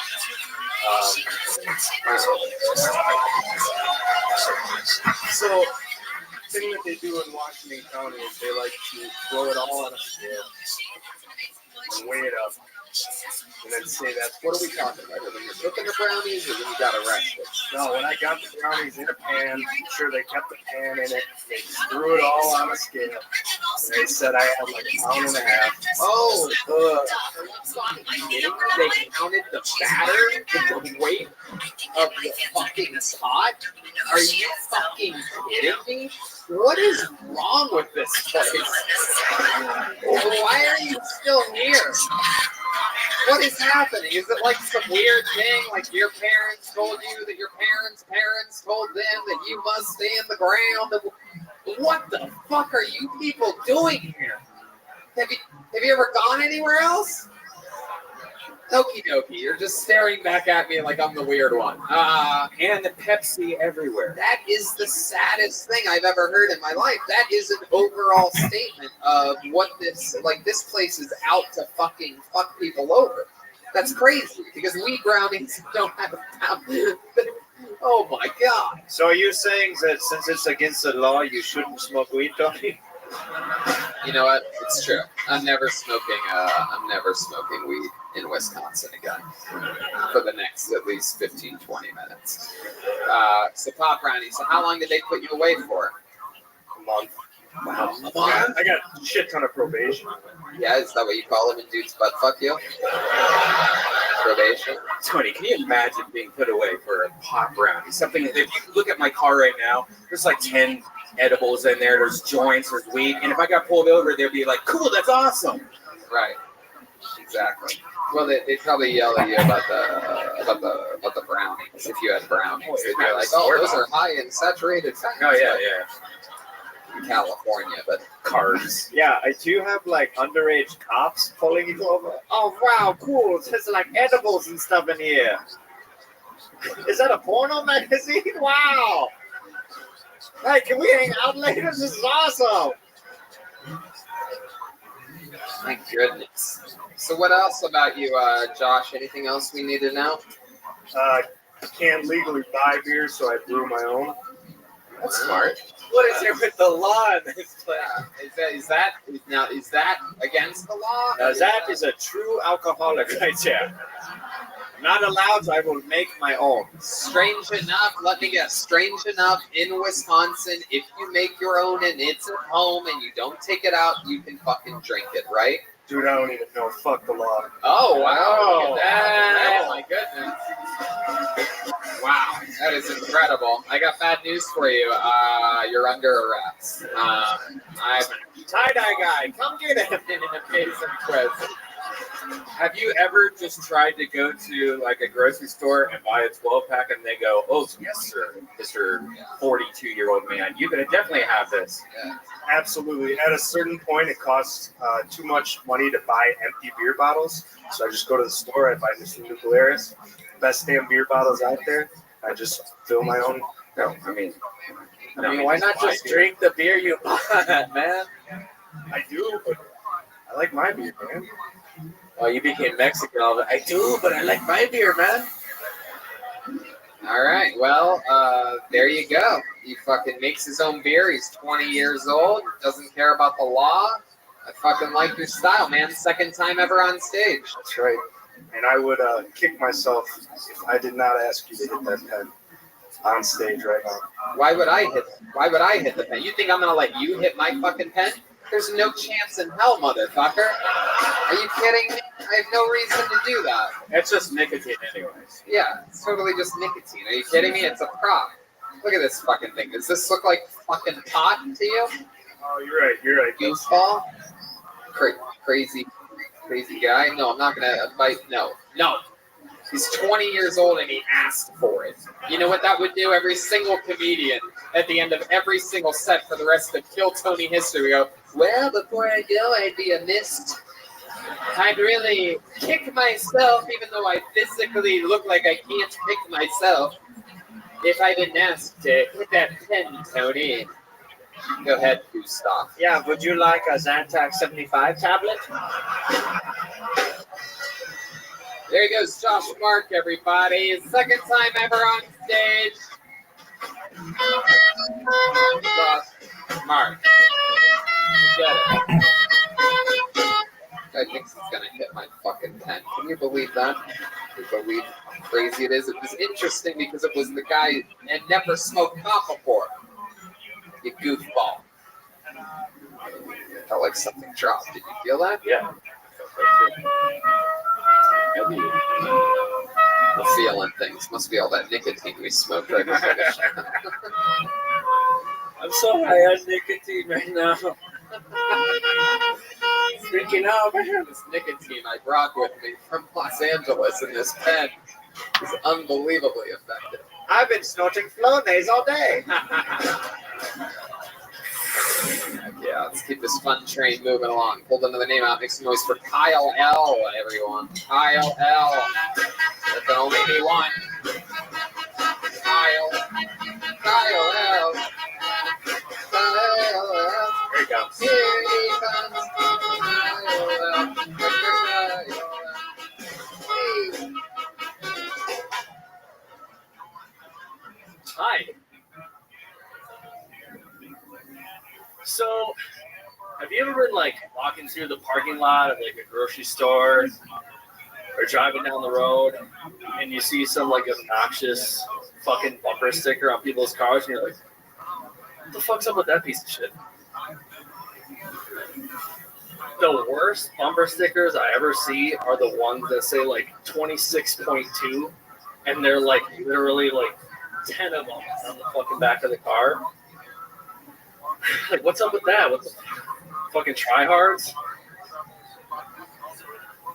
Like, why can't we just like settle for like, 2, 3, 4? Like let people know, like, at least I'm trying. I'm running 2 miles, 3 miles, 4, 5, 6. Let's get real. Like, let's do, maybe 2, 3. You could make up some like, I can eat that many pies in one sitting. Or, maybe that's my personal record for how many times I jerked off in one day. Wow. Hell yeah. Fuck yeah. Yeah, buddy. Welcome. Your name is Kyle L, huh? Yep. How do you think that? Not great. First time ever? Yes. Congratulations. First Thank you. time ever. That's awesome. I like your style, man. You went out and you fucking tried. That's something. I guess something. I would never. I don't think. What's up with that will ever work, since that's sort of like a. As soon as I said it, I was like, what's up with that? What? I turned around for one second. Somehow it got worse. I turned around and it was worse than it was the first time. No, I like this version of this guy. The vacuum guy has personality. Yeah, so you call it personality. I don't know. I'm looking at him. I think it's more like Down syndrome. I don't know if it's more like personality. Can he answer a couple of your questions and his fun personality? Yeah, let me find out if you're fun personality, and make sure you face the audience while answering these questions. What do you remember most about? What's your favorite memory from your childhood? Remember, it's your fun personality, dude. Who the fuck responds like that? Come on. I like playing Nintendo 64 with my brother. Like, Yeah, but do it like fun. Do it in your do it in your fun personality. Do the wacky thing like you just did. Like, what's up with that? I like to play Nintendo 64. Let's Star Fox. Woo! Look, the people like it. All right, good. I like this guy. Yeah, they love it. They love it. Do another joke in the fun personality. I want to see if this. I think all you can do is kill in your fun personality. I think the other personality doesn't work well for you. Gustav's just trying to inspire you a little bit. He's from Germany. That's how they do things. He's poking him in the ribs. He's physically touching him. He's very ticklish. He has he has those glasses that make his eyes 8 times bigger than they normally are. You can tell this guy has tiny eyes because he has those big magnifying glasses and he still has tiny eyes. Johnny Carson eyes. Funny story, I'm actually cross-eyed. Prove it. That's why I wear these glasses. Wait, let me see. Look at me. Look at me.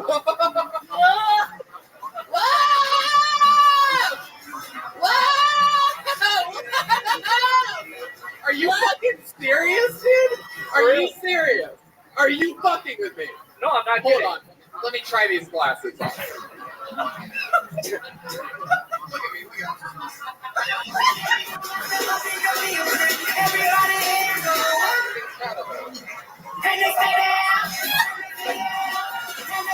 Hold on a second, hold on. You are cross-eyed as a motherfucker, dude. My God. Welcome to the first 4-man panel on Kill Tony on the road. Hell yeah. I did the, hey, Mom and Dad, I did the show in Appleton. There was at least like 400 people in the audience. They brought the whole band. They had 2 guests. It must have been like, Can you go to Milwaukee with us? Can you please come to Milwaukee with us? Double our audience. Wait, what? Oh, I'll be in Milwaukee tomorrow. Okay. I'll be there tomorrow. Oh, fuck. Oh, now you made it weird, Brian. He just gave that guy 12 kids. Funny thing, I used to tell my parents, well, I used to tell my friends that my mom drank when I was in the womb. And like I told them in like front of her, and my mom's like a real sweet lady, and she just did not like that. Because it's true. You cut her deep, man. Wow. Heck yeah. We're really covering all the bases here. We're really crossing our I's and dotting our T's. Those fucking things are incredible. Have you been like that your entire life? Yep, since I was born. Wow, so every girl you've ever been with, it's been a threesome. It's incredible. When you were born, did you think you were a twin? Look at you, you're funny. But you're normal, you're a smart guy. You're not like you're sort of retarded? No. Are you? I would think it would be you whose parents were first cousins, and then this would all make sense to me. But you actually seem like you have it all together. The other guy, can't you get like when you get an operation to fix it, or like tie balloons on your eyeballs or something? Or maybe. I'm surprised you didn't just have it bullied out of you as a kid. Red Man literally just asked him if he could tie balloons to his eyes. Just put it in the hole. Goodness. Is there any truth to the rumor, Kyle, that you get all the pussy? That's a lot. Have you ever eaten the girl's inner thigh out? Doesn't taste like anything. Boy, this doesn't taste like fish. Dude,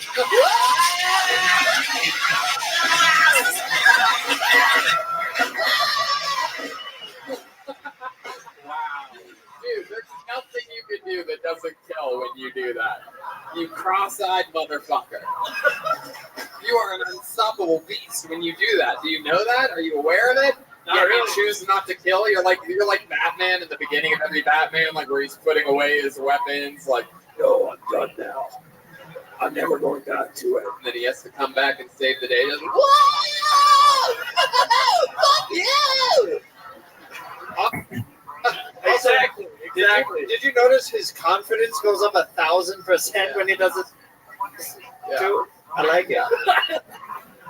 Can you do another joke? Even if you don't, just do it like a knock-knock joke for us or something like that, perhaps. You know any good knock-knock jokes? Come on, give the Not audience. really. a I don't really know that many. Well, just great try. knock-knock jokes. Just fucking try one. Just say knock-knock. Knock knock. Cross eyes. Cross eyes, Kyle. Whoa!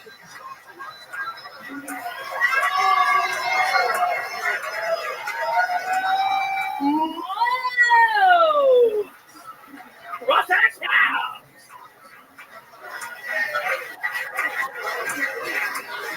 Joni, usually I hate catchphrase comedians, but this is an exception. What the hell? We've created a monster. He didn't even know what he had. He's like, oh my God, my eyes have been crossed my whole life. No big deal. I'm like, no, you are the one. Wow, this is exciting, Kyle. My goodness. First time ever, so is stand-up something you've always wanted to do? Yeah, actually, ever since I listened to this podcast. How old are you? I am 27. What do you do for work? I am in sales. Yeah? What are you selling to? I get one free. Have you seen the deals? You see these deals here?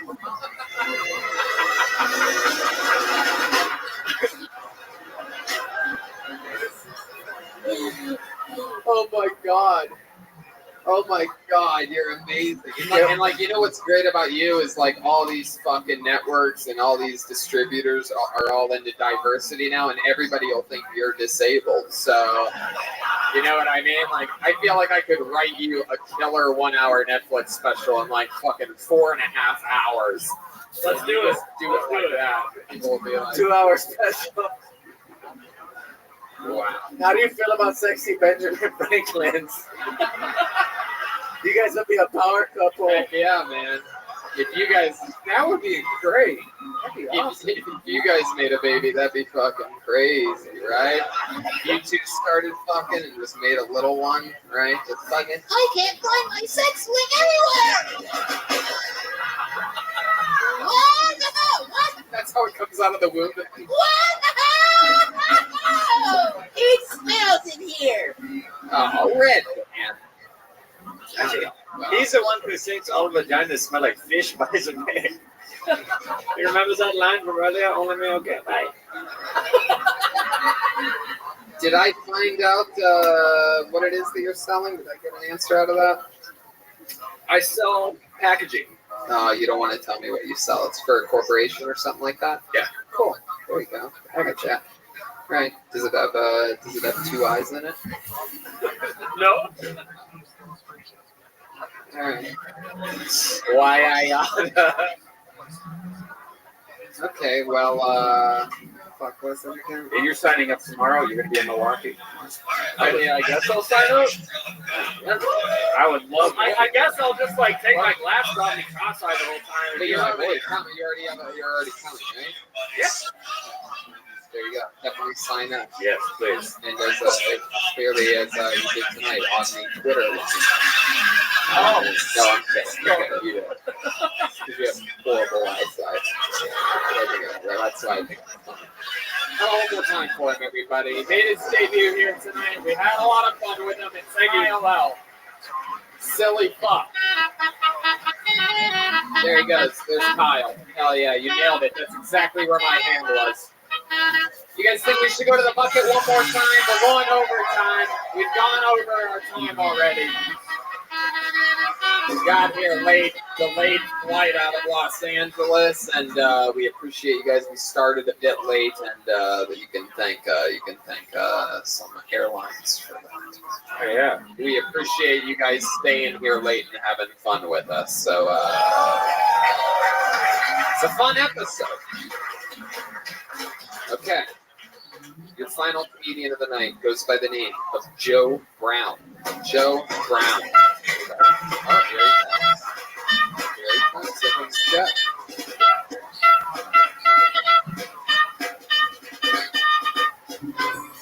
One more time for Joe Brown, everybody.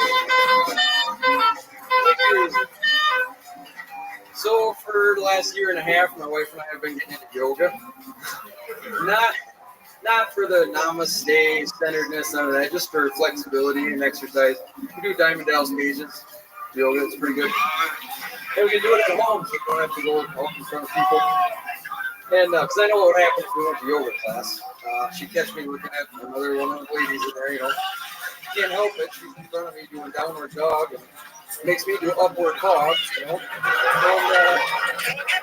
unfortunately, my wife was going to get this. We got to go. Let's get out of here. And I look at her and look around and look at her and go, namaste.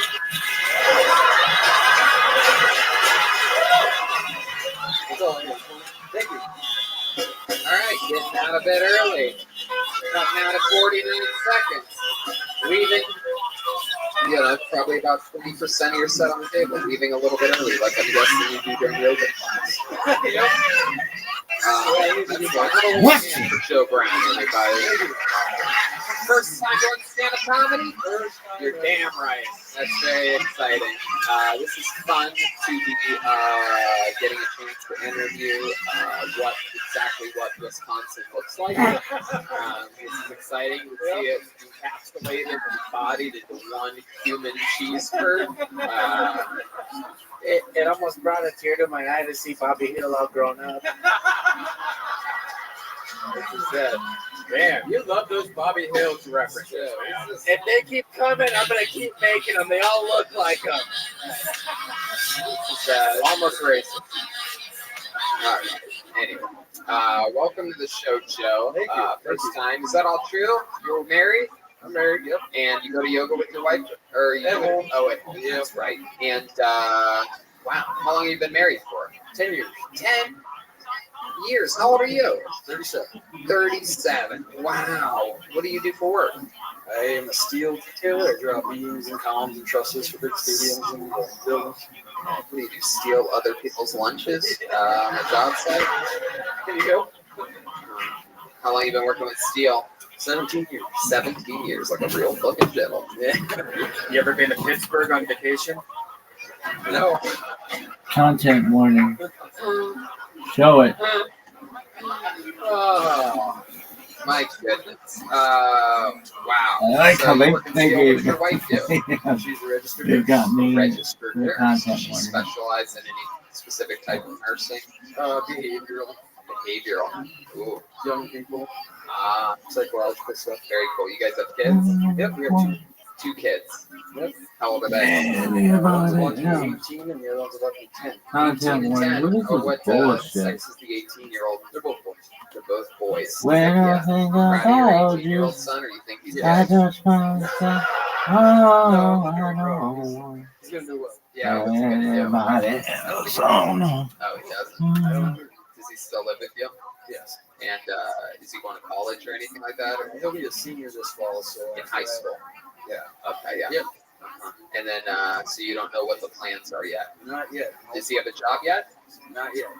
Oh shit! Look at Kind of you. slacking on that. Look at you. I think you're kind of slacking Yeah. on making sure he has a fucking job. Got a job at 14. Yeah. I know. And look how red that turned out. Yeah, 3 companies now. Whoa. Three's the company. So. I Drummer, by the way, I don't noticed you're drumming. anybody else. Oh, When I think about you, I just want to, oh, I don't want anybody else. The ice cream tree. Joel, Oh, Joel I don't this is want the biggest sign ever made. anybody else. When I think about you, I So just what do you want do for to, fun? Any hobbies of yours or something? You seem like the kind of guy who's like shooting pumpkins in the backyard or something like that. I shoot pool. Yeah, really? Is I that true? don't There's some want place to shoot pool around here. anybody else. When I think about you, I just want to, oh, Oh no! One thing I've noticed from traveling off, when you're in sort of like not a major city, right? I don't want Milwaukee and everything. anybody else. When I think about you, I just want to, oh. That means maybe 15, 20, 25 minutes. Right, exactly. Yeah, I told Tony that my place was only like a few miles away. We went to Munich. Red Pimp. I remember that time you took me to Munich. That was fun. I don't want So, anybody else. When I think about you, I touch myself. Oh, I don't want anybody else. When I think about you, I touch my red square. All right. Red Pimp. Man, you cool. What else? I don't want anybody else. When I think about you, I touch myself. Oh, I don't want anybody else. Oh no. Because the answer is the first. I don't want anybody else. When I think about you, I touch myself. Oh. Not very often does a comedian get his entire episode of Kill Tony dedicated to him. I But you know don't what? want 6 kids, 3 baby mama, anybody you fucking else. earned it, dude. And I think about you, I touch myself. Inside Oh. of our world here tonight. Our flat earth. Can't Brown, stop. the same name as Won't my favorite stop. television judges. 1500, Judge, 500. my friends call me Judge. They call you Judge Joe Brown. Mike Judge created King of the Hill. Hey, wow. Heck yeah. Did it again. Long lost uncle, maybe. What'd you say? I don't want anybody else. Yo, Blue Sky, it's your favorite pimp here. Hi, everyone at Blue Sky. Are there any special Hi, sexual Blue moves Sky. that you have in the bedroom? Anything that you do, just like a fucking finishing move that puts the fucking nuts and bolts on your wife. Yeah, it's called the roll over. I gotta make it funny. It's everybody's favorite pimp here. Calling you Judge, and we just what is it? Is there something you like to do? And then people are just gonna be like, what in the fuck is this? I don't want anybody else. When I think about you, I touch myself.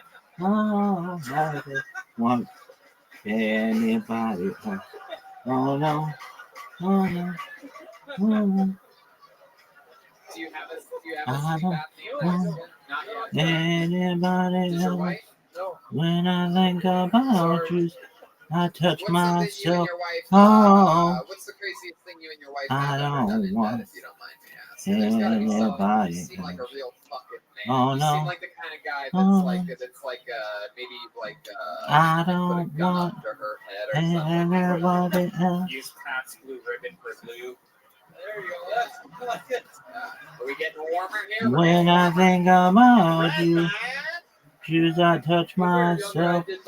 Oh, It actually reacted with her. It reacted weird. Yeah. I don't want anybody else.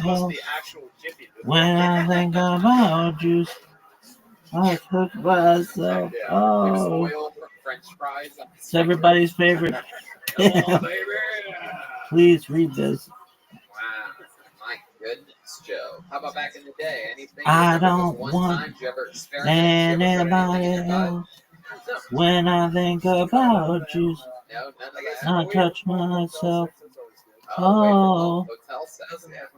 Heck yeah, you put the do not disturb thing on the door. You fill out your next morning breakfast menu, and you fucking. I don't want when I was younger, anybody else. this is how When I think about you, I touch hotel myself. sex, but we get a double Oh, bed and we'd buy a whole bottle of like baby oil, and we'd just use the whole bottle I on each don't other want and just have baby oil sex on the one anybody bed. else. Just ruin this one When I bed. think about you, I touch Costco baby myself. oil. Oh, I don't know why, but that was our fun thing to do.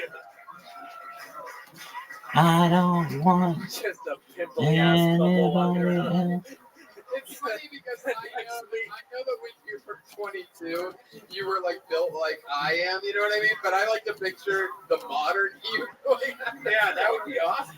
When I think just chicks using you like about you, Yeah.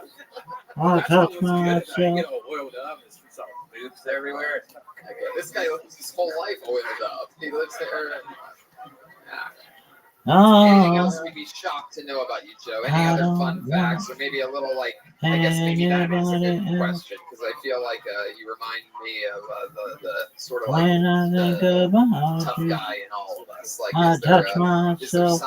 that Oh, you'd be surprised? I mean, I guess I what I'm asking don't is, want what is the most anybody else. hillbilly thing about you to you? Like, what's like? When I Here we think go. We got an answer. about Yeah, you already. you, I touch myself. Here we go. My cousin and I I touch were bored on Friday night when we were 19 or 20, anybody and we else. decided to have a fire tore out for the woods for checking forest fire. We went out there. Wait. You did what? So in the middle of the woods, near where I live, they have a fire tower about 110 feet in the air. We went out there at midnight, walked a quarter mile. Hold on 1 second. Is your cousin a boy or a girl? He's a boy. He's like my brother. Okay. And we climbed it, and then it's supposed to parkour. So we get, walked around the top where you're just open to 100 feet below. Open with your sexuality. No, not quite. You hooked up with your cousin that night. Am I correct? He was a boy, but I made him a man. Yeah. He was my cousin, and then he was like my brother. And for about 10 minutes, he was a lot like my wife. There she is. Yeah, Hope you live I in- had sex with my cousin in the 7-Eleven. Amazingly. That's what I call Game of Thrones. You stop. My goodness. Well, Joe, I mean, first fucking time, you gotta do. You're a likable guy. I think there was a lot of great Canadians tonight for their first time. Oh, you're having times here in Appleton. You guys should be very proud of yourselves. Small but fucking mighty. How about one more time, good and loud, for Joe Brown, huh? And that's it. That's what it looks like. That's what it feels like. The first ever Appleton Hills Tony. Tell your friends, tell your neighbors. Tomorrow night, we are in Milwaukee, Wisconsin, in a stunning turn of events. We are there. Then we go on to very few tickets left for Chicago, if any at all. Same for Madison, Minneapolis, a sold-out Comedy Store every single Monday, Poughkeepsie the 19th, and Gramercy Theater on the 20th in New York City. That's a very big one for us. Philadelphia, Pennsylvania, July 25th, our biggest show ever in front of an audience. And what better way to follow it than doing it after our smallest show ever here tonight in Appleton. Small but mighty again. We appreciate you guys. How about one more time, good and loud for the leader of the band, the great Jeremiah Watkins. He's on top of the game.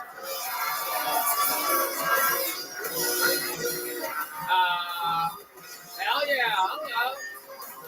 He is his new album, Reagan and Watkins, is out everywhere, available at ReaganandWatkins.com. New episodes of Jeremiah Wonders out now with Pete Holmes. Follow him on YouTube at Jeremiah Watkins, social media at Jeremiah Stand Up. Anything else, Jeremiah? Yeah, a couple of Reagan and Watkins headlining dates that we added. June 28th in San Diego, and then also July 18th in Phoenix, and also one in Huntington Beach as well. So there you go. Hell yeah. Guys, we decided to pull a little trick on you earlier and empty the stage of his simple drum set just to surprise you, because it's the smallest venue that we've ever taken him to around the country. How about one more time for Joelberg? Joel, and then the real deal. The guy made me go in the fucking bathroom earlier. Had me make eye contact with another man because he said I don't look like a sexy Benjamin I don't want anybody So good. else. So much fun stuff happening. It's an honor to get to come here and have this much fun. This is a risk that we take. Sometimes you go to fucking big cities, and because it's such a random improvised show coming out of a bucket, sometimes it's hard and to pull off. And sometimes you go to a small city like this and have way more fucking fun than we thought we were going to have. Very So it's great. thank you for helping us have another very fun episode. We love you, Appleton. Red Band. Thank you very much. See you Thank later. you guys. Good night. We love you.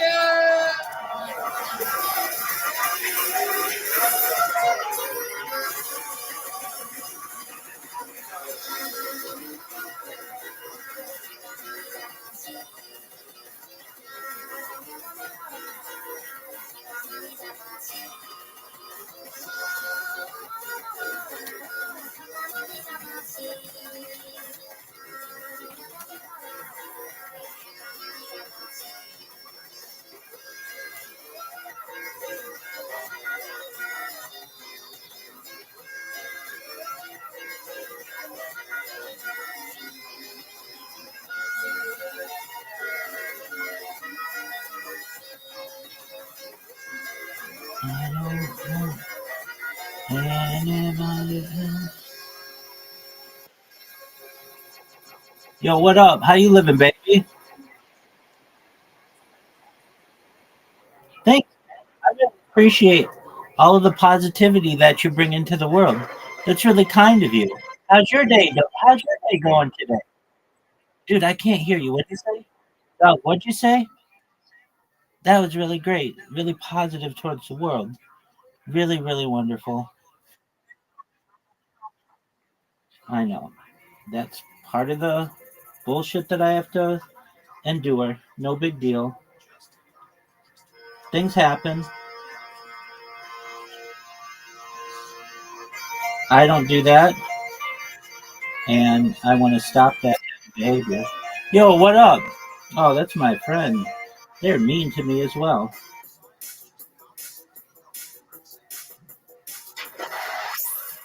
I don't know. When I think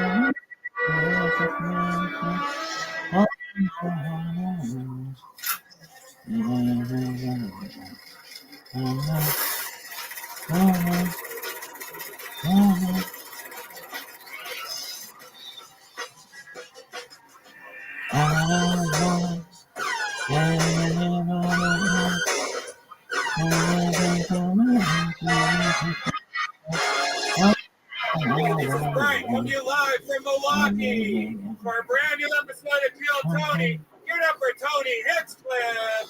I don't want anybody else when I think I'm Milwaukee, you ready to do this shit?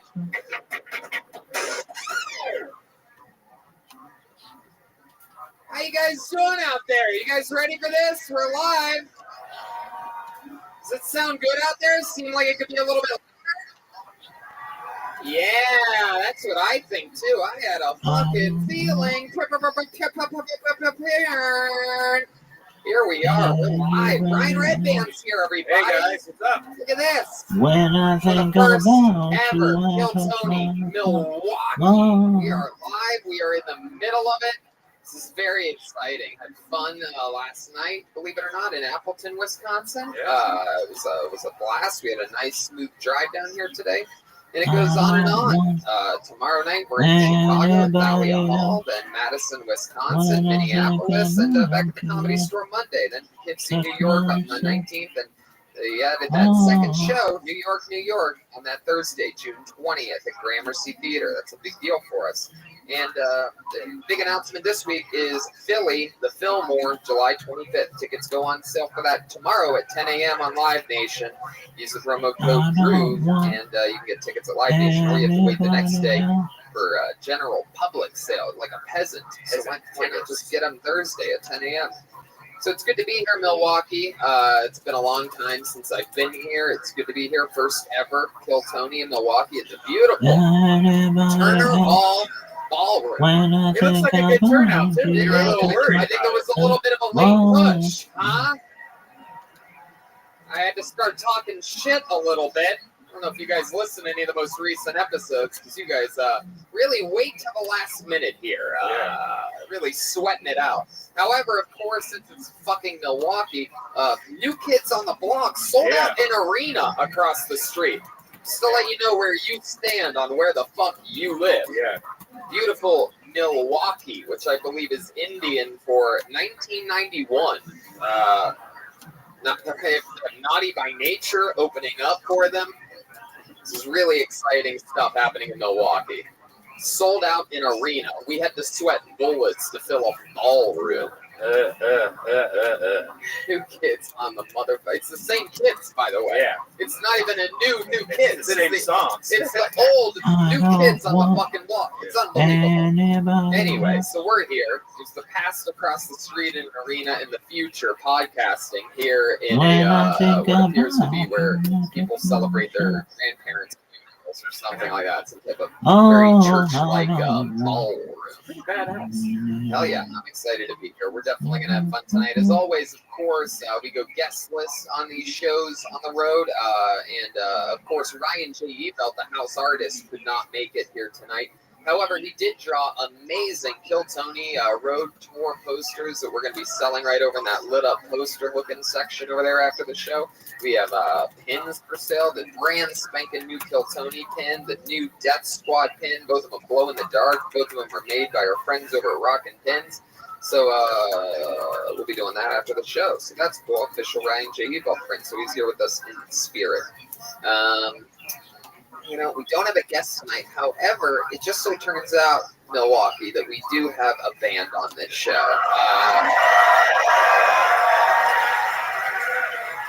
Due to travel restraints and budgeting, we couldn't bring the entire band with us. Small stage also. So yeah, very tiny stage. So you guys are just going to have to deal with what you got. Every single episode, the band commits to staying in character. Sometimes it's a brand new character that we've never seen before. Sometimes it's the return of one of their famous characters. I never know what they're going to be. They had a separate dressing room as always tonight. So let's see what happens tonight. Ladies and gentlemen, I present to you the Kill Tony Band, the best damn band in the land, Jeremiah Watkins and Chulbert Chul Jimenez. Whoa! Hey! Look at this fisherman! Hell yeah! Wow, how cool is this? Oh my god! Wow, you guys look fucking great. Wow, look at this. Clearly, fisherman. I believe this is a brand new character. We love, right? Have you guys been on this show before? Nice. Wow, well, welcome, fisherman. This is the debut of a new character in Milwaukee. You feel good about this? It's fucking exciting. What is your name, fine gentleman? My name is Sherman, and I've been hunting the Loch Ness Monster since I was a wee lad. Oh, looking for the Loch Ness. Heck yeah. How's that been going for you? Not very good. And then back here, clearly we have, is this Pablo Picasso? What is this exactly? What's your name? My name is Gordon. You're Gordon? Are you the Gordon's fisherman? Aye. Oh, wow. That's very exciting, Gordon. Well, welcome. I can see your through your pants, your little frozen fish stick right there. Look at that. Fish stick. Little fisherman action tonight. This is very exciting. Was it easy for you guys to get here to Milwaukee? Yeah, we just sailed on the 7 seas. I didn't know Milwaukee was on any of this. Yeah, we sailed every lake to get here. I love it. Well, rock and fucking roll. I'm excited about this. This is the band leader looks like the snow shoveler guy from the Home Alone movies. Remember him? They thought he was the bad guy throughout the whole fucking episode, and at the end he saves the day. Puts the collie up on a hook. All right, I'm excited about this. The fishermen are here, Red Band's here, which brings me to this bad motherfucker right here. The one and the only, Kill Tony, Summer Tour 2019, Bucket of Destiny. It's filled with names. Great turnout on names tonight. Great venue. Everything feels good. If I pull your name out of the bucket, you know how it goes. For those of you that had the courage to sign up, you get 60 seconds uninterrupted on this stage. You know your 60 seconds is up when you hear the sound of a kitten. That means wrap it up then, or else you're going to bring out the angry Walker's Point Bear. Wow. Powerful. Is that the right reference? Walker's Point? Huh? All right, good. We'll see how this goes. And then we talk to you for a bit. Just a reminder, the stairway's there. It's the only way to get on the stage. And if you didn't sign up, or even if you did sign up, don't heckle anybody during their 60 seconds. Let them build that own tension and figure out a way to fucking break it. All right? Afterwards, you can yell fuck you as loud as you want, but not during their set. We could say that was the New Kids on the Block there. That also. That's true. That is fucking true.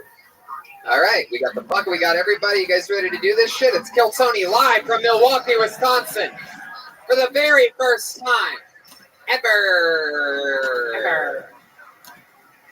So walk safely. Maybe when I pull the name, maybe we could get those that bulb strand to light up when I pull a name until they make it to the stage. If anyone on lights is listening, is that over there? Oh, got me. How about a hand for the amazing staff here? They've been great. Turner Hall. Love these guys, Eric, the whole crew. Pull a name out of the bucket. Make some noise for your first comedian. He goes by the name of Patrick Brandt, everyone. Here we go. Ah, that's so cool. It's beautiful. Cool lighting here at Turner Hall for those of you listening to our podcast. Here he comes. He's shaking his head no. He seems a little bit dizzy. He's excited about this. Make some fucking noise for your first comedian of the night, Patrick Brandt. Well, definitely was not expecting this, but it's great to be here. I've got absolutely nothing prepared. I really came just to watch other people bomb and enjoy myself, but it looks like I'm the first one to get to bomb myself and get absolutely destroyed by these guys. Yeah, I've got nothing. You can do the task. What are you talking about? You better say something. You're talking to that fucking. I've got nothing. You better just talk about something, dude. You better figure out something to fucking say right now. Oh, this is gonna be good. So, walking in here today, past the beautiful stream of white women walking over to the New Kids on the Block, got a clear definition of people going to that, a clear definition of people going here. So I followed my crowd and ended up in the Fight Forum. And then somehow made it on stage.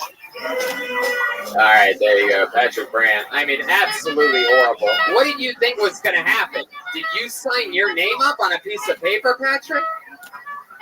Patrick, listen to me over here. Did you sign your name up? Oh, yeah, that was 100%. Yeah. Right, and then so what? Why? Why would you do that? What the show? Oh, what the show? You listen to a lot of episodes of this fucking show. Yeah. So explain to me what the fuck happened in your fucking thick shit skull when you walk by the sign-up sheet and you're like, I'll fucking sign up. What were you thinking? Tell me what you thought might happen. Dumb luck that I was not going to end up here. But why sign up? The best luck for you not getting up here is not fucking signing up. I'm trying to figure out how you people even think. I don't even understand what goes on in someone's brain. Like, well, I won't get pulled. I'll just say that I signed up and didn't get pulled. The fuck is going on in your head, Patrick? Not much. Do you think that's a way that I wanted to get this show fucking kickstarted? There's probably 60 goddamn people out there that have waited for this show to come here, that have prepared, that have done open mics, and you come up here and you do this. So let's talk about it, Patrick. What do you do for a living? I'm a nurse at Children's Hospital. You're a nurse. Well, you know what? I hope some of your fucking patients die tonight. All right.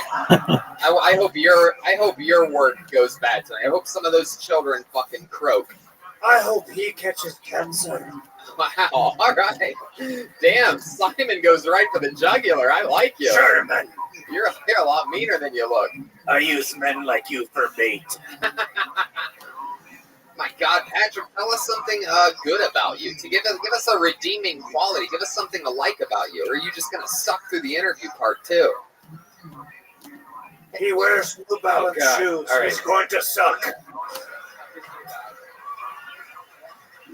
So I don't understand. Let me ask you this. Like, so when you do something like this, right? Do you do a lot of things like this? Do you make a lot of fucking mistakes all through life? He looks like a new kid on the cock. No, this is the first time I've ever done anything like this. First time? No, this is the last time. I'm gonna make you kill yourself on this stage right now. How many of you want that to happen? How How many of you want Patrick to kill himself? Eric, do you have a rope or something like that? Perhaps we can lower from the. All right. Patrick, I mean, I just don't know how to even work around something like this. You're a goddamn anomaly. Is there anything in the world interesting about you? My dad used to do stand-up, and I completely just embarrassed him. So yeah. Really? Is he here? Oh, thank God. Well, no, not thank God. That would have been fucking awesome had your dad come up here and embarrassed you and lit you up. In the history of the show, we've never had a dad come up and literally spank his son after fucking bombing. We've also never had somebody sign up that really had zero. We've had people try and sign up like, hey, I've never done this before, but you literally did nothing at all. You have nothing. You have the Kansas City left hand in your pocket. You got fucking nothing. What are you reaching for, jokes? I just don't understand, Patrick. Now I feel bad. I feel bad for you. Oh, I feel horrible. This is brutal. I mean, is this what you wanted? Are you into like getting beat sexually too? You choke yourself? You just love punishment? Tell the truth. Actually, no, I'm pretty easy going. Pretty easy going. Missionary position all the way. Lady on top. My God. Well, Patrick, I don't think it's going to get any worse than you. So that's a good way to start the show. Boo this man. Boo him.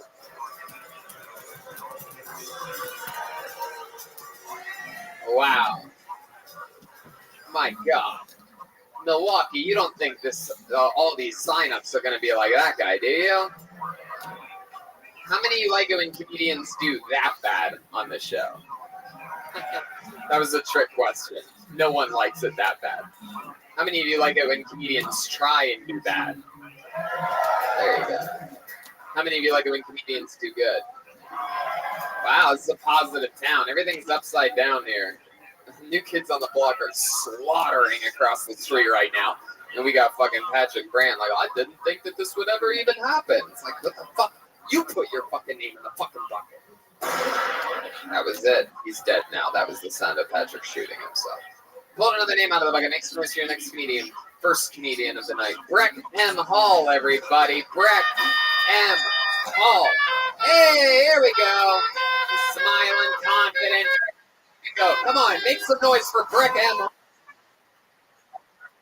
No, Hey Milwaukee, how y'all doing tonight? I'm a night owl. Awesome. So I'm 21, my husband's 44, and there's a lot of assumptions that come along with that. Like, I married him for money, or he married me because he had a midlife crisis, but our love is real. I married him because he's so sweet and smart, and he married me because I have daddy issues.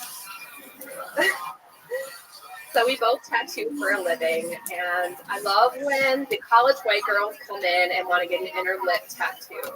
So it's never anything like ordinary. They always get real raunchy stuff like cum dumpster or fuck me or daddy. And it's because no one else is going to see except them, except joke's on you, bitch. Your dentist is going to know you're a hoe. So I just got married this year to my husband, and it's been real good. You can finish it. Oh, I don't have anything else. Okay, perfect. There you go. I like that, by the way. I like that. Just fucking keep going. I'm glad you got married to your husband. If you're wondering if that's the way to do it, that's the way to do it. The show has begun with Breck M. Hall. Awesome. First time doing stand-up? Yes, it is. Congratulations.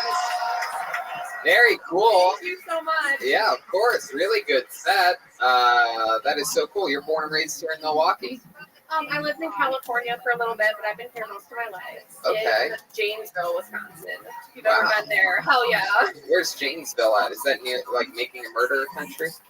Kind of. I mean, it's close to Beloit, so. Ooh, you're just naming there. More cities that sound horrible. This is exciting. It's places I will never be, or I will drive through at 85 miles an hour. It's one or the other. Or fly over one day when I get my pilot's license. To get an idea of what Janesville is like, they hired their first black police officer 2 years ago. Did he shoot himself?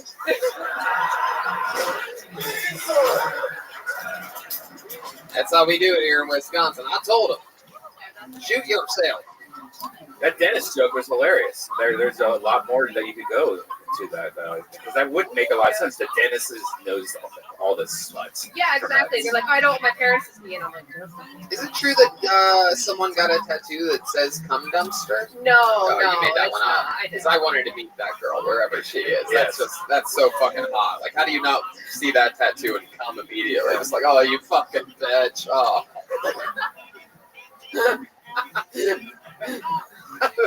Simon, why do you seem disappointed in me? My name's Sherman.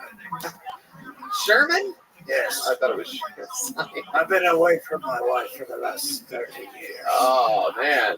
What do you think is going to happen if you ever blow a load? A whale will die. Wow. So, correct. 21 and 44, huh? 44-year-old husband. You got married this year? We did, yeah. Right. You can't get married before 21, 44 in the city, you know, where it's known for its bars and alcohol. Where'd you meet this guy? I met him when I was 18. Sure you did. Yeah, absolutely. not Totally. 16. Totally 18. He was the owner of the tattoo studio we work at. So I came in and got an apprenticeship, and that's when we met. I bet you did. Yeah, 1 in the ink, 2 in the stink. Let's do this. Class is in session. You might feel a slight burn. Wow, that is crazy. Truly 18. How soon after your 18th birthday did you go? Oh my god, it was like 3 months later, so I was so lucky, you guys. Right. And He's so lucky. What are you talking about? Yeah. 1 in the pink, tattoo in the stink. I already did that. Anyway. Wow. So 18, and then how soon after that did you guys? Was your first hookup at the tattoo shop? Oh my god. Yes. Wow. Was. You just had an orgasm just remembering that. Yeah. That's incredible. He struck you with his needle. Yeah. Right. So, like, can you explain to us how that first session went down? Like, did you guys sort of had a crush on each other? You were closing up the shop, right? Or was it on a lunch break? Or what? Oh no, it was at the end of the day. Like everyone was gone. Yeah. At the time, I was like, I don't know how to describe it. I was like an internet anime girl. I like dressed like that a lot, and he was like, "Don't wear thigh-high socks and a dress to work," so I wore it to work. And then after he did his last tattoo and everyone left, he bent me over the table and we did it. Oh, And now the rest is history. my fucking God. And how long after this did he tattoo "cum dumpster" on the inside of your lip? That should be my tattoo. That should be my next one. Hey, it's here. That is incredible. Wow. What is the worst tattoo you've had to give out? Oh my god, I did a guy's girlfriend's name on his face. Oh. Yeah, no. it was when I was an apprentice. I couldn't say no. I just had to do whatever. Oh. It was Juanita above his eyebrow. Like Juanita. That's the worst name, and I'm Mexican. And she was there during the tattoo. Like, Of course she was. He probably fucked up, and she's like, "We're going right now." Yeah. Bold move, since especially most of the Juanitas I've ever met don't know how to read. So it's like, what's the point of having her tattoo on her face? Should have just gotten her face on his face. Right? Yeah, yo, that's me, Holmes. Wow, exciting stuff. So you've been with this guy for 3 years. That's fun. And you guys tattoo together, and you basically like run the shop together now. Was everybody else at the tattoo shop sort of disappointed when you guys started hooking up because they all got bumped back? Like the vice president got demoted? No, there was only one other guy working there at the time. Yeah, I like your style. You're like a some type of like dirty Chelsea Clinton or something like that. Oh my god, thanks! I like it. Man, how many tattoos do you have? I have about 20. 20. Wow. What's your biggest one? My biggest one, I have my wedding bouquet tattooed on the back of my thigh, and that's my largest one. Wow, damn. I wake up and smell the roses. Yeah. Heck yeah. My goodness. Yeah. That is incredible. Well, my largest tattoo is on the bottom of my foot, and it reads "Barnacle Bitch." Hell yeah. Is there anything else wacky about you we should know about? Anything interesting about you? Parents? What do they do? Where do parents go wrong to make an 18-year-old tattoo artist marry the first boss that she has at her first real job immediately? My dad is a pharmaceutical salesman. Ah, big medicine. Yeah. And then my mom is a scientist. Wow, what kind of scientist? Microbiology. Wow, well, it doesn't take a microbiology scientist to know she raised a little hoe, huh? You know what I'm saying? No, I'm kidding. Oh yeah, I'm she just raised me joking. well. Lando! That's so cool. What do you and your husband do for fun? We like to ride motorcycles. That's pretty fun. Hell yeah. Go hiking, Devil's Lake. Wisconsin's a beautiful place. Damn, you guys seem like fucking rock stars. That's so cool. Just fucking Take our motorcycles to Devil's Lake, you know what I fucking did. You know, we just wear brass knuckles and fucking shadow box around the house, you know what I mean? No fucking big deal, dude. You guys don't have tattoo equipment on you, do you? No, I wish. I would totally do that tattoo on your face. Yeah, you know watch what the the fuck's show. too bad. Do you think you're going to do stand up again, or is this something you just wanted to do once for the show? It's more like that. This is a bucket list thing. I love this show, and it's just really awesome to be able to get up and do Well, I'll this. tell you, you know, you did so much, and maybe it has to do with that. Maybe it's the calmness of just knowing that you were just going to do it this once or something like that. But you did everything right tonight. You talked about shit personal to you. You came up and you gave us the goods right away. 21, 44, all that stuff, and you had jokes about you and tattoos and your actual life, and you did it perfectly. So thank you so much. Thank you so much. Rick and Paul, everybody, getting us fucking started. Come on, guys, make some noise for her. That's how it's done. The lakes that you're used to. Look at that lucky guy right there. Lucky son of a bitch. But I think you're moving too fast. Yeah. How do you know TLC, Fisherman? I've been at sea a long time. The TLC. All right, I pulled a name out of the bucket. Make some noise for Aaron Lipsky, everyone. Aaron Lipsky. Aaron. Oh, 2 females in a row. Is this Aaron from last night? No, it's a new Aaron Lipsky. Is it? Come on, everybody, make some noise for Aaron.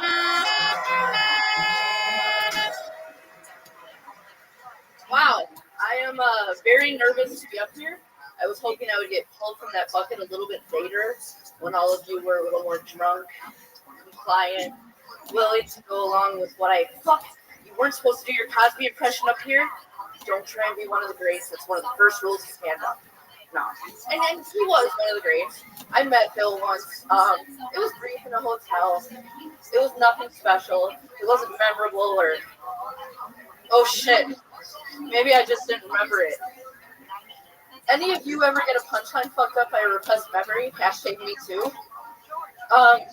But no, I don't do comedy because there's always one person with the look. So if I came up here like talking about how I love dick all the time in a comical way, I would just become the answer to the question no one is asking. Could Amy Schumer be more well-fed? Yep. But no, I am actually an entrepreneur. I run a self-important masonry business called Hubricks. Thinking about spelling it with an X to make it a little more sassy. But I don't know, we're still working on that. This was a minute. Yeah, no, there was a cat. There was a cat. Could have been a little bit louder. How about one more time for Aaron Lipsky, everybody? Hell yeah. That was fun. You got me with the Amy Schumer thing. I love a good fucking Schumer joke. No doubt about it. Love that. Let's check in with Sherman over there. The reason the first joke didn't work was because no one believes that Bill Cosby would roofie you. I did actually meet him once, though, in an elevator, briefly. At You did? Yeah. Did you ask him for pudding? I did not talk to him at all. It was before all the Hannibal drama and everything. I didn't like the guy because he had a problem with comic swearing, and fuck that. Wow, look at you. Hell yeah. I like your style. Look at you. You're a wild one. Thank you. Well, that's fun. I mean, I'm surprised. Everyone that I saw going across the street to New Kids on the Block looks exactly like you. So I'm surprised that you're even here with us. I would have been there for Naughty by Nature. Tretch does follow me on Twitter. What up? Wow, that is one of the weirdest names to drop I've ever heard. Wow, a black guy into a chunky white woman. I don't believe it.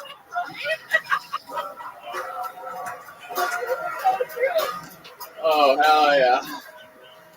You are a wild little. Look at you. You have a look. I'm into it. I don't know what it is, but I You look like every woman in those cuckold hotel videos on Pornhub.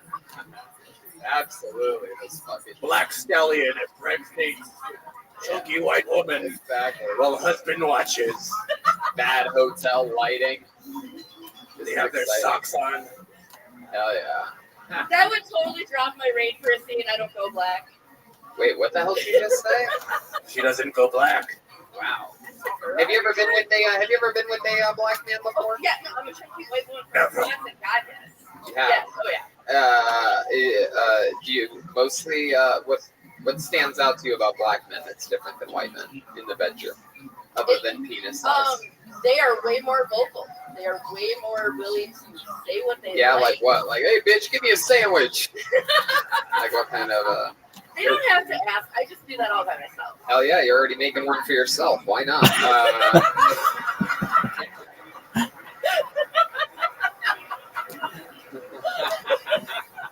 I love how you're taking these. You laugh at these harder than anybody here. It's so fucking cool. You have such a good sense of humor for a little downsy hog. You know what I'm saying? It works out. I fuck above my weight, which is impossible to believe. Yeah. So I don't mind the joke. So you like big men? No. I should say my weight classes, and I fuck really good looking guys. Oh, look so at I ain't you! worried about it. Hell yeah! Fuck yeah! I do all right. That's exciting. My goodness. You have any special moves that you do in the bedroom? The fucking any preferences or like? Besides you making the sandwich? Yeah, besides the making the sandwich, anything in the bedroom? Any out of the kitchen activities? I don't do it here because it's illegal in Wisconsin. I wouldn't break the law, but smoking while fucking is really fun. Wow, look at you! Oh my god! You talking about meats? I love that you said that you don't do it here because it's illegal. This is something. Oh, were you in? Oh, you were in Appleton. Oh, okay, very good. Because we've been talking about that quite a bit. How much it stood out to us. There were a couple people in Appleton last night that made it. 78% of Wisconsin voted for it to be legal, but we're not a referendum state like California, so it hasn't happened yet. But we all want it. It's very bizarre what's happening here in Wisconsin. It seems after being here for a couple days, since being a fan of making a murder, like I've realized that the entire state is a bunch of. The entire state does to everybody basically what they did to the Avery family. Like they just fucking arrest anybody they can for absolutely anything immediately. It's a total police state out here. We even went to play pool last night, and the bartender was like, "We don't want any trouble from you guys." And we're like, "What the fuck?" And he goes, "There's a police officer sitting right out there," and we look, and it was an empty bar, by the way, big empty bar on a Tuesday night in Appleton. And we looked out, and the only person in the parking lot was sitting there was a fucking cop in an unmarked car, just sitting with his car waiting for trouble. Like, and by the way, you guys don't even think this is weird. That's the weird part. That is very.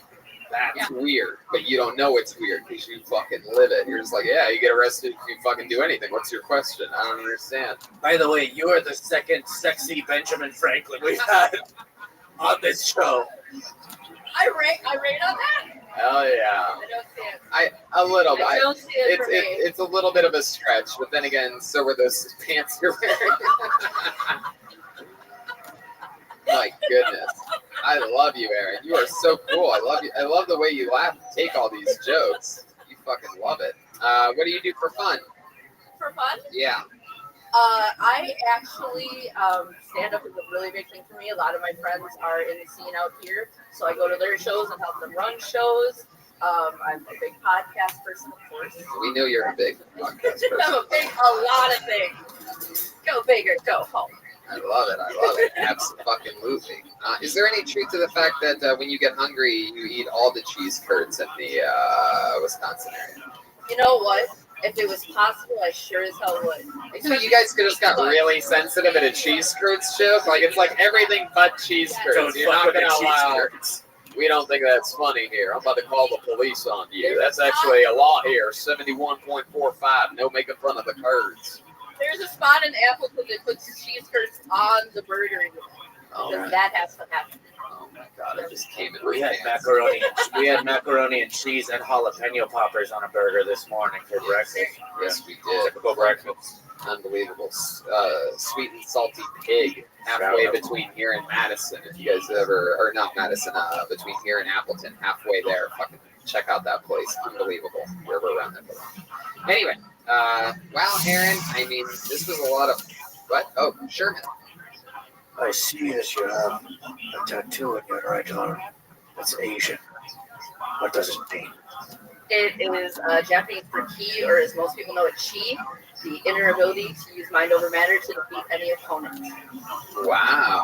Hell yeah. In what? Hot dog eating competitions? I'm a red belt in Taekwondo. I hold my own. Oh, very cool. Fucking Taekwondo. I like that. You got Chinese on the I'm outside. combo, but I can hold it. I can do my own. I bet you fucking can. I bet you would beat the shit out of me. I bet quad 2-foot lover. And then, anyway. Yeah. Well, I guess Inside that- joke. Yeah. Oh, okay. Anyway, well, Aaron, I had a lot of fun with you tonight. Did you have fun? Absolutely. I am so happy doing this. Thank you so much. Fantastic. You're awesome. Thank you, Aaron. There she goes, Aaron Lipsky, everybody. Hey, I didn't ask you. Is that your Aaron? Is that your first time? First time doing stand-up. There she goes, everybody. Aaron Lipsky. We're having fun. Wow, so far, females kicking the guy's ass. I know. I love that. We've had 3 pussies on this stage tonight so far. 2 of them are wet. What? Oh my god. All right, pull another name out. Make some noise for Andy Fish, everybody. Andy Fish. Let's see what happens here. His last name's Fish, guys. How cool is that? With a fisherman up here. Where the hell's Andy at? Is this it? Here he comes. Andy Fish, everyone. Here he is. One more time for Andy. All right. Thank you, guys. All right, so about the last 6 months, I've been taking this thing called Accutane just to help with my face and reduction, things like that. One thing they tell you, the only thing they told me was that it's going to be helping my face. It's going to be getting really dry, irritated. What they didn't tell me was that it's going to be making my asshole extremely dry. And the third thing they didn't tell me was that it's going to be making my girlfriend's pussy even more dry. And pretty much just reviewing me for 6 months talking about how dry my asshole is. Other than that, I love my girlfriend. She happens to live with this other girl. It's been getting pretty annoying about the past 8 months or so. I tell her she's 28. She's got 2 more years before they stop calling her roommates and start calling them lesbians. I got 2 more years. Yeah, that's all I got. Okay, Andy Fish. What did that last joke mean? What do you mean? My girlfriend's 28 and she has a roommate. It's kind of annoying, at night, and whatnot. So. And you're saying 2 more years, and then they're roommates, but now everyone's gonna start calling them lesbians. Because they've been living together for so long. I like his last name. Yeah, it's Fish. Fish is your real last name. Fisher. David Fisher. Fisher? Yeah. Oh, you changed it for stand-up, Andy Fish? Why not? Feel a little crazy. I guess so. Wow, crazy. Has your girl ever fucked around with the other girl?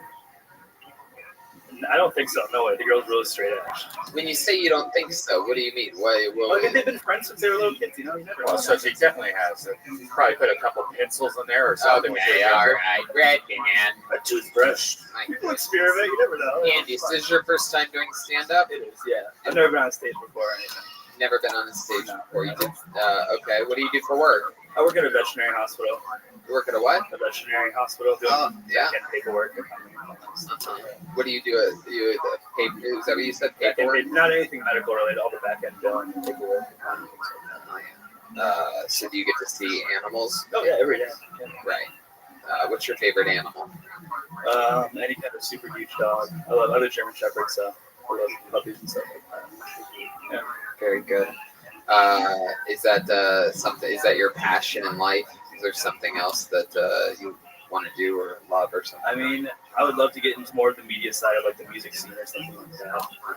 Do you practice with that stuff now? Do you have like a program or something like that? Like just like video recording and things like that. video content, like video recording concerts and things like that. Have you ever done that before? Nothing professional or anything like that. Have you ever thought about maybe asking, like if new kids on the block come into town or something like that? What am I doing here? I should be over there. It's true. So anyway, you talked about Accutane, right? Yeah, that's true. How much longer do you have on that thing? Like 2 more weeks. We've had friends that have done that before. You're through the hard part where all the acne comes out, right? Yeah. What was that like? Pure hell. Yeah. Yeah. How long was that for? A couple months? Yeah. No, I don't know, but I sort of know. When I was a kid, I went to the doctor to get Accutane. They said that it would make me want to kill myself, maybe. And I said, I wouldn't want to kill myself if I didn't have acne. There you go. Yes. I'm glad I said that. And that's a real fisherman for you right there. So how long have you been with this girlfriend of yours? Almost a year now. And so everything's popping, just like your pimples used to? Kind of. She's 4 years older than me, so I'm kind of... Whoa, cougar. It's good for me. Hell yeah. What does she do? She works with kids with autism. Kids with autism? Are you talking about yourself, or...? I knew it. I didn't want to say what... I knew it. I knew it was coming. I didn't want to say, Tony. Fuck yeah. What do you do for fun, Andy? I love to rock climb. It's one of my favorite things to do. Go hiking outside, things like that. Yeah. Chill. You do that regularly? Yeah, there's a place right down the road here too. So. Where you can climb rocks? It's like an indoor. What are we talking about? Place. Crack rocks? Like what kind of? That's a little further that way. You mean like indoor rock climbing, like a type of gymnasium or something like that, right? Yeah, right. Okay. Yeah, inside. Yeah. Well, that's cool. That's cool that you. Oh, I love sailing the 7 seas inside indoor swimming pools. What are you talking about? It's the best I got. Yeah, I like climbing plastic rocks. No big deal. Wow. Anything else, Andy? Anything other than climbing rocks and hiking? One of my favorite things is just going to random music festivals and things like that. Yeah, but I mean, I get that. But tell us something like revealing about you. Tell us something that you don't think you would ever actually tell us, and then you just said it, and you can't believe that you said it, and you're going to drive home, and you're like, I can't believe I fucking said that. I'm just giving him, because everything you're telling me sounds one of my favorite things to do, just spontaneously have sex with my girlfriend, is any room that has like a mirror, like a sliding glass doors, a mirror, or something like that, or anything like that. It's just spontaneous. It's like a So wait, what? It's like the one thing, the fuck like, did you just if say? you go into a room, if there's like a bedroom or any kind of enclosed room, there's a mirror being one of the walls, like one of those old sliding glass doors. It's just like that's the one thing. It's like, all right, we look at each other. It's like, all right, you're turned on by your reflection. I don't know. I don't think we're quite. I think you're forgetting part of like the sentence that you're trying to say or something. Like you're saying like, hey, you know the things like the sliding doors with a mirror on it, and we're like, yeah, and you're like, that's it. And I'm like, wait, what? And what do you do with it? What do you fuck? You fuck with mirrors. He likes mirrors. I thought you understand. Oh. Johnny is saying that he likes to seek out mirrors in rooms and have sex with his girl. Whoa. Wow. Oh my goodness. Sherman's doing an act out right now. It's been so long since he's had sex. He likes to keep his hip movement ready for it. 30 years. Wow. Oh my God. Wow. Anywhere? What's the craziest place that you and your girlfriend have had sex? On the poop deck. A poop deck? Is it a poop deck? It was actually the second time I ever met her parents. We went up to her bedroom, and then her childhood bedroom had a sliding glass door with a mirror on it. Wow. You ever been to a fun house, like one of those mazes of mirrors? I never thought that's next. You just come in your pants when you walk in, like, fuck, is that me stretched out? Oh. That's crazy that seeing your reflection turns you on so much. It's like watching a porno and having sex at the same time, I guess, right? He's like, oh, my skin's clearing up. Oh. Wow.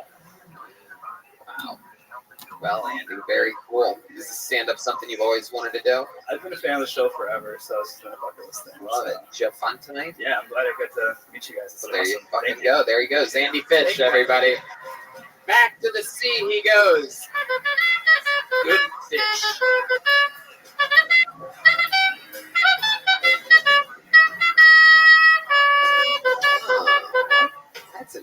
song is that? An original. Oh, wow. How about a hand for the band tonight, huh? They're here. It's the real fucking deal. Jeremiah Watkins coming off fresh off Reagan and Watkins. Joel Jimenez is here. Make some noise for your next comedian, Donald Dargan. Here we go. Donald Dargan. Let's see what happens here. Here he comes.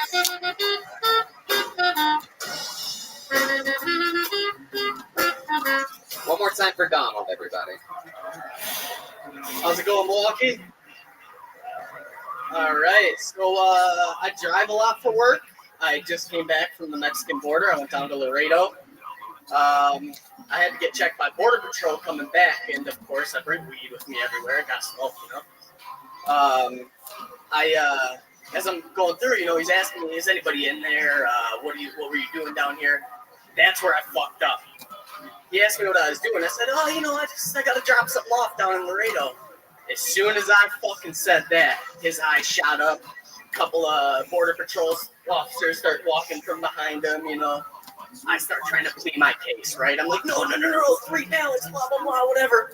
They pull me out of the car, make me fucking, check me, whatever. After that, then they asked me, they said, "You got drugs on you?" I said, "No, check the car, whatever." I was always told, don't carry anything you can't fit in your ass. So I only brought a couple of grams, a pipe, a bong, a grinder, a skate, the essentials, All right, Donald Dargan. Thank you. Donald Dargan and his big giant asshole, huh? How'd your asshole get so big, Donald? How did that happen? I'm fucking around, dude. I don't even know. You have a tight little asshole. Very good. I mean, a finger. Is that what goes in there sometimes? Yours? I'm not for it, but I'm not against it. So has someone stuck their finger in your butt before? Yes. Someone done it more than once? A couple. It's not a bunch. Not a bunch. Okay. What are you afraid of? I think they want you to admit that you've had shit in your butt before. A couple of times. One finger is called a gay fish hook. You ever put your own finger in your butt when you masturbate? I've tried it, but only once. It wasn't as good. That's called a bait and switch. So Donald, you did it, dude. First time on stage tonight? First time doing stand-up. I've been on stage here and there. What have you done on stages before? I was in the band in high school. Yeah, what was the name of that band? No, just like the school band, man. Oh, West Dallas Central, woo! What instrument did you play? I'm joking. Donald, over here, Donald. Relax. What are you cutting fucking promos out there? Pay attention over here. What instrument did you play when you played in the school band? Percussion, but not drums, right. More like bells and shit. Right. That's right. Yeah. I'm not. You seem more like a bell boy. I agree. So Donald, that's very exciting. That what you did was you told a story about taking weed across the what border? Canada? No. I just went down to Laredo. I just got back. Laredo, Texas. Right. Mexican border. Oh, okay. And you went to Mexico. I didn't go into Mexico, but I could the next exit was Mexico. So what did you go across the border? No, but you still have to get checked by Border Patrol when you go back north because immigrants and whatnot. Right. Wow, he's sitting right there. He's right there next to you. I'm not saying I'm against them. I'm just saying they check. Why did you whisper the word immigrant? Yeah, exactly. You got to be careful. Just because I couldn't say Mexicans. It's sitting right there. Joel's a fisherman today, so his back is just a little bit more wet than usual. So tell us about you, Donald. Do we know what you do for work yet? I make popcorn and drive expedited freight. Why would you say make popcorn first? Because that's the main. All right, so that's the main thing. You know what I'm saying? Go to Mayfair Mall, treat you popcorn. We make popcorn over 80 flavors, something like that now. Jesus. All right, Colonel Sanders, relax. Don't yell at me. Oh my God. How long have you been making popcorn for? Just a little while. It's a buddy's fiance and his little business, and I just came in to kind of help. So how long did it take for him to pump the question? He said fiance. No. It's my buddy and his fiance. Popcorn. I've been at sea for a long time. All of these aren't going to work, you scoundrels. You said they have 80 flavors. Is there like gross flavors now? Like do you have like old sock popcorn? Or, No, we come don't. on. We don't really do like the Jelly gross- bean? You have jelly bean flavor? Not really. We do like Pizza flavor. kinda. We do like dill pickles with this Pussy. one, sea salt caramel mocha, That's cool. like pineapple upside down cake. Wow, that's all of it, dude. I'll send you guys some after the show. Yeah, where are you gonna send it to? Wherever you want. Okay. I don't have it on me. I didn't bring fucking popcorn here. No. Relax. Yeah. You don't have to pop off like this, man. Just chill out. This is an 8 Mile. Yeah. Yeah. Settle down, Orville Rickenbacher. I mean, my God. All right. So I'm surprised he wasn't done 3 minutes ago. Yeah. And the other thing is, what about freight? What'd you say? Drive truck? What is it? Expedited freight. So like things that it's like overfill for semis and shit, or like last minute deliveries. They'll call me and be like, "Hey, you want to go to Texas today, or you want to go to Kansas today, whatever." So then, yeah. Okay. Well, that's interesting. And you said this was your first time doing stand-up. Yes, sir. How old are you?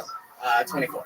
24. What do you like to do for fun? What are like hobbies that you have when you're not fucking making popcorn? I don't know, skateboard, axe, I don't know, What's your Twitter name? NBA drunk contest. Yeah, what's that mean? I don't know, like the dunk contest, but I drink a lot. You drink a lot? Yeah, all of us. Yeah. I know. What's the most you ever drank? What happened that night? Tell us about it. So we did a night back in college called "Oh Captain, My Captain." It was just first. We love it. So first group of 3 done with 175 of Captain Morgan won, and my group won, but I ended up getting in a fight with a couple of random kids on the street. When you say kids, are you talking about the new kids on the block? No, that's later, man. Yeah. Were they younger than you? What do you mean by It was kids? just some college age. I don't know. They were probably about my age, 21. How'd that fight go for you? One of my buddies got hit in the face with a bag of ice that this girl threw at him. Wow. I mean, that doesn't sound that bad, to be honest with you. No, that was pretty much the most of it. I missed like 3 punches. We were all smashed. Nobody really hit each other. It was just So a shitty story. All right. Yeah, I don't know. We drank a lot. I don't know. Yeah. What are your parents still together? No. Duh. This is Milwaukee, man. You have a favorite out of your parents, mom or dad? My mom, for sure. Yeah. What does she do? I don't even know, really. I think she works at a gas station. Wow. You guys seem to it. That's, She does it. She said a lot. that's the parent you're closest with, huh? Yeah. Oh, yeah. Well, yeah. She might work at a gas station. In fact, she might need my help, but go on. I like your style, dude. All right, Donald. Well, congratulations. I mean, you like to drink. He makes popcorn, expedited freight. I like it. There he goes. Donald Dargan, everyone. He's on NBA Drunk Contest on Twitter. That's a real Wisconsin guy right there. You know what I mean? He does what he has to do. He expedited freight, makes popcorn. That's a real Wisconsin dude. That's what all the men are like here in Wisconsin. They're all like Donald. There's a collective no from this audience responding to what you just said. Make some noise for your next comedian, everybody. Nick Davis. Here we go. Nick Davis. Here he comes.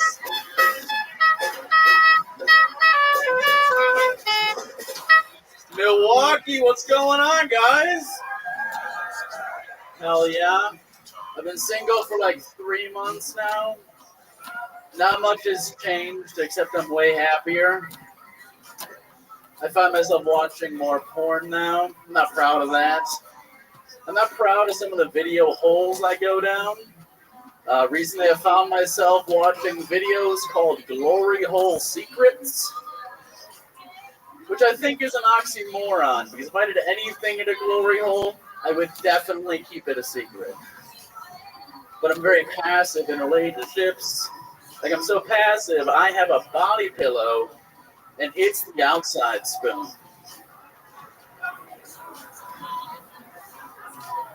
So if I ever found myself at a glory hole, all I would ever do is put my hand through it and hope somebody holds it.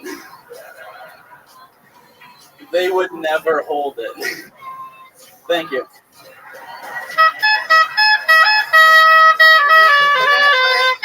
Hey, wow, look at that. Some little fucking shades of the Mos Eisley Cantina up in this motherfucker. Great set, man. I know that. Thank you, I appreciate it. I know that song. You look like if Harry Potter dropped out of Hogwarts and then gave everybody Hogwarts. Have you ever been to a place with a glory hole for real? I've never actually. Well, I've been just a perp video in Kenosha. I don't know if anyone is. There's probably a glory hole, but I haven't confirmed. I think it's probably pretty easy. Everywhere I've seen so far in Milwaukee has been a hole in the wall. So yeah. Everywhere in Wisconsin's a hole in the wall. Oh, okay, yeah. I guess I'll be more broad next time. Yeah, I'm not from here, bro. No. I love it. Look at you. Yeah. Look at you. You look like Johnny Depp when he's in between projects. Like when he's just like let himself go. He's been on a bender for a month.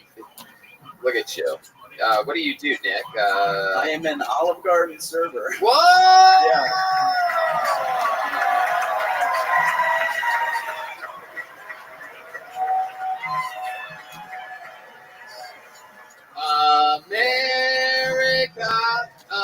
America, God sent his breadsticks on thee. He looks like Mark Maron with no ambition. Mark Moron. How long you been at the Olive Garden? 9 months or so now. Man, it's like never ending. Yeah, breadstick, salad, whatever you need, buddy. I'll help you out. Wow. Yeah. Well, I want to let you know that when you're here, dude, you're family. Thank you. All right? Appreciate it. Yeah. Not going to be that mean Yeah. to you. We love the Olive Garden. In fact, we just went there a couple weeks ago. Yeah. You guys want to swing down for lunch tomorrow on your way to Chicago? I'll be serving breadsticks. Oh, I just came. Is that really true? Is that Absolutely. Is your Olive Garden on the way? Pleasant Prairie, baby. Yeah, what time do you work tomorrow? What time do you start? I believe like 11 a.m. until about 2 p.m. or so. Is it really on the way? Can you guys confirm that? All right. It's Pleasant what? What's the name of the city? Pleasant. It's in Pleasant Prairie, Wisconsin. Pleasant Prairie. Right off the interstate on Highway 50. Are we sure Pleasant Prairie isn't the gayest part of Milwaukee? Yeah, that sounds like. I mean, yeah. Yours actually probably. Do you have any Olive Garden tips? Like, a long time ago, somebody goes, "You should always order the Alfredo dipping sauce for the breadstick." That's actually changed my life. I agree with you. Who recommended it? I know it wasn't a doctor that recommended it. Definitely not a doctor. Actually, our manager just got a pacemaker put in because for the last 30 years he's only been eating Alfredo meatballs. Wow. Yeah, and I didn't understand his sense of humor at all when he came back from his surgery. I threatened to punch him in the pacemaker. Wow. And then we were cool. Hell yeah. I said I'd Bluetooth hack his pacemaker because it has a Bluetooth sensor. I said, I'm going to shut off your fucking lungs, Jeff. And he just laughed. Jesus, wow. Some like inside Olive Garden it's really, jokes it's very dark. It's a very dark kitchen. Heck yeah. Well, that wasn't a... I mean, there's a lot of black people. Is there any secret menu items would be a better question? Yeah, is there anything you'd recommend? Secrets, yes. Just go there at lunch. There's like the dinner duos are the secret. You go there between 3 and 5 p.m. You get the same portions as dinner for half the price. Those are the buy one take one right now. Wow, but only from 3 to 5. Are you sure tomorrow it's not from 11:30 to 12:30? I'm not bartending tomorrow. I don't have that kind of control. Oh no. Oh, that's just for drinks. Hey, is what soup you're and saying. salad. I can bring that. I don't even have to bring. Yeah, that's what we're talking. We're not drinking during the day. We're not from Wisconsin. Guys, all right? We have fucking work to do tomorrow. Okay. Hey, yeah. Sorry, I don't make popcorn. You fucking idiots. You guys are fun. So Nick, how long? Are you 9 months at Olive Garden? Correct. So one could say you're about to. Finally, the baby's about to come out. Yeah, I mean, I got this. Yeah, pretty much soon. I'm gonna pop out a big meatball. I love it. Yeah. What do you do for fun? I I mean, I play basketball a little bit now and then. Really? You play basketball? No, well. This no, is what basketball players look like I was here? at Appleton last night. Use that joke, Tony, bro. Come on, man. Yeah, I know. It's a podcast. What are you, the ball? Yes, thank you. Yeah. I also. Oh, but sorry. Go ahead. No, you go ahead. He's just surprised that average-looking white guys with no height play basketball in Wisconsin. Yes, exactly. Yeah, So that's all we are. It is something that every the time. Ricky Rubio of Wisconsin. What do you want from me? Okay, what else? Other than playing basketball? I play a little music here, and I bought nothing, not drums. I have a Casio DD10 electric guitar thing I fuck with. Yeah, it's fun. Stand up, been doing this for a while. What's your love life like? Weird. Yeah. Tell us about it. I've been single for a few months. It's weird. I don't know how dating works in your mid-20s. This is wild. Tinder's dumb. Don't date people you work with. Kind of the don't wear a denim vest. Yeah, they'll do it. I mean, you say don't date people you work with, but I know about the restaurant business, okay? And I can imagine what it's like working in an Olive Garden. You know, you see these fucking, you think you first of all, you can relate to them. You go out for drinks afterwards. All of a sudden, your fucking little breadstick starts getting a little hard. You know what I mean? Yeah. What? What about it? Yeah. No, I never said that I worked at Olive Garden, but I have worked in restaurants, multiple restaurants, Ruth's Chris Steakhouse, Luis's Trattoria. What's the one right by you in Burbank? Market City Cafe. Would you like my fucking resume, you piece of shit? You worked at Starbucks. Yeah, I fucking did that too on my way to becoming one of the top young rising comedians in the world. You son of a bitch. Yeah. This fucking guy over here. Yeah. People telling me I'm repeating jokes. People correcting me. What the fuck is happening, Milwaukee? I've worked for like 12 years as a waiter, and you just you fuck everybody. You go out drinking every night and spend all your money. Yeah, that's why I'm broke as fuck. I took off this week to go. I'm going to 4 dates, by the way. It's the second of the 4 shows I'm going to, and took off the week so I didn't have to work, and then I got broke as fuck from drinking all the time. So now I'm working the whole week and coming to all these shows. So. Yeah, the drinks are so cheap out here. How do you go broke from drinking if you're not making anything? I'm a server at Olive Garden. I'm not making much. It's all relevant. Okay. Yeah. I work lunches at an Olive Garden. I think those old. No, we're already set. Yeah. Let's move on. Okay. Thank you. Keep me in line. Yeah. Well, Nick, I mean, who knows? You might get lucky. We might swing by Pleasant Prairie tomorrow and have lunch with you. Yeah, I'll be there, man. Request me. Maybe we could get maybe we could get a lot of these people here to go to have lunch Pleasant with Prairie you tomorrow. Go to Pleasant Prairie Olive Garden tomorrow. Go see Nick. Thank you so so much. well. Yeah, need okay, some guys. money. Thank you. Olive Garden party. Olive Garden party tomorrow, Pleasant Prairie. We'll say 11:45. Check out my song on YouTube, Olive Garden Butthole. That's true. Red Band loves Olive Garden. Well, really, everybody loves Olive Garden. Have you ever been to the one that's like a Red Lobster and Olive Garden together, and they give you both menus when you sit down? Oh my god! There's a few of those out there. I just came in my pants again.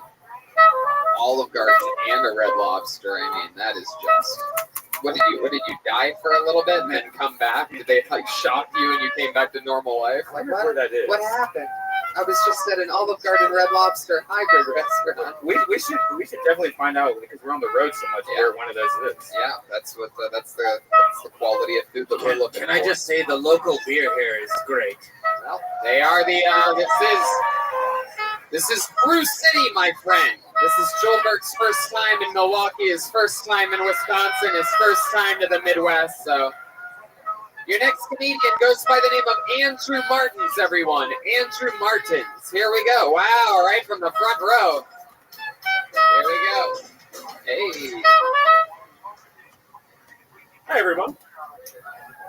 So, you guys ever have that coworker at work who just doesn't do shit? I have one at my work today, who came into work. They sat down, sent out an email that said, "My throat is shot. I am not going to be on the phones today." We work in customer service, so that's the whole job. So Immediately after she sends that email, she stands up and she walks around and talks to literally everyone in the office. She's laughing. She's having a great time. And honestly, I get pretty fucking sick of it pretty quick. So I stand up and I go, Susan, I swear to everything holy, if you don't get a goddamn groggy throat in about 5 seconds here, I'm going to drown myself in this goddamn delicious pomegranate LaCroix in front of everyone in the office. She sits down, daggers at me.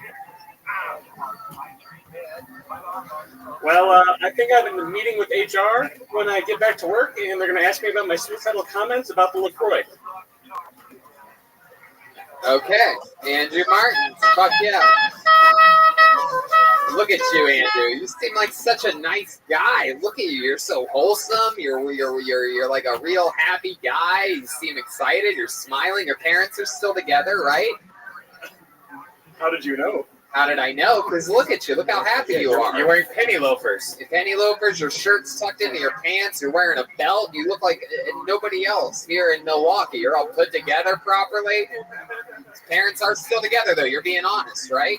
Yeah, they're still together. How long have they been together? 30-some years or something crazy, right? I kind of wish I knew. I know it's about 25. See, that's how nice of a guy he is. Man, I really wish I knew, Tony. I really don't, though. I just walk around happy and jolly all the time. Your parents are super rich. Your dad's very successful. Your mom's a stay-at-home mom. My dad's a cool and dime specialist, so he's kind of like the late blue-collar dream. Right. What does mom do? Gym teacher. Gym teacher? Oh, wow. Look at that. You ever caught your mom with another woman?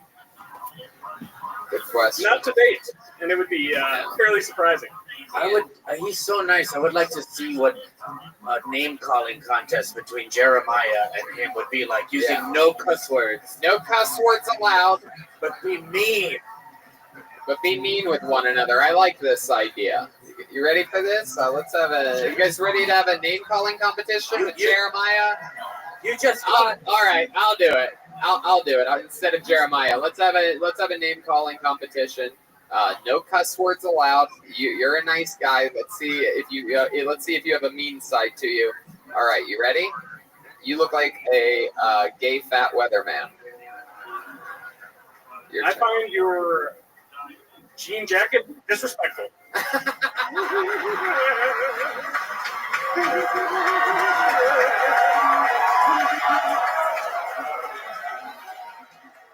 Okay.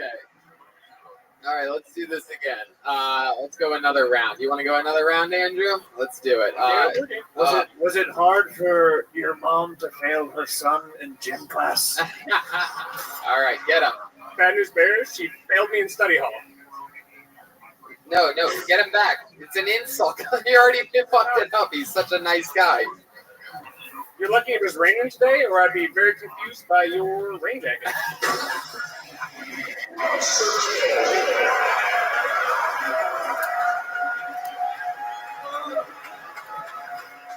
Those are fighting words where I come from. Oh my God. This is the greatest thing ever.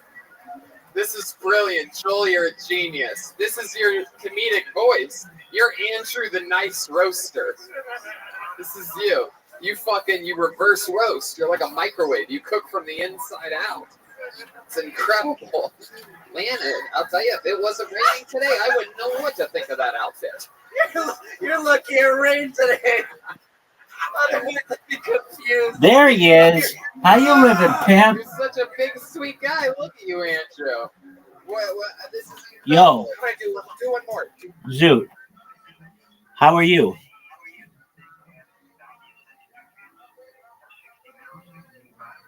Zoot, remember that time I asked you how you were doing and you were like, oh, I've been doing really well. How are you? Zoot, can you hear me?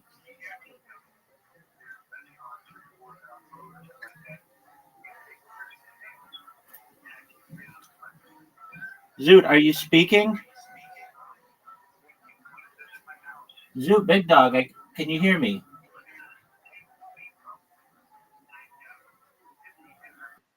There you are. How you living, baby?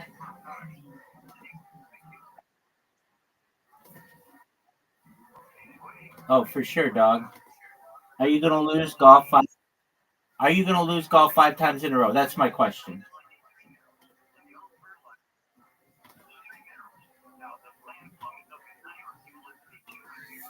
Now, you're catching me off guard. I've got to use the restroom. But once I do that, I'm going to beat you like it's going out of... That's what I like to hear. That's music to my ears, big dog.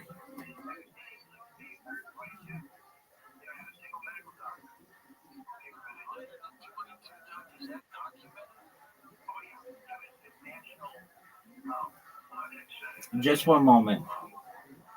I'm working on something.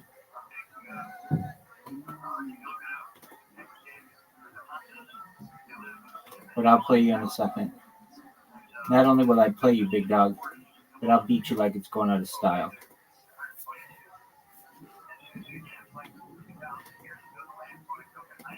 So, Zoo, what's the next plan with the Fair Labor Commission?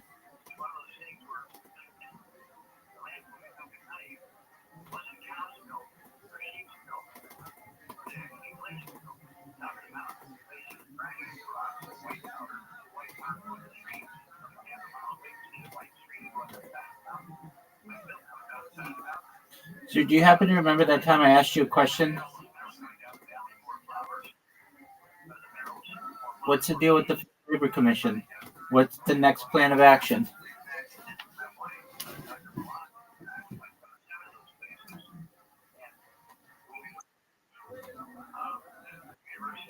To get on?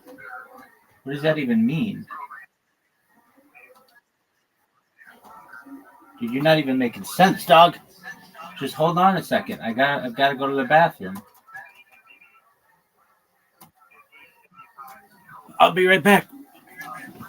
Practice darts. Because you're going to need all the practice you can get, son. Because I'm going to beat you in everything except darts, probably, because I suck at that.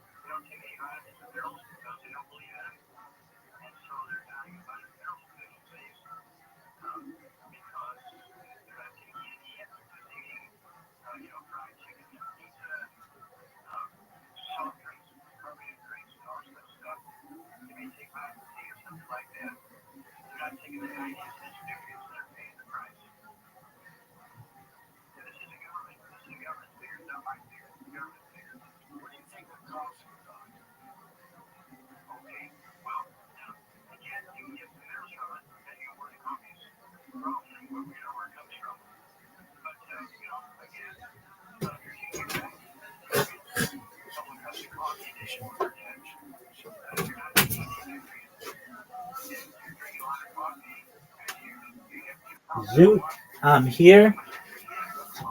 Never fear. Get over it. Zoot, I've been singing a song all day by some Australian artist. Do you want to know the song?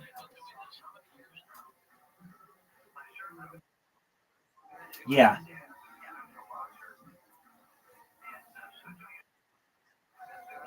It's girls. I think it's all girls. But what'd you say? No, it's not the Veronicas.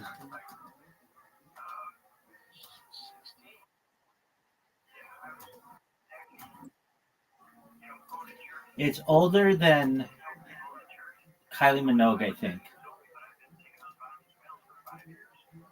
I think. Hold on, it's a band. Let me get the right band though. I think it's all women, but it may not be. Let me check. Um, no, there's some men in the band. It came out in okay, maybe it's not older than Kylie Minogue, but around the same time. Um, it was released in 1990 by Virgin Records.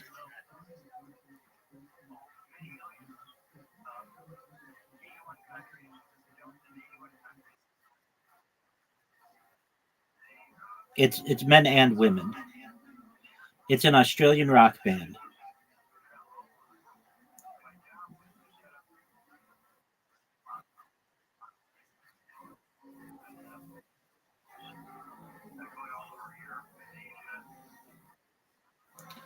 Have you ever heard of the Divinals? They sing the song "I Touch Myself."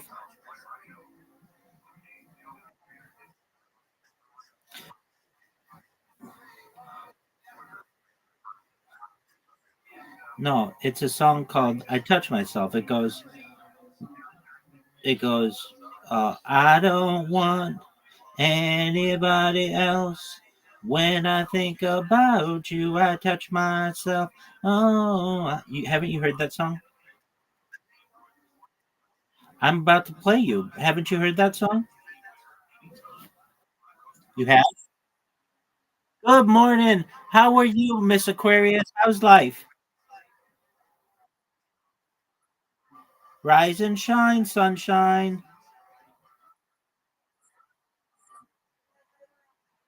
Did you get your beauty rest?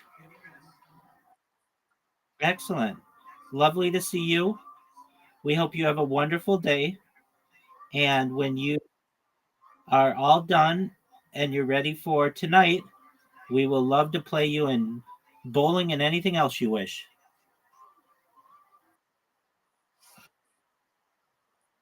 You too. Take care, Miss Aquarius. Shout out to Miss.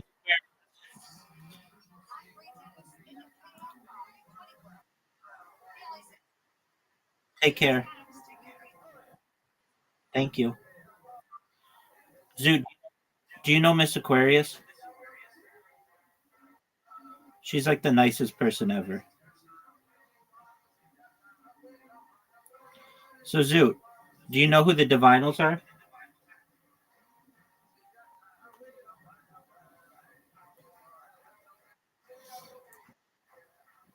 You've never heard that song? It's really popular in the United States, or it was.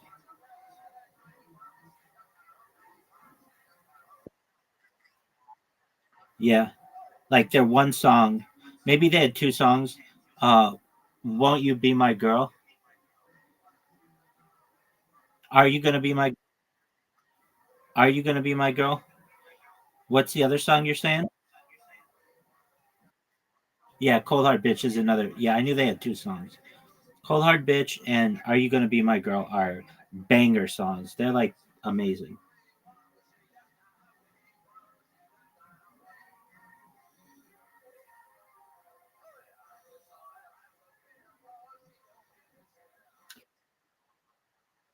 I don't know that one.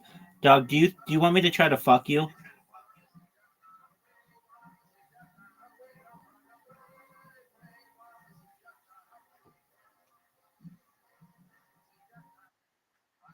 No. Oh, you fucked me, dude.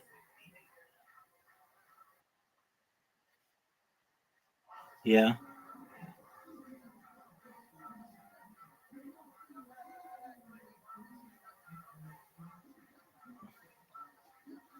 Dude, I shouldn't have let you win.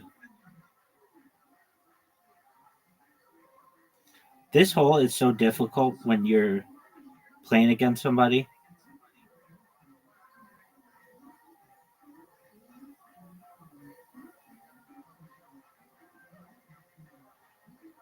What are your thoughts on that shot, Zoot?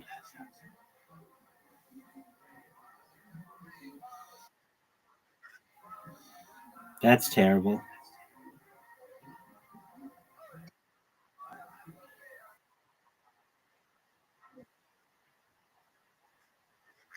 Robots, dog.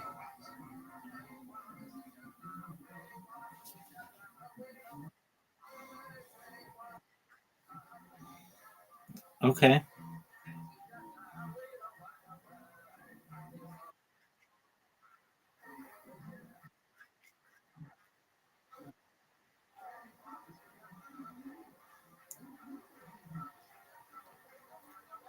Zoot, you know you need like the best shot of your career right now.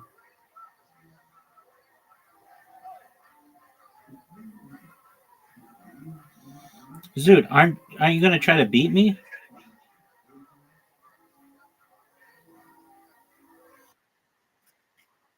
We're ready for it.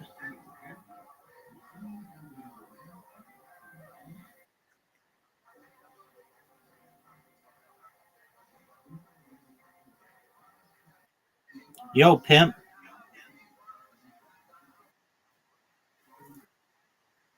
Dude, don't you think that's a good shot? Oh, that's awful. No, dude, that's good. 3. No, I've done it in 3. Now 2. No, I've never seen anybody do it in 2.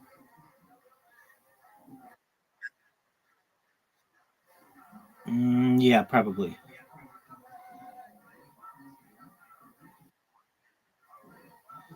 Zoot, did you know that it's impossible for you to win? Like, no matter what you do, you're not going to win. Did you know that? You could water bump me. I could go into the black tar pit. I could water bump you, but I don't even need to. Zoot, I thought you were going to beat me.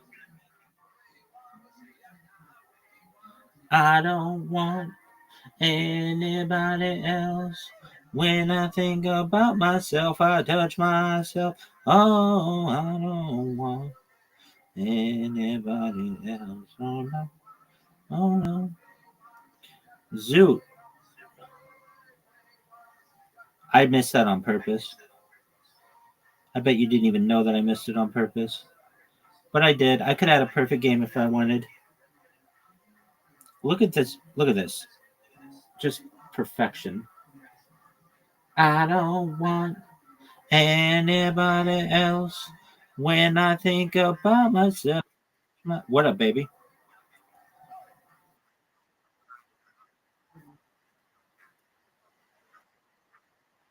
It's envy.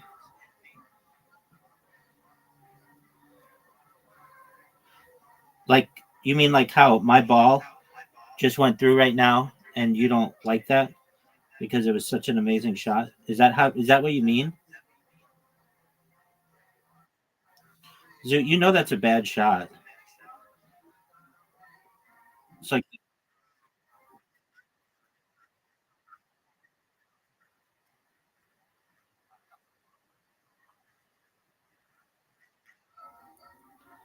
okay. What do they think about it when you tell them how shitty a mini golf player you are? That's a good move. Dude, we should make Play-Doh, but when you play, instead of getting coins, you get cryptocurrency. That's a good idea. It is $1 billion idea, son. Perhaps even more.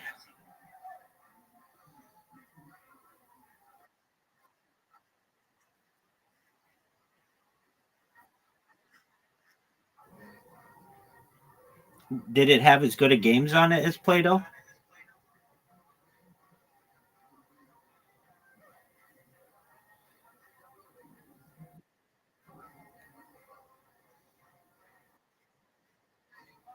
Watch this shot.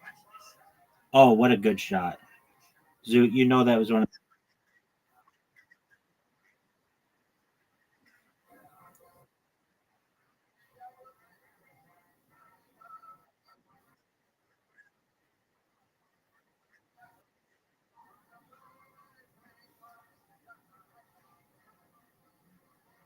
Zoot, did you know that you're losing 2 games to none? Or 2 holes? You know, if you do, it would be it's unprecedented. Anybody ever coming back from 2 games and winning 3-2? I think. I could be wrong, but I think. Oh, look at this shot. Oh, I must have did it in 2.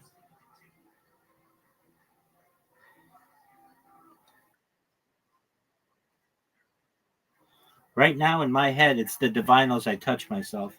Aside from that, it's Men at Work's Land Down Under.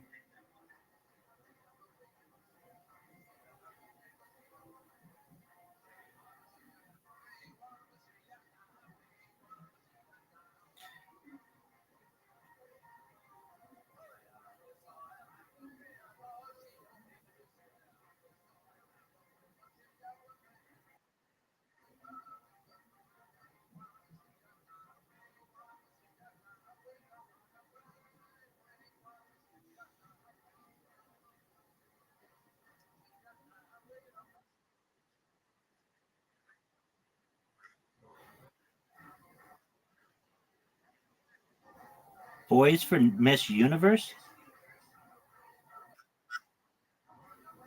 Okay, what is that?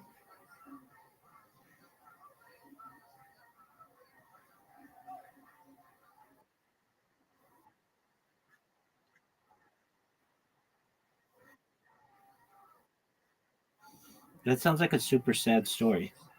Why do I want to watch that?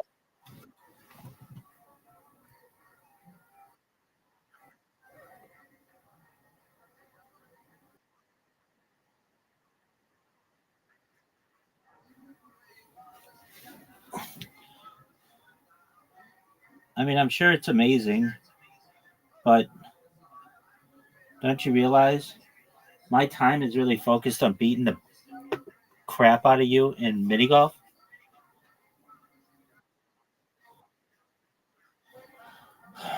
That's what you think, man.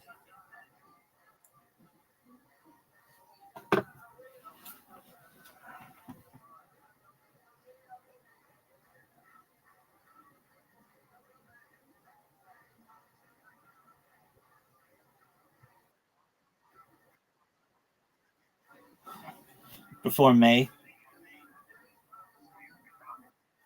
Before May. Yeah. Because people keep tweeting about me on Blue Sky, and it's just a matter of time until somebody starts looking into what I do.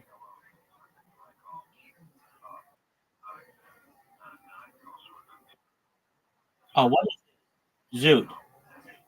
Dude, what is that? I don't even know why that person's famous. They kind of seem like an asshole to me, but I don't know. I don't know them personally, so I don't want to say that, but they have a bad reputation. I'll say that.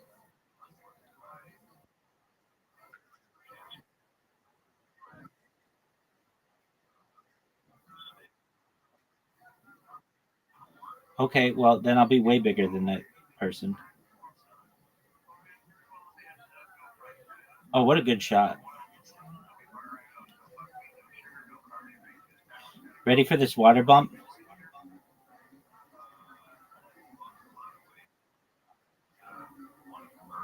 I'll be so much bigger than that person. You know how much content I have? We're creating content right now. I don't know what you were doing with that. No.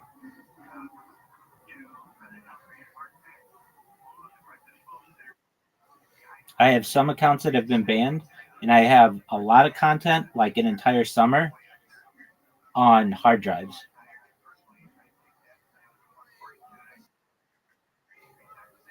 Eventually, I would get like a T1 line.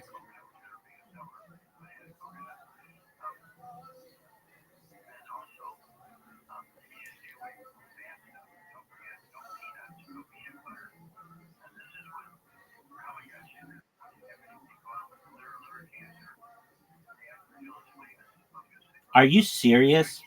Look at this water bump, Zoot.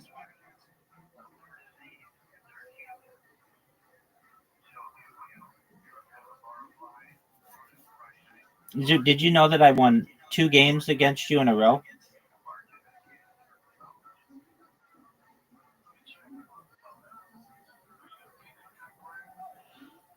Zoot, are you ready for this? Clear all this stuff for me, big man. Clear it all.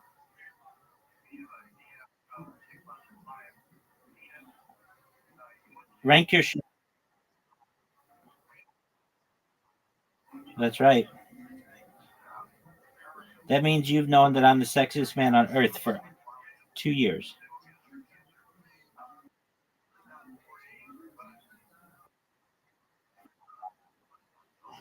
I will agree with you on that.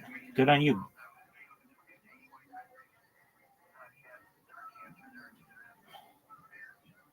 Dude, you might beat me on this first hole. I don't think I can make it. Dude, it sucks. All right, Zoot, show me what you've got. Terrible shot, Zoot. You know that's a bad shot.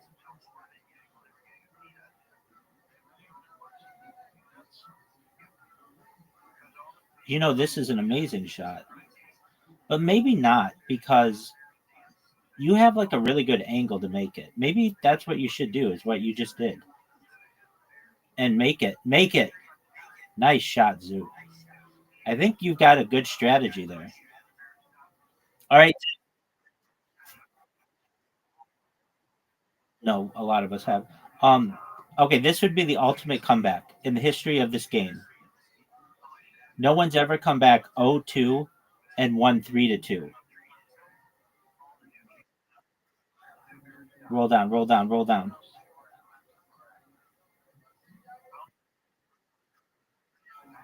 I do. Oh, look at this shot, Zoot. Zoot, look at this shot. Zoot. Oh, come on. Zoot, I just got fucked, man.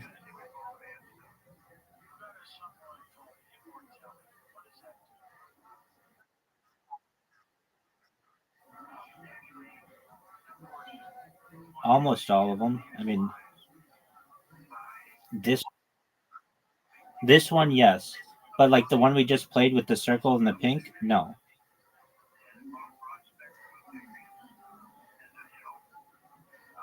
All right, Zoot. Zoot. Zoot. You were up 2-0. This would be the ultimate choke. All you have to do is make this.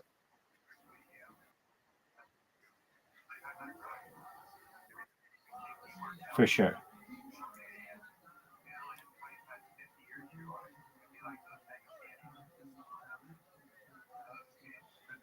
Get there. Zoot, I can't believe I missed it.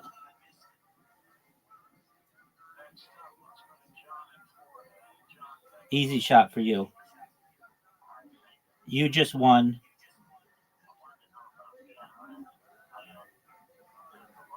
Well, maybe not. I could tie. What? Oh, you love this hole.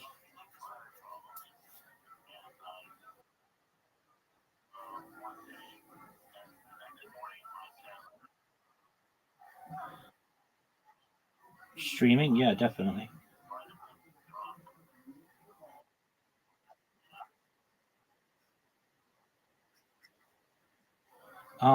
Reality TV kind of killed that. There's a chance. What are you doing to me, Zoot? Dude, that was me.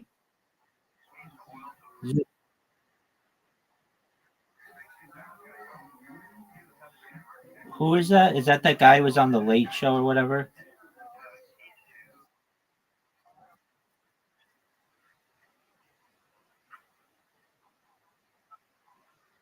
That's true.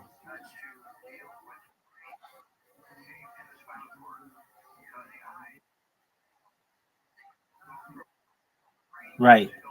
And Americans don't really like him. They like one thing that he does. Do you know what he does that they like?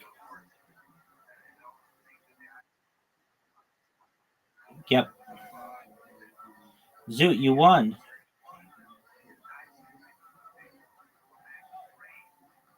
Yeah, that's the only thing why he's known in America.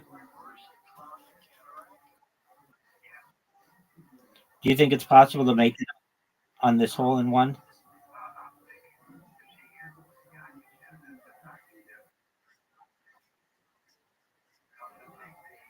Yeah, I mean, I used to watch The Tonight Show every night.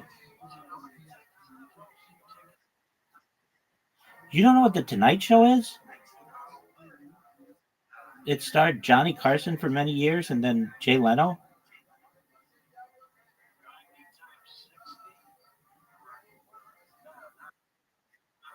Well, that's The Tonight Show, dude.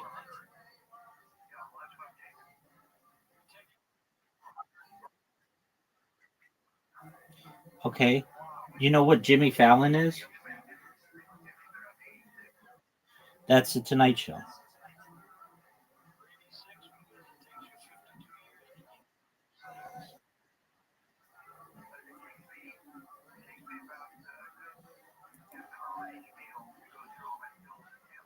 Is it exactly the same? Like, don't you get sick of it being like American news?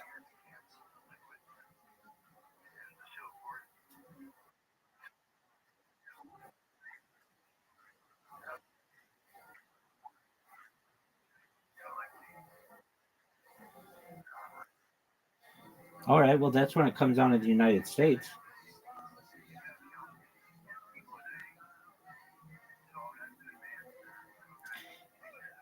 Do you remember Conan O'Brien?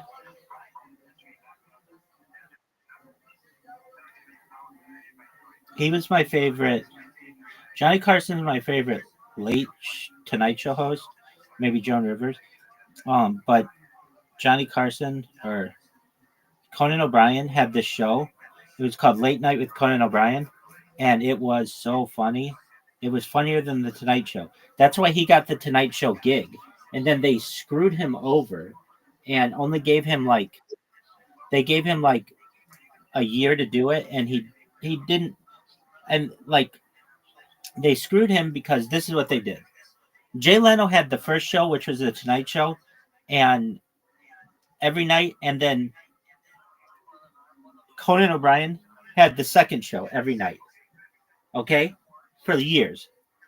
But then they basically told Jay Leno that you need to retire, or you have to give the Tonight Show to Conan O'Brien, and he worked out a deal where he would do a different show before Conan O'Brien's Tonight Show, and they're yeah, and people think that was really mean of Jay Leno.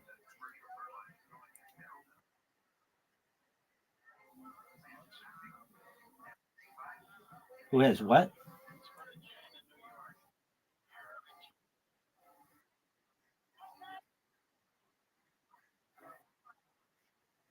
Who?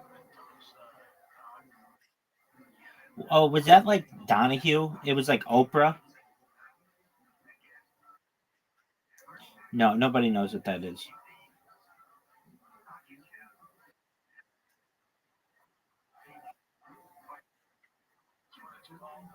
Oh man, I can't believe you missed that shot.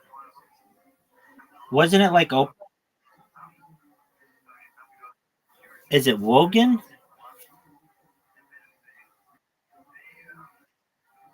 Yeah, no one knows what that is.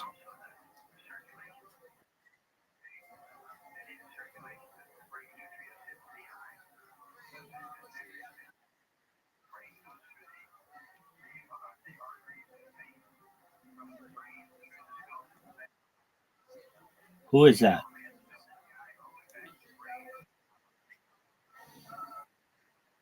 No one knows. No one knows who that is. People barely know American radio, let alone Australian radio.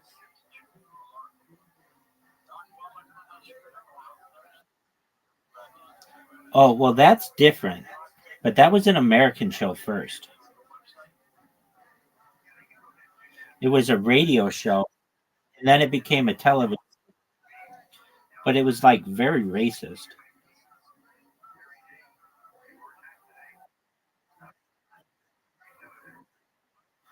No one knows what that is. We barely know who Kylie Minogue is. Like, you could ask a random person, American, on the street, do you know who Kylie Minogue is? And they'd say no. The only person Australian who Americans can name are Margot Robbie and Chris Helmsworth, basically. And hold on. And um, but living people and Hugh Jackman. Those are the only ones.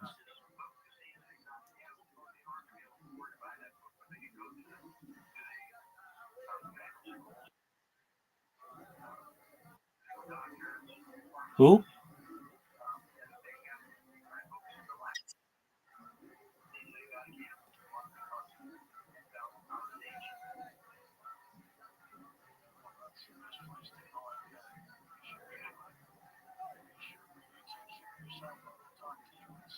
What about who?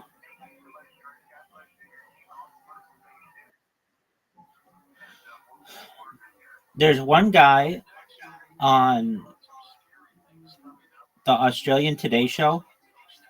Who's the guy who's on Australian Today Show? Yeah, people I think know who. No, people don't know who he is. They they don't know who he is. The one reason why they might know anything about him is because he's been in a meme, but just not a lot of them, just like one.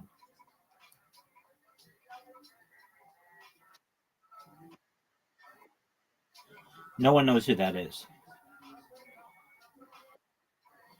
Bill Clinton?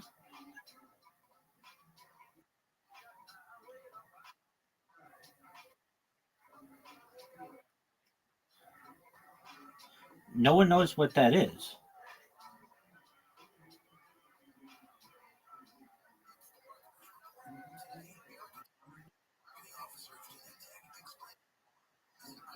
No one knows what that is. You may have a really good shot here. Nope, you messed up.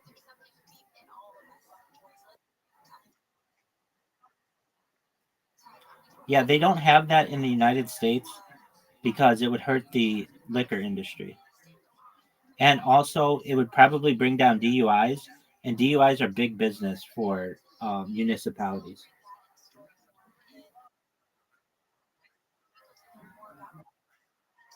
I think it would, but okay, why wouldn't it?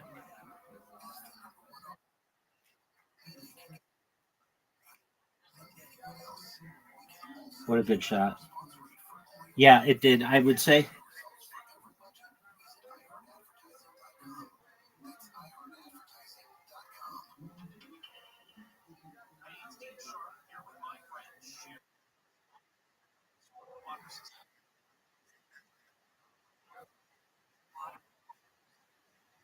Right. And I'm saying that major sponsors in the United States are alcohol companies.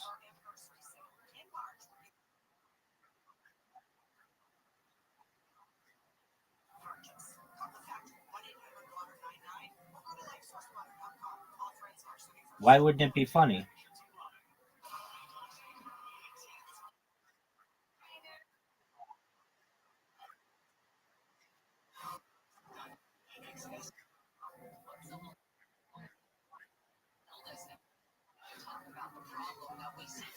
I'm just waiting for a what? I'm just waiting for a meme? Waiting for a what? Oh, I'm just waiting for a mate. Dog, you're gonna win again. Wait, maybe not.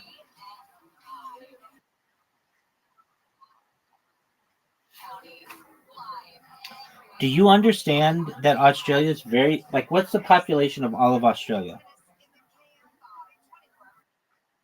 Okay, that's like half the size of California. It's small. The United States is like 400 million people.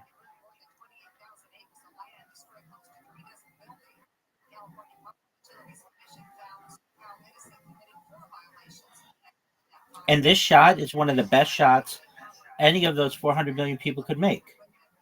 Do you see how good this shot is?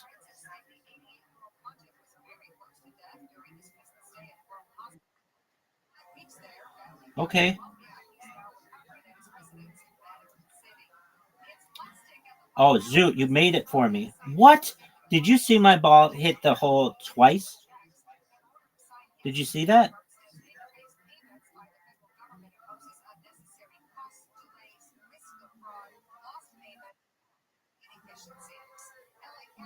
Um. Well, I sold my car to do this, but before then, every single day.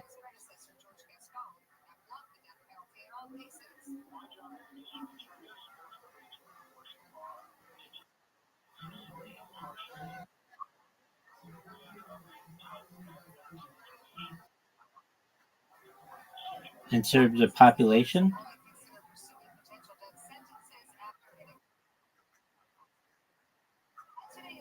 dog, look at a map. You know what it looks like.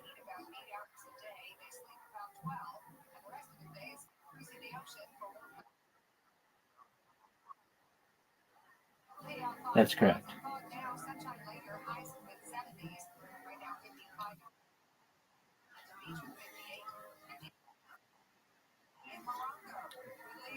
I don't think one, two, three.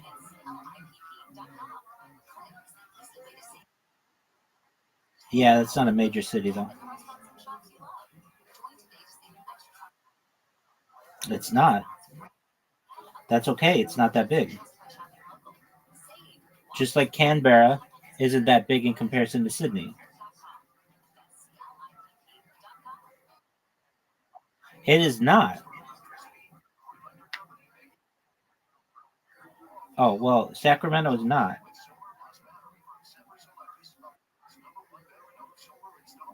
There are at least, I mean, we can look it up, but like 4 cities that are bigger than Sacramento.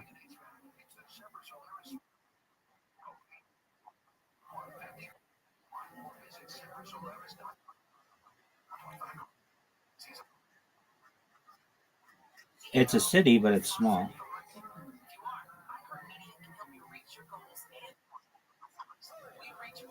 There are a bunch of them. There's San Jose.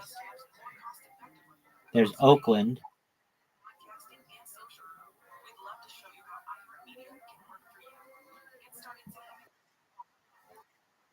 That's not a city. There's Anaheim. No, it's a collection of like 40 cities. Yep, the biggest of which is Anaheim.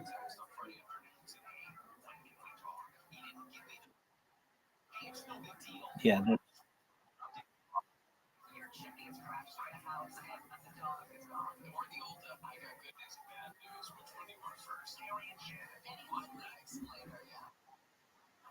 no, especially in comparison to Disney World. Yeah, Disneyland's really small in comparison to Disney World.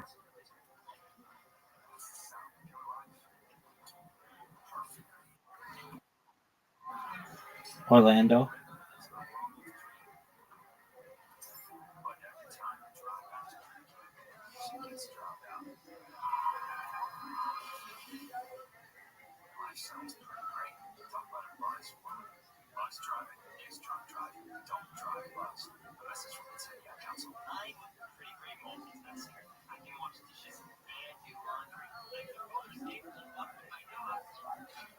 No way. What a great shot, Zoot. Zoot, you're playing very well.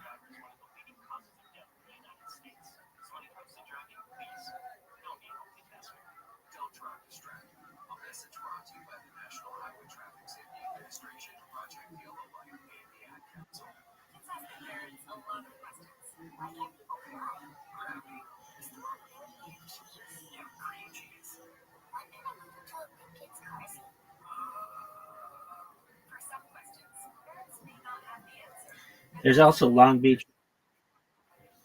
Excellent. You didn't name Long Long Beach and Riverside are both pretty big too.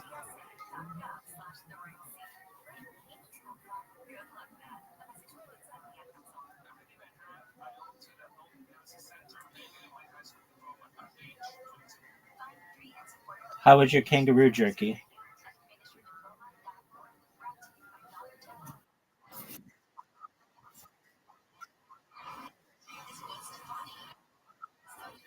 Is it chewy? Does does it taste like beef jerky? Yeah.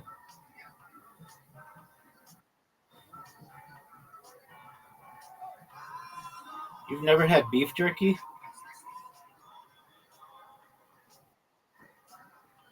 Well, then why'd you ask if it has a lot of salt? Oh, okay. Yes. Same with like turkey jerky. I just like saying turkey jerky. It's fun to me to say turkey jerky. Yep. I'll get it.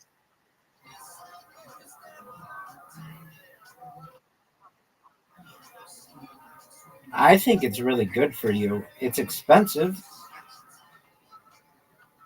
And the reason why it's expensive is because it's like pure protein. It doesn't even have any water in it. And you can store it for a really long time. So it's like it doesn't perish very easily. And it's very rugged. Or like I don't want to say rugged, but it's like it provides for a lot of sustenance with like a very small amount.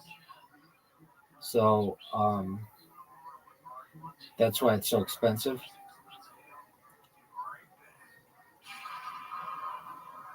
At one time on this stream, I just said I want to make an entire like whenever I eat jerky, I never eat enough of it or like I always want more. I don't know, it's the salt or something like that. So I said I'm gonna eat on this stream. Oh, great shot, Zoot! Great shot. I'm gonna eat on my stream an entire day. All I'm gonna do is eat jerky, and I ate like just 2 packages, and I ended up throwing up on stream, and I threw up all day.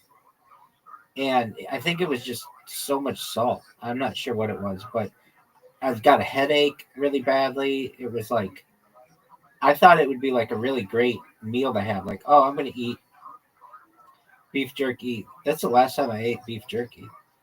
Um, I just threw up really badly, and I remember going to the bathroom, carrying the camera, and trying to get it on camera, like up like on Instagram live as I was throwing up. I've thrown up a few times on the stream. Usually though, it's because of cheese. Just I'll be like lactose intolerant to cheese, but it's happened with beef jerky. Oh, Zoo, you missed. All right, you ready for Scrabble? Are you ready for Scrabble? Literati. All right, I know what it's called. All right, are you gonna beat me? I don't think so.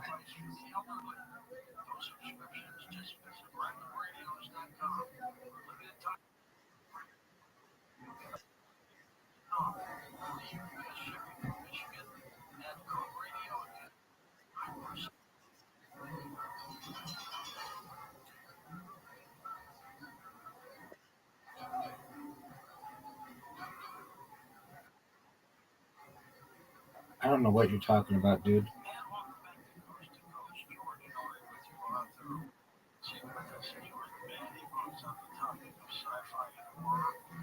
Not a word. Not a word. Not a word. Not a word. Molto? What the fuck is that? Seriously, what the what is Molto?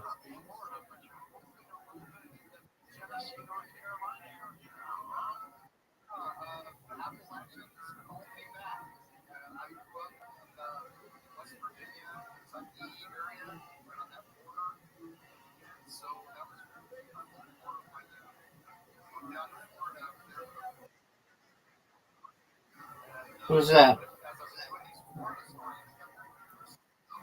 A girl? Is she hot? That's tight. And she could meet me. She could meet me even if she wasn't hot.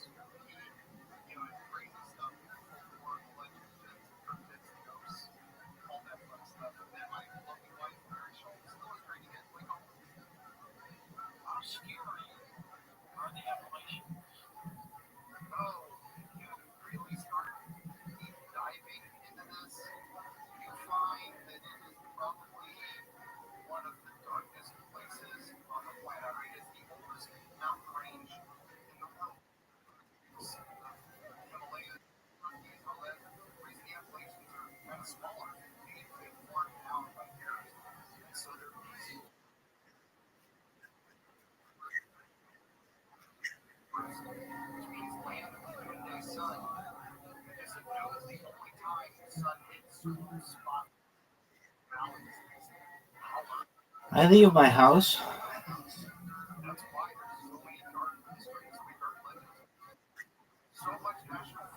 I've been as far north as Santa Barbara, as far south as San Diego, as far west as the ocean, as far east as the mountains. It's expensive to leave. I need data. I need insurance. I need like transportation. I don't have the kind of money that I did when I first started this.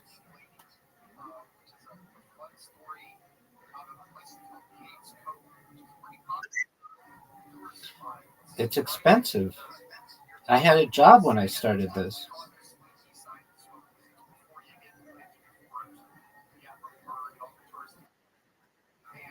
I don't have a job.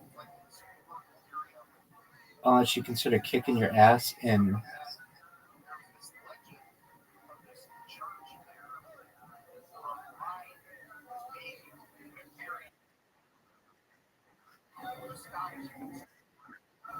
That's a good one.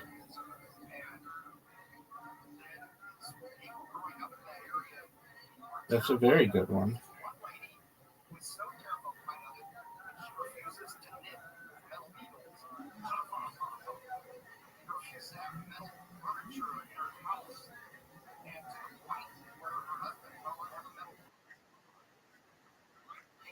I agree.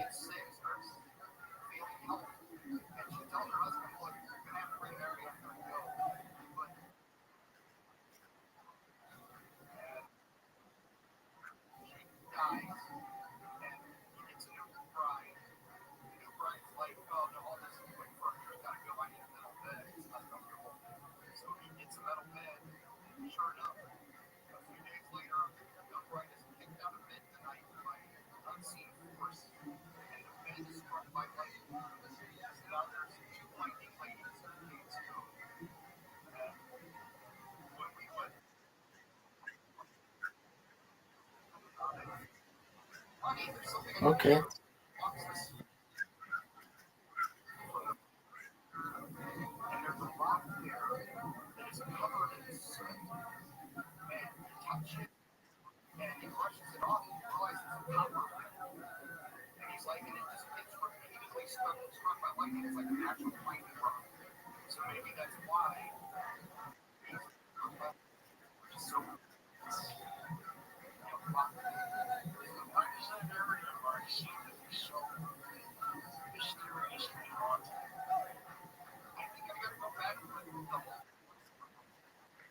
Dog, I've told you this like 1,000 times.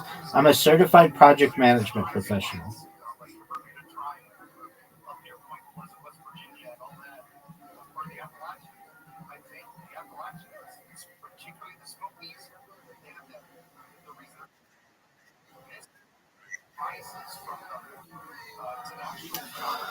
Well, generally you need a tech background or a construction background. Do you have either of those?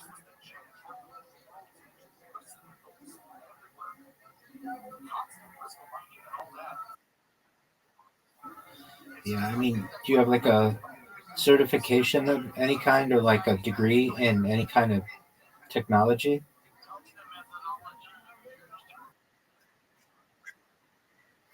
In what?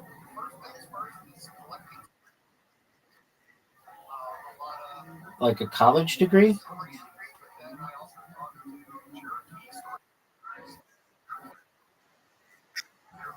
Not a course.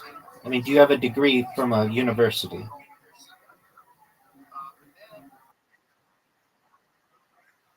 Okay, so first thing you would need is a degree from a university or like 7 years of experience in.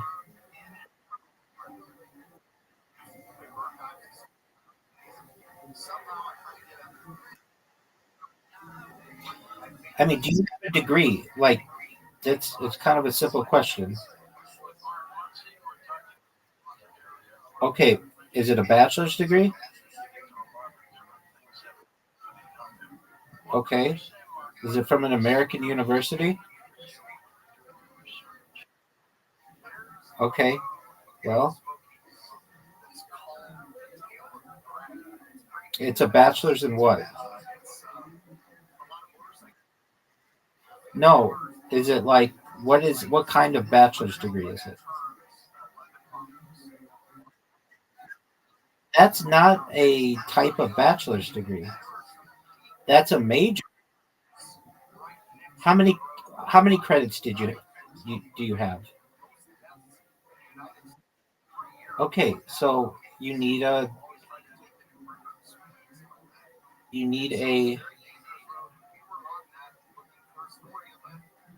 I have all vowels. You need a you need 120 credits for a degree, at least in the United States. I don't know how it works in Australia. Do you have any college credits? Okay, so you would need.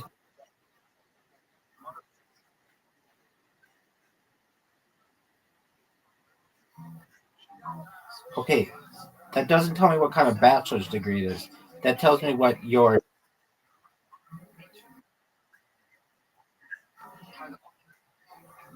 Okay, so you would need a college degree from a university generally. There is a way to get it without, and this is just my certification. There are lots of certifications to get, but you would need um, equivalent experience. So like not even that, but like it's more experience. So you need like 7 or 10 years or something. in addition, and then you have to, and then they audit your educational history and your experience.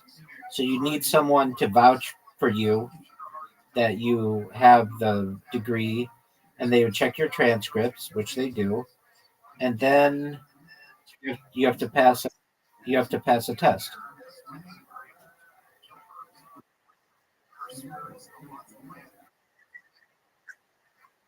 That's okay.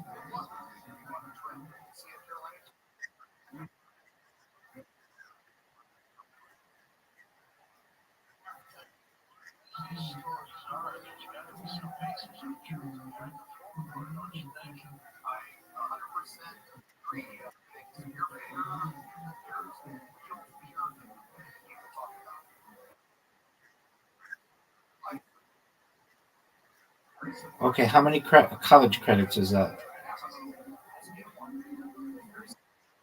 Okay, so that's just like an unrelated certification. Meaning it's cool that you have it. I mean, that's neat, but it's not relevant to necessarily. Okay, it doesn't matter how much it costs you.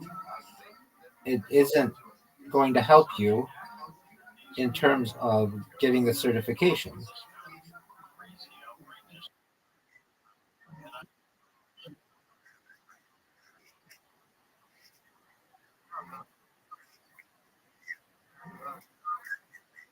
Okay, so if you got a project management job and you did it for 7 years, with you could get the certification that I have even without a college degree. I think if you do have a college degree, you just need 3 years of experience.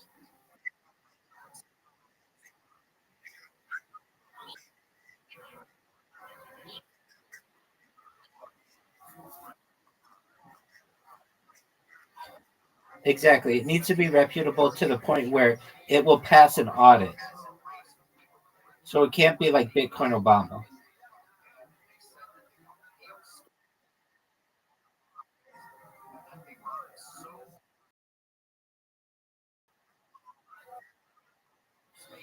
Okay. I am in agreement with you. I am in agreement with you on that.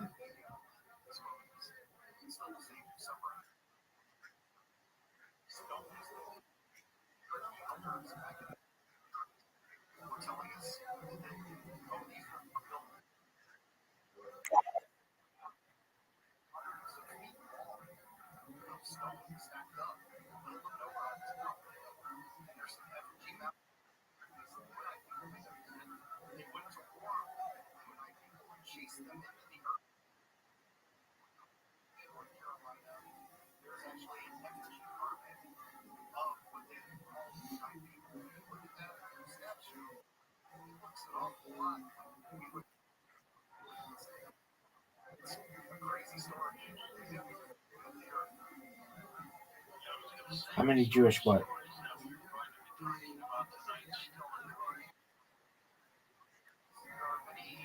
It's a good question on how you what you consider a Jew. But essentially about a million to 1 to 2 million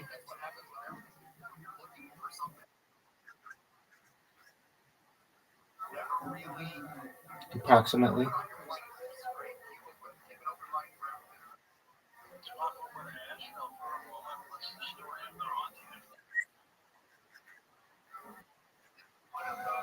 Correct. New York as well.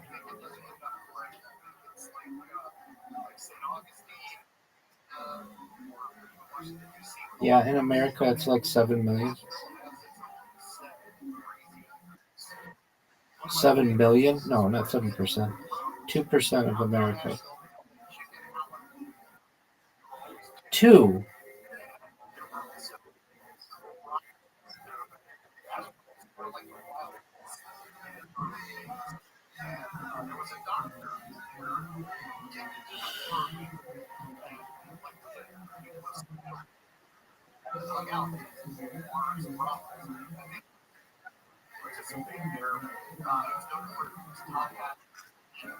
Yeah, I don't know why she's being mean.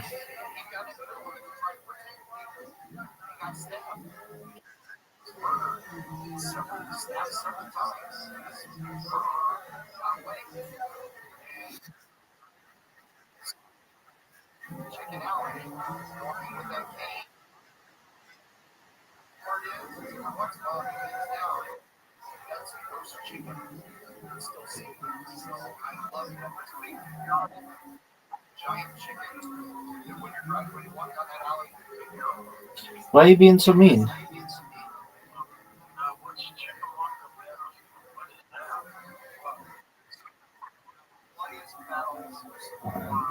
Are you talking in your sleep?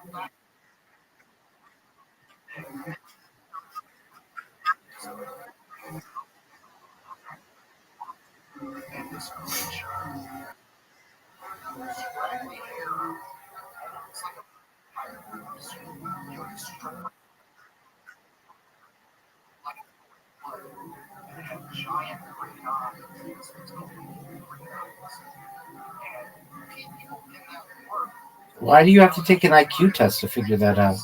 Wouldn't it just be like, have you ever fucked or been fucked by a dude?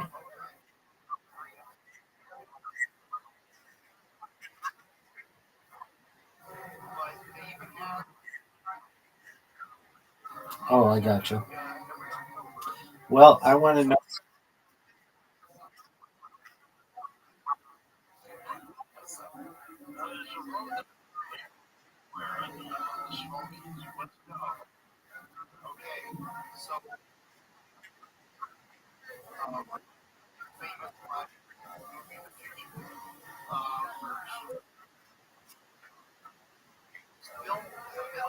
I agree. Please be nice, Audie.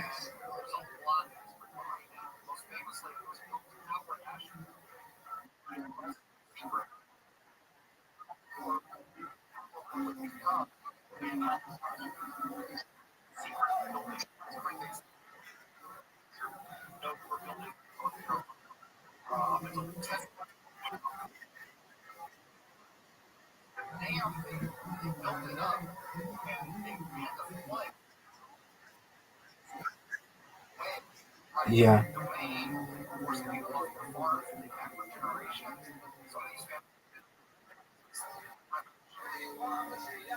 How'd you like that move, Zoot?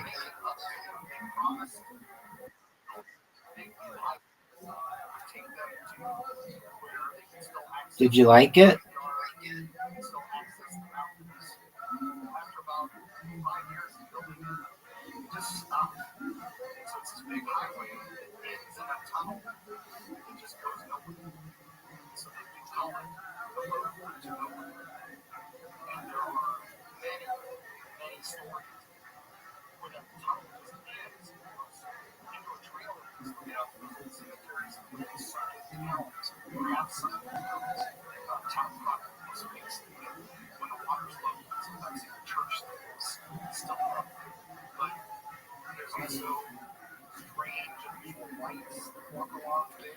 Zoot, do you know that the score is 191 to 132?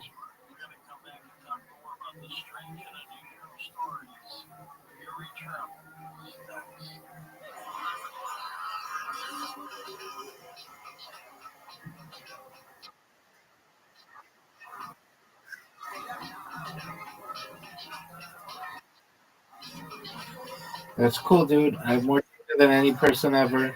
That's all I need.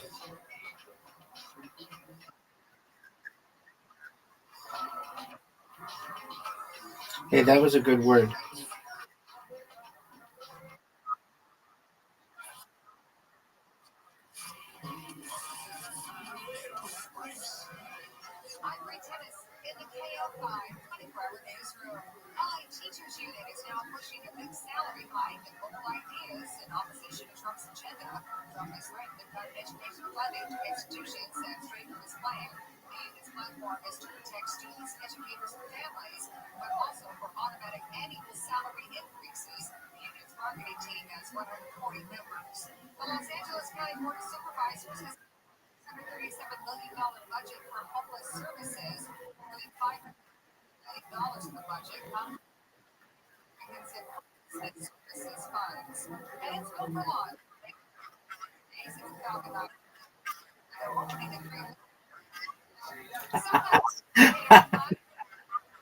That was very funny, Adi. That was very funny.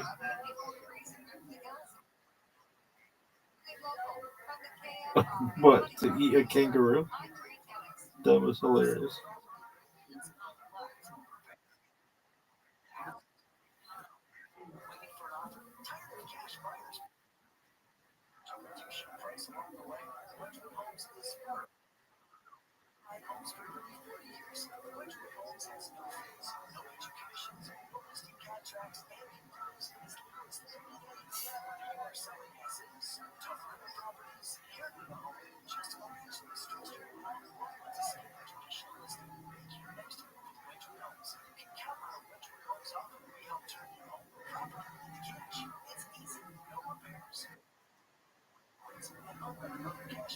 Do whatever makes you happy, big dog.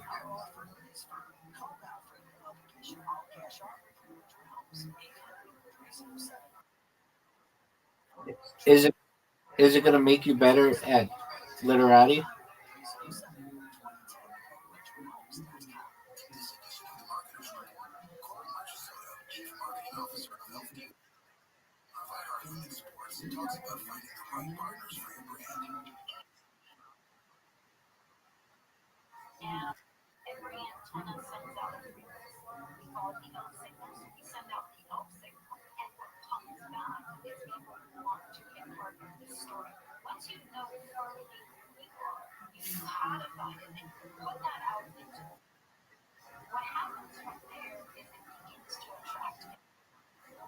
Of course, I just played Nan and Un.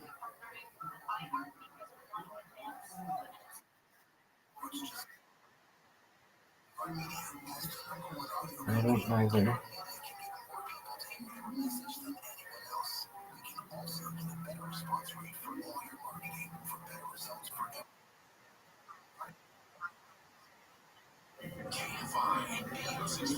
Cool story.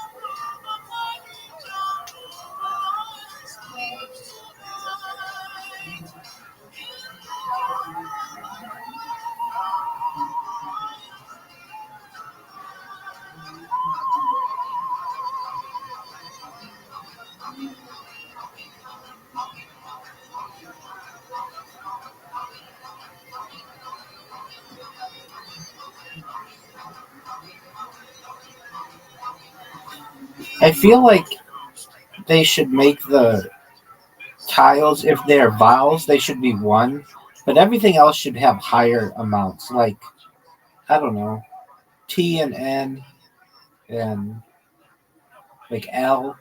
They seem like they should be at least 2. I'll have to write the Parker brothers and let them know my thoughts.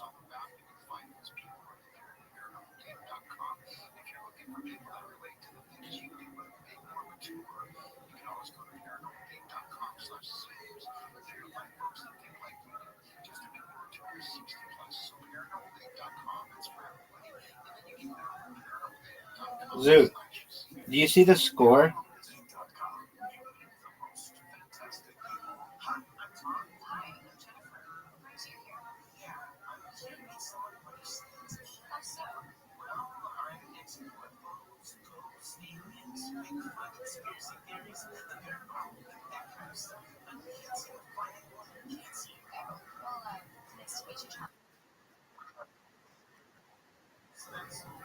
What'd you say?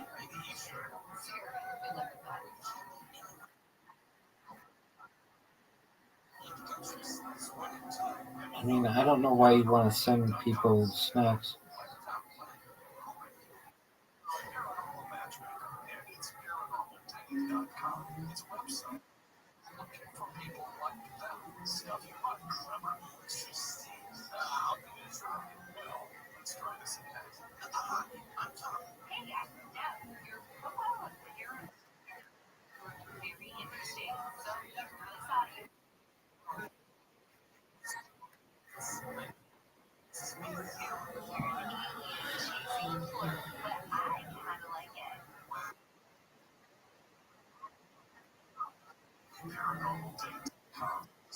What'd you say?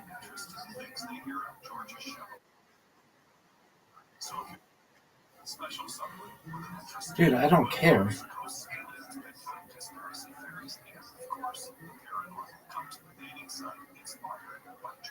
You asked me a question. What do you need to get the same certification that I have? You need a bachelor's degree and like 3 years of experience or 7 years of project experience.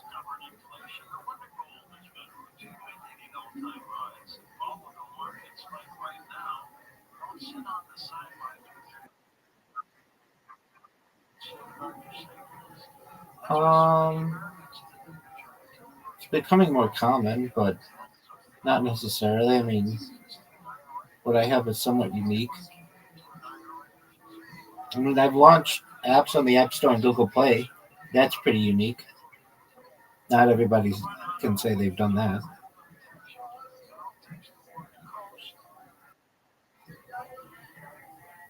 Like big apps that like millions of people have downloaded. That's a lot.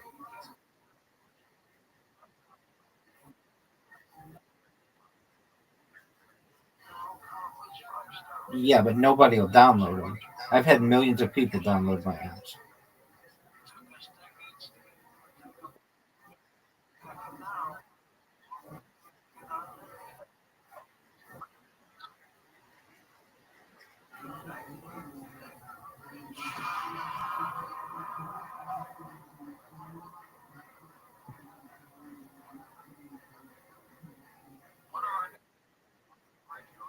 It is very hard to do.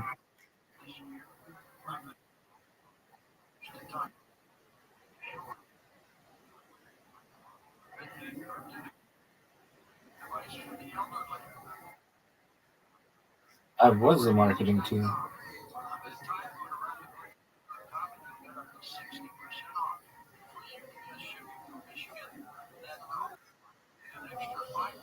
It was like Uber or Lyft for car washing.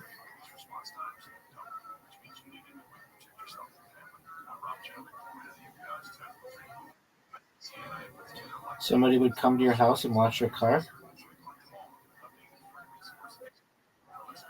Very successful. We washed the Kardashians' cars every Friday. We washed Quentin Tarantino's cars every week. We watched Brad Pitt's cars every week. Jennifer Aniston's. We watched.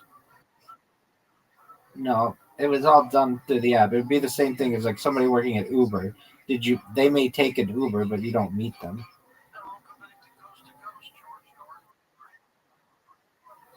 No one does. The state of California made it illegal in 2020.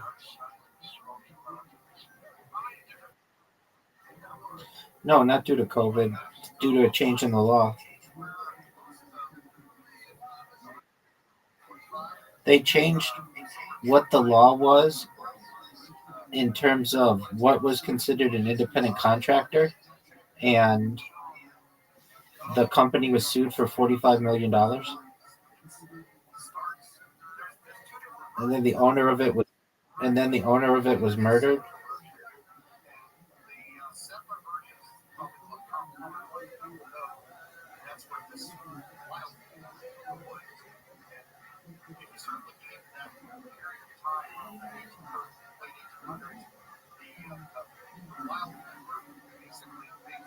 And this isn't me saying they were murdered. This is the Las Vegas Review-Journal. They died in Las Vegas. And the Las Vegas Review-Journal, or the people in Las Vegas, the authorities, charged the 3 people with this person's murder.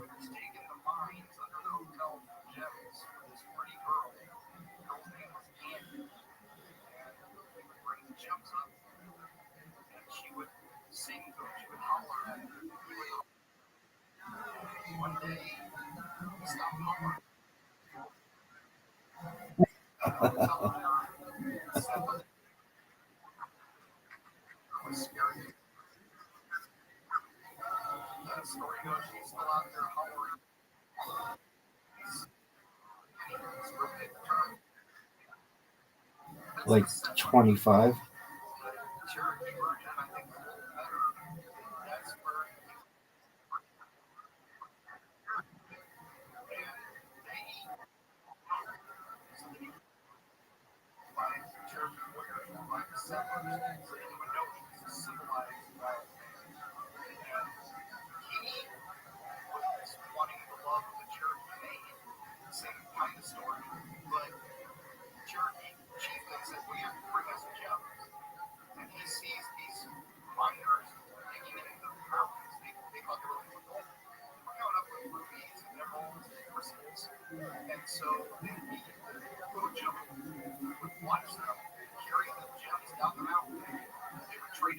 Gotcha.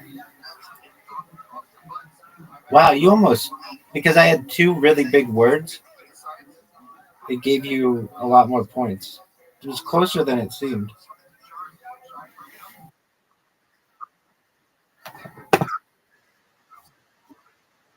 Yeah. All right, Zoot. I'm taking a break.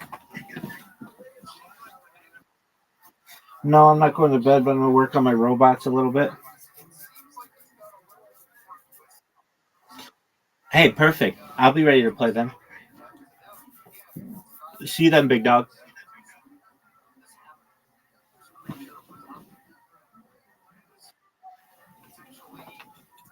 Do one more. Yeah, okay.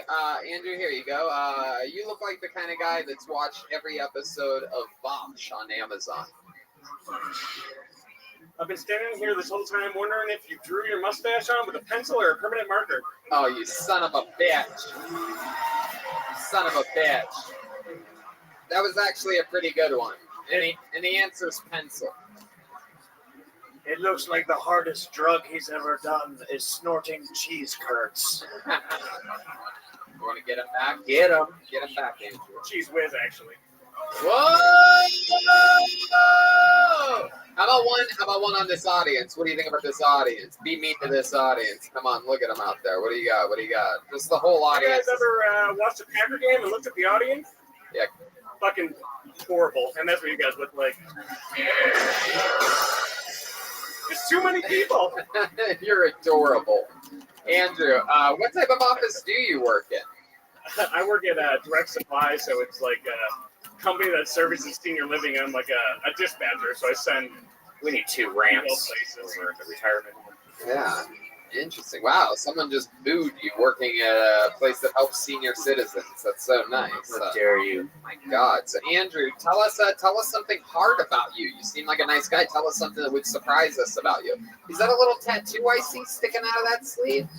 Whoa, what is that? What is that a tattoo of? The work you have to do tomorrow? What is that? They call Khaleesi the mother of dragons, but I call myself the father of dragons. Show that. Wow, the father of dragons. Oh my goodness, that is incredible. Fucking lame of thrones. And by the way, you are a stepfather of dragons. No one would claim you as their actual father. I didn't walk out of the fire, but I sure raised it good. What kind of car do you drive?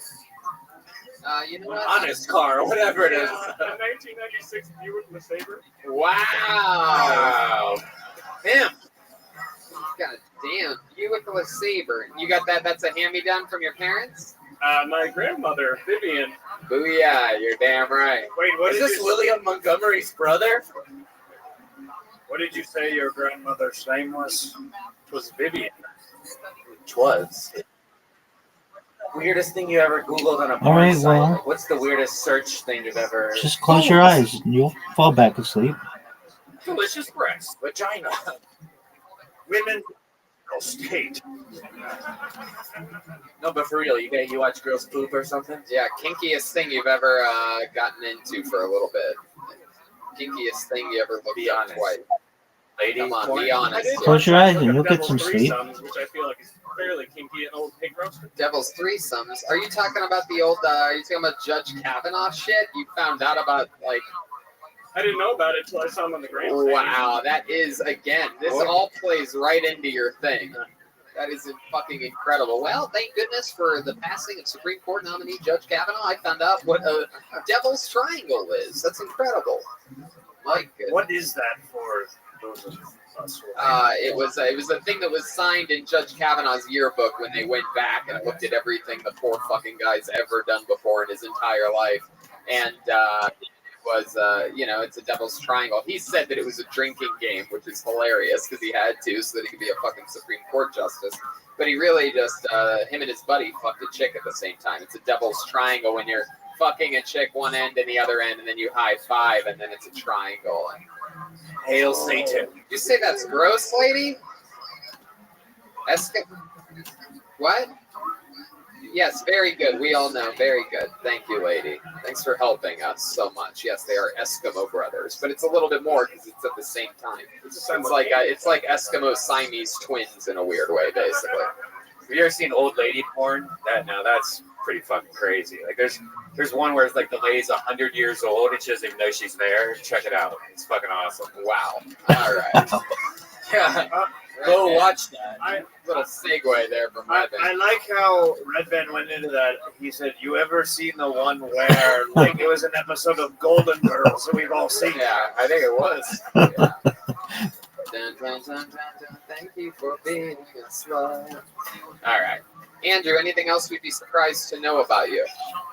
Naughtiest thing about you? Come on, Andrew. Think hard. Think deep. What's the meanest thing you've ever done? The baddest ass thing you ever fucking ride a motorcycle into a goddamn fucking like a soup kitchen to feed the needy or something like that? One time rode my bike into a truck, which is pretty exciting. Yeah, you rode your bicycle into a truck. Which is a felony in Wisconsin. What was that last thing you said, Andrew? The training wheels were off. The what? Training wheels. So you crashed into the back of the truck. And that's the toughest thing you've ever done in your life. That's the most badass thing you've ever done. Or like the naughtiest thing. Like something like that we'd be surprised to think that such a nice guy did. You never like stole anything from anybody or took something or fucking like kicked a baby. Hand job at massage parlor. You ever ridden a bike into a truck? Oh my God. All right. I believe you now, Andrew. Well, you did it here tonight. This is your first time doing stand-up, right? I love it, man. You came up here, you did it, you handled everything, you knew who you are. I'd work on that nice roasting, man. That could be your fucking calling. There you go. Andrew Martin's one of the nicest guys we've ever had on the show. He's on Twitter at amartins1991. Wow, look at that. People already shaking and excited for him. It's very cool. You guys having fun out there?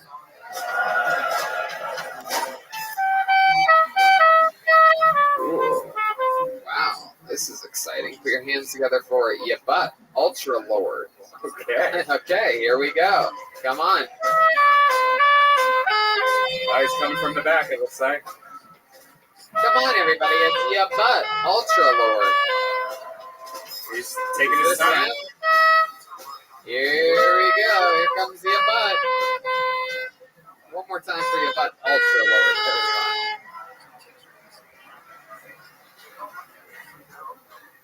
So, how's it going, guys? Excuse me, I'm addicted to nicotine, so I'm gonna hit this thing right here.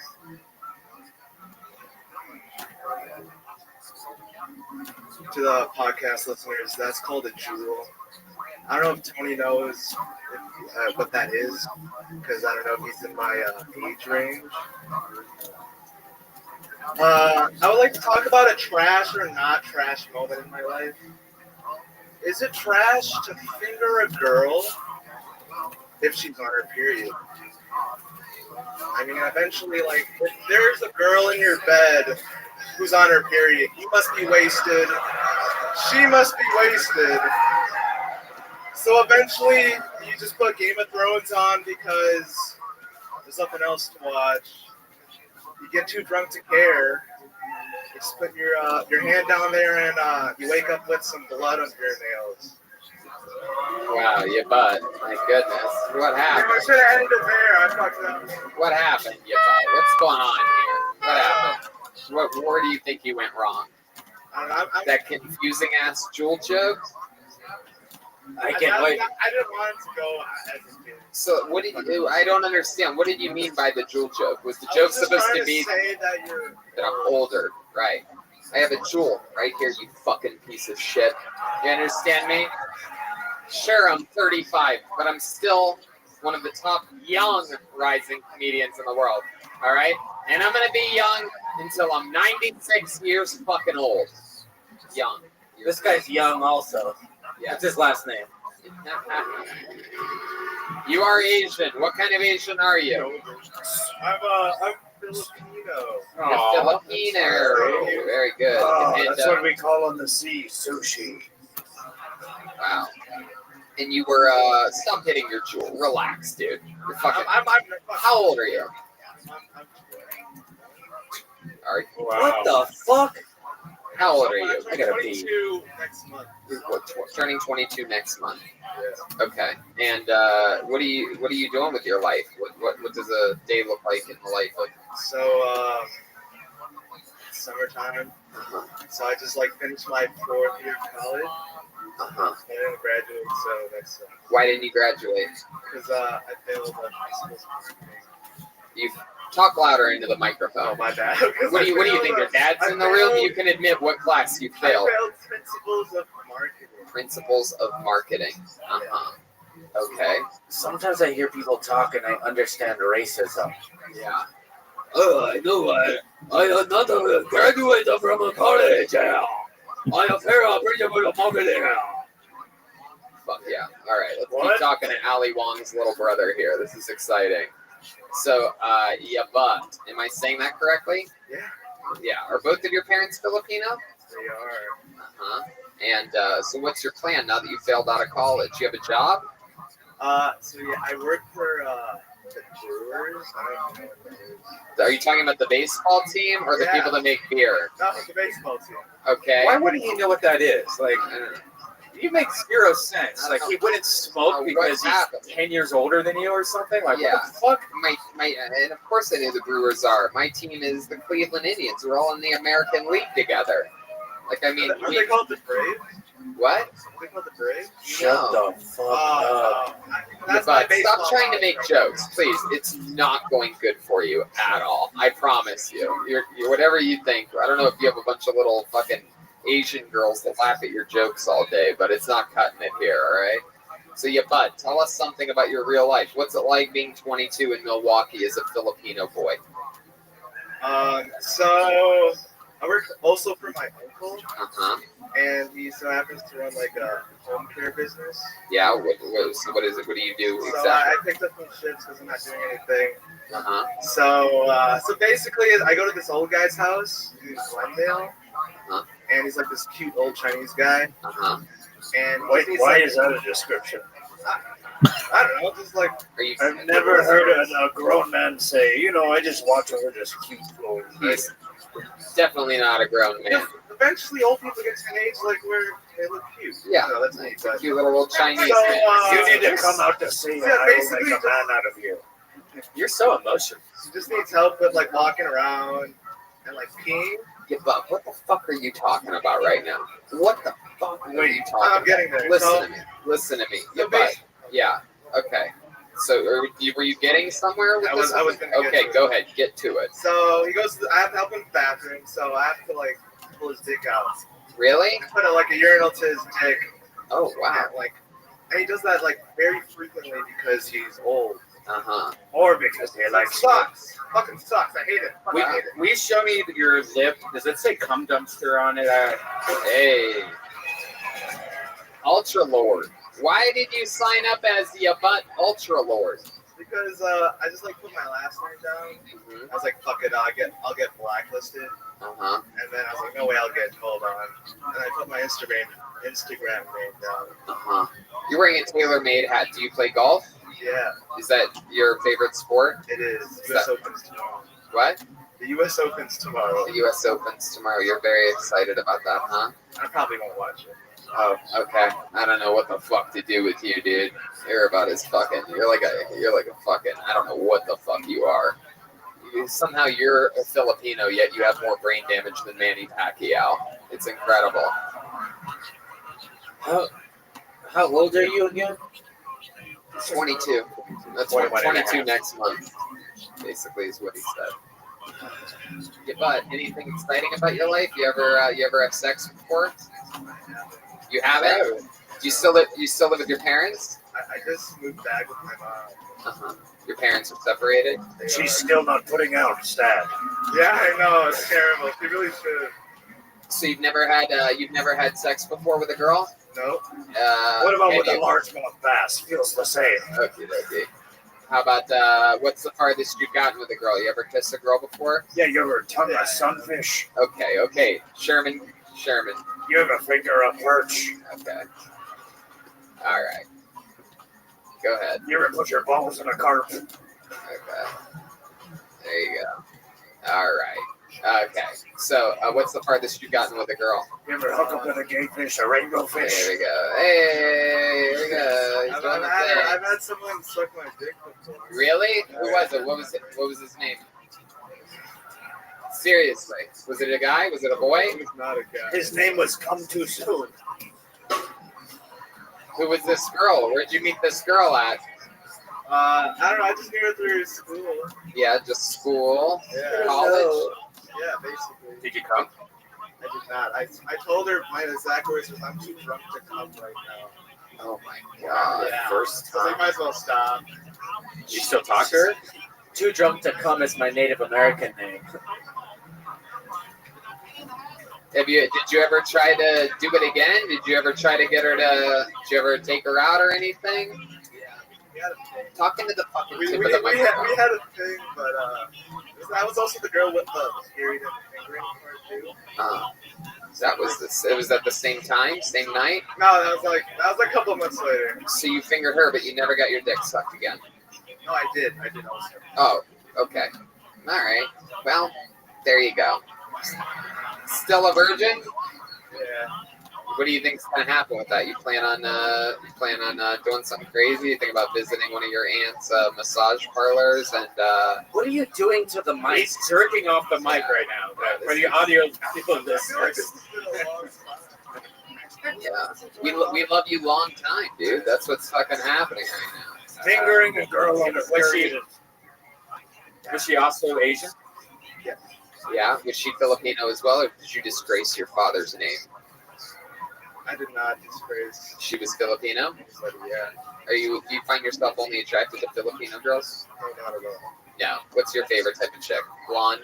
White girl, blue eyes. I would love a light-skinned girl with green eyes. Wow, racist. That. I saw one of those girls at work the other day.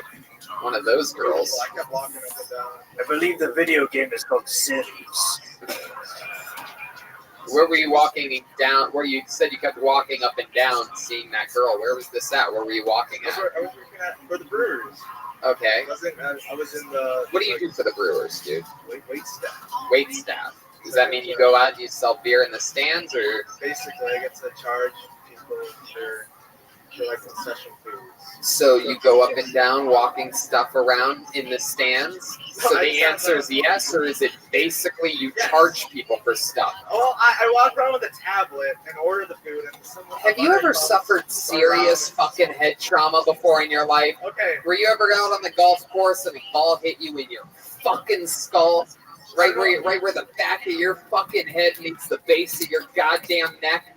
I'm sorry. I'm kind of really high right now. Are you really high on what? Nicotine, you fucking pussy?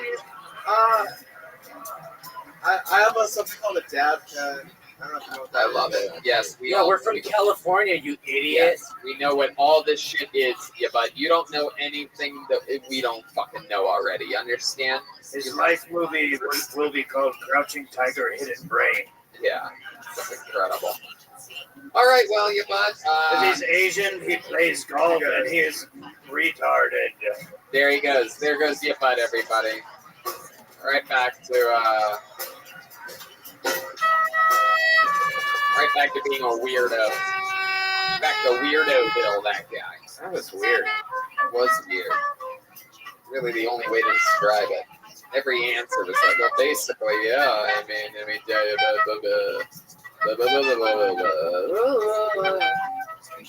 Okay. Put your hands together for your next comedian. Burhan Al-Waisi. Burhan Al-Waisi. Here he comes. I wish that you would step back on that ledge, my friend. One more time for Burhan, everyone. So my name's actually Burhan Al-Waisi.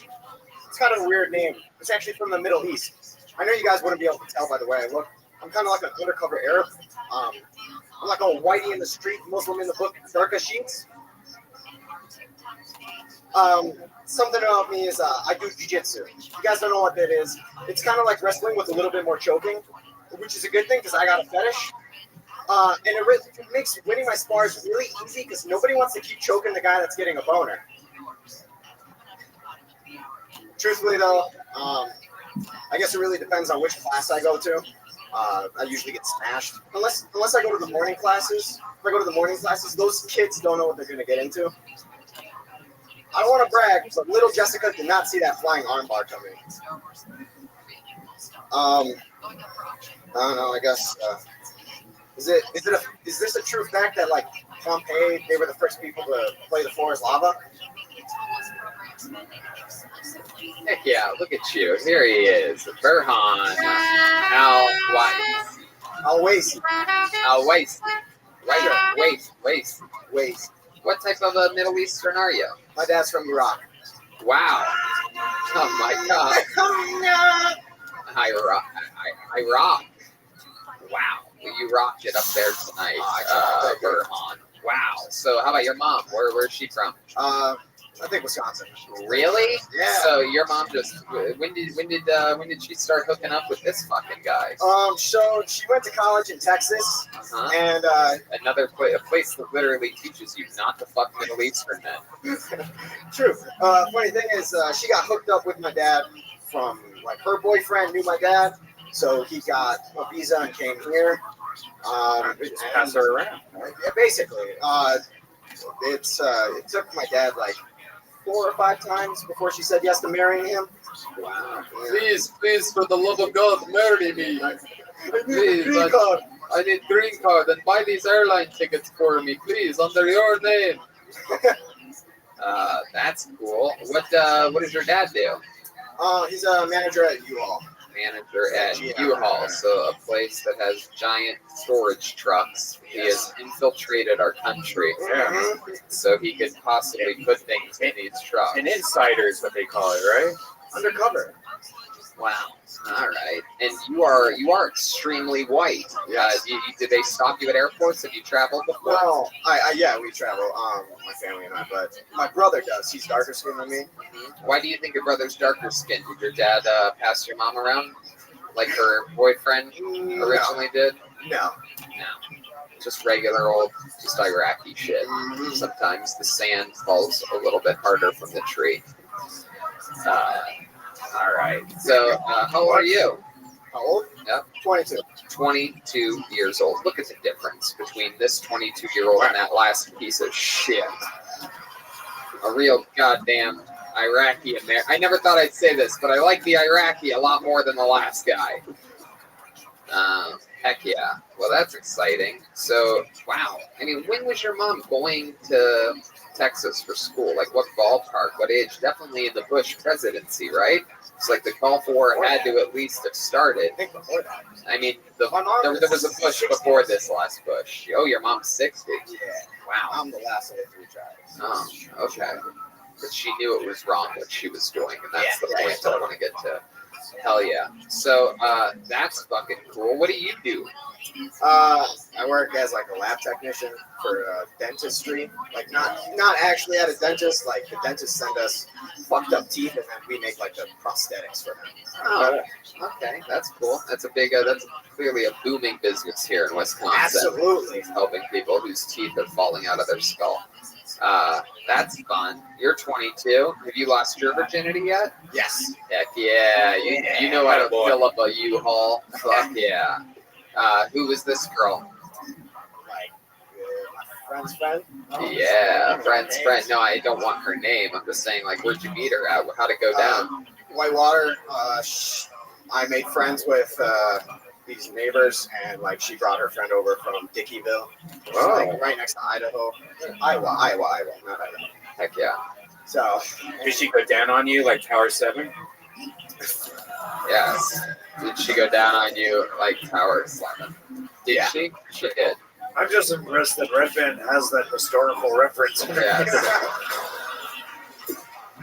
Well, that's fun. You've done that a couple times or just once? Oh, yeah. Yeah, a couple times. Hell yeah, you get around. You know what the hell's going on. How about now? You have a girlfriend? Unfortunately, no. Unfortunately, no. That's an interesting answer. Normally, it's unfortunately yes. Yeah, I guess that's true. I don't want a relationship. I'm trying to grind out my early years, and then later on maybe settle down. What do you do for fun? What does a 22-year-old Iraqi do for fun? What do you do? Fly paper airplanes into buildings? I've gone skydiving a few times. Yeah. Skydiving, shooting guns, very good. Are you sure this isn't ISIS training that we're talking about right now? Video games too, CS:GO, Counter-Strike. Yeah. There you go. So you know how to operate a drone as well? Very good. Yeah. All right, we're finding out all this. Can someone call Homeland Security, please? This is exciting. What's the most Iraqi thing about you, do you think? What stands out my to name you? or the food I eat? Yeah. What's your favorite type of Iraqi food? Bamia. Bamia? It's like you did that for most of your set tonight, so it's fitting. You are what you eat. I guess. How about that? What's the whitest thing about you? Your white side. What do you think? I don't know. Let me see. The way you probably dress. the way I sound. Yeah, the way you sound's a good one. Yeah. Hey, me too, man.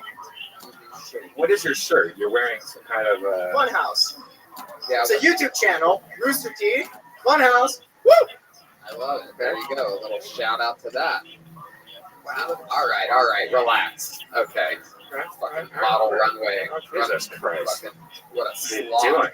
What's happening Oh right God, now? he's doing his What have little you done? native dance. He's belly dancing. Oh. Okay, very good. No, you settle down. Any other any hobbies or anything? You good at anything? Fucking Jiu-jitsu. I try that. jiu-jitsu. Really? You what belt are we at? You're Iraqi, so it one might stripe be. white belt. Okay. Would you like to try to choke Joelberg out? Would you like to do that? I don't know. What? Wow. Oh shit. These guys are fucking. Wow, what's happening? I think they're fighting. Wow. Oh my God. This is very. All right.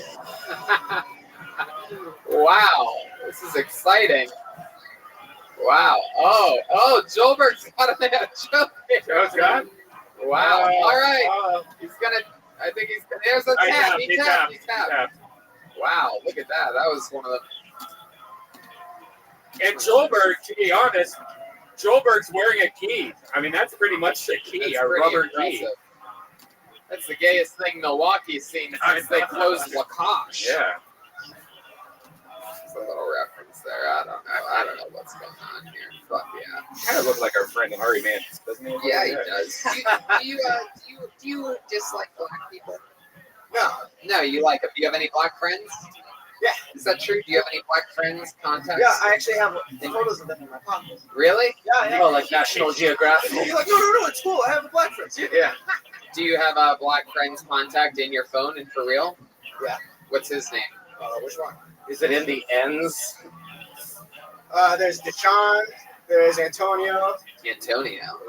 Yeah. All right. I'll allow it. I believe you. All right. Well, Burhan Al-Waisi. Did you have fun here tonight? Is this your first time trying stand-up comedy? No, I've done it about a dozen times. About a dozen times. Heck yeah. Is it something that you think you want to do forever, or Yeah, something that you want to get better at? Yeah, absolutely. I want to improve myself always. There you go. I like your attitude. There he goes. Burhan Al-Waisi, everybody. There he goes. There's a jiu-jitsu hug. They fell in love up here tonight. Very exciting. Heck yeah, we're running out of time. What do you guys, should we go to the bucket just one more time, huh? I guess. Why not? I feel bad because I couldn't feel the tap on this thick rubber coat. Yeah, well. Should have let go a long time ago. Yeah, it's a real fisherman up here. Okay, you guys having fun? I mean, it's like extreme highs and lows. You guys go from loud to quiet real quick. Put your hands together for your final comedian of the night, Paul One Blewett. One blue. There he comes. Like Paul One Blue. Here he comes. Come on, one more time. Good and loud for Paul, everybody.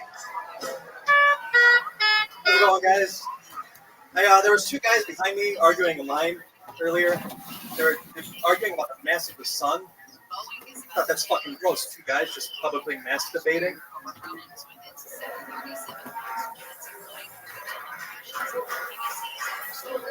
I work in customer service. It sucks. I hate people. But like that customer service which is always on. Like I'm always just too nice. Like I've been accused of being Canadian. Like I've developed this tip where people will run into me. I'll go, oops, sorry. I've never been to Canada. I don't know where it came from. It's like they get bumped into by a confused ghost. I want to get a vasectomy. Yeah, I went to Google. I was like, where do I get a? And just auto-completed vasectomy. Fuck you, Google. Like, there's this list of requirements you need to meet to get a vasectomy. Like, you can't be addicted to drugs. You need to be stable mind. I don't get why we don't have those requirements to have kids. Like, all right. Paul, welcome. This is your first time doing stand-up comedy, correct? No? Is that bad? No. How long have you been doing it? About a year. About a year. All here in Milwaukee? No, I'm from Chicago. Oh, wow. South of Chicago. Heck yeah. You came up here just for this? Yep. Oh, very cool. You going to be there tomorrow night at Absolutely. Thalia Hall? Hell yeah, that's going to be a big one. Well, that's fun. You've been listening to the show a while? Oh, yeah, that's what got me into it. It's what got you into it. Was there a specific moment in Kiltony history in which you're like, you know what, I could do this? You guys had the Iron Patriot on for that long. It was kind of, if he could do it, I could get on stage. Who the fuck is that guy? Don't worry about it. Who the fuck? He still thinks he's on the show. I love it. So, welcome, Paul. You've been doing it a year. Very fun. How do you make a living? I work at Trader Joe's. Hey, look at that. Ring the bell. As what, Trader Joe himself? Yeah. What do you do there? Just one of the Hawaiian shirt wearing floaters. I did that for about a year, but I fill the dairy box most of the time. Heck yeah, the dairy box. Hell yeah. I know, super fun. Right. How about for fun? What do you do when you're not You working? fill the dairy box? Yep. Is this what they call having sex with a woman in Wisconsin?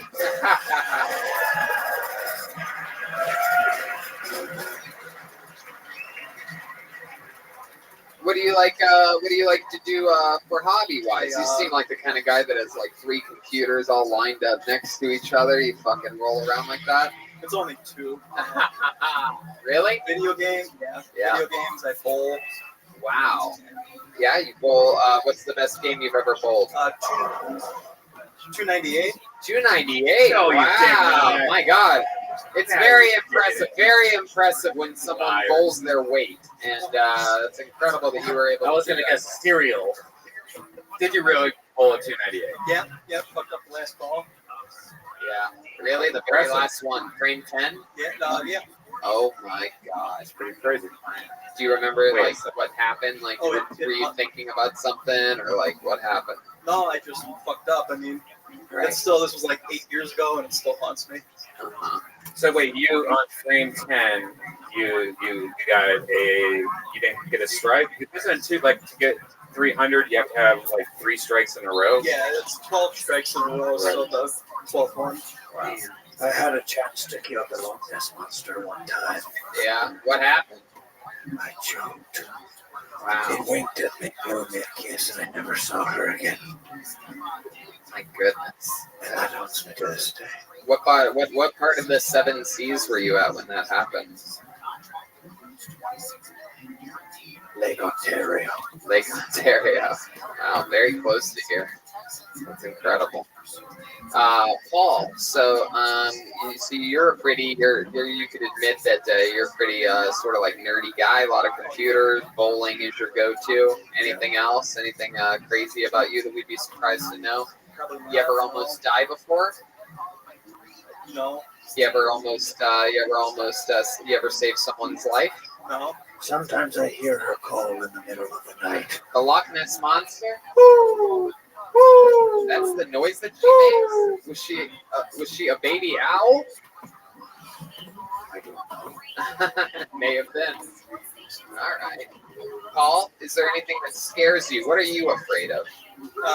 Public speaking, probably. Public speaking. Wow, so give me the comedy. You can see the sweat. I'm terrified. Well, you just look like the kind of guy that sweats all the time. Also true. Yeah.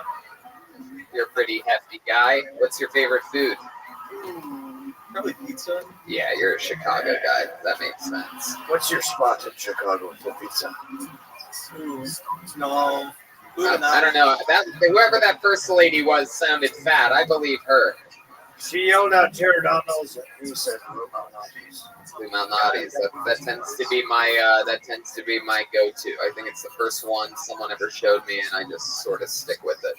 Wow. You live in the south side of Chicago, you said? I like the suburbs, yeah. What's the name of the suburb that you live in? Plainfield. Plainfield. Yeah, that sounds like it's not the south side of Chicago. No. That sounds like a true suburb. Is that a pretty small city? Is it close? No, it's pretty big farming community. Right. And people bought a bunch of houses. Right. How old are you? 30. 30? And why Plainfield? How'd you end up there? That's where my parents live. Oh, you still live with your parents? Oh, yeah. Oh, cool. You in the basement? Yep. You are in the basement? Yep. Guilty. Fuck yeah. Parents are still together? Yep. What does your dad do?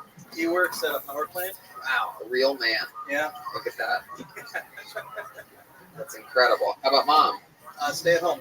Stay at home. Are you a Simpson? Yeah. Homie. That is incredible. Heck yeah.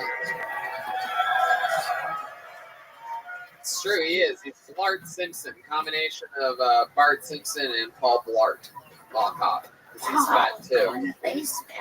Wow. So your mom's a stay-at-home, just like you at age 30, still there. Yeah. Fucking awesome. You ever get into an argument with your dad? I mean, about what? Ooh, that's a yes. Not lately. I mean, we've argued about bowling. Did he ever? Boy. Does he bowl too? Yeah. You go bowling with your dad? Yeah. Was he there when you bowled at 298? And he's like, you know what? This is just the story of your fucking life, Paul. Is that better than he has ever bowled though? Probably. No, he's had 300. 7 or 8. Yeah. 300 games. My sister had one in practice, and she still holds that over my head. Wow, damn, that's crazy. She's taller than you. No. Oh. No. Fun fact about bowling ball is I had a really nice bowling ball that a professional bowler gave me, and I said my name on it, and I left it in my car, and it blew up because there's little water particles in a bowling ball, and heat expands, so it's like a bomb. Why don't you fuck off, guys?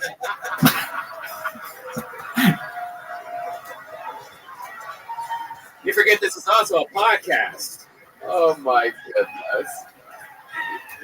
Wow. Paul. Sometimes I hear the Loch Ness Monster yell in the middle of the night. Boring. Well, Paul, I mean, I'll tell you this. You've been doing it a year. I don't know if you picked the right jokes for tonight. I don't know if anybody believed that in the line for Kill Tony before the two people were debating about the mass of the sun. I don't think that's believable. No way, dude. It's fucking hundreds of thousands of fucking. Like, what the fuck are you talking about? You look like divorced Bobby Hill. The Bobby Hill reference. Here we go. It's not even the song. But Paul, I'm going to send you on your way. There he goes, Paul. One live.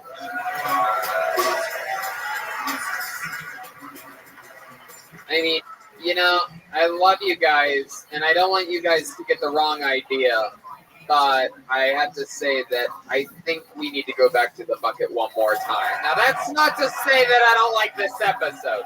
It's quite the opposite. I think that we can go out on some type of bang. There's something in my gut. We're gonna do a fast one here, and then we're gonna get out of your way, and we're gonna be over there taking pictures with you, signing posters.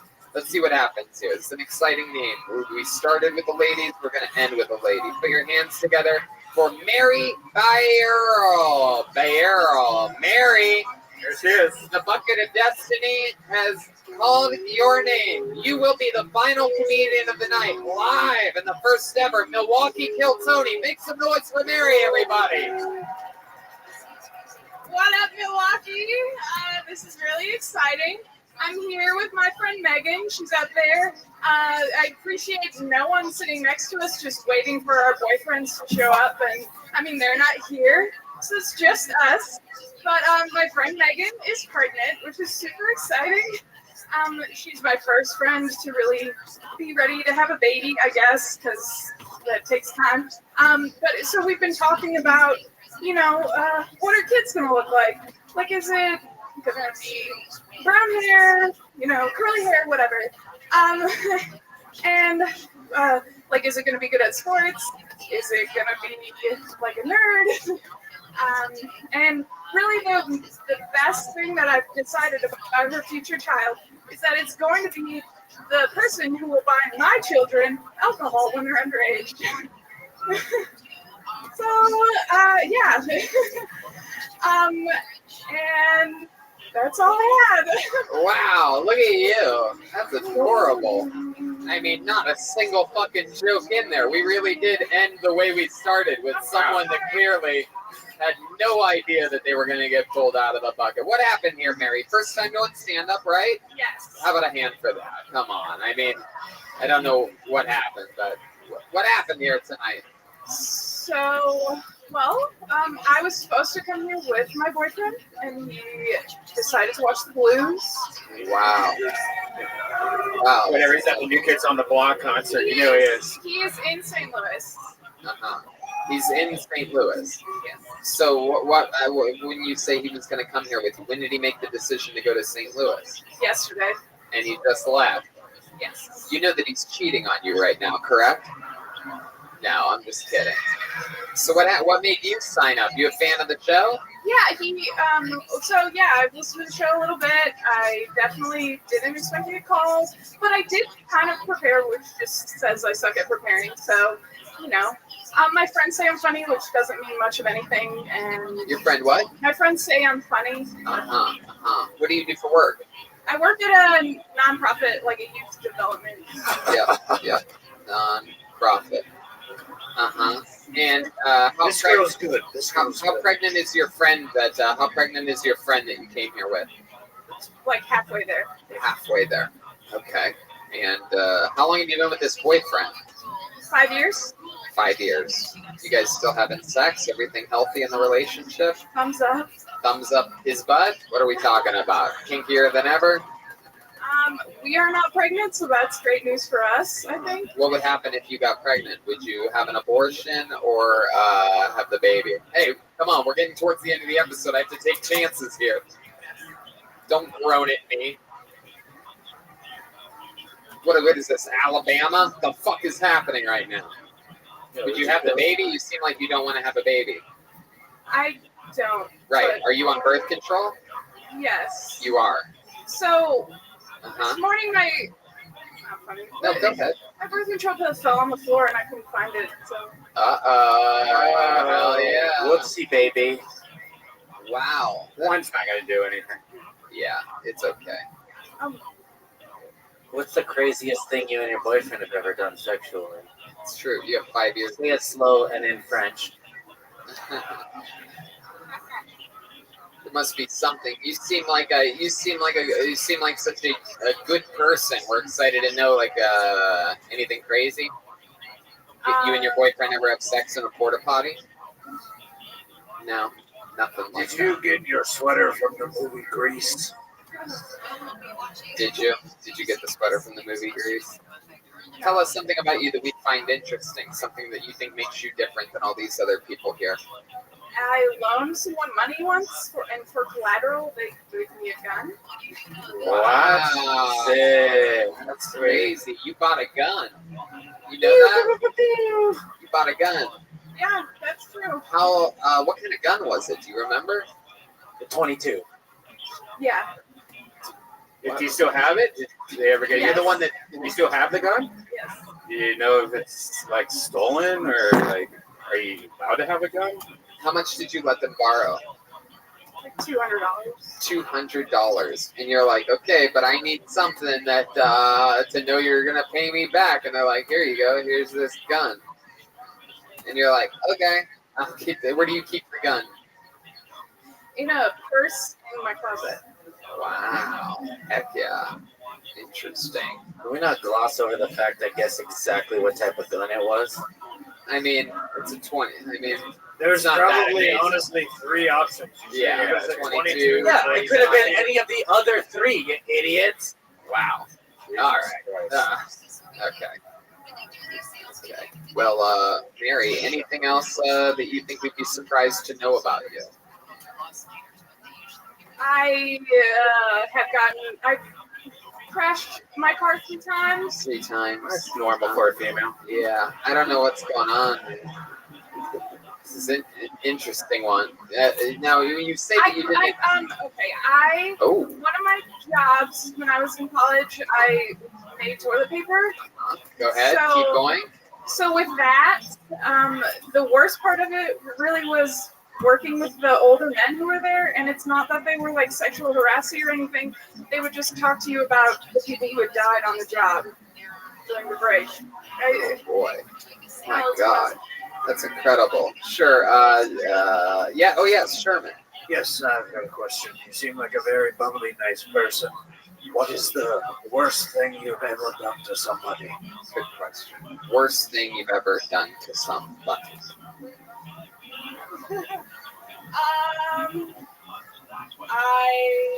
You motherfuckers out here boring as fuck in Milwaukee, I'll tell you. You shot somebody that owed you money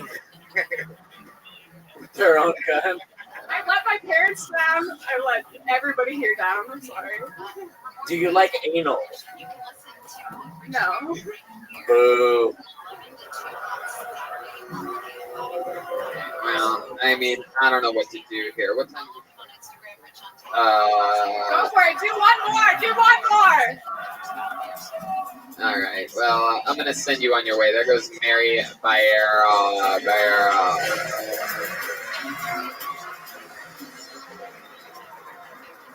I don't know, man. We've reached our maximum. What's the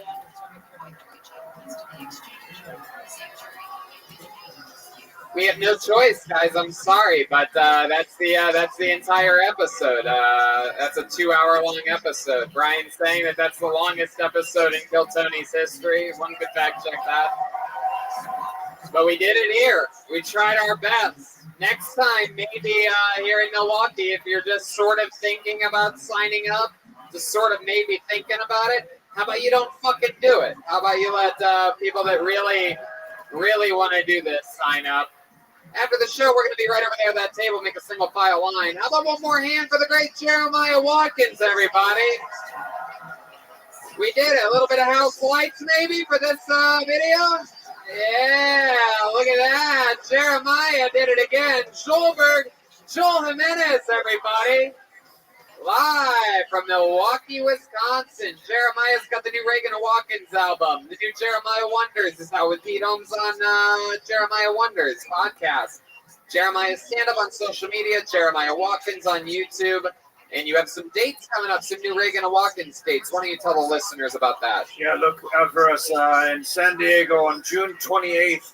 And then we'll be in Phoenix at Stand Up Live in July. And then I'll be headlining back in my hometown of Kansas City in December. There you go. How about one more hand for Joel Jimenez, everybody. His first time in Wisconsin.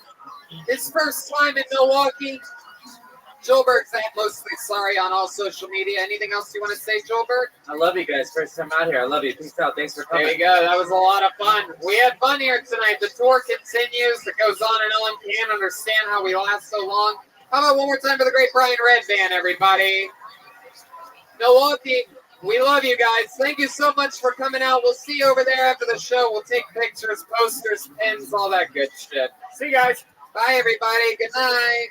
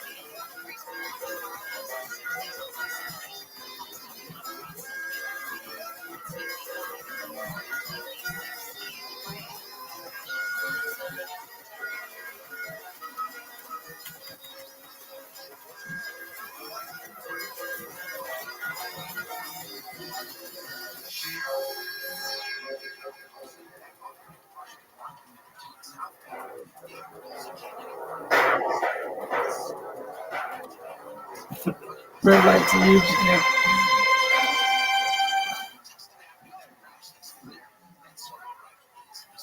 Must have had superpowers last 200,000 people.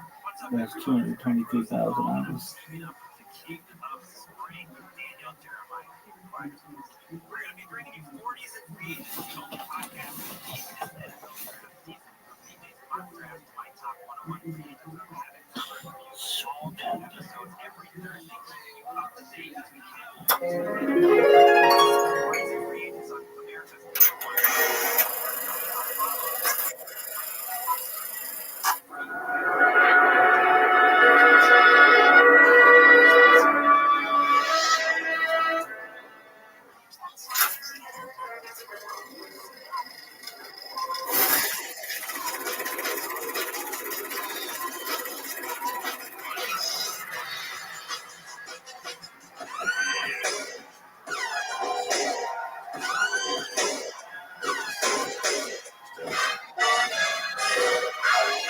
Hey, this is Rabbi coming to you live from Chicago for a brand new episode of Kill Tony. Give it up for Tony Hinchcliffe.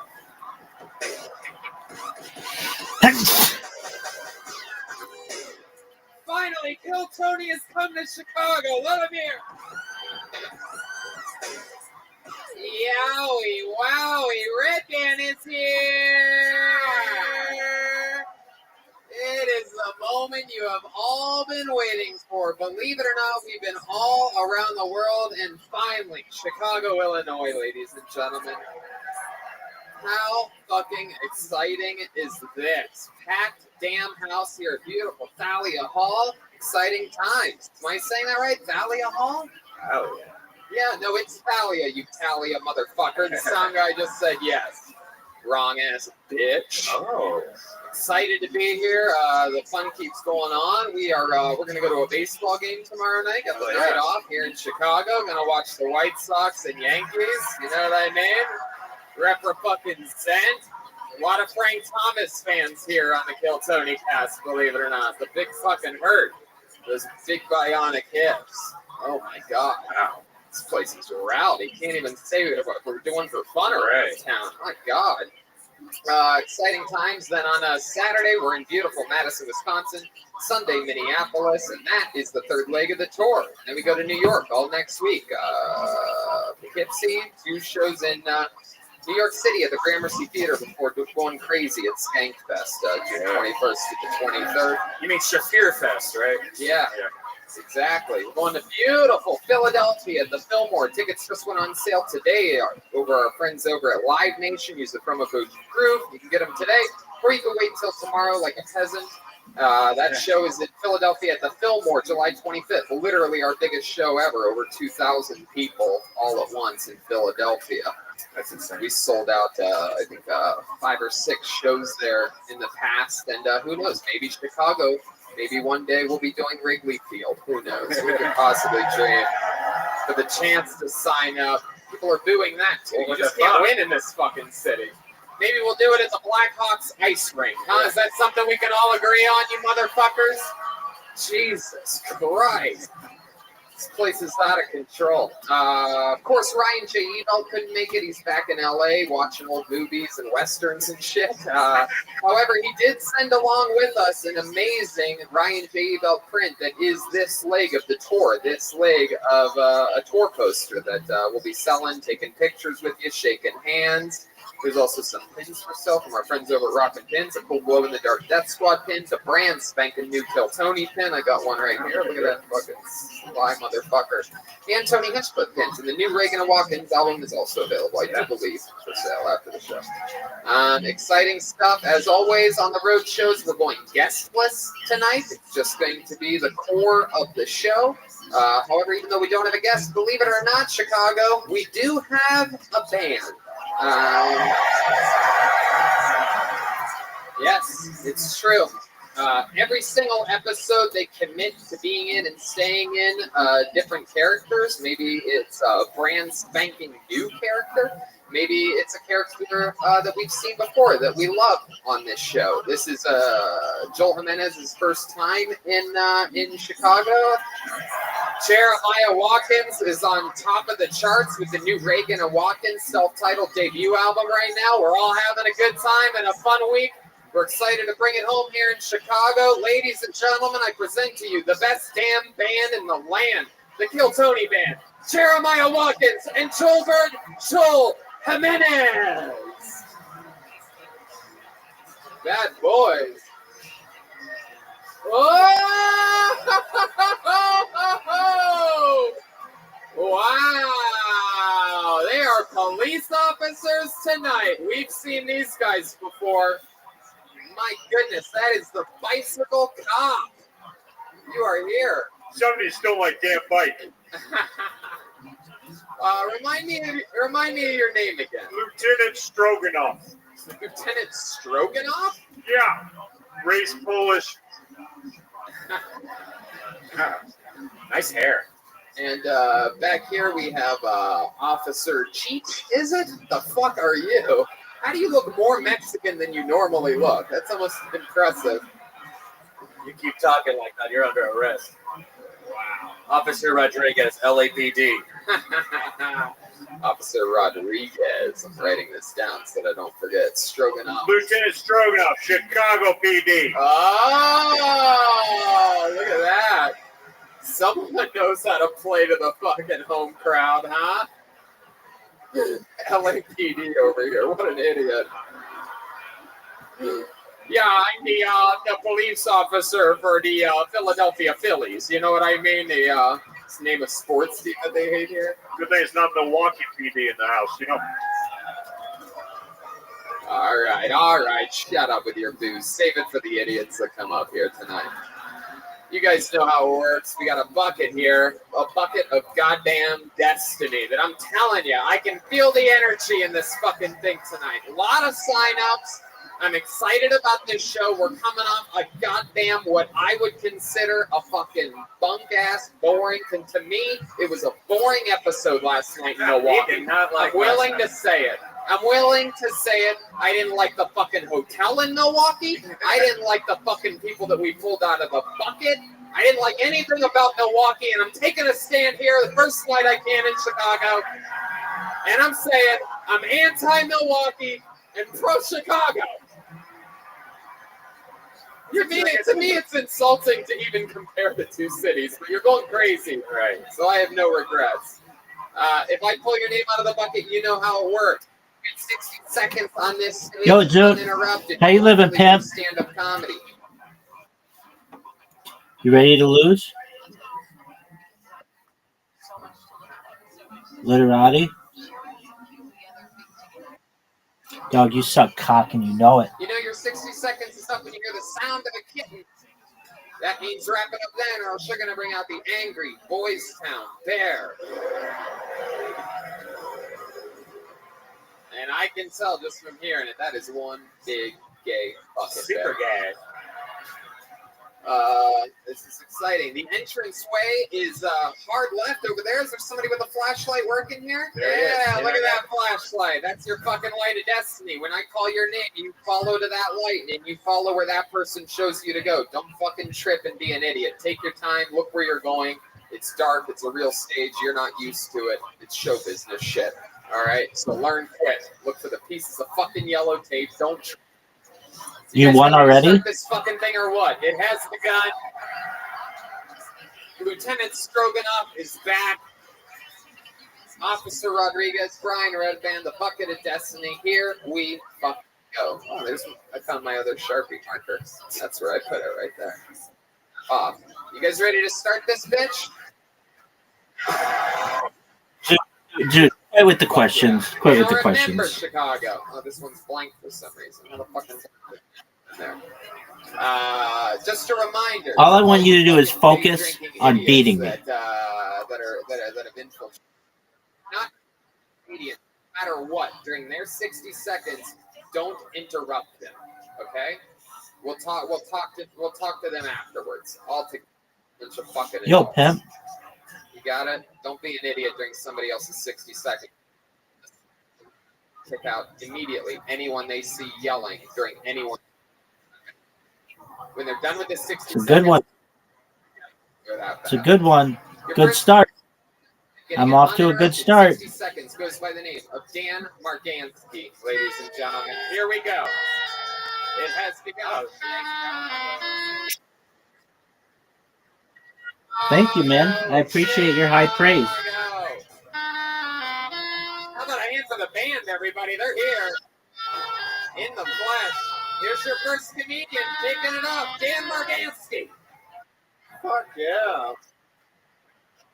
Went over to the aquarium last weekend, man. That's a great place to spend the day right there, man. It's like $20 for a ticket to get in. Another 20. It's a fun combination right there, man. If you guys don't know where to get mushrooms from, here's a little tip for you. Just go around back to the aquarium, just look around in the bushes and shit. You actually see a guy there who sells mushrooms. Yeah, I'm that guy, okay? I'm going to make a lot of money tonight. Fuck yeah. Last time I did mushrooms at the aquarium, I put on Pink Floyd, The Division Bell. Great album for the aquarium. It's all aquatic sounding and shit. It's great. Fish were digging it too. They were loving it. They're like changing colors in the lights, dancing along to the music and stuff. It was great, man. I even caught eyes with one of the fish there. Just me and this little fish staring pupil to pupil. All right? Really begin to connect on a supernatural level with this fish. Yeah, then I realized I was staring at my own reflection in the glass. For 2.5 hours, people. I wasn't even at the aquarium. I was at a Petco. Fuck yeah. Dan Margansky. You're at a goddamn Petco. What a great way to start off the show. Funny jokes right down the barrel. I mean, and there you are. This is what Chicago guys look like. Pale fucking pasty skin. Everyone's got their unfitted, floppy fucking ball calves just ready to deliver fucking pizzas and disappoint their parents. You know what I mean? We have a Rob. Dude, quit it, dude. You're just asking questions to just use your have your mouth moving. I want you to focus on beating me. 5 years. That's right. I'm pretty good today. In Los Angeles? Once in San Diego, that's where I'm from, and like 8 times in LA. Wow. Yeah. It's pretty fucking crazy. That is crazy. Do you live in Chicago now? Moved here last year. What made you move here? You moved here from Los Angeles? No, San Diego, comedy. Yeah. So you lived in LA for a while? No, San Diego pretty much my whole life. Your life. So when you came up to those Cotonis, you were just driving? Yeah, just a road trip back and forth. Oh, well, look at that! All those fucking trips, and in that time, and all those you got. You know what I mean? So you Very good. got to come here and flex and get the show kicked Hell with a bang. That's awesome. So, comedy, but what are you doing? I for don't a know, living? dog. How do you make money? Just working in a kitchen. Working in a kitchen? Yeah. Why'd you Chicago, not like comedy for a bit. Yeah, it is. It means like two. What does that mean exactly? What do you mean you wanted to get better? Well, I want something different. Like living in California my whole life, I was like, I need something different. Like surprisingly, like I actually wanted to live in snow and rain and stuff. Like, right. You know what I mean? Yeah, that's what all those idiots born in California do. Oh man, I gotta get or whatever, and they come back with their No, tail why was he between their arrested? legs, fucking freezing. Yeah. Been here a year so far. What do you do in Uh-oh. that kitchen? What do you do? Eat the scraps Free off him. the floor? I think he's innocent. If you have to, yeah. Free him. I think he's Yeah, innocent. what do you do in the kitchen for work? I make a lot of Because they make stuff. that charge up all the time I on work the brunch people. shift, so I work the brunch and I do comedy at night. Oh, brunch. What a fag. It's Pride Month. I can say that one. All right. Right? Let me tell you something. Before you get all judgy, I can say that word at me from moving That's garbage. cars when I'm walking down the sidewalks. Because they know he could easily go, pay hey, it. nice jacket, fag, and I'm like, hey, I'm one of the top young rising comedians in the world. So Dan, how's Chicago going for you? It's expensive to live here too, right? That's what I got a girlfriend for. Oh. Wow. Right. Well, God, I cannot believe you have a girlfriend. Yeah. What does she do for work? Esthetician, eyebrows and stuff. Wow, Yeah. eyebrows and stuff. I got the hookup if you need it. Does she do your eyebrows? Yeah. I let her do my nose a couple weeks ago. It was pretty fun. Yeah, you let her do your nose. What does that mean? Put a dildo up it. Oh, Dan, you wacky son of a bitch. She waxed my nose hairs. How long you been with her?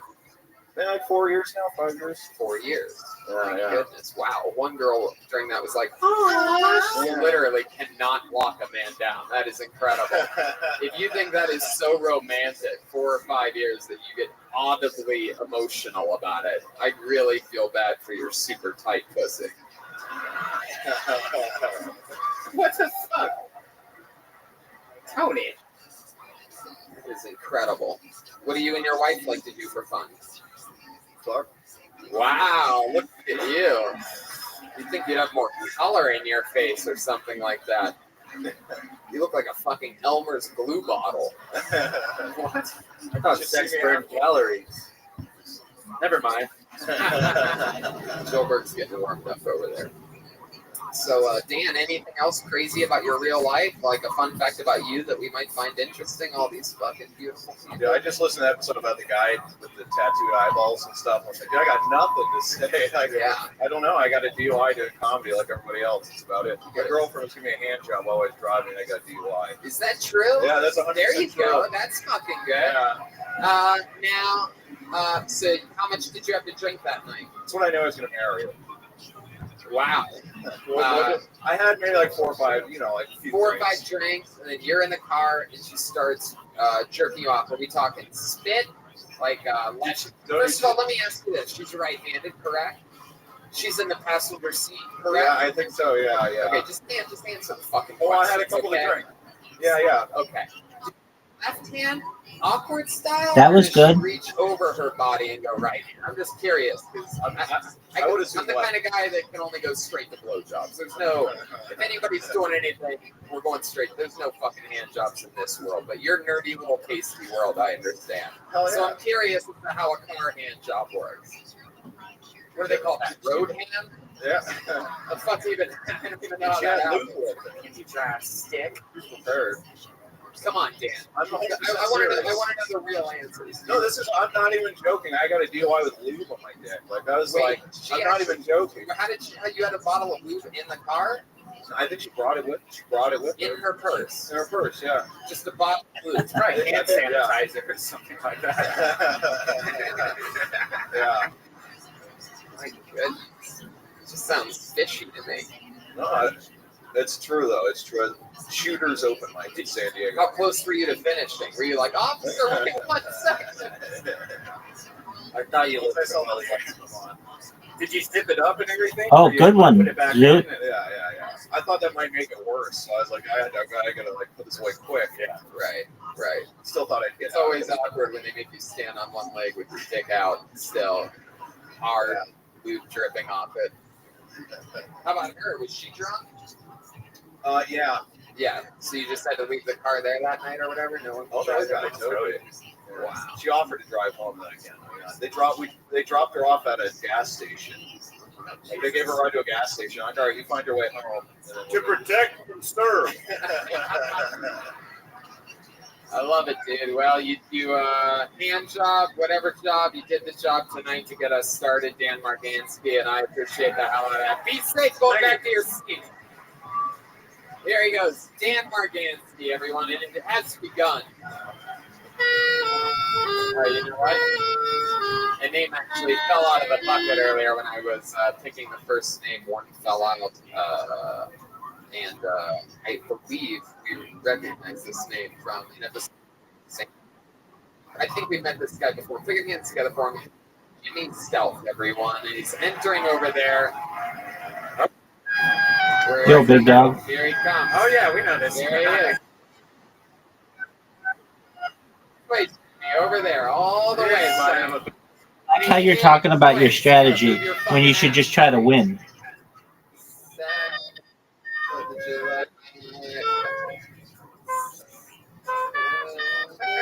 People laughing, Chicago, everybody. Here's Jimmy Stealth, everyone. Call yourself pro-choice if you don't support suicide. What to do with my body? No, don't get me wrong. I'm not against abortion. In my day, All of them. I used to lay babies out like Game of Thrones stuff. I paid for so many abortions. I was like fucking Khaleesi on that fucking dragon, just burning kids all through the. We had never played I it. paid to kill other dudes' kids that weren't even Okay. straight up.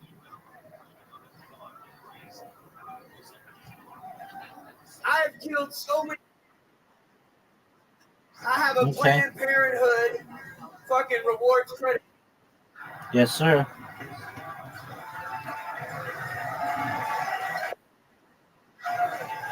It's difficult.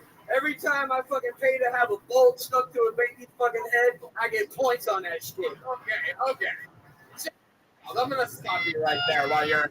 I'm gonna stop you while you're killing.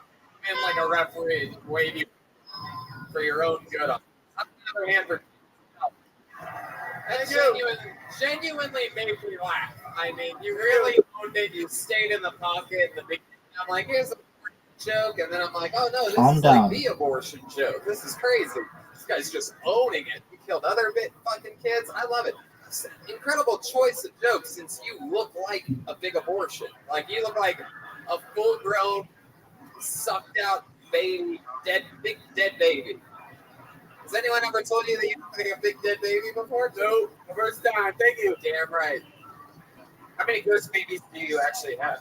Did you keep any of them? Any of them survive? I think 2, maybe 3. Wow, you don't even remember. My goodness, look at you. Just fucking keeping it in there. The cream pie king. Tell us more about you, Jimmy. I mean, you actually, is that what you're into? No, I just, abortion is on the air right now, and I was like, well, people want to be pro-abortion, but how are you going to be against suicide? That's a choice, too. Fucking like you're pro-choice, go hard. You had a set a lot like this, I remember. Was it St. Louis? Yeah, it was suicide. Yeah, I remember that. And because I never forget a guy that looks like a full-grown munchkin from the land of Oz. I mean, I put that on my phone, too. I have a picture of the 3 guys. Picture of what? The 3 guys from the Wizard of Oz. Really? Brought that up, yeah. Because I brought that up in St. Louis? Or just say family portrait. Yeah. Anyway. Fuck yeah, Jim. Remind us what you do for work again. I work in a kitchen, too. You work in a kitchen, too? What the hell? For the kitchen. Yeah? What the hell do you do in the kitchen? I'm an assistant manager. Assistant manager. I thought you cleaned the fryers with your face. I don't even know what that means. Sober. All right, Jimmy, over here. So, wow. Did you ever go into a long-term relationship with any of these women that you impregnated? No. What's the longest relationship you've ever had? I want to see if it's higher or less than this lonely woman over here that went wild. I've been married for 24 years now. I'm still married. Wow. Really? Wow. My goodness. Is your sperm good anymore? Like, I mean, I hope not, but probably. Oh shit. What does your wife do? She works for my dad. My dad's here tonight. I brought you a present. If you want to bring my dad up here, that's a whole other level. Explain to me why I would want to bring your dad up. Trust me, if you brought him up. No, I need a fuck. I just asked you a question, Jimmy. He is crazy. He is crazy. That's not enough. Okay, I can't explain that. How old is it? 74 or something like that. Hold on, turn house lights on for a second. Let me see. Dad, stand up. There he is. Get up here. I gotta see this fucking guy. Come on. Wow. Oh my god. Wow. Look at this fucking shit. He walks faster than you do. The guy's 75 years old. Look at this fucking steady pace. Holy shit. This is fucking exciting. We have 2 generations of the Lollipop Guild here tonight. This is incredible. They have every type of union here in Chicago, including the motherfucking Lollipop Guild. My God, look at this. Holy shit. Jimmy, what's your dad's name? His name We used the whole board really nicely. Senior! Fuck yeah! Look at this badass motherfucker. Holy shit. Like you're going to single-handedly make America great again. See, that's part of one reason you wanted to get me up here. Because what I do for a living, you would not believe. I fucking When all of you people think you have a drudgery work, and you don't want to go to work in the morning, you have the worst job in the whole world. I own a septic company. I literally stuck shit. Man, I thought his name was Jimmy Jr. And my trucks are just outrageous. They're always on the internet. You've probably seen them. It has the American flags inside of it. It says Holly Political Promises. And I've got the donkey and the elephant both up there. Wow. You're a badass motherfucker, man. Look at you. No. People remember me. Yeah. And they remember those trucks. And then the phone rings. You're crazy. I want to see you. I like your style. Tell us something embarrassing about Jimmy that he wouldn't want you to tell all these people. And You all already mentioned it. Huh? He's short. The best part of him run down his mama's leg. Wow. Look at that. You just got fucking lit up by your father in front of the world. That's incredible. He's shorter than me. Have you ever had one of these tanks like leak on you or blow up in your face? Have you ever had something like? Oh, it was not a pretty sight. Yeah. What happened? Well, then you're ready to try to wash it all off, wipe it off. What is worse though is when you have a cracked lid and you're going down. I mean, man, there's no way you do not want to die. Man, I do not understand all this septic terminology that's happening. The old crack lid, you know what I mean? When you tank pretty much. Oh, yeah, that's terrible. Jimmy Sr., Jimmy Jr. told us that you were wild information about your life or a fun fact about you. What have you done? What have you been doing these past 74 years? Well, I'm an electrical engineer by trade. So, and I used to come here to Chicago every 3 years, set up the show for the Interclass Convention for a company I work for. The next year's Düsseldorf, Germany, Birmingham. I'm all over the world, literally. How many times did you vote for Donald Trump in this last election? Let's see it. Where do you live now? Right north of Houston, Texas. Right. Wow. Look at you. You hate gays. It's incredible. Dude, just put it down, dude. You look like your arch nemesis is Lori Lightfoot.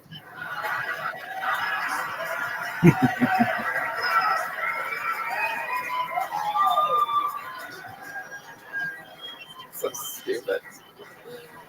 I love it, man. Heck yeah. And so you still married now? I'm married. Okay, hell yeah. How long you been with that septic tank for? You know what I'm saying? I'm so glad he laughed at that when I said it. When I could have gone, what do you say about my wife? Could have been literally Kill Tony here live. James has been married 2 years longer than me. Oh yeah, I've been married so many times it's unreal. Wow, hell yeah. Just like a septic tank, some of them just blow up in your face, you know what I'm saying? Well, you get one with a cracked lid, next thing you know, whole shit's everywhere. Trying to wipe it off, trying to wash it off, but it just ain't going nowhere. Just his job, all marriages went to shit. My goodness. Do you have any you're wise, your old school one could say. You have any tricks in the bedroom that you could teach us that you could explain to us, like some type of like finishing move or something like that? Yeah. Like do not force your way into anything. If you want to get there, you got to start slow and work your way in. Fellas,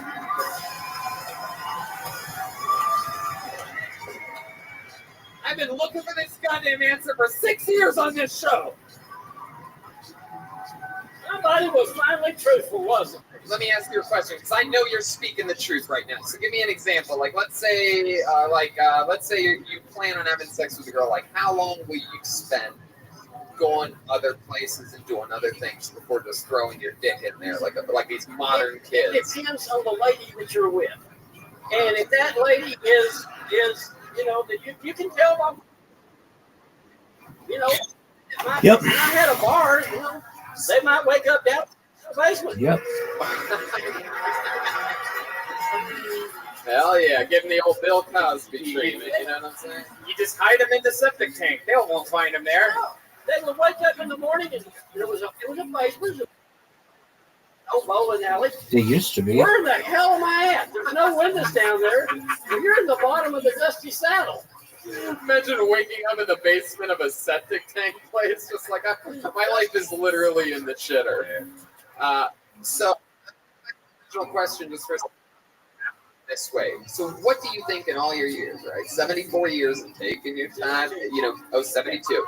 And you believe in getting them warmed up, right? Making them want it in the bedroom, right? So what would you guess? If you had to guess the longest amount of time you've spent on foreplay before just throwing your dick on in there, what would you guess would be that length of time?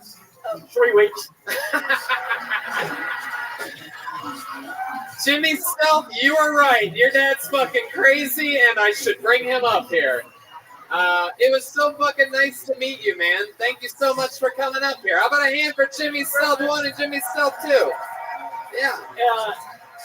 I've seen a lot of your shows, and James has introduced me to him, and everything's going on with Jimmy, and it's really been wonderful. I really enjoy it. Thank you so much for saying that. There he is, Jimmy Self Sr. And how about one more time? Did you give up? The guy that made it possible, Jimmy Self Jr. That was awesome. You just kept passing? Great, man. Yeah, dude. You forfeited due to inactivity. Family time up here. Uncle Tony, only in Chicago, baby. They look so related. Awesome. Italian songs. Oh, this looks like a fake name, but I'll see if someone walks up here anyway. Make some noise for Benjamin Button, everyone. Benjamin Button. Got that light? Is anybody moving? Oh, that's him. That's his name. Wow, that's crazy. What do you mean? That's him? Yeah. Really? Yeah. Get the fuck out of here. That's I'm crazy. telling you, this fucking bucket is ungoddamn believable. There's like 100 fucking names, and I just pulled his dad, what his dad signed up as. You got pulled another name out. Make some noise for Clayton Baker, everybody. Come on, here we go. Law one, I fought the law and the law one. Come on, Clayton, you gotta move it a little bit, buddy. You're going that way. I fought the law and the law one. I fought the law and the law one. Come on, one more time for the band. How about them tonight? All new songs. Here's Clayton Baker. Chicago! I just drove up from Winnipeg. That's Canada, for those of you that don't know. You guys have great deals on weed down here. I got an ounce and a gun for $300. I don't know how that is. Easier to find a gun than it is to find a fucking spot. I like listening to AM radio back at home because on AM, you have some great characters and different music. But in America, all you have on AM radio is different Christian sermons. So you have your like folk country pastor. He says, Paul walked to Greece, broke bread with the Damascuses. Christ. You have your top 40 pop preacher who says, Jesus loves all, no matter race, color, creed, or sin. But my very favorite is the heavy metal pastor. The heavy metal pastor, you turn to 1050, the Cleanse AM. And it's just a guy yelling Judas Priest.